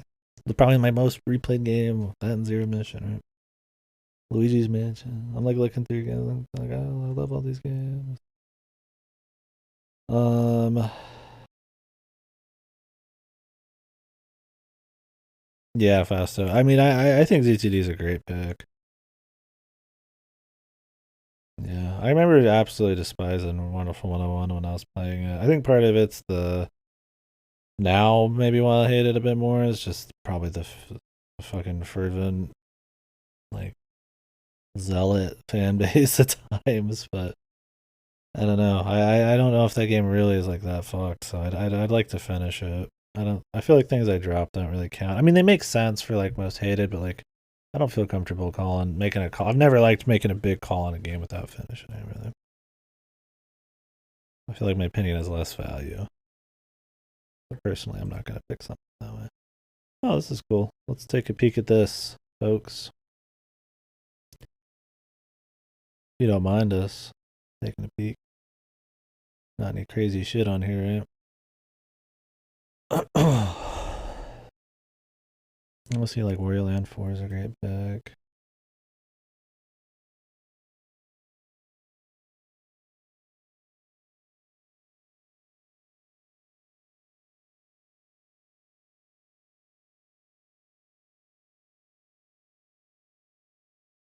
I'm gonna turn on some music for a sec. See, oh yeah, Chrono Trigger. They're like, see, I saw it. I'm just bad at it. I would like to. This is a good idea. Like maybe people wouldn't want to sit here and listen to me talk about every game I've played and create like a Hall of Fame list and like a Hall of Shitty list, like Hall of Hate. Probably I guess it'd be the Hall of Hate and the Hall of Fame, but I think it would be fun for me. I would just want to do it at some point here. Good idea.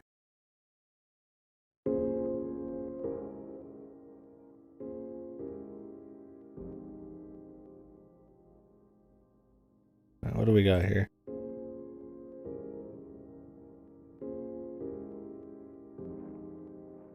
Mario World. You can't go wrong with Mario World. It's been so long since I played Golden Sun, but it was one of my first JRPGs. I always loved the exploration. That's where I first started, clicking every object, and that was always rewarding. Can't disagree on that. DKC2s. I played these so far after their prime. I played them within the last 8 years, and DKC is easily one of my favorite platformer series, if not favorite. Super Mario. I would pick Thousand Year Door before the original, but I respect the original as a pick. I haven't played any Fire Emblems. This Aria? Okay, I was like, better be Aria, not Dawn. What's your favorite Castlevania? I think I can respect Aria as the best of them. I think personally, I go with Order of Ecclesia because I really like the art and it's got really crispy gameplay. But Aria definitely has like an awesome castle to explore. Dawn gets too caught up in some of the side quests and the gimmick with the touch thing, but and so is godly. But I respect that. I haven't played Tomba. Yo, Zero Mission as your best. That's not really a popular opinion. Zero Mission tends to be like lower on people's list. But for me, like the gameplay on Zero Mission is really crisp. The music is probably the best in the series. It's got a very clean pace. Like you're just going boss to boss. It's all really fast to get around. There's not really many annoying ass rooms or anything. But yeah, I respect that. It's my most replayed.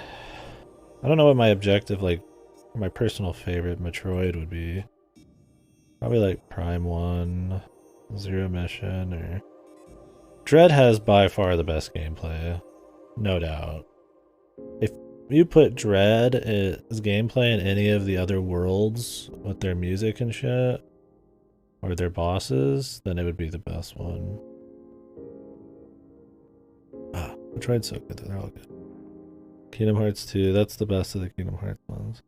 Yeah, it's awesome. Look forward to it. OT, I could say OT is one of my favorites. Yeah, right. But I would agree with almost all of these being in my top list. Pokemon. I wouldn't put a Pokemon game personally in mine. I think I'm too jaded. Even though I grew up with Pokemon, I loved playing them with my friends when I was younger. I've grown too jaded with Pokemon. See, that'd be the interesting thing. Is like maybe objectively the old Pokemons should be in a Hall of Fame, right? But I wouldn't in like a personal Hall of Fame list, just purely just for any reason I want. Just absolutely just whatever nasty reason I wouldn't put a Pokemon in there. I think most people would put a Pokemon one in there, but I wouldn't. Yeah. Chrono Trigger is a great pick. I think that's still one of the best JRPGs, and I played it way past its prime. Yeah, I haven't played Super Ghouls and Ghosts or Demon's Crest. Tui over Kazooie, man. Respect. The base pick. I think I like Kazooie more. I at least like to replay it more because the pace is better. You go through the levels in a nice steady like hour or less. Collectibles are fast. The locations change up often enough too. Sometimes can get slow, but it's awesome still. Like Tui has such great worlds. It has some shit ones like Running Industries that I think hurt the whole thing.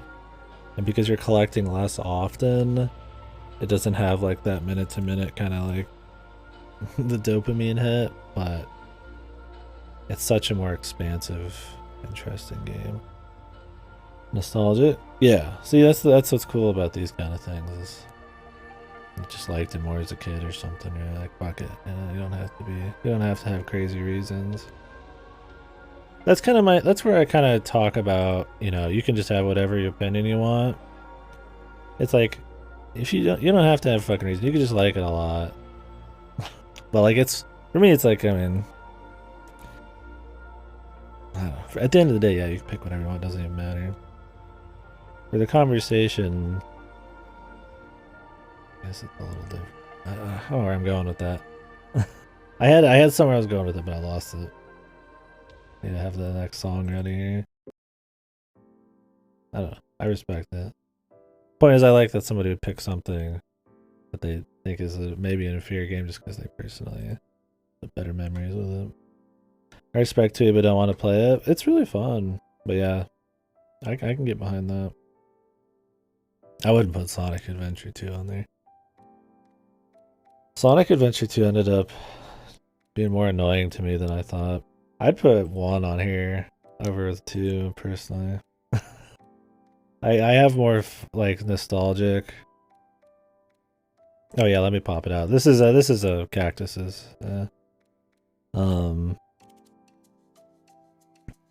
Yeah, we're just looking through it. Oh, play it again. Yeah, I'm Adventure 1, man. I don't know. I don't think big and shit like bring it down that hard. I liked the music a lot. I think 2 has too many annoying levels by the end of it. I don't know. I like the hub. It was comfy. I don't know. I don't know what it is, man. It might be even nostalgia part of it. Like, I did grow up on Sonic Adventure 1. I like replaying it a lot. Yeah, I mean, see, like, 2 has, like, it has better Knuckles levels. It's got Pumpkin Hill. And yeah, 2E, I don't like replaying it as much. I do replay it often enough, but I replay Kazooie like 5 times as often.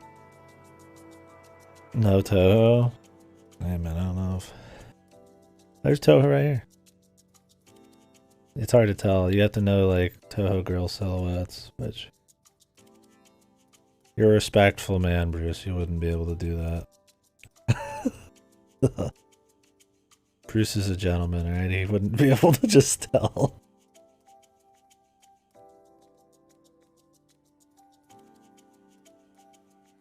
Yeah. For me, Sonic Adventure 1. I would put even Generations over Sonic Adventure 2. And yeah, I'll play Rush and shit at some point. I need to... There's a lot of Sonic games I need to play. Which Spyro is this? The first one? I respect that. Yeah, the degeneracy test. Can you pick out a Toho silhouette? I haven't even played a Toho, and I could just tell. I think it's the wings. I don't know who this is. Not like Flandre or whatever, right? It's like the wing things with like the chick.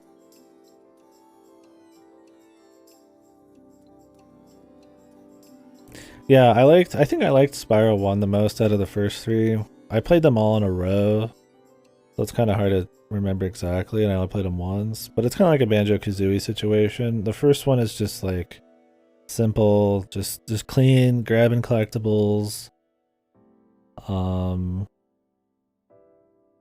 There's no extra bullshit, no weird new gimmicks. It's just solid level design, cool dreamscapes, the cool skyboxes and stuff.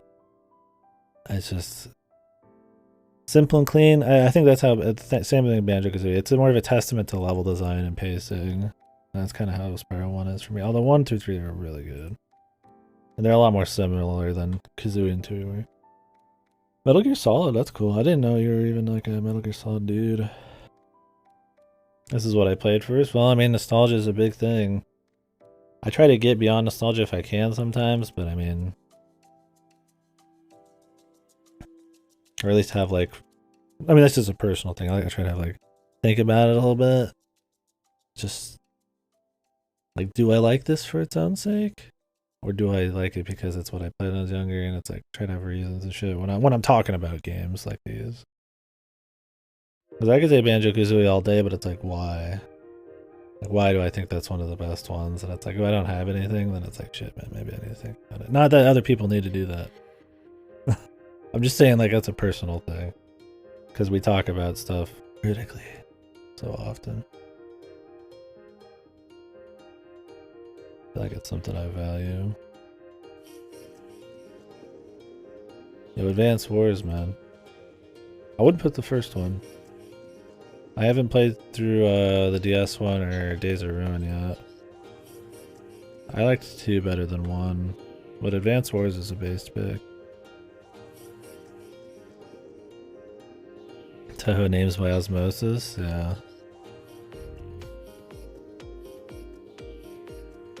Yeah, there's nothing wrong with nostalgia. Everybody has it. If you don't have nostalgia and you think it doesn't influence your opinions, you're fucking not a human, you're fake. You're bullshitting. If you think you're above nostalgia, you're fucking pretentious and stupid. You can try to, yeah, recognize it. I think that's the best way to do it. Recognize it. Try to separate that from more like objective takes on stuff. But there's nothing wrong with it. And it can coincide with like a more of an objective take on something. Like I have a lot of nostalgia for Ocarina of Time, but I legitimately think it's really good for real reasons too. And some people don't care about reasons, and I don't think you have to. You don't have to even care about it.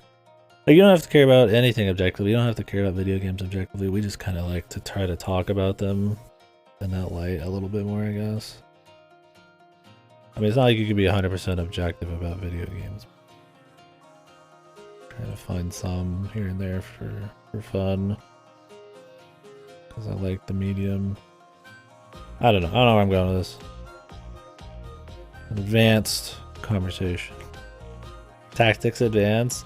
Yeah, I need to go through Tactics Advance in A2. I would be surprised if I liked Advance more than the original.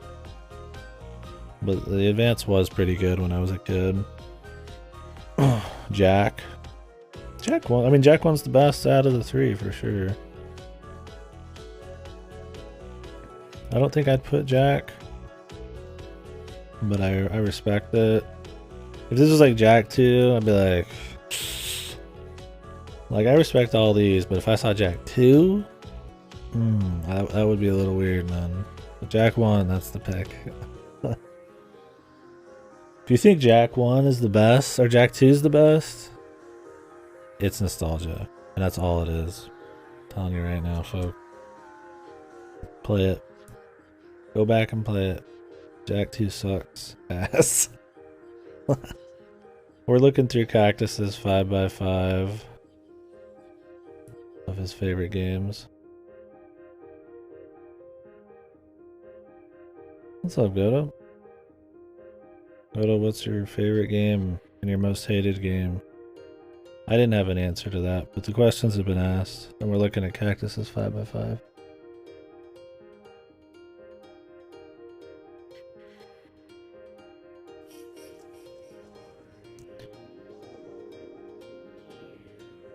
Been talking about at some point I would like to do a Hall of Fame and a Hall of Hate.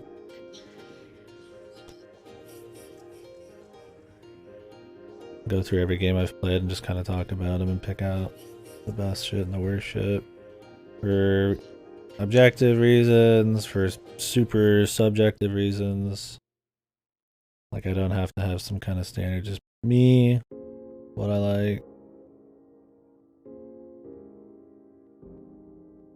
Most hated games, Majora's Mask. Damn.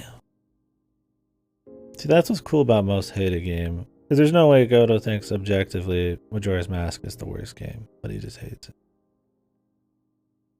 Because of the community and shit. That's what's cool about that question.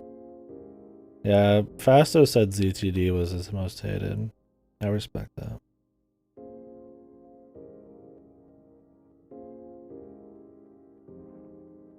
Yeah, there's somebody who came in earlier said Dragon Quest IX was his favorite game ever. Refused to elaborate and left. so Cactus laughed. And then we got into this. I don't think Majora's is like as like I think the thing with Majora's is maybe it's dick sucked by like more hipster type of people whose dick suck it because it's different. It's the contrarian pick, and that can be annoying, that kind of community. I think Ocarina of Time is the more just like common dick suck. It's the more, you know, bandwagon pick. You don't hate it as much because it's not the kind of person you'd like want to shit on.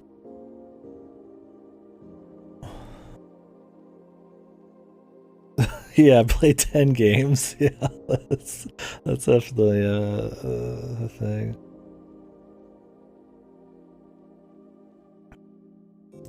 Do it, Ripper. Good God, imagine Ripper playing like Ocarina of Time for the first time. You would get some people in there. For sure. That rarely happens. Yeah, see, that was my thing, Godos. I'm always like kind of frozen on these kinds of questions because I would like to like look through everything and think about it. I'm that kind of person, you know, I like to fucking sit here and talk and hear myself talk. So I'm not good at picking like a single thing out of every game I've played on the fly. It would be doing a disservice to everything else I've played. There's definitely things I could just say, hey, I like this one a lot, it's one of my favorites, or hey, I think this game's horrible, but the ultimate, that's very hard. That's why I'd want to do like a Hall of Fame and a Hall of Hate.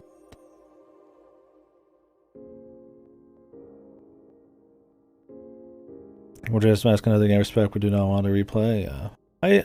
For Zelda, for me, it's Wind Waker, Ocarina of Time, and Majora's Mask. They're kind of this holy trinity of the Zeldas for me. I used to be like, you put a gun to my head, it's Wind Waker. But I don't know. They're hard. They're all really close to each other for all different reasons. Me saying Super Mario Kart is the worst game ever made. Holy based.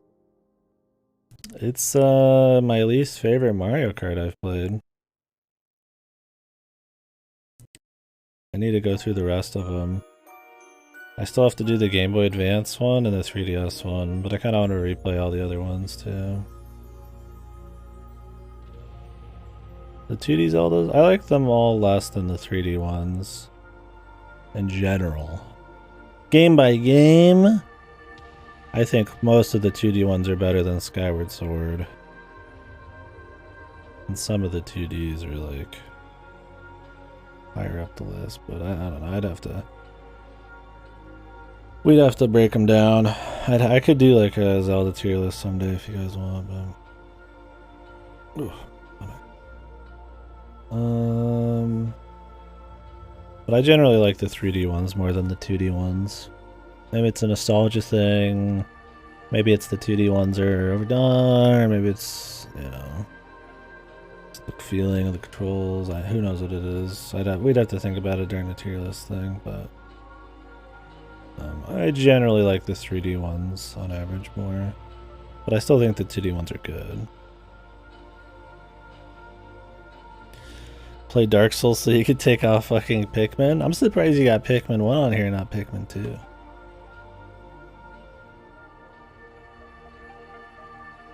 Do you not like the caverns? Or have you not played Pikmin 2?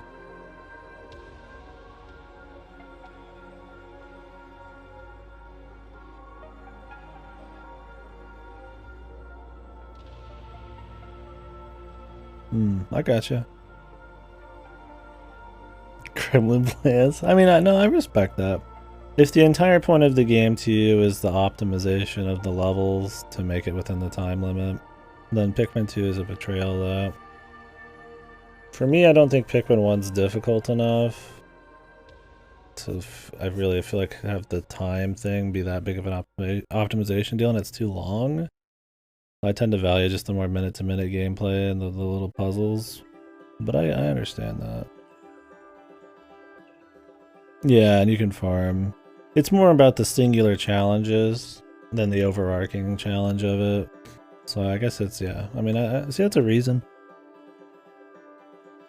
It's a reason. I think, you know, I don't agree, but it's, I respect it. It's a call. And it depends on what you value.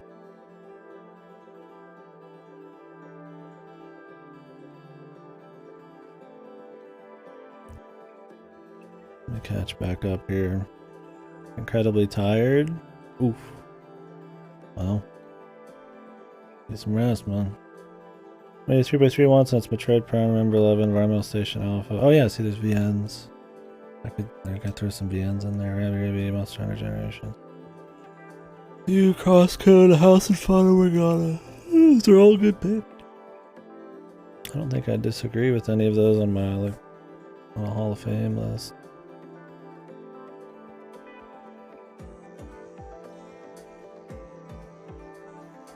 Do VNs not count?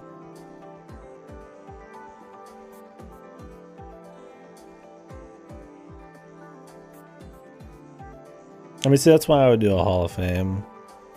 I would just pick my favorite shit, and then if I could, go even further and pick my favorite amongst the favorites, but...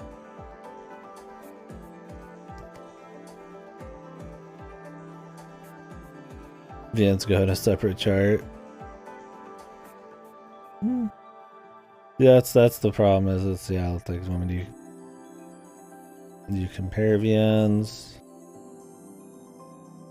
See, that's my thing, is like I don't even really care about whether they're considered games or not.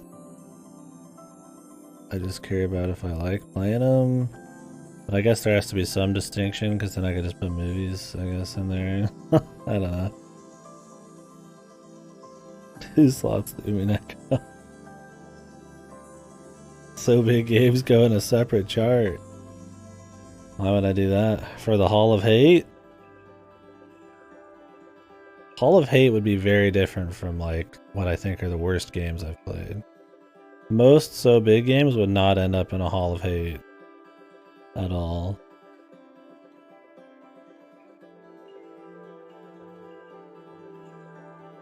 There's a very big distinction between games I think are the worst and games I hate. Because communities, hype, stuff like that twists it. Personal just stuff going on. Is Ripper? Yeah, Ripper would go in the Hall of Hate. Yeah, it's for like World End. It's like for atrociously games that have no redeeming qualities.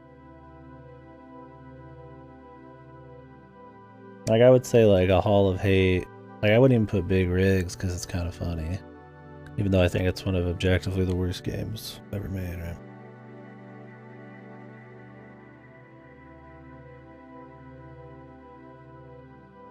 No. But I see, that's the thing, is I still valued the experience.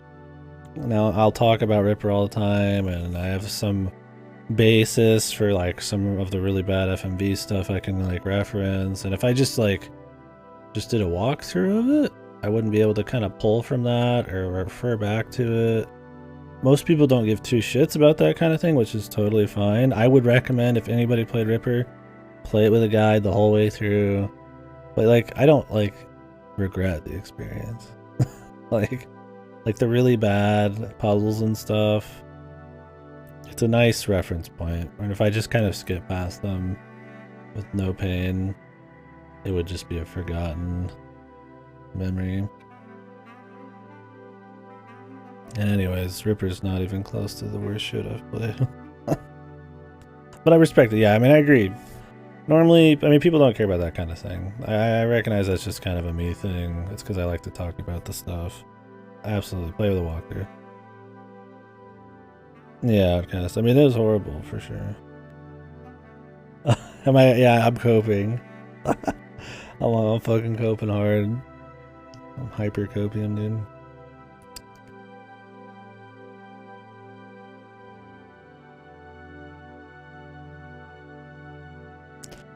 Now, if I did a Hall of Fame or a chart, it would be the Hall of Fame, which is just a list of every game I think is awesome. I think it's like my music list. I have the God tier music list. It's just, I don't have to have a crazy reason. It's just, that goes there because I'd want to hear it again. I just put some stuff in there. Maybe I'd try to back it up, but it would be a lot more subjective, which I think would be interesting. Because, I mean, I try to be super subjective still, but we also try to talk more nitty gritty. A Hall of Fame where I have like I could have really stupid reasons. I think that'd be fun. I don't think I'd make a bunch of separate lists. I already have a VN chart. We already have a So Big thing, but that's its own thing. I wouldn't separate arcade from normal stuff. I mean, if you want to make a list for like certain genres, sure. But I don't think there needs to be a chart. I don't think you can't have like a general list of your favorite games that include arcade games. It's a very subjective thing. Like, who cares? You just, oh, I like Pac-Man a lot. I also like The Witcher a lot. For reasons. This is the difference. Is it your objective? Like, I think this is the best, and there's a real reason, and most people should be able to agree on like there's a certain baseline of like people who would agree, right? Like, it has an objective quality of goodness to it, right? Like Outer Wilds is just like better than like Yick. It just has a base that is just better, period. Just the way that we as humans enjoy fun and certain ways we get to certain feelings, it's just better. But like, you can still like something horrible that doesn't have that baseline. So there's a difference between like the best game and your favorite game. Hall of Fame would be my favorite games. Hall of Hate would be just games I hate, not the best and the worst. I think those are totally different. And that the best game would require so much more thought. Outer Wilds and Yick in the same sense. I was just like, what's a game that's just like worse than Outer Wilds for sure? And I was like, I guess Yick. I mean, plumbers don't wear ties versus Outer Wilds, right? Just based on the amount of effort, time, the amount of, you know, interaction and the feelings you can get from it. It's just like a better experience. There's not almost any arguing it. That is objective, right? And the objectivity in games is not something that I feel like you could just measure. So much of everything, like any other art medium, is subjective as fuck. But like, there is something there, so that's what we talk about a lot. But like with the Hall of Fame, it'd be pure, almost purely subjective for me. I mean, I'm never just purely subjective because of the stream, but I would definitely be more wacky than you'd expect.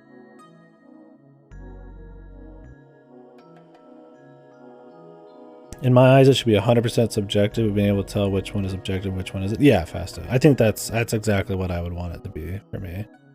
And I think it would be a cool thing, because if I was just like, okay, fuck all the critique and stuff, I'm just going to pick something, and I'm going to allow myself to pick something for stupid reasons. Which I would do anyways, I guess, but like, maybe there's just something really silly. Like, maybe I'd pick something myself. So that's why it'd be fun to do, right? Yeah, fuck the critics. Ripper in first place. Let's go! I don't know. I feel like when I talk about this kind of thing, it makes it seem like I only care about objectivity in games. I don't think that's it at all. Trying to figure out why something is fun and being able to see the difference between why it's just kind of like a personal guilty pleasure or something, and like why it's not is kind of the goal maybe, but letting things I would think would be like funny, stupid reasons to like something just fly because of like the kind of list I would make, I think is funny. I think that'd be interesting. Oh, one sec, Outcast. Let me finish this one up so I can take it off the screen. Undertale, I respect that. Wayland 4, yeah, you can't go. I think this is a good list. I mean, I can't really disagree with any of them. There's a few maybe I wouldn't pick out of the individual series, but as a whole, I don't think any of those are like bad calls. I mean, technically none of them are bad calls. It's your list, right? But yeah. Even just like, I'm in agreement.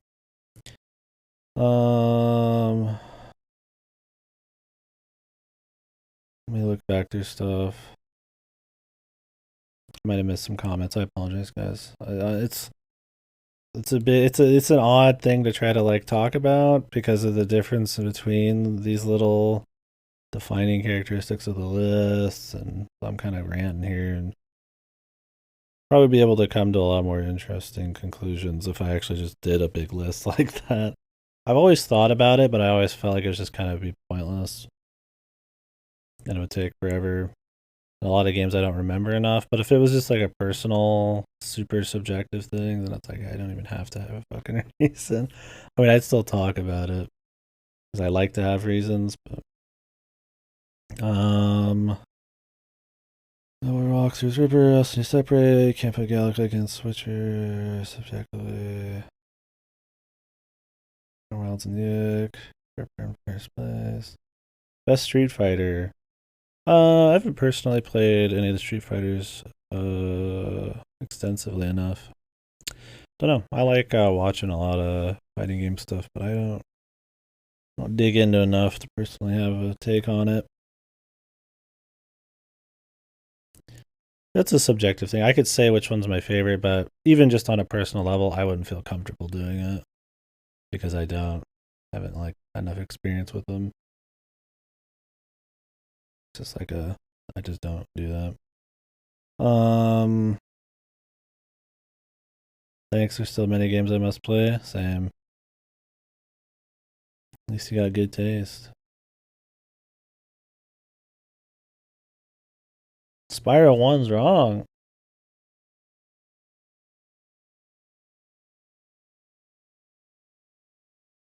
I thought Spyro 1 was the right pick, but 1, 2, and 3 are not that far apart in quality.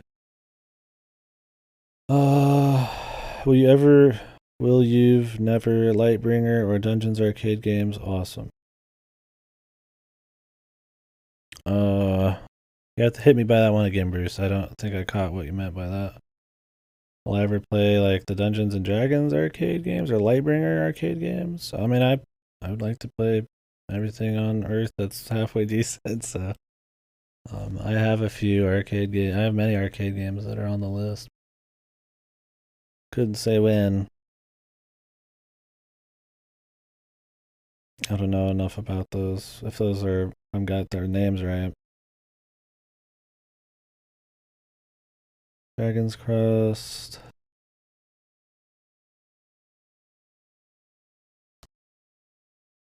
Oh, Demon's Crest too.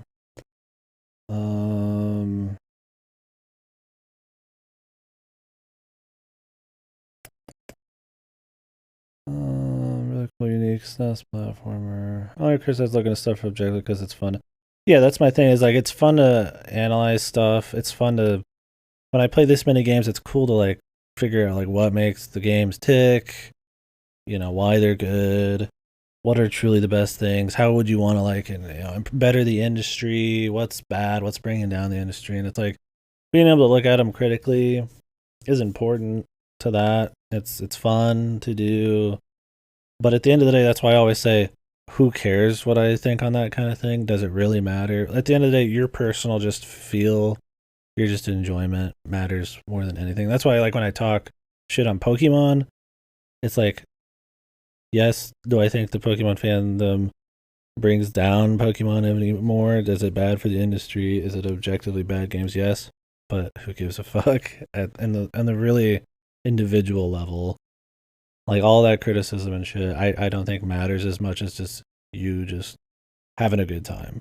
Who am I to say you're not allowed to just have a good time playing Galgun double piece or some shit? Right? Well, I mean, I would say it's probably a fun time. I don't know. I haven't played it. I don't know why I picked that one.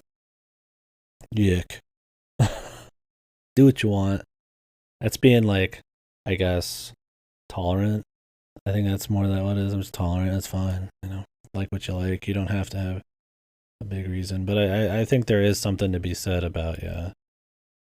I mean, there is good things, there's bad things in all arts. If everything was just, if there was no objectivity, then everything's equally good, and we just all have different tastes, and it'll change, right? Like that is just maybe true to a certain extent, but as there is some kind of objectivity to shit, it's worth talking about.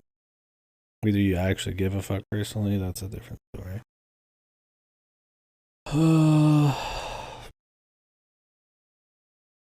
Also, when I say objective, it's sometimes because a meme.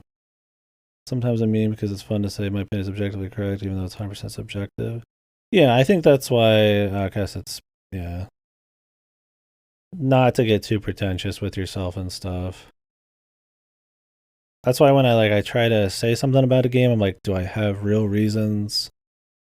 Can I like reference something else? Is there like a real like something there, right? Like, or is it just maybe just not my style, right?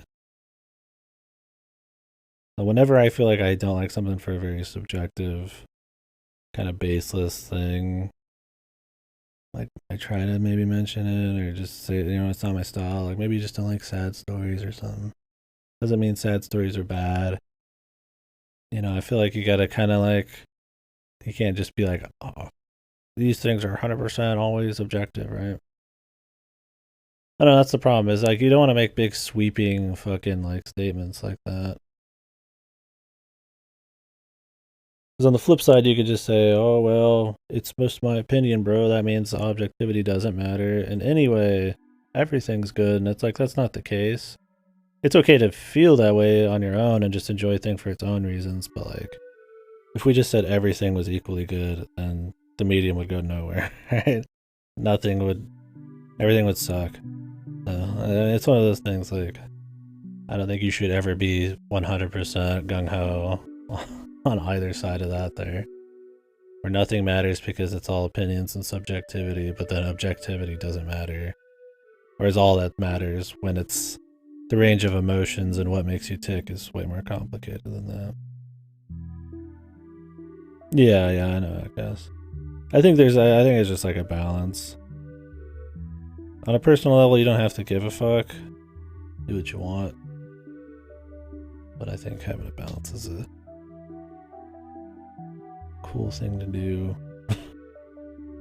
Fun. It's nice for the medium.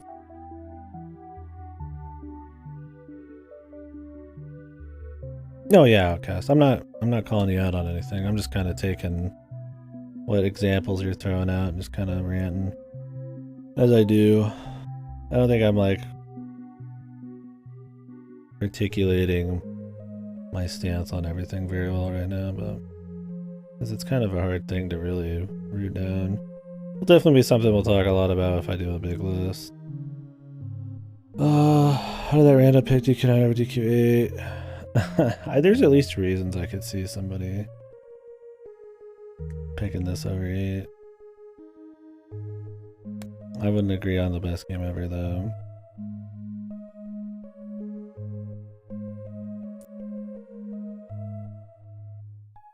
"13 Sentinels not a VN according to VNDB. Can it be on a list?" I would see. That's the thing is like I'd probably end up putting VNs on the Hall of Fame because I wouldn't limit the Hall of Fame. I mean, I would want it to be really strict because a Hall of Fame of like 10,000 games out of 10,001 games on my list would be like stupid, right? It has very little meaning, but it's so subjective. Like, why not just put whatever you want on there? People don't like it, they could just take out the fucking VNs, man. Oh, who gives a shit? It's supposed to be what it means to you. Against a lot of like Spyro 1 more than 2 or 3. What the fuck? Yeah. I think trying to do an objective list would be super hard. Maybe I'd like to try to do it. And obviously it's folly or whatever, right? Can you truly compare objectively all of these games and put them in a... Like, maybe you could put them all on a big list, but could you put them in a tiered list? Then you're really full of yourself. Like, I don't think you can make like a fucking tiered list of like everything you've ever played to a perfect level. Like, you could just have your personal favorite, but like an objective, like this is the best game ever made. Like, you could get some stuff that's like clearly better than other really good stuff, but man, that's such a... There's too much going on.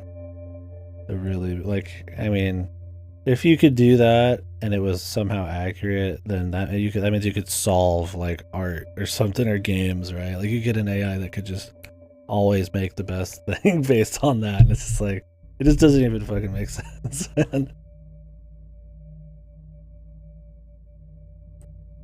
Like, can't be 100% perfectly. Yeah. I don't care about a national dex. I just want a game that tries harder to be good. Yeah, exactly. And I think that's where talking or analyzing games maybe has value. I mean, it's fun just to do in its own right. I just like digging into them because I just like them a lot and really interesting, but personal thing. I'm really far behind. Yeah, I would say that. Yeah, it's an adventure game. That's my thing. Is like, I'd put like Ace Attorney in there. Yeah. I don't know. The distinction between a VN and a game to me is something I've just never really cared about. I guess I care more about just the finished thing than what it's categorized as. I mean, I think genres and stuff are important for conversation and to like recommend things or, you know, stuff like that. But at the end of the day, it shouldn't like have any bearing on stuff past that. It's like who cares if they're video games or not? Like, it doesn't really matter at all. It's just the thing you experience. It's kind of like pointlessly limiting.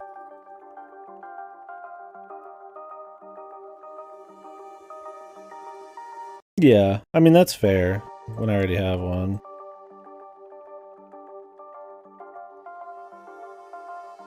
I don't know, it's just hard then. It's like, so it's like Hall of Fame should it just be like arbitrarily games that have very little interactivity? Like, do I put like, can I not put Life is Strange in there or something?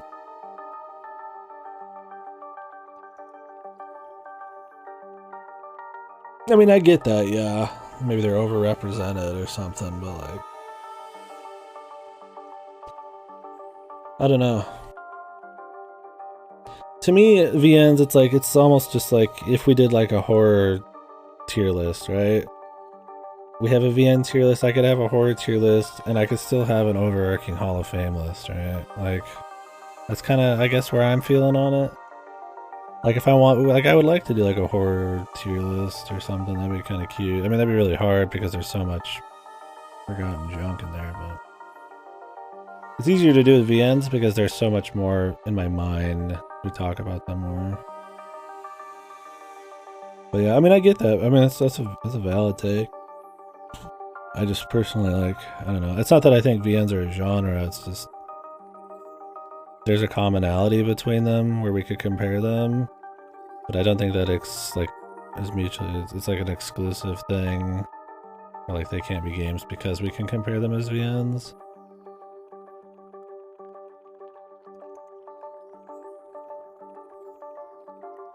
I don't know. Sorry, Outcast. I'm slow to get in your comments. Go to shit talking Pokemon. I'll just let that happen. I'm sure I agree with it. I don't care for sorry, but I respect the pick.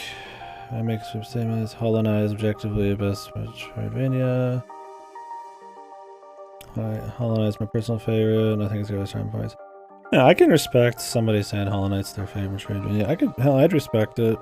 Somebody said it was objectively their favorite, or they believe it's objectively their favorite. I mean, that'd be a big conversation. It's a little bit different of a conversation between somebody saying, I objectively think it's the best, and it's just my favorite. Yeah. We'd have to be digging in, but I get that for sure. I see that, like, I don't think Ghost Trick's a VN. It is extremely narrative focused, but I mean, a lot of it's about the interaction you have. P4G. I don't think P4 is predominantly story, despite it being the part that most people think about.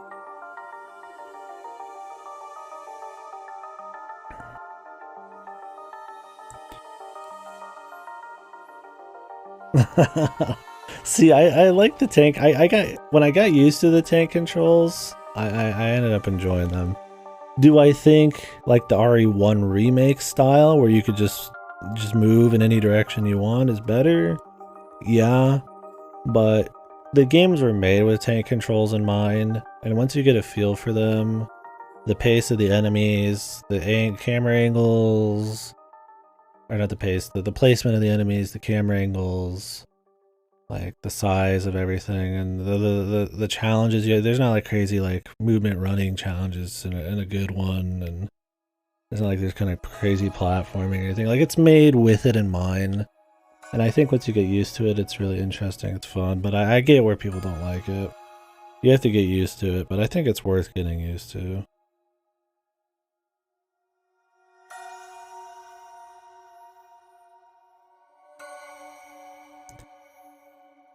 But yeah. Try RE1 Remake. Cactus. It's a nice halfway point. It's still pre-rendered backgrounds and like set camera angles, but without the tank controls. I would say that's one of the best Resident Evil games, period. You could choose to have the tank controls or turn it off. Maybe that would be a nice like segue into the original tank control style for you. Don't know. Also, can make an RPG tier list and put level 11 there.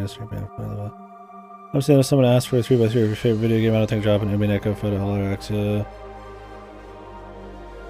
Yeah, see, I can understand that. Like, if you're making like a tight list that you plan on recommending to lots of people, like your average mainstream opinion would be that VNs really aren't games or anything. They're not. It's not what they're looking for when you be like, hey, you know, somebody came in here, what's your favorite video game? And I was like, Hollow Out or Axia. That is not what they're asking, right? That is not what they are truly wanting. They're wanting a traditional video game. The line's blurred there at some point when you go really deep down. But I get that. I don't know, that's just the problem, is like there's such a subset of games that are just pretty much VN.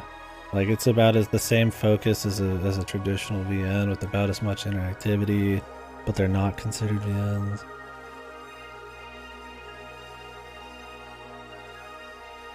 Well, I mean, RE1, you can't go wrong there. I mean, RE4, RE1, I would start with either of those, I guess. RE1's the more traditional style, where RE4 is where they get into action, and you don't have to know anything about the story for either of them.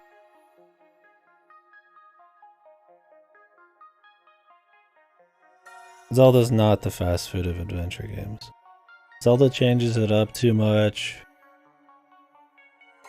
and like actually is just better than most Dragon Quest games on average to be the fast food. Every Dragon Quest is so goddamn similar, where if you compare each Zelda, while they have some of the similar spirit and baseline, they try to mix it up in a big way. Way more than... McDonald's doesn't mix it up. Fast food doesn't mix it up, it's always the same, that's the point. So no, I don't think so.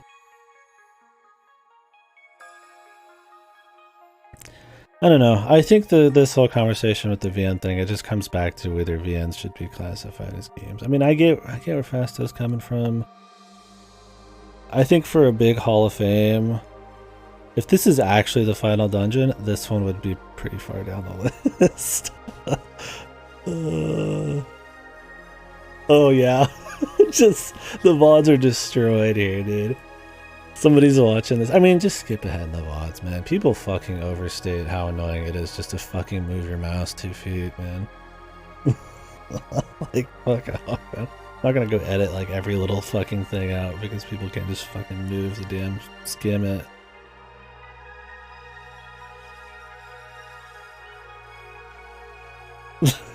Yeah, this is the finale and I'm just sitting here. This is like the second to last boss and we're just sitting here. Stop talk. I mean, that's the thing, is like we're 9 games into this series, man. This has no value right now for me. I mean, it's a good time, it's cool within its own right. But is this such a big moment? If this was the final dungeon that I would stop a good conversation? Like, no. Maybe if this was like, I was playing Live Alive again or something, right? Like something different. I'm like, who gives a shit, right? Like, this could be the last boss and it wouldn't matter.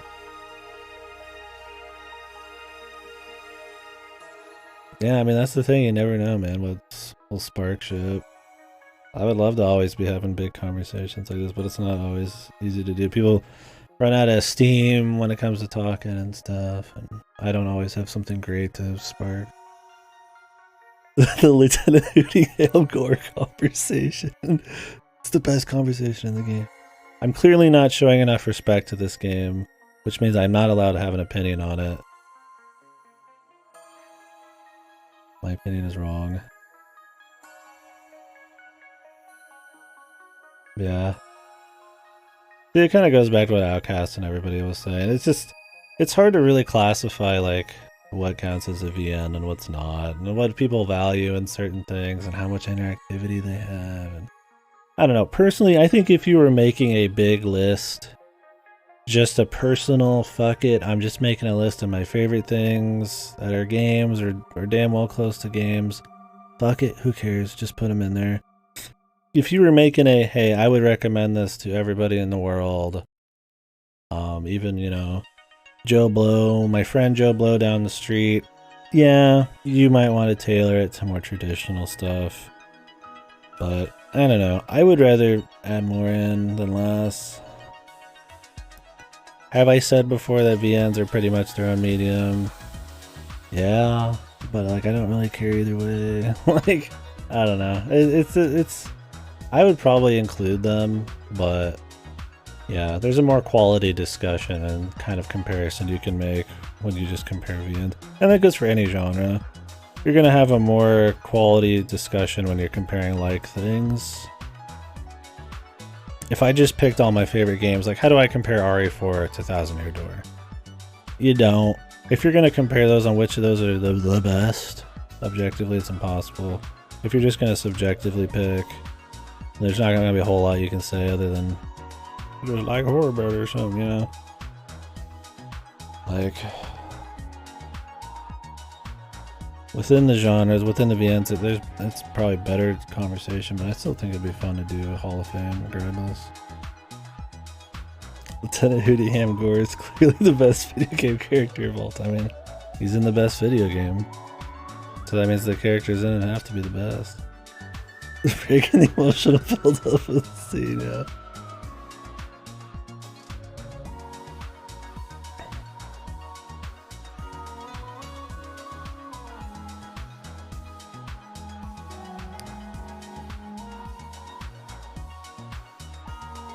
You didn't understand, yeah, you just don't get it. Well, I mean, you just gotta say you're a lesser person. You're of lesser intelligence. You're a lesser being. You missed the point. If you were of a heightened, ascended mind, you would have the same opinion. If you were on the same level of quality of person, you would have the same opinion, right? Of course. You just didn't get it. That's the most shit take. Because it's completely just shutting out any conversation, any real reason somebody might have, just any discourse on the whole thing. It's just saying you're wrong because you're a fucking doo-doo head, pretty much. That's somebody who just doesn't want to, like, engage with people who do not, hold the same opinion with them. See, that's the thing, is it is true sometimes. It is fucking true sometimes. Okay? Like, God, it's such a hard thing, because that's why people use it, is because it is true sometimes. If you fucking used fucking a cheat hack when you played through fucking Dark Souls or something, and never actually played the fucking game in any, even a fucking sliver of what they had intended on, you didn't get it. You didn't play it. You played Outer Wilds and used a guide the whole time. You didn't get it. Like, you didn't get the fuck. It's the people, like, people backseat, like, you don't get it. It's true, but it's like, the people who use it as a shutout against people who have an actual, like, real opinion on something, formed with, like, a good, like, you know, they did play the game, you know, like, a real baseline of, like, knowledge on the experience, like, then it's bullshit. It's just used as a cop-out despite having some validity. It's just fucked, yeah, it's on both sides.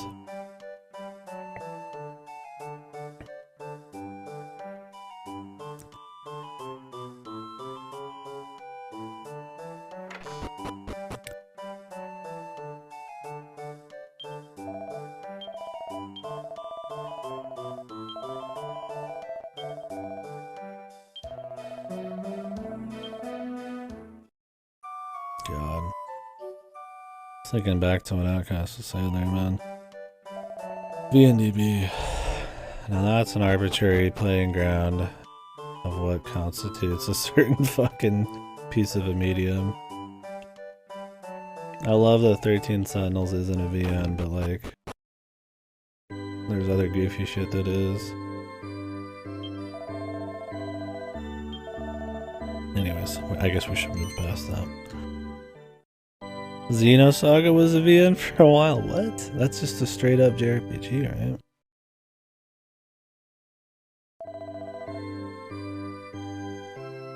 Back to the best game of all time, baby. Here, let me catch up on the chat here.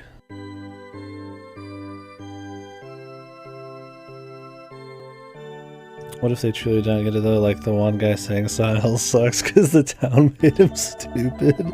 What the fuck? I mean, yeah, there's unhinged people who just, I mean, are working on a different, they're playing with a different set of cards, man.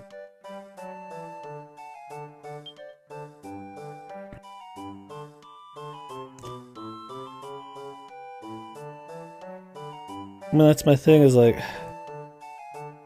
the Digimon game is more VN than game, but then so is Uda, but Uda's like a staple of VNs. But it's like, it's all so meaningless. Well, yeah. I mean, yeah, I guess the conversations have to happen if we're gonna compare things, but truly it just means very little compared to just having the experience.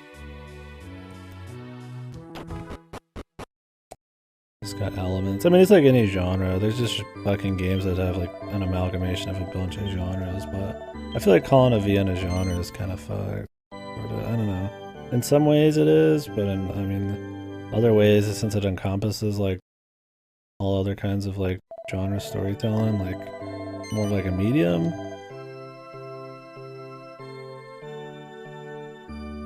Yeah, it might be intent. Maybe it's intent. I mean, like Disco Elysium has barely any gameplay. I mean, it has a lot of choice, but it's got, I mean, you could just say it's a really advanced VN, right?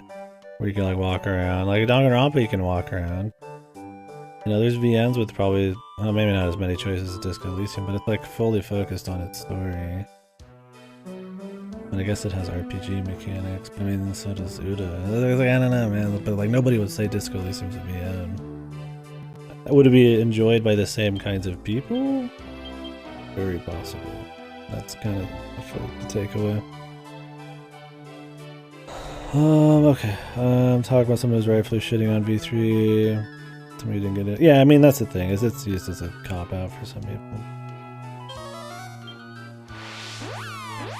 So people didn't get DRP far more than the absolute bottom feeders are showing they think did not get it. Because it doesn't deserve critical thought. Yeah. sure. Cope. Yeah. Dragon Quest 9 and Disco Elysium are in the same genre. RPG elements have invaded everything at this point. What even constitutes an RPG, or what's a pure RPG is so meaningless. Even JRPG, like, there's certain elements that make a JRPG, but like...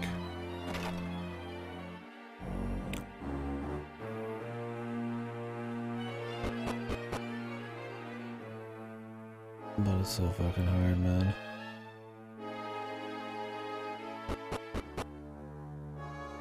So roguelike? A roguelite? A roguelike? Roguelikes are games that are like Rogue, right? More traditional Rogue games, or roguelites, are what most of what we play are with. Like, that's the more popular one, right? Like Isaac. Right. If you're asking me, it's like a test, or if we're talking like a theoretical...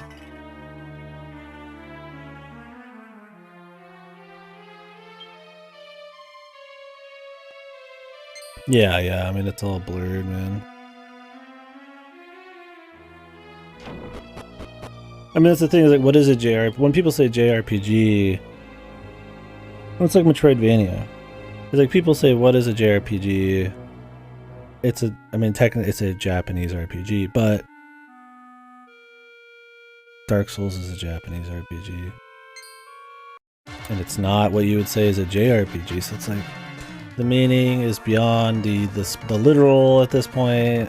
It's something more in the game design, and like that semantics and shit gets in the way. And it's just like, God fucking knows. It's like, to everybody, roguelike and roguelites are like the same fucking thing, unless you really know your shit. But like, should there be a distinction? Are there so many games that just borrow from those? Like, should it even, like, what is the meaning of even the genre? Because, like, I try to tag my fucking game list with genres, and I'm just like, I don't even have something for some games, or I have, like, too many things for other games, and it's just, like, it always feels like kind of a, like, there's some games that are obvious, like Silent Hill's, like, horror or something, but, like, some games it's just, like, I don't know. And I hope that no developer gets too caught up on the genre of something. Like, it has to adhere to some kind of principle, man. I think you should never let yourself get rooted down by something so arbitrary.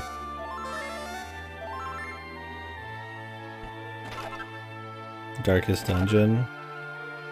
I could see that.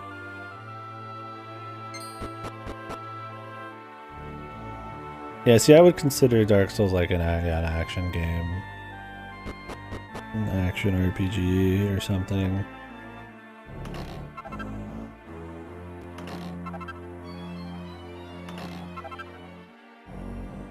Is this the DSC array? Is this the DSC array meme?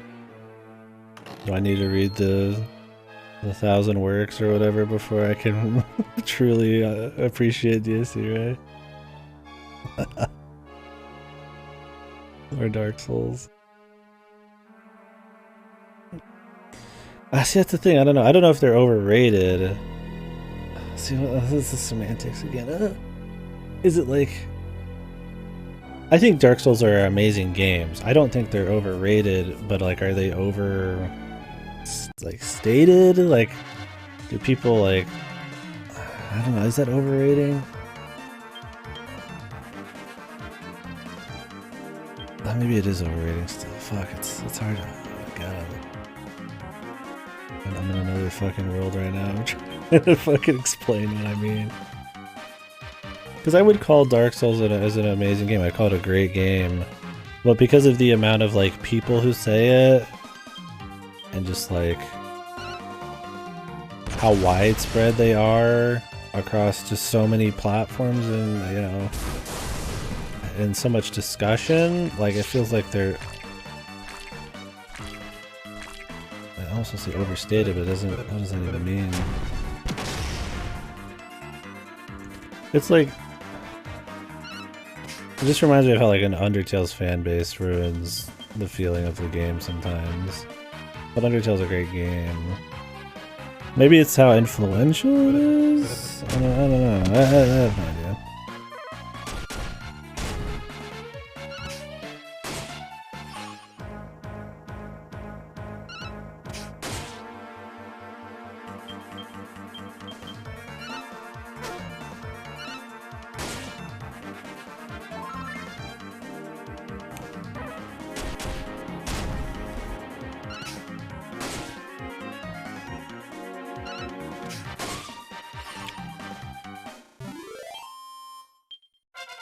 I can't say much about Berserk though.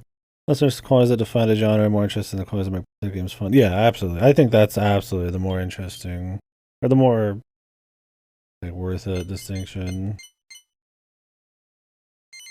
I think you can have fun conversations, and genres are important for just discussion and comparison and stuff, but like they have so much less meaning than like the true worth of like the singular just experience, right?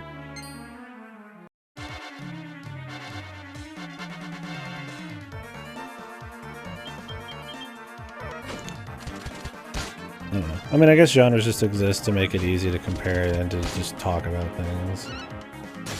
It's to put into words what horror is, right?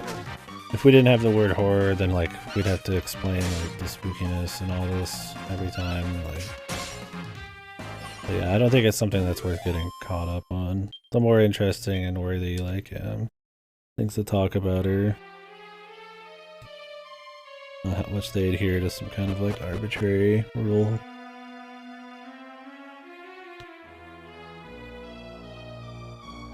Yeah.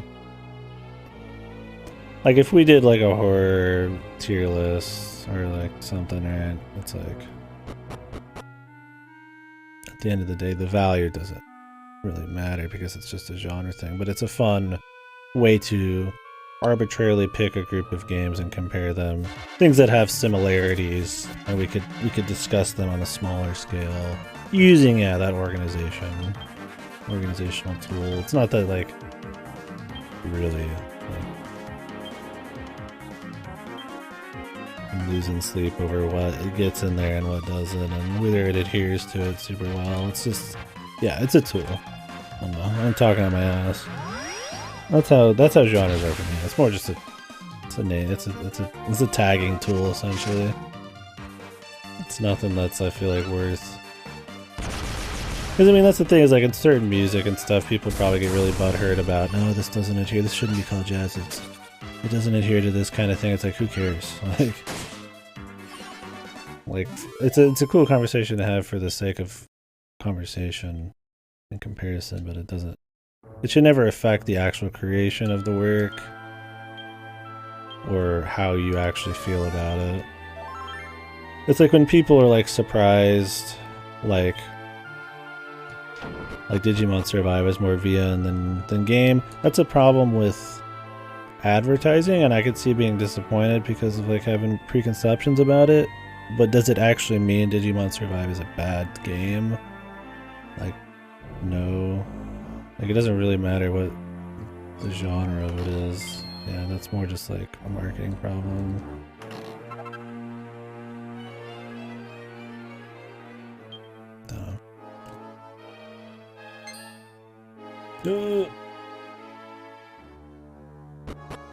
It doesn't matter if like it doesn't have enough JRPG or it's not a proper JRPG. That's kind of export. I feel like it's expectations.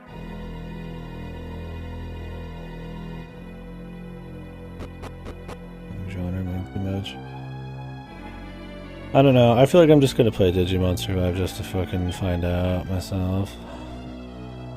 Descriptive shorthand. I guess sometimes the shorthand becomes a discussion.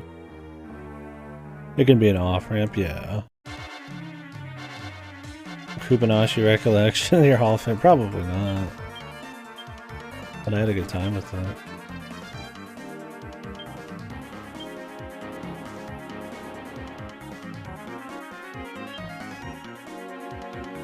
Devil Survivor, a lot of attacks.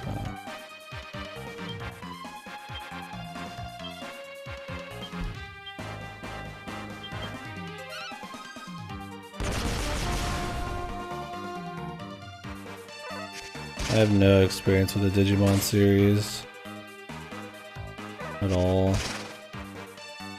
I thought since this one was more VN, maybe it'd be a fun one to like jump in on. Because I do care about VNs, but I've got almost no Digimon experience.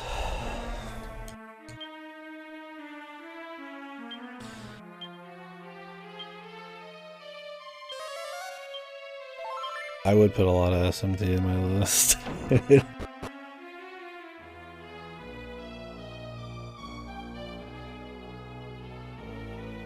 Oh my god, Goto just wants to fucking rail on somebody. This is the same thing where everybody was railing on me for the unknown games.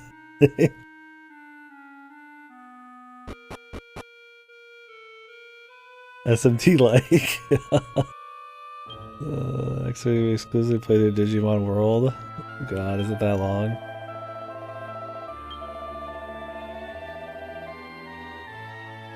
See, that's the thing, is if there was enough Persona games out there, like Persona ripoffs out there, like Persona like would be like a thing, right? Like it's funny, but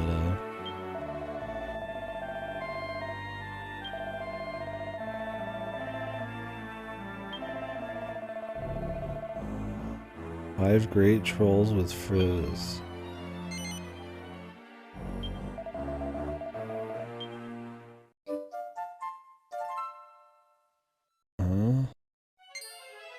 This is the fucking Sage class unlock?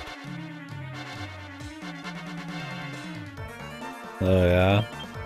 Jesus, sounds like a mess. Sounds like I should play some good ones first. So that I could have a better discussion about why that's such a bad Digimon game. I don't know anything about Digimon. I mean, I guess it's probably still comparable just as like a JRPG or something. Yeah, they say Cyber Sleuth is good. People say Survive is fine, but it might just be the Digimon like fanboys right now. I don't know if it's actually good. Digimon PSP game.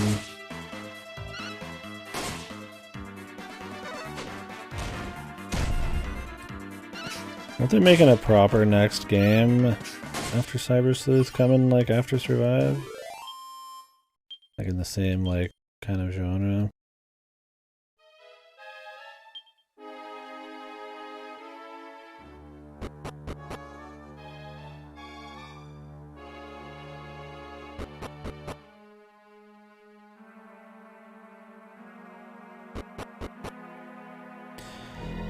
My favorite Digimon like, dude. It's because they're digital monsters.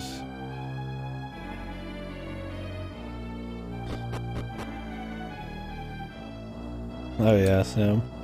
Sounds interesting. I'm sure I would like to try it out at some point. I've got like no problem with Digimon, I just haven't yet. So it's another series that I didn't care about as a kid.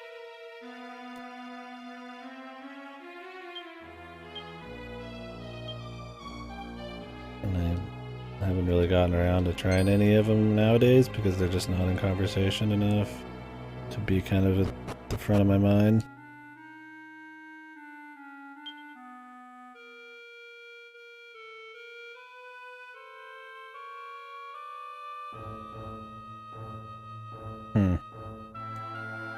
What, are they just like fucked or something?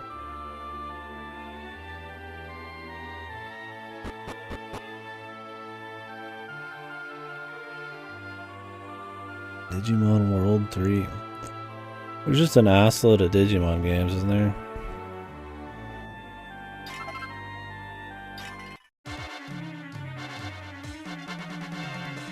Yokai Watch was pretty popular for a while, but I don't know if they ran it into the ground or what. They stopped making them and people stopped caring.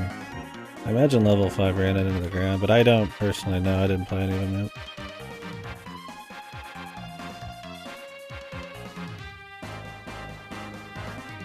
One bounce fighting game of all time. Bounce base.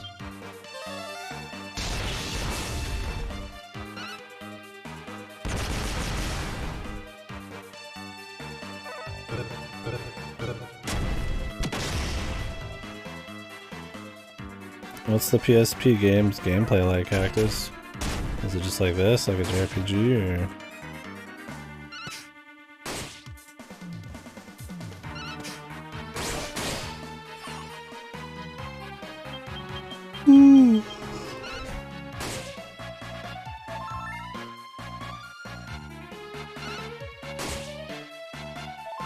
Oh, okay.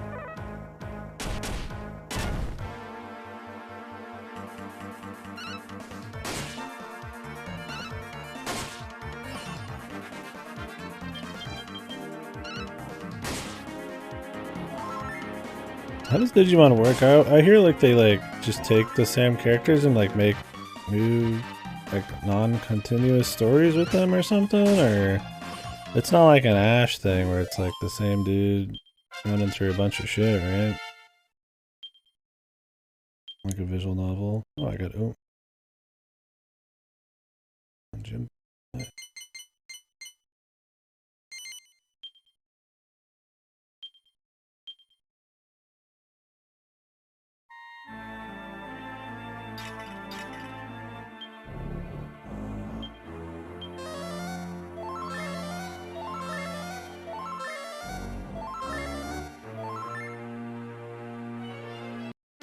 Fat bastards, dude.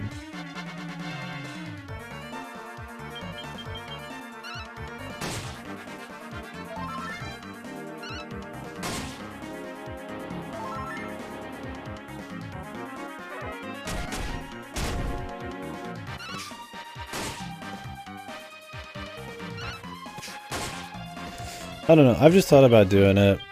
It came out recently, I could run it, but like, I don't know if it's just a really mediocre VN with a series that people like attached to it, so it's got discussion, or if it's actually worth a shot. If it's just gonna be like Psychopath the VN but for Digimon with some gameplay on it, like I don't really care. Not in the mood for like some really generic shit.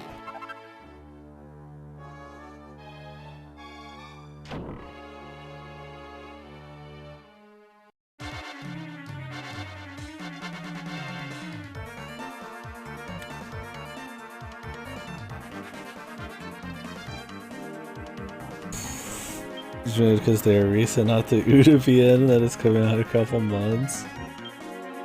Is there really an Uda VN coming out in a couple months? I know there was like something coming, but I didn't realize it was like... It was here. God, that soon? Really? I didn't realize it was that soon. God, I just have to steel myself for the third one, man. I just couldn't be bothered right now, dude. Is it coming out in English? At the same time?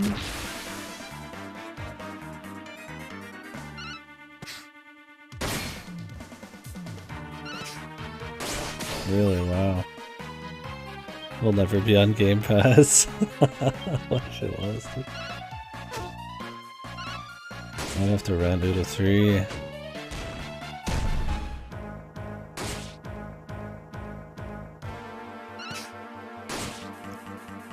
Play within a year. I don't know, man. I just don't know if I could do Uda 3 right now. After JRPG month, we'll see, man. Maybe I could steal myself for it. The VN experience of the decade, I'm sure. Just like the last two.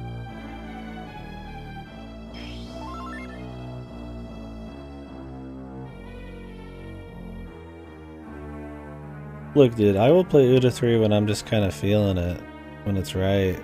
Because if I don't just do it when I'm feeling it, it might never happen, right? Like, you have to let the wind just take you on that.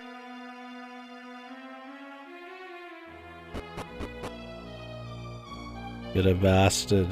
Come on, he doesn't mean it. He doesn't mean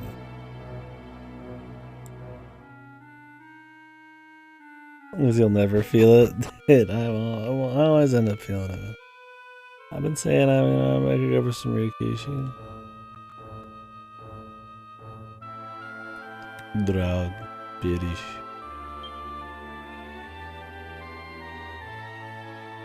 Die. Somebody help me in here. Somebody say some nice things. Goto's bullying me.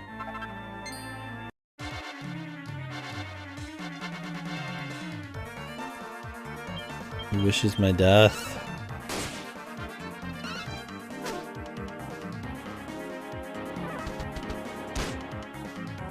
Officially come out English.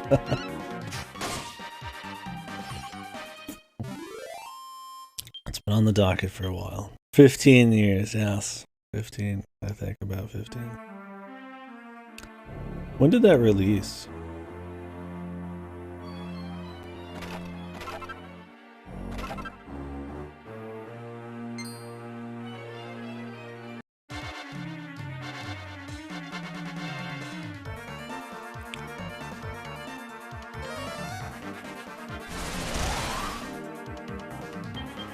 Look it up. Fuck you, good. I'm in the middle of a stream. I gotta do shit, man. What are you doing, huh? You streaming today, guys?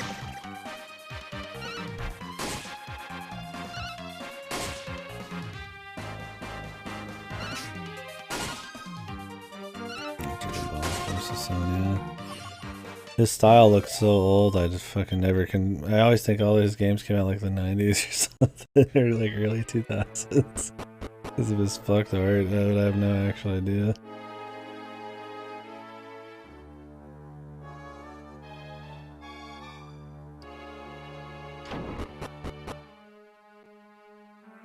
Yeah, dude, I was having a discussion. Look how far behind I was on the discussions, dude. Took me forever to get to Outcast comments and your comments and everybody's. You know, I got time to do research at the same time, brother?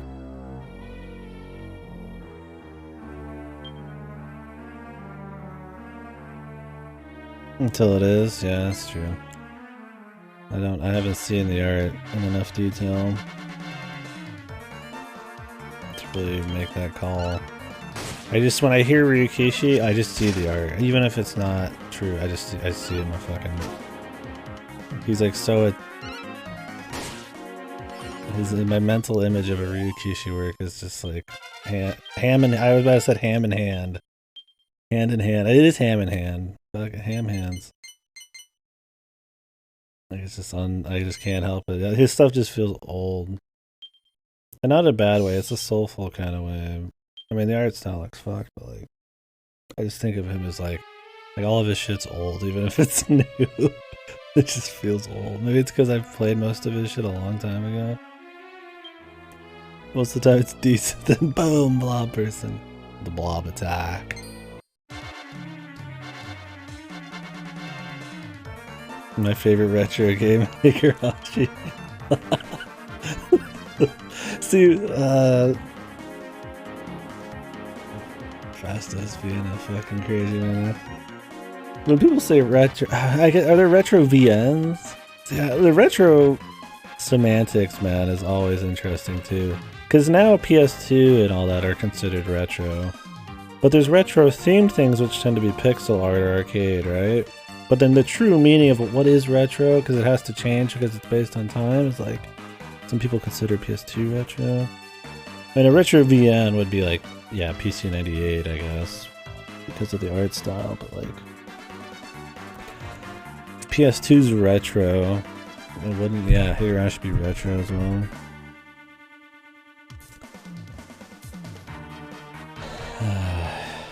Caramba.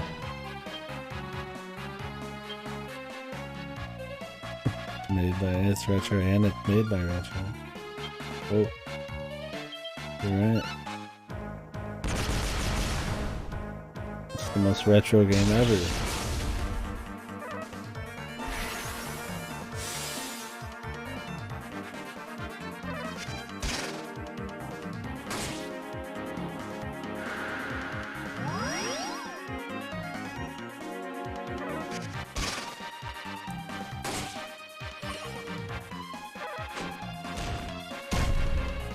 Yeah, tracker. Retro just, yeah, inherently being locked into like it made sense before because we went from 3D, like pixels based games to 3D, so you could just be like, hey, here's the hard cutoff. There's a moment in time where you could consider this retro style. It's the old stuff. But now it's like, there isn't such a clear cutoff. And since it's so tied to age, it's like, should other things be retro at this point? It's like, it's much, that's why I'll say like, you know, it's like a first gen 3D kind of game. You know? I don't think I've used the term retro very often. Like, it's just too vague.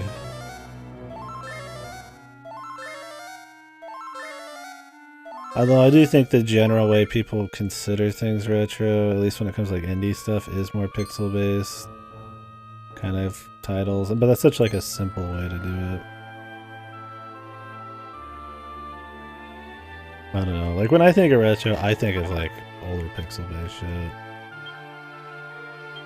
But is it right? Is that wrong? I mean, maybe. Like I feel like, I mean, it's not a great way of doing it, but I don't know.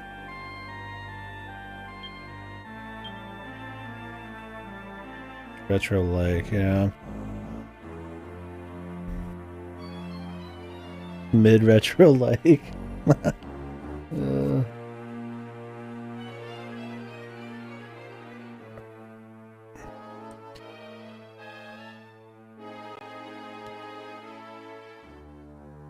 Yeah, I mean, see, Visual Blade Base. God, that's cursed. That's retro, baby. Yeah, for me, retro in games is like, yeah, pre-3D. I mean, really, that's kind of my deal. There's a very clear moment where things change, and I mean, but like, that's not how most people, not everybody thinks about it that way. How people develop retro games and what we consider actual historical retro games is like different. It's like it's another thing. Like I don't use it as often because it has very little. The meaning has become too, eh. Oh my god, that'd be so amazing. That would be really funny though. GBA Higurashi. Just completely fucked on the sound chip. Be great though.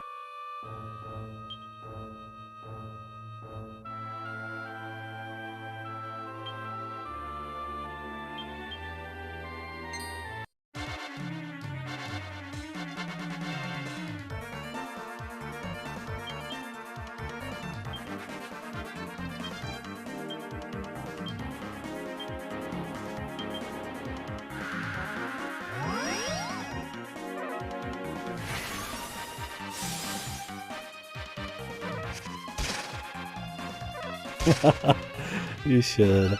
And stream it while you're at it.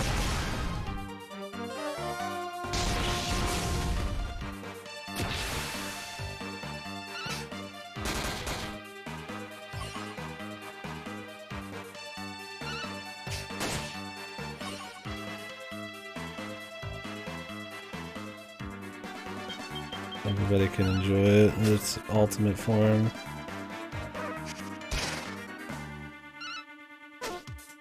Do like an actual GBA flash cart and like stream it from a shitty old webcam as God intended.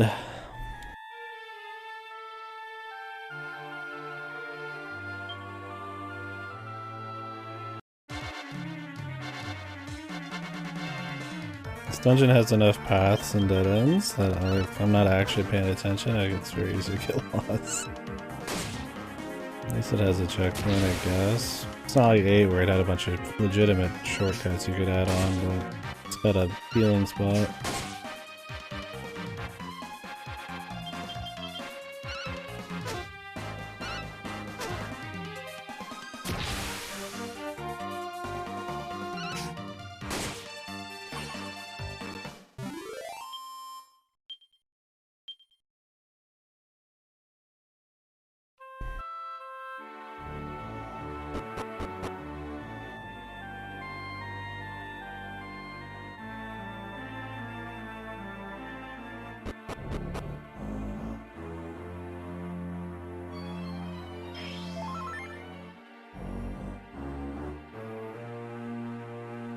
So isn't there shit down here to check?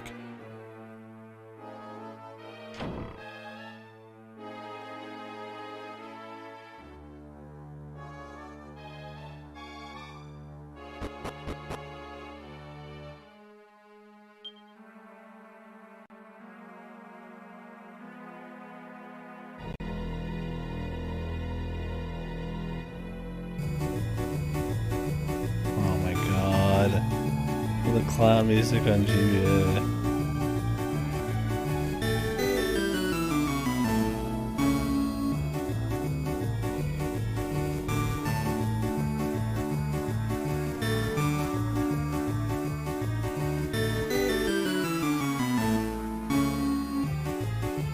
The quintessential clown music in VNs right here.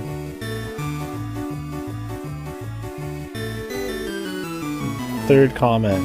Oh yeah, music on this version is very good. What is fucking wrong with Higurashi people, dude? Fucking monsters, all of you, man. Like, what the fuck? Like, wow, this horrible royalty-free dog shit has not been put on a GBA sound chip. Beautimus. Excelente.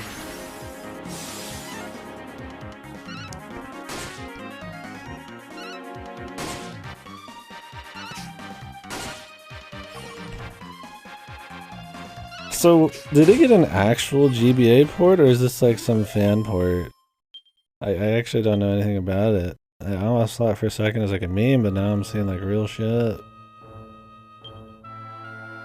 Like, is this like an actual thing that happened?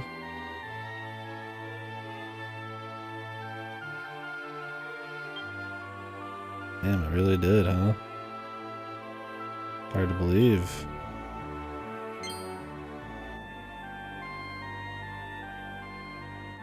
A program that converts it? This was just back in the day, or is that like a recent thing?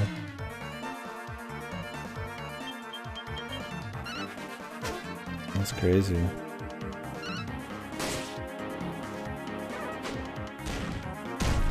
It just converts it.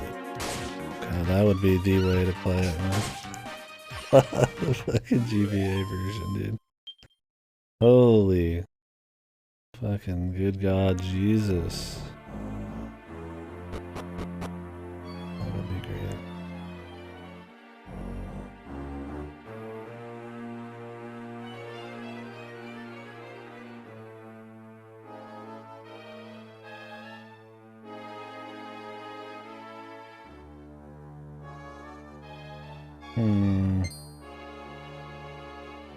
I think I've missed some areas. There's a chest in the front of the... Like, do I even care, though? I guess I do. There's a chest in the front over here that I missed. I don't know how to get that. I'd have to get it from the top. But how do I get to this outer bit? Oh, yeah. Yeah, because that doesn't let you go over.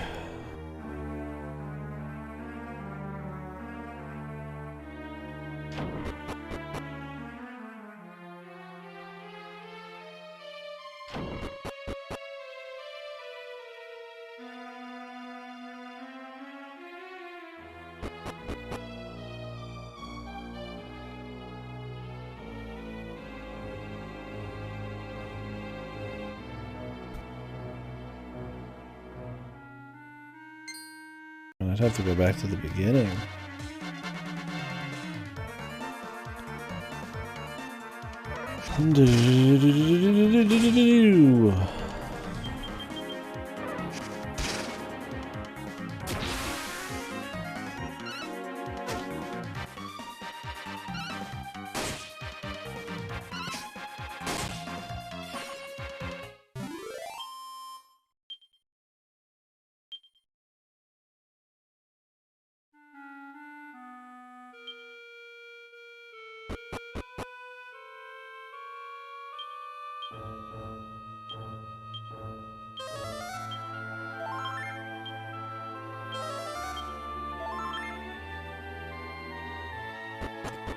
Yeah, that I keep picking up mini medals and blue chests too is like really odd.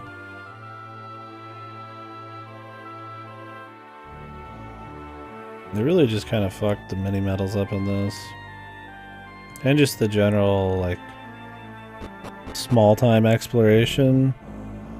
Too many things behind quests. You're not getting, like, seeds or anything. There's hardly anything to find in the overworld. It's a little disappointing on that front. Because I liked those things in the other Dragon Quests. And you could still have those, but then also have, you know, side quests give you shit. You just change the balance to expect more stats. Or just don't give a fuck, because it doesn't really matter. I don't think they needed to cut back on mini medals or cut back on finding like seeds or anything. It's never a huge deal, it just felt nice to like build your way up to it. Okay, this is what I missed. I never walked over here because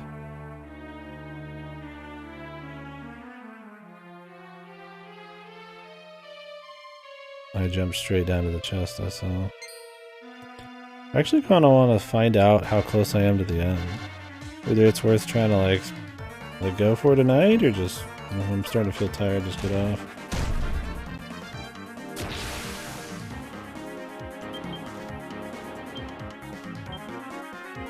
Like, I'm actually kind of concerned this is the end. I mean, I'd be fine with it. Would it be a worse game because of it? Then yes, but like, personally, like, I mean, it's fine.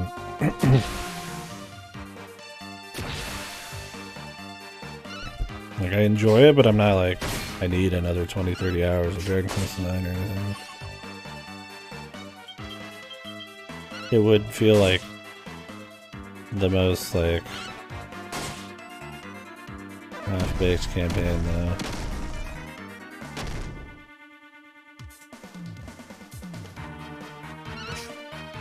Because at this point, the narrative kind of just, like, happened.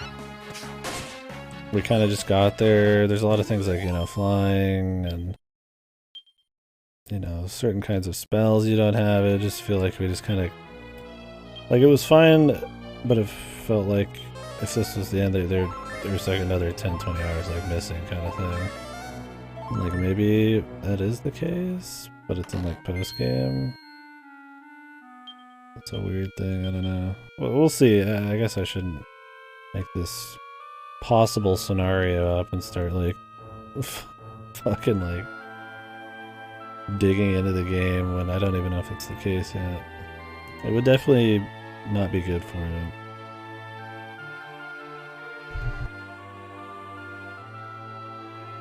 I just think how far we've gotten in the classes, the finality, the climax of the story and all that just isn't quite there for this to be the finale.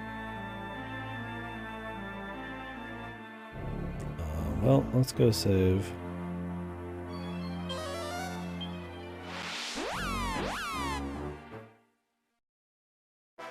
Thing is, there's like nowhere else on the map that isn't like a couple little flying bits. Oh.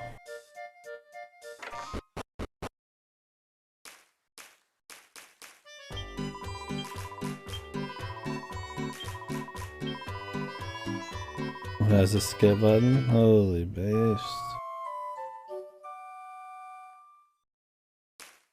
I will hear it tonight.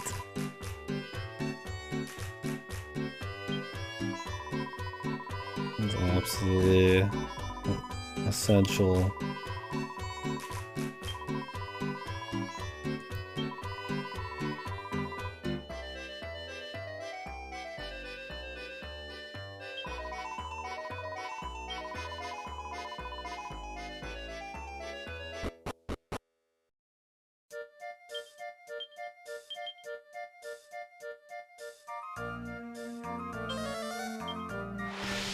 Let me just look up the mini medals. That situation. I'm curious how that just works. Like if they're just randomized.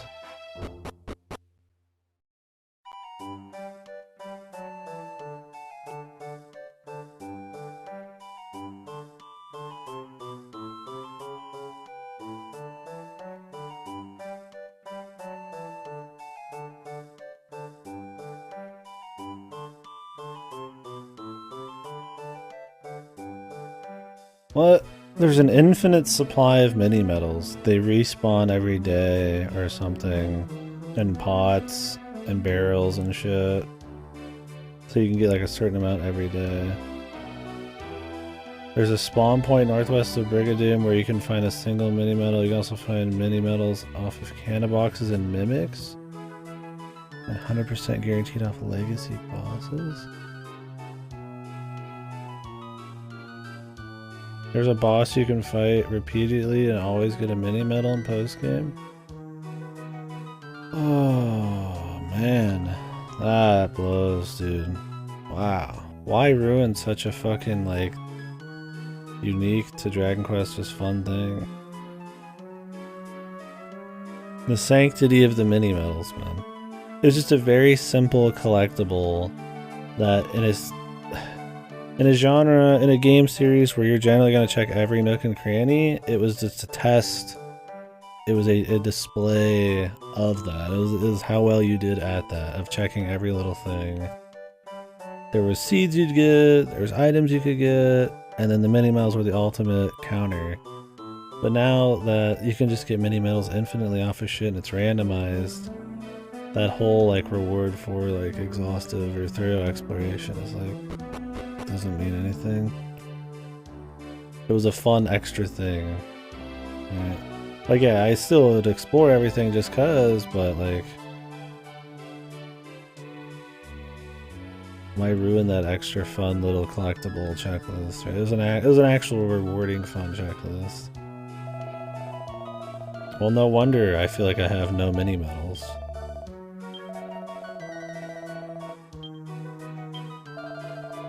It's because it's fucking like you have to grind them. What kind of fucking joke is that, dude?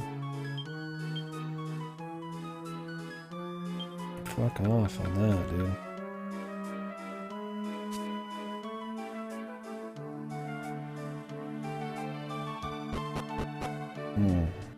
What a downgrade.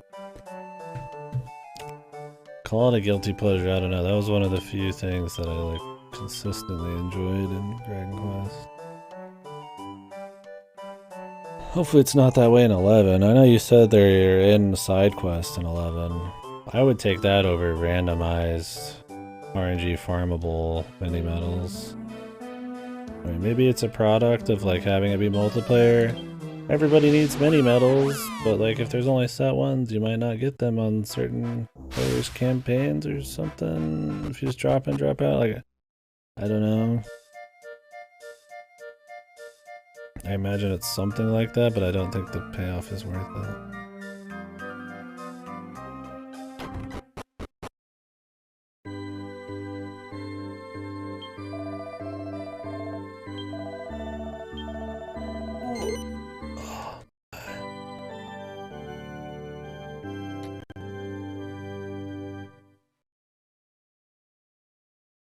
I kind of want to like find like a playthrough, like how many hours are left kind of thing. I don't know. Like I kind of don't want to know, but then it's like, and I usually regret ever trying to find out. But I'm kind of curious if this is like actually it. Make a Jimbo joke? Hit us with your Jimbo joke.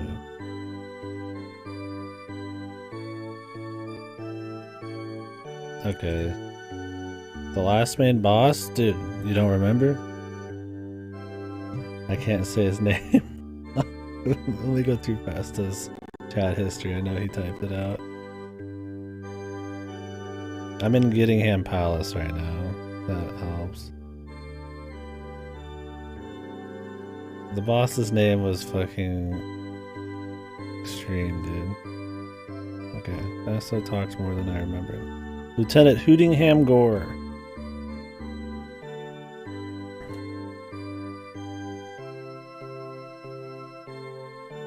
Lo and behold, the whole family is in your party. The whole Jimbo village tree here. All of Jimbopolis. Yeah, it just rolls right off the tongue, dude. Lieutenant Hootingham Gore, dude. He's here to stay. It's basically over.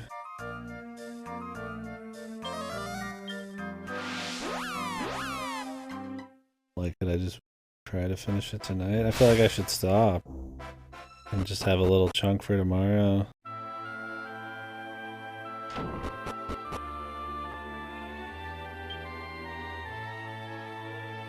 Two more sections after Hootingham, and I'd assume one is doing the whole palace. Dude, is there no casino?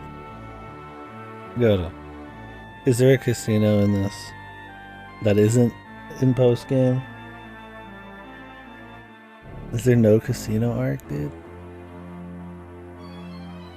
I can't believe the traditions I actually like are the ones that are getting destroyed in this game. But the rest are still here. What the?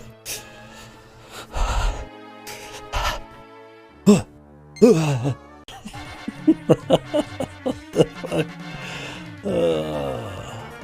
Why, dude? Was it the multiplayer? Did they not want to wait for people to, like, just win at the casino and then just sell shit? I don't even...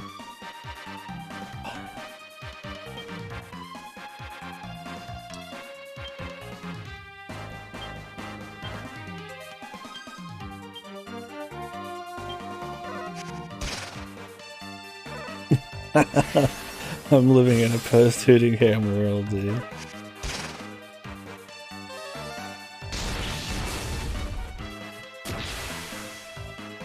Everything changed when Hootingham Gore got killed.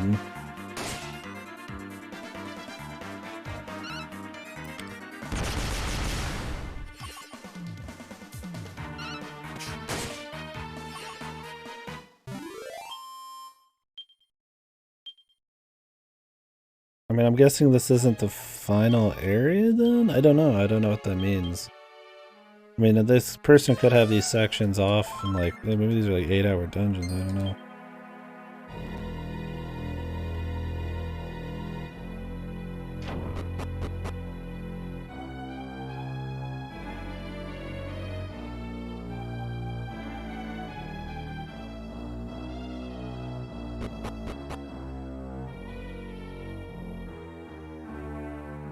No casino, dude.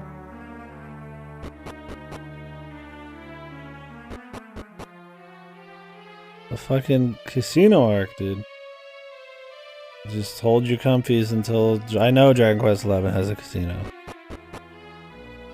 I know it has a casino. Your comfies will be used.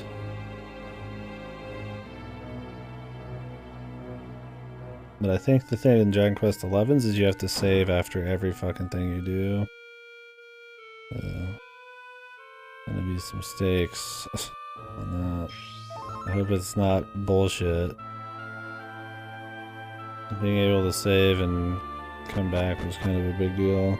I mean, maybe you could still do that. Maybe you can just reload. I don't know if it has manual saving. Oh, absolutely, Tracker. It's one of the best parts of this. I can just run away from them and just move on. I don't have to fight everywhere. Sometimes you end up fighting more than you would with random battles, but because you failed to avoid them, or you wanted to, like, run into them or something, like, it's fine, right? Like, it's okay. Because they make the levels really tight, so you end up running into everything anyways, but, like, you have the options to run away. It also makes running around in the overworld and here more exciting, because you have to, like, think about movement. Yeah. I mean, I don't hate random battles, but do I prefer dudes on the screen? If the game's art style and movement makes it work, sure.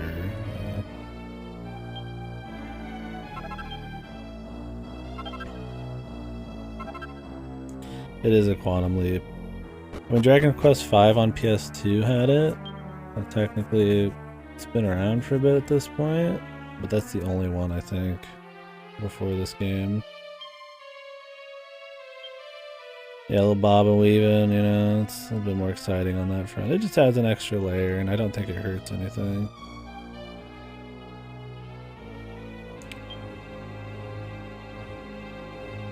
Looking for games of chance. Look, man, I like my one gambling fix is in Dragon Quest, okay?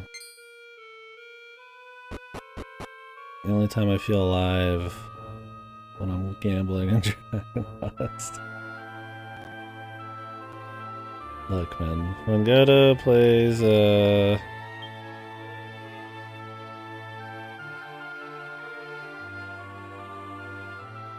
it's a Yakuza... Which Yakuza? Was it 6? Or was it in the Song of Life? Look, there's Pachinko. I'll go skip the Pachinko last time, man. Fuck. Where was our Pachinko gambling art, go? Dude, the Moon Wagers were super fun, man. Like, that was actually a really good gambling arc. I think the high-low one, Arson was there for the high-low arc. That was probably the most fun, just raw. But I think the music and all the little actual comfy gambles we had made the Dragon Quest 8 one the most. Fun overall experience. Learn Mahjong, dude? Oh my god, man.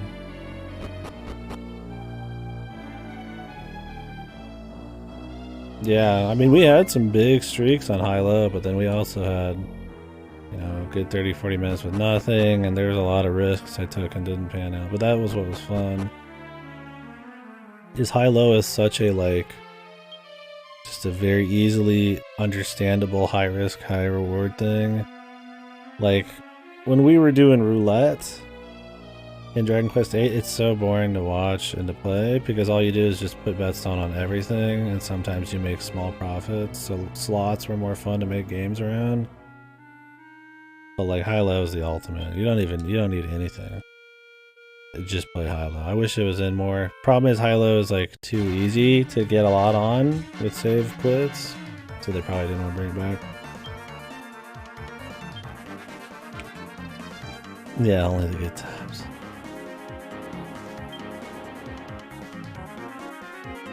Goto, tell it to me straight, man. How many hours are left, dude? You got like a playthrough or something?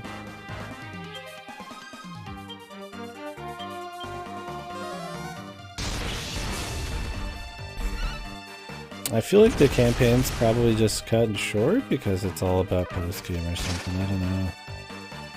A grindy multiplayer post-game, but like we're not interested in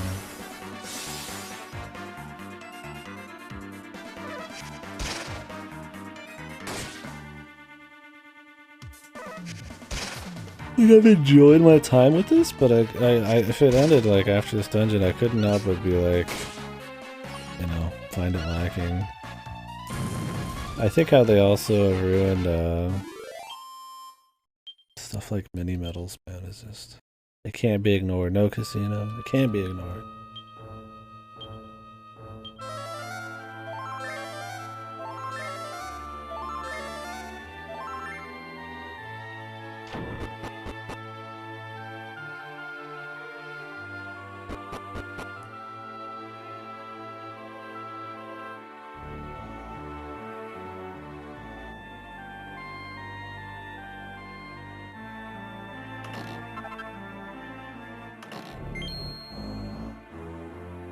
So there's like set mini medals, but then there's like grindy ones too. So fucking bizarre. And the placement of them is so bad. Like there's bazillions of mini medals here. And then on the flip side, there's like no mini medals in like most towns. We're just fighting a bunch of mini bosses. This one feels like Dragon Quest 2 half the time, man. In more superficial ways.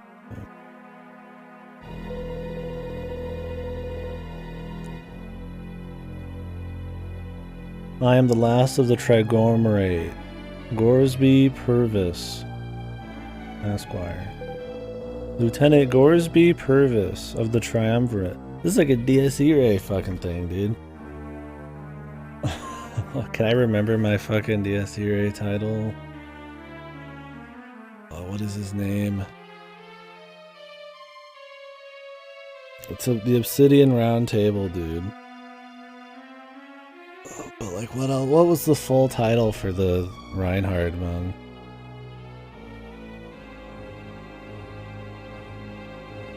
That was extreme. I can't remember the entire thing.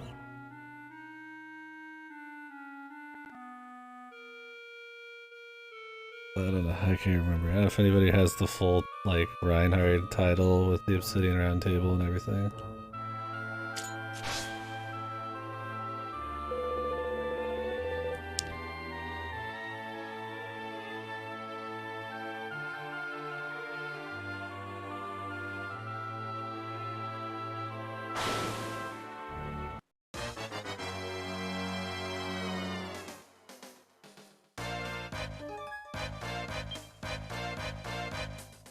The title of my stream.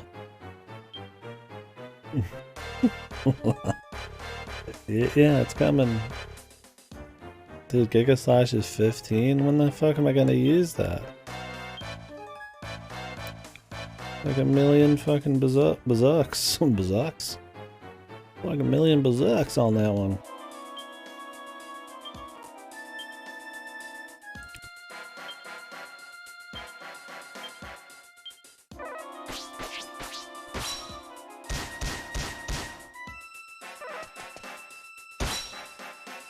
Great. A lot of bazooks happening out there, yeah. Where were you when all of the bazooks?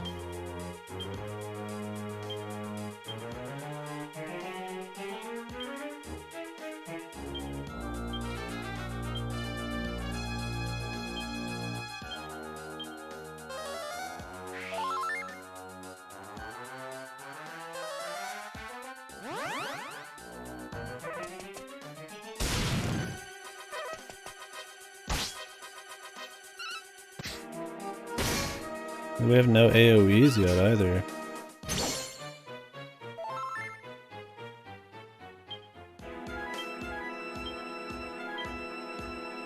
I don't have like any like big gear at the end here or anything that I've been grabbing. Or is it just gonna end?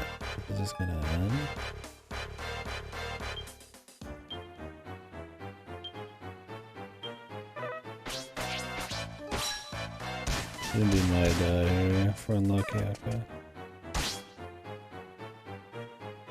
This motherfucker having so much agility is a problem.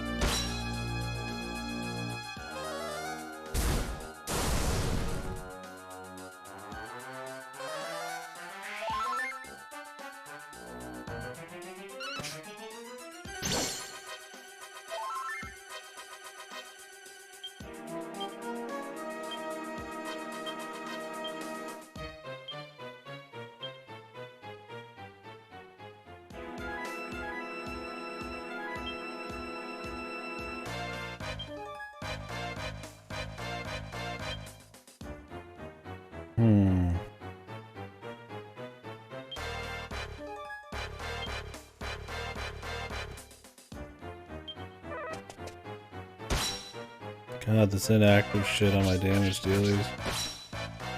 Annoying.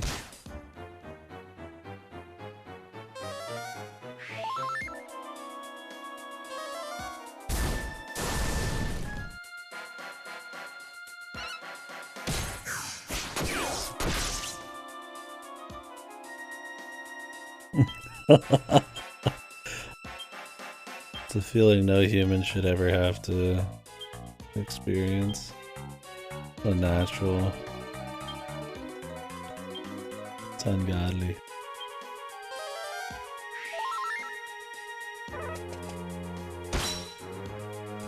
There it is again. Just one shot this guy.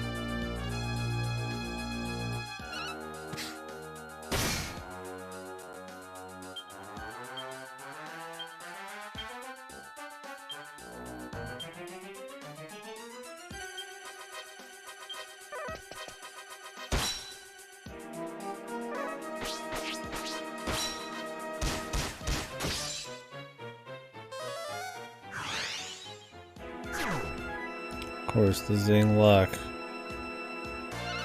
Right where you want it.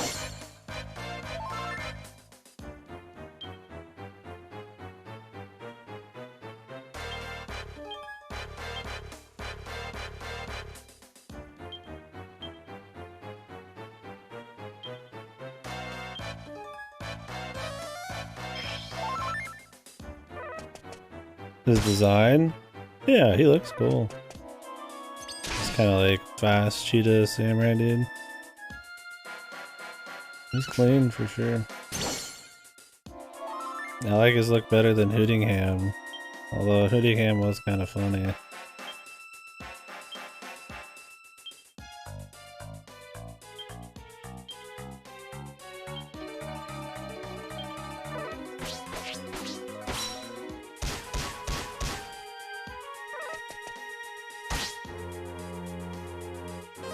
I might have to just stop with the zings, man.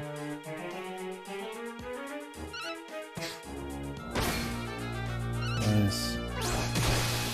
Oh. Well, good. I killed him right at the moment I could get XP. Unless they get XP for how long they were up, I'm not sure.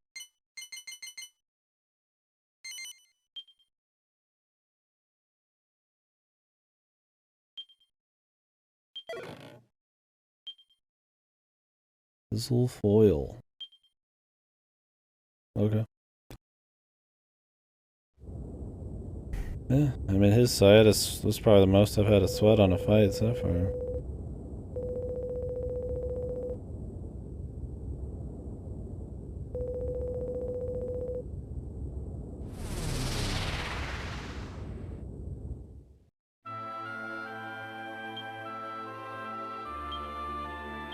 Mainly because you crit somebody for all their health, but...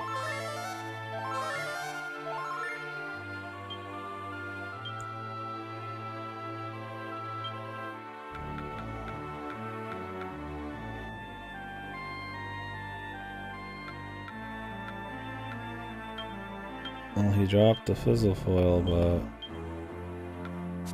who cares, I guess.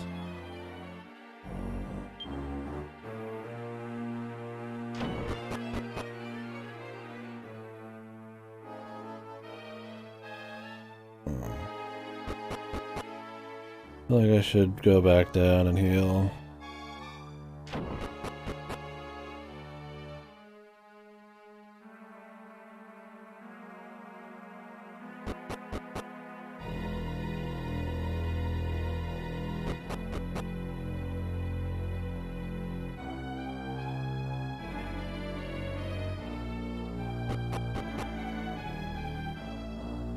Just in case.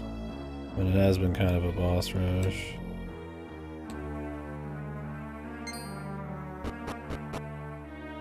Close one. Maybe not a rush, but there's been quite a few of the generals.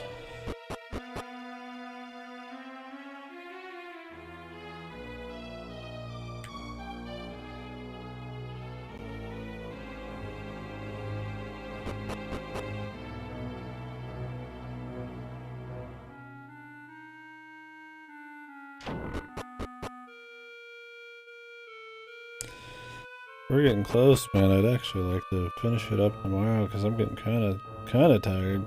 I don't want to rush it today. Well, it's not really a save point right now, so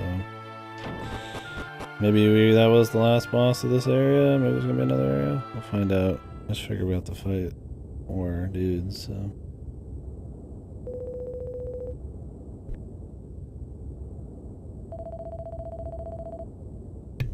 Are these the fake pigs or something?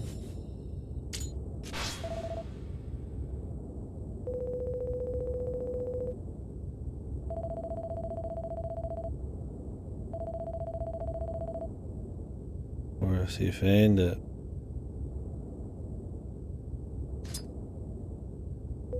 We could have had real death.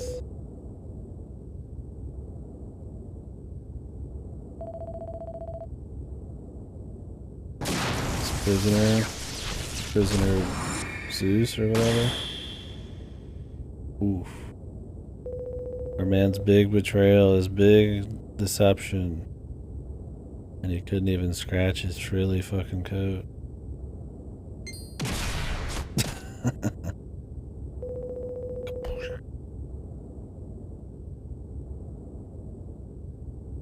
How do you even make decent feed for Barbarous?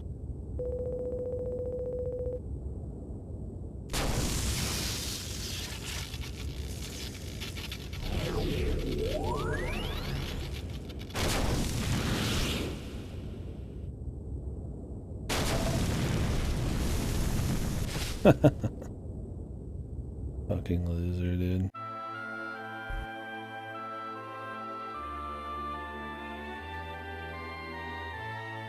That's what happens when you play a shitty game like that, buddy. The betrayal game doesn't work out well. What brings you?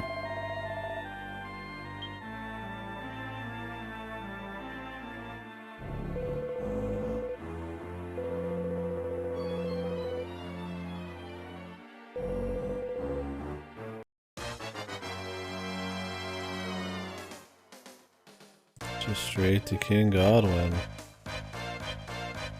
I mean, I guess then he's not the finale. He doesn't even have new music.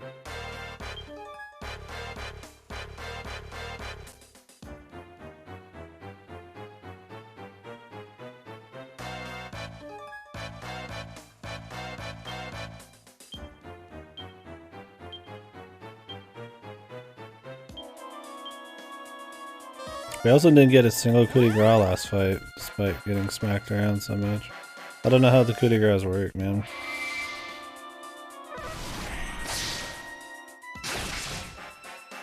Just fucking luck, man. I don't know. Well, there's one. I didn't do shit. I'll take it, dude.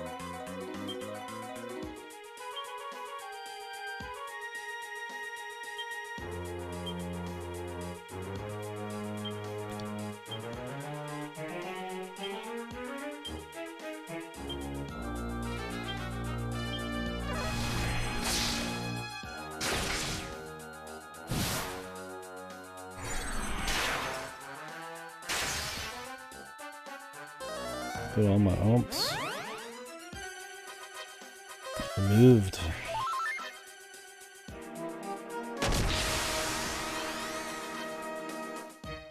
Go to 100, dude.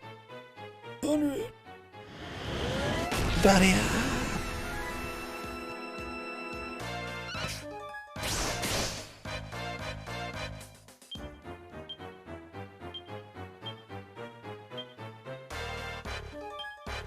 Is this J3?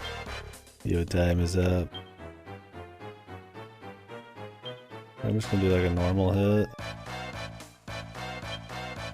Hopefully he doesn't disruption wave me before I get the chance. So I want to do this with fucking Umfon. Doria! Fucking smooth 1300 hit. What a game. Pure RNG there, dude. Okay, the coup de grace with fucking... Put my oomph on and... Hasta luego. I had a fucking guaranteed crit one coming up on the main character, too.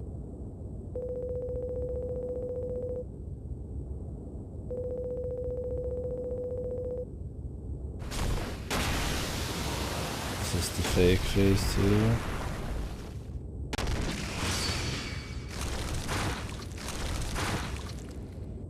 Like, It's a real phase 2 problem, is it?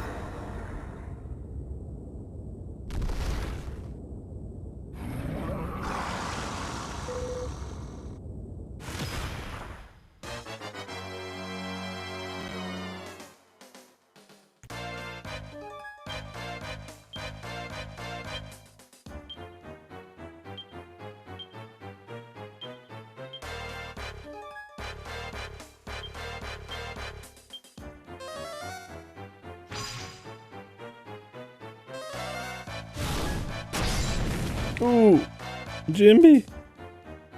Fucking block that fucking fireball, man.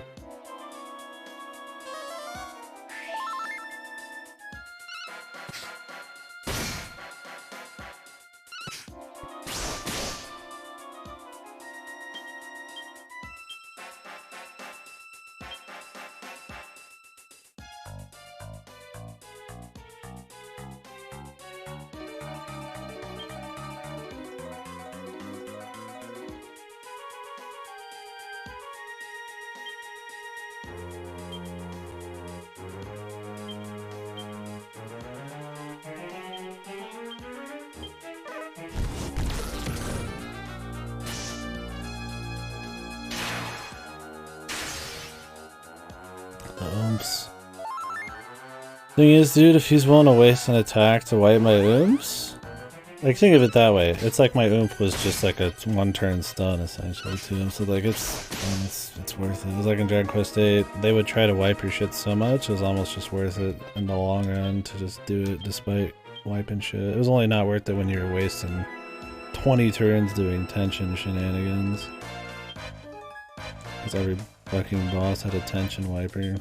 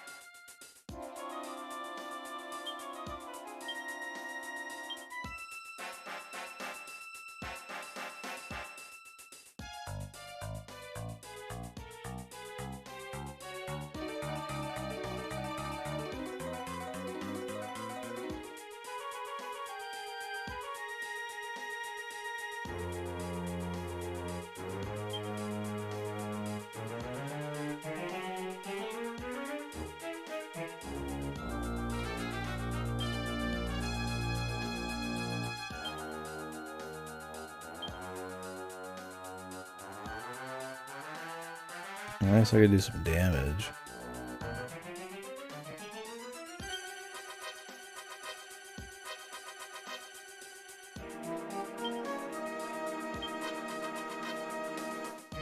Maybe a magic barrier, not bounce. We'll find out.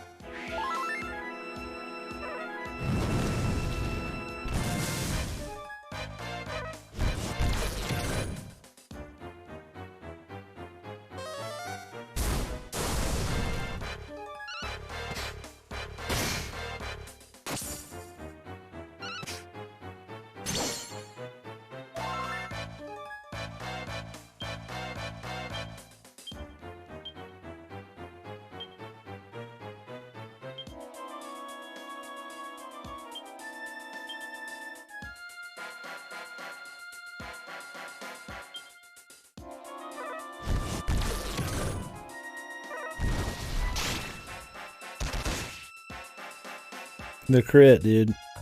I love a good crit on a boss. This would have been the one where I would have really liked the coup de grace, man.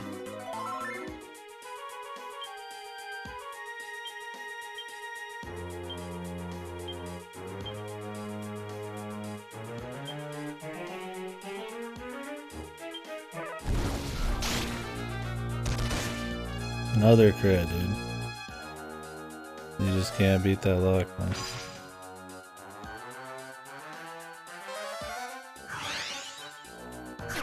And the bad luck again.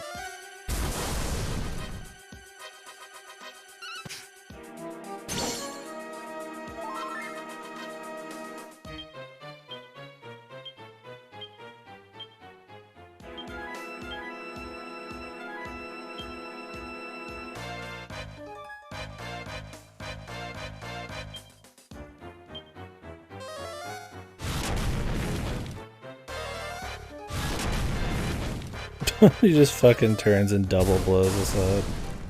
Sick, dude. God, I hate that they can fucking crit, dude. It's the most cheesy shit.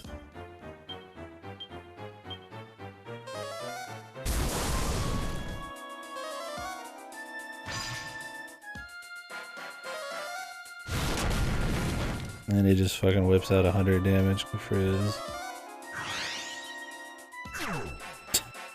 Yeah, I wish they just was like every other RPG where they just come back with like a certain amount of health.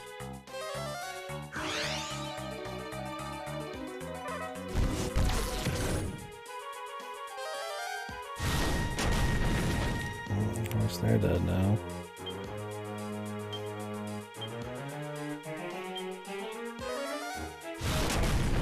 Sick, dude. The only thing you need to worry about in this entire game is getting crit by the boss, man. My favorite kind of RPG. If we hadn't got crit twice, we'd be able to keep up with the healing. Okay. Is that the final guy, or is there more after him? If there's more after him, I think I will stop for now, and then we'll continue tomorrow. Because we have to run back through the whole place and shit. Yeah, I figured he wasn't the final guy. I assume we'll have to do the first phase again too. I can buy some stuff though, I have some money. That would help. Him just turning and doing like 2 100 balls to your face is kind of like... And then like 160 crit. It's like... There's no kabuffs in this. Insulate... I mean, there's no kabuff you can get easily. Insulate's not party-wide. Magic barriers like single target or something. There's not a whole lot of just like plays. Feels like it's just kind of like stats. And luck a bit.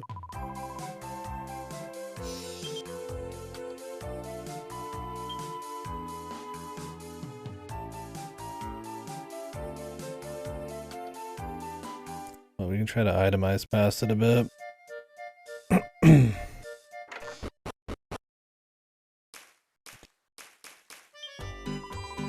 Like, my strat is just to do a lot of kabuffing and shit like that. Or not kabuffing, infing. Just keep everybody's health up. I mean, I guess I can make a bunch of, like, items to heal with. Oh, it doesn't play during it?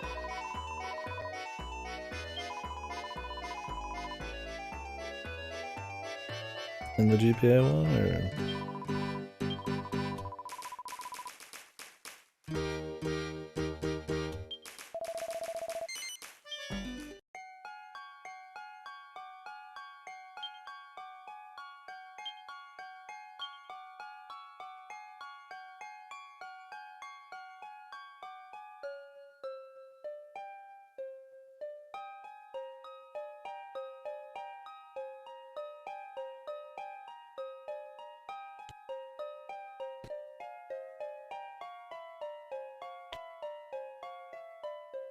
Oh, yeah.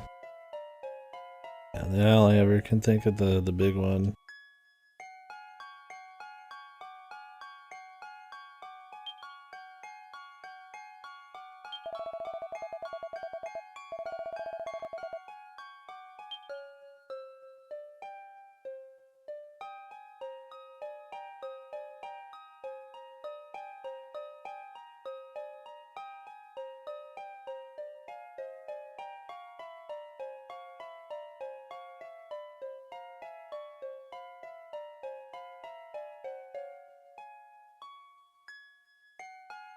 I need so much crap. Fucking Upper Ring, Resurrects, End of Life, fucking Bracers, and I can make all this crap. I just don't know if I really give a fuck, man.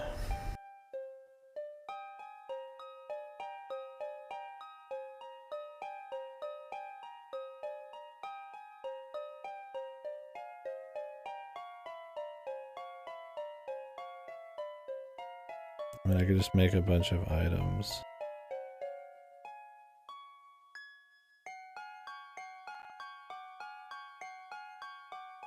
I just don't feel like even itemizing in this game, hardly. Sure, it'd be nice, but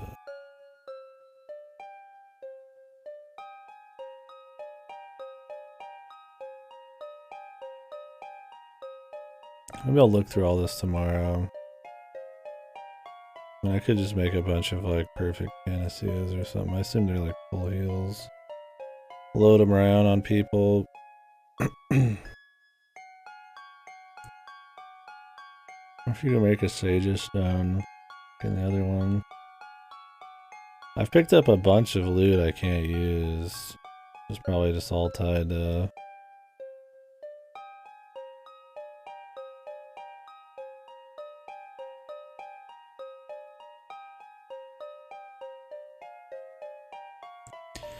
like, cleaning them off with the ashes or whatever they're fucking called. Dark Shell, I don't know what Densium is.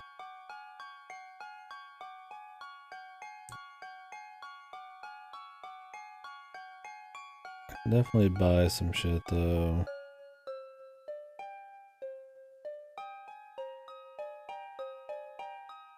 Yeah, maybe it sounds better because it's got more of like the GPA style instead of like sounding like an actual fuck song. I don't know. Oh, it doesn't. It's not distorted. Okay. Yeah, I was like, I'm trying to like think of like why it'd be better, but I guess that would make sense.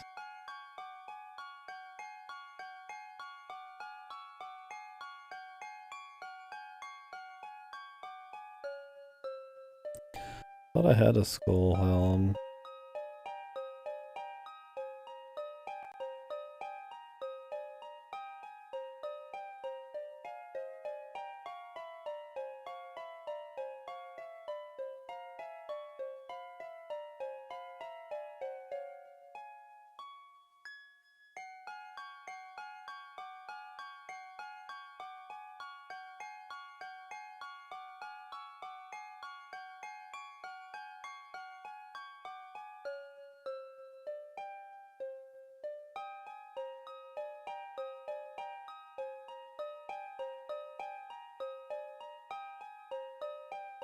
Oh shit, that uses the fucking...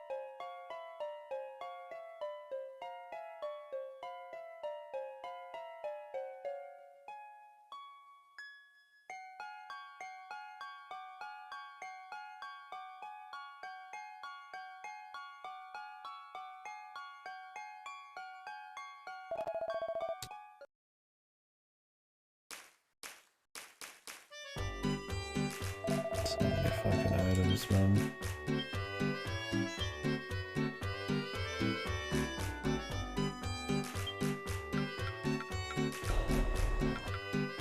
Hades home. Hades home. I'm guessing these aren't cursed, or maybe they are. A dark shield. Jet black shield that guards against ice and fire attack.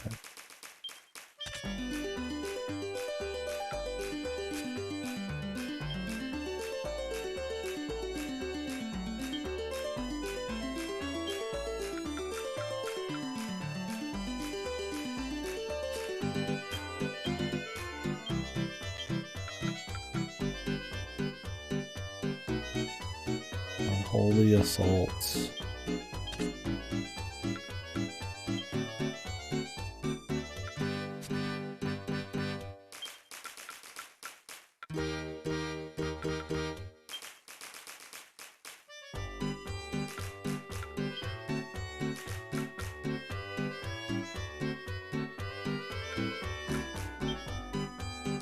Maybe those can't be cleaned off then.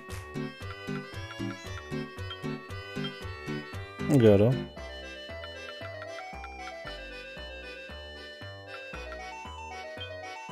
I'm not gonna call the game here. I don't hate the game or anything. Shut up, shut up.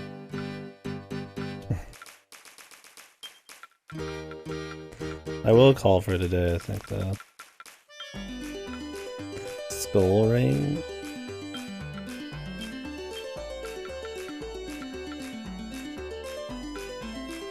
Necklace.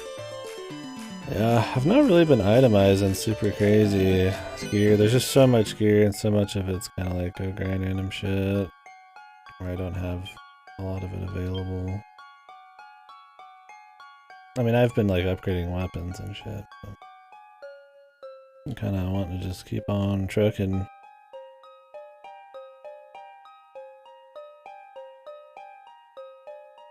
Where's the meteorite bracer?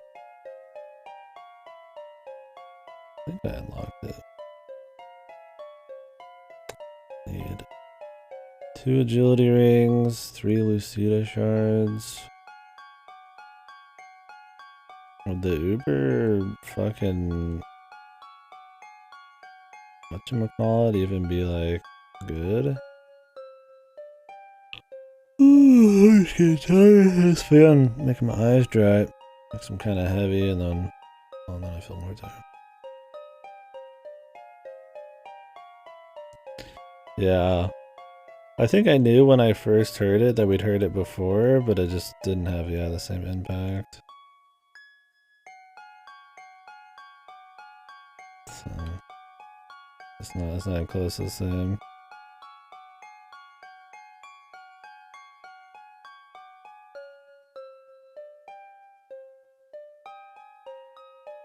Because I've never thought of that as the first time. It was just like just the time, man. Unreal. Ruby of protection.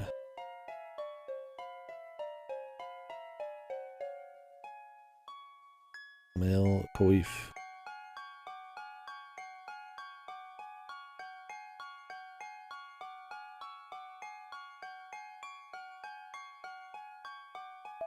So many fucking steps to so many of these.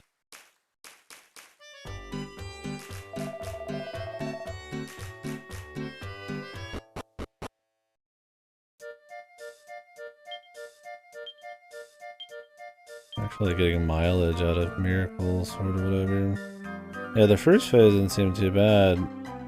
The second phase I wish we would get. Fucking the coup de grace, when are they saved?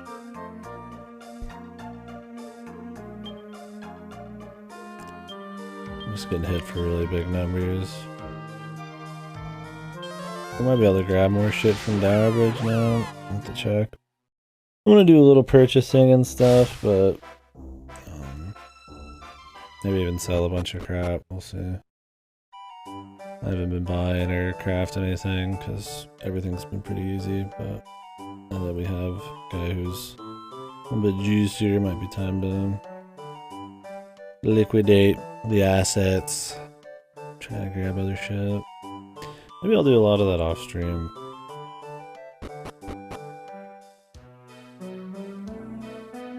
Let's see what he's got here, and then I might save and call it, and then tomorrow I'll show you guys what I bought.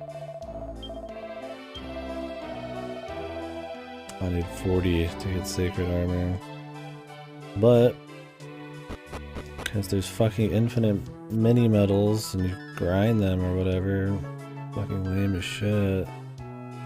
Probably not gonna be seeing that.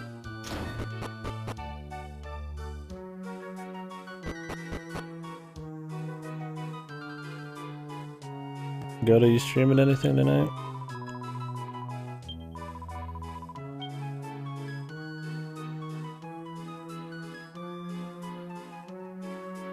Yeah. Stream something. I'll host you. Give us some Death Stranding Kino, dude. See, I could give more power. I mean, I'd like to grab this. Why not? You know, it's more. It's like a bunch more fucking power, but I mean, the survivability is gonna matter a lot more.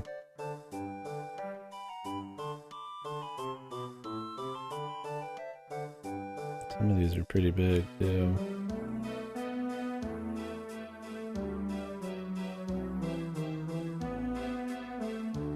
I mean, if I bought all these, I'd probably just be good, man.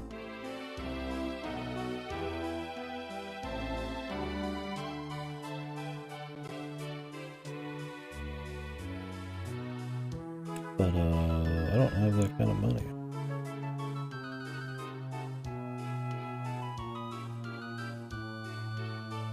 Like just cut the stats and just go for like pure fucking defense.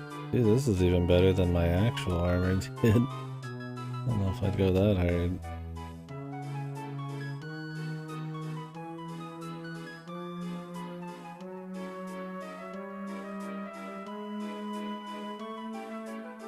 I wouldn't want to lose all my stats either. But the survivability really does matter more.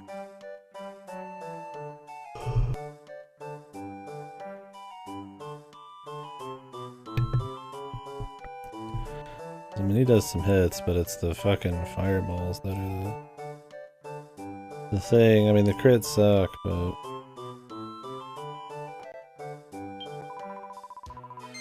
I'm gonna buy it, even though this is probably not the one you really want.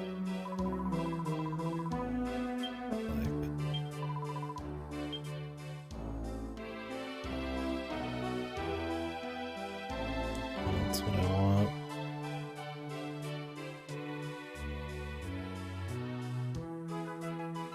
This heals you. By how much? We know how much the power shield heals you. I don't know if it'd be worth buying though for this price for just 2 more defense. 6, 7 more maybe. I think I'd want to buy the maid's mop. That's about 9 more a piece on people I need it, but I don't lose like stat either. 18k is a bit more doable than, you know, 10 zillion.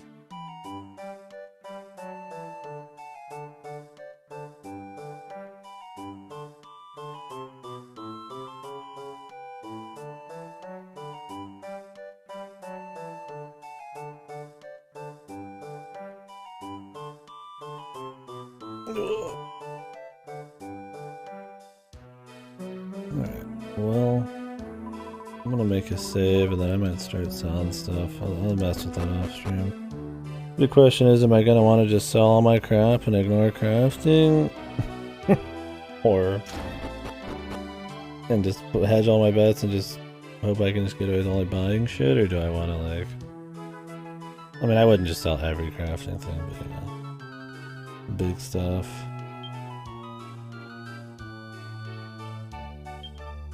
Where did I get the mithril?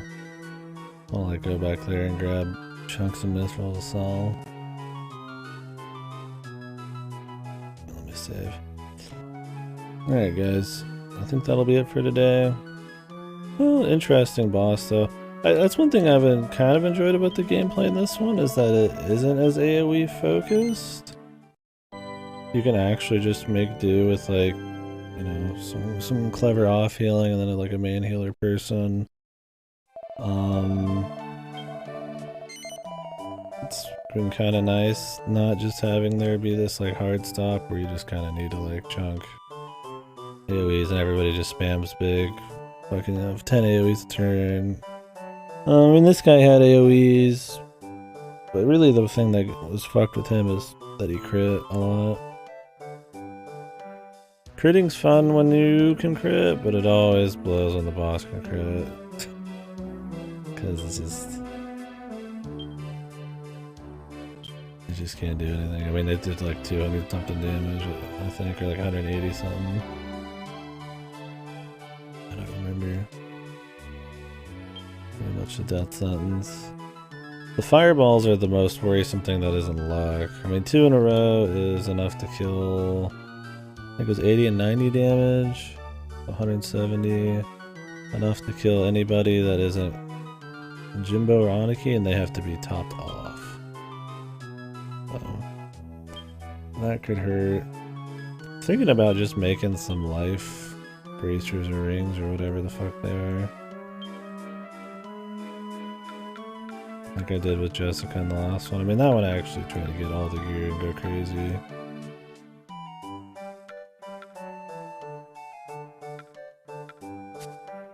But just get something that pumps their HP. It's really just survivability. Like, we can play the long... we got the damage. We can play the long game with mana. It's surviving spike damage, which is probably more of a stats thing. Maybe I need to go get some stats, but... Rather not grind. I don't even know what I could grind.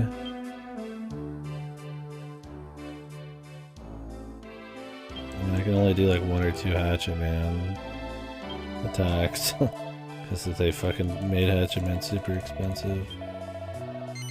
Alright guys, anyways. Go to our stream. Am I hosting you? Yeah, thank you guys very much. It was fun today, great conversations. Had a good time on the game. We were chilling.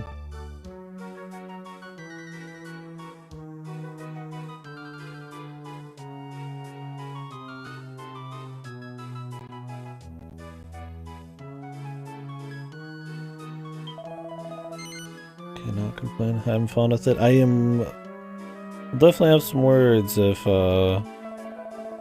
this is truly just the end of the game. It feels like it's kind of a little short or a little anticlimactic. Maybe we'll see. It depends on. I mean, we know there's more than just this guy, but feels like we were going at kind of like your typical nice Dragon Quest pace, and then all of a sudden we're near like the end, and it's a little unexpected. We'll see how all that is.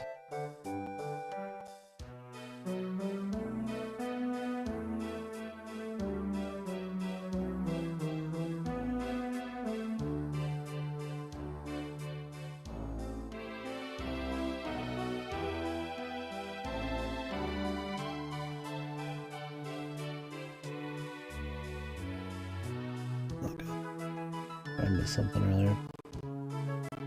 Anyways, guys, I'm just gonna host Allergy.